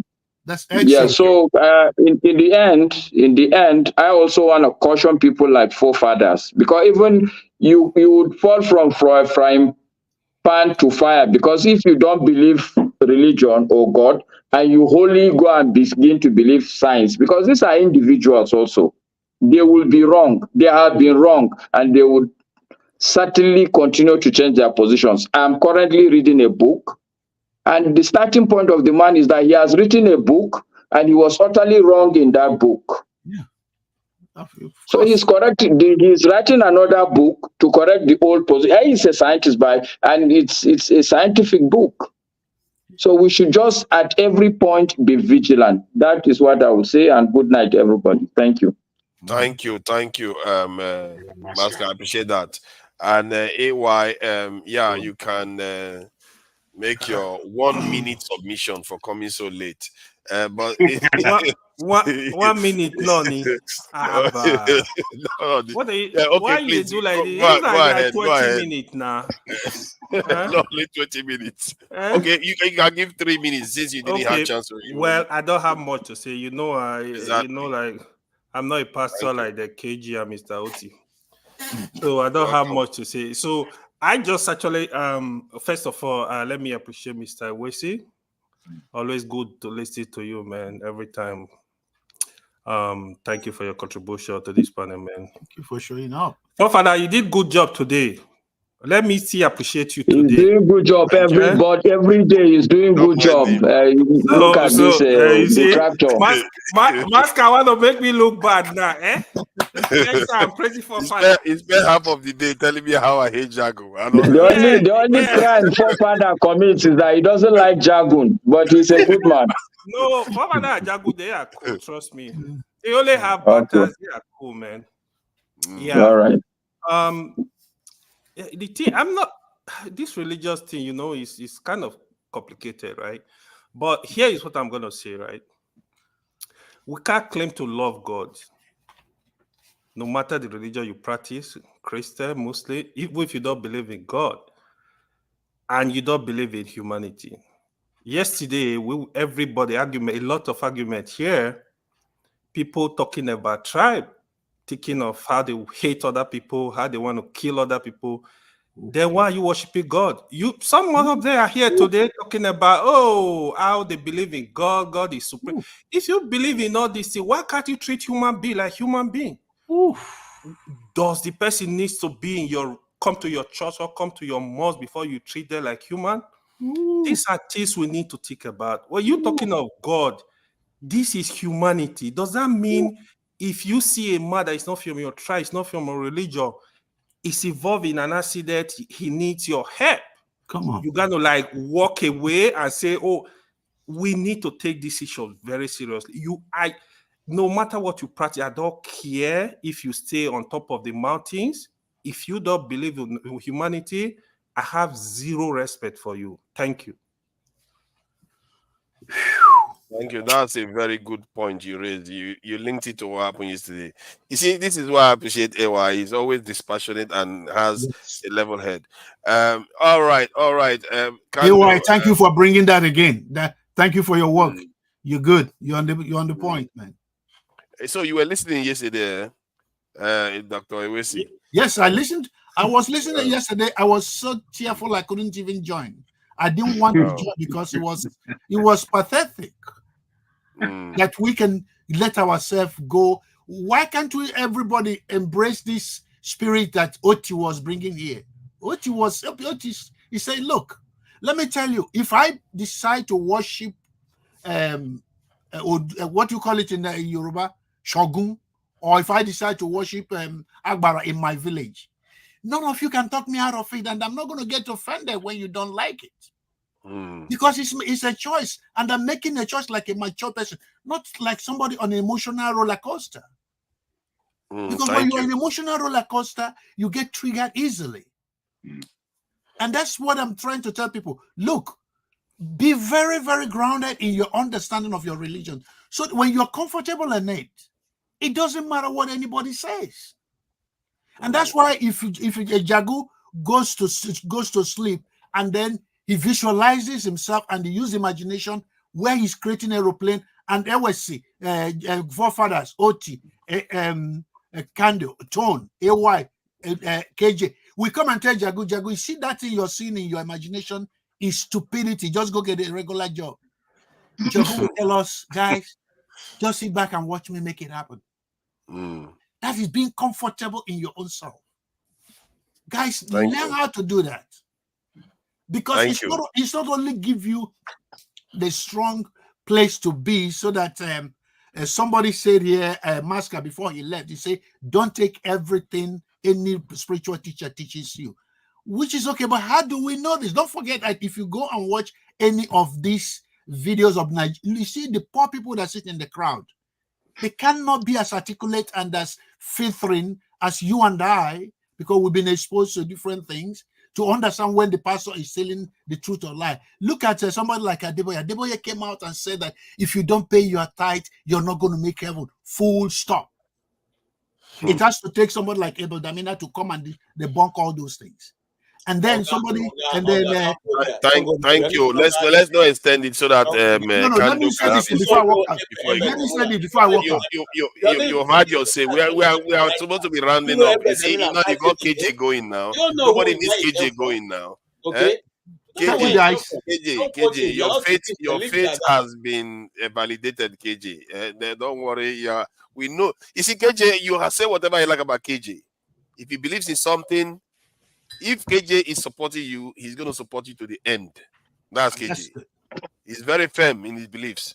Kando, thank you for joining us. I don't know if you want to say something. 3 minutes. Yeah. Thank you, forefathers, for another wonderful job today. My faith in humanity is beginning to get restored. You know, I heard Mr. EHME, I heard Dr. Wasey, I heard Mr. AY, and my newfound brother. He's been my brother, but he became official today. Masca. It's me and him. We're from the same mama, the same papa. You know, I've always said this. All these people who talk about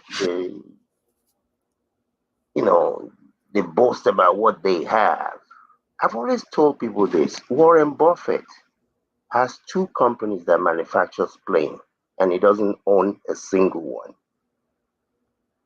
You know, like Masca said, if you're going all crazy about the car you're driving, what about the person that invented it? What is that person supposed to do? So it's just really a mindset.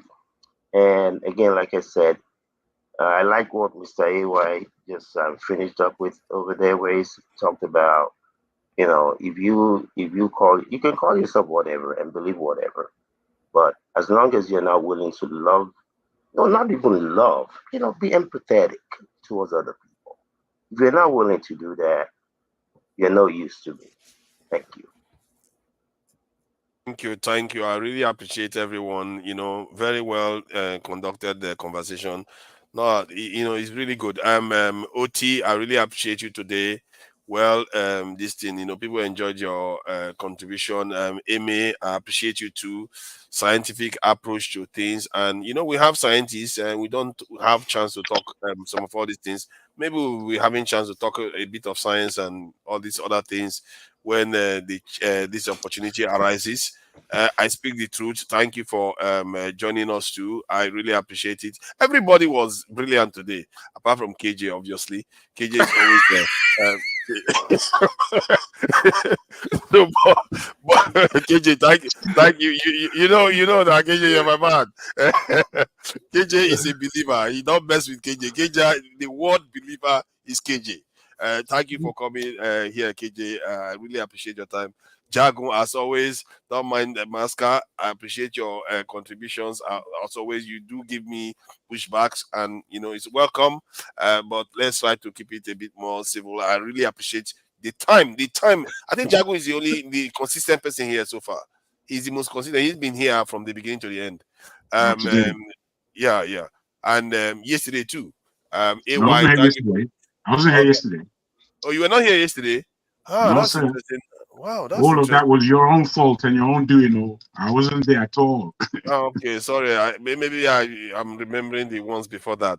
Yeah, AY obviously coming in late and making brilliant submissions. You know, that's cheating, really. But we'll accept the brilliant contribution. What are we going to do now? We have to accept it. Toad, thank you for your contribution. Toad also was here listening. Someone's asking for the link for the background. For the yeah, I think I've already sent it now. I've already sent it. Yeah, someone just asked for it now. Okay, I'm sending it again. Backstage link, and thank you for your contributions, Tone. You do get crossed down again, but in the end, it was still civil. Kando, I appreciate you. Thank you for joining us. I'm sure you guys are going to enjoy yourselves backstage. I really do appreciate the support you give, even when you don't have. I've been mean to Kando a few times, you know, and he's always like, you know, people like that. No, seriously, Kando will come on stage Me, and you'll for some be reason, mean to me, of course. for the reason I will say something mean to Kando, I will as if, you know, and it's not necessarily just he's just the person that was there, and he doesn't We are take it used to personal. it. We are used to Doesn't it. take it Even personal. me.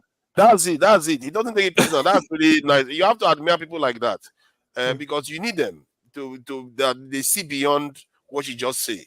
They understand the you know. So I really appreciate the Kando, and let me try to add a few of my. Somebody said my speech was from Google. I was just laughing. That's Florence now. You know, they will always take the shine off it for Google. That's what they do to me, like ChatGPT, Google, and all the rest of it. So AI production, right? don't mind them. The topic was about heaven, isn't it? We're talking about whether it's real or not. And the thing about these things is that when people say faith, if God wanted us to do everything by faith, aircrafts would be flying by faith.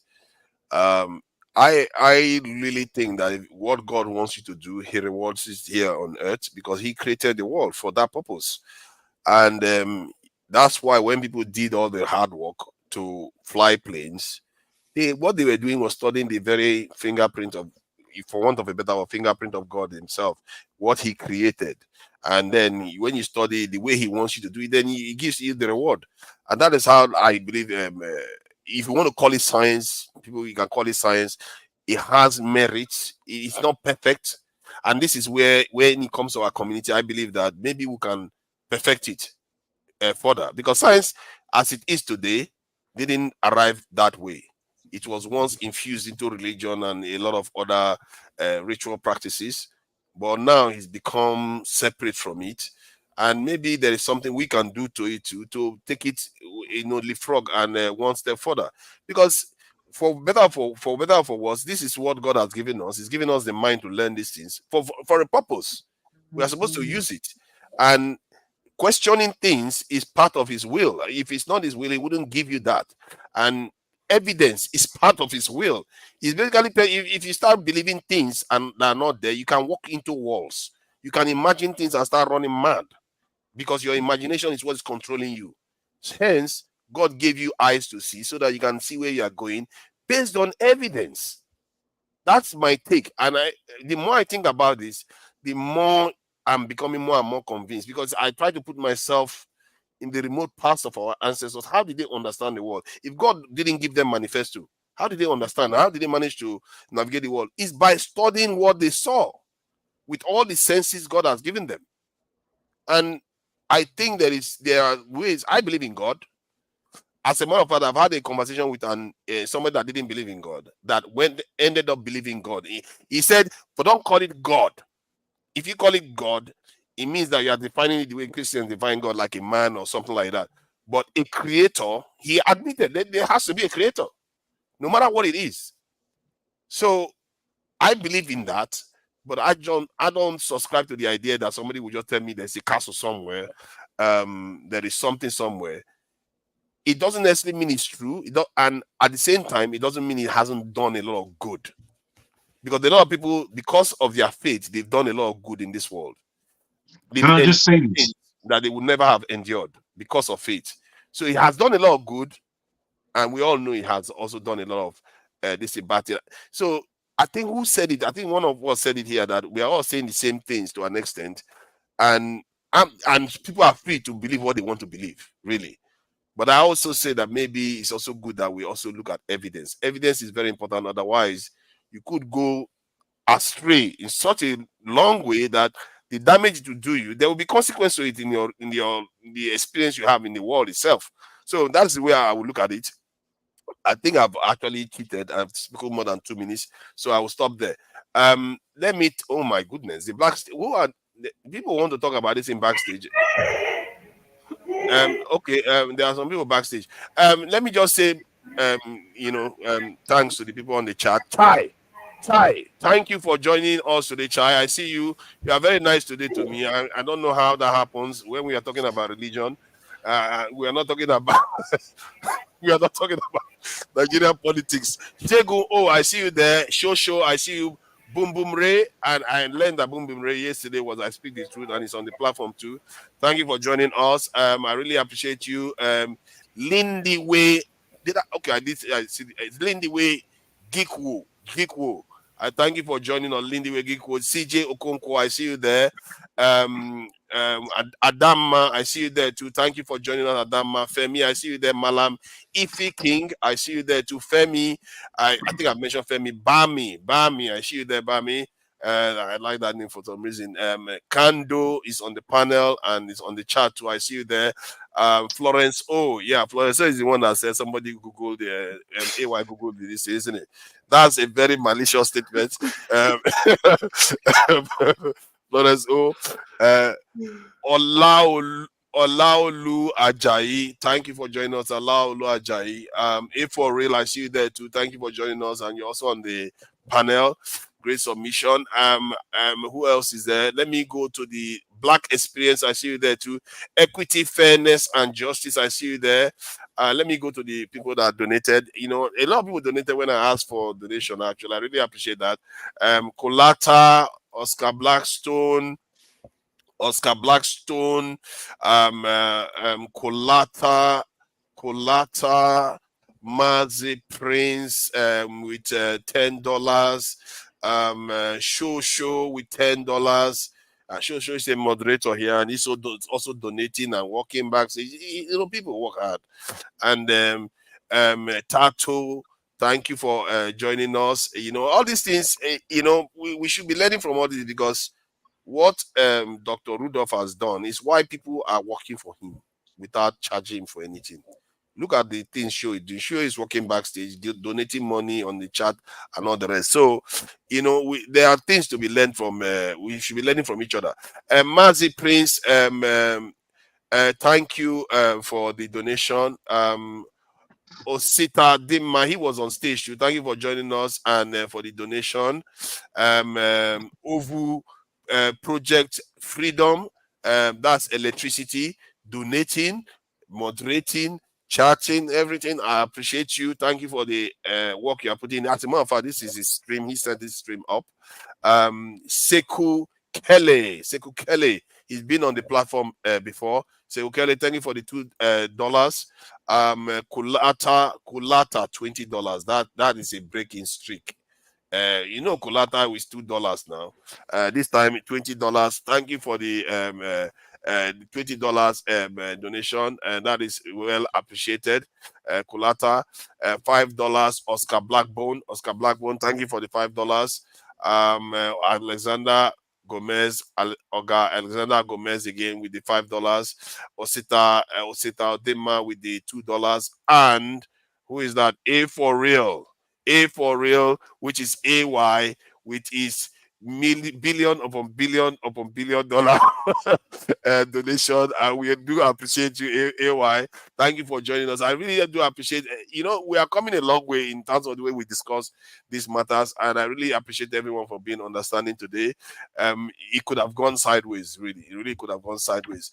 So I would like to play us out with Majek Fashek, and I hope you all have a good week ahead.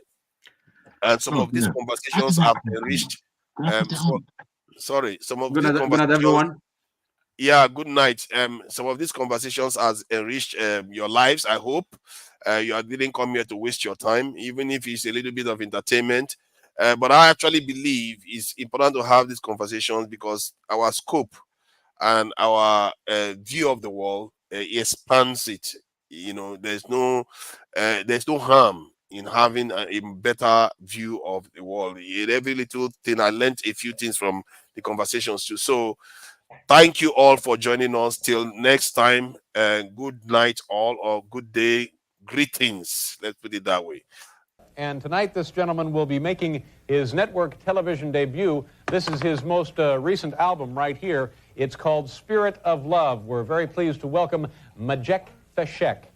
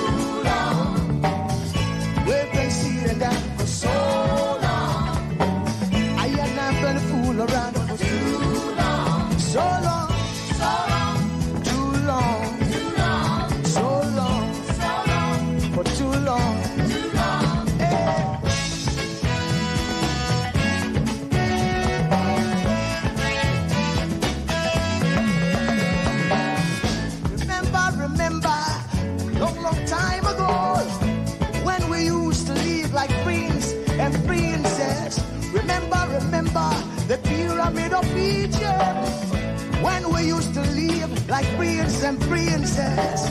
Remember, Marcus Garvey, who are the dream for New America. Oh, remember, Martin Luther King, who are the dream for New America. They say you are black, they say you are brown, they say you are black, they say you are brown.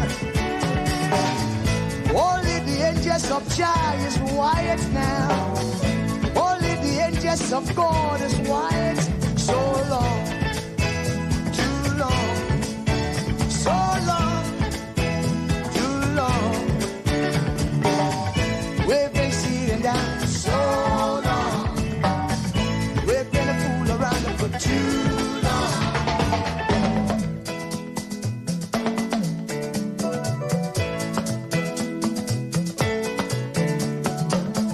Arise from your sleep, Africa. Arise from your sleep, America. There's work to be done, Africa. So much work to be done, America. But if we unite, hey, we will be free so long.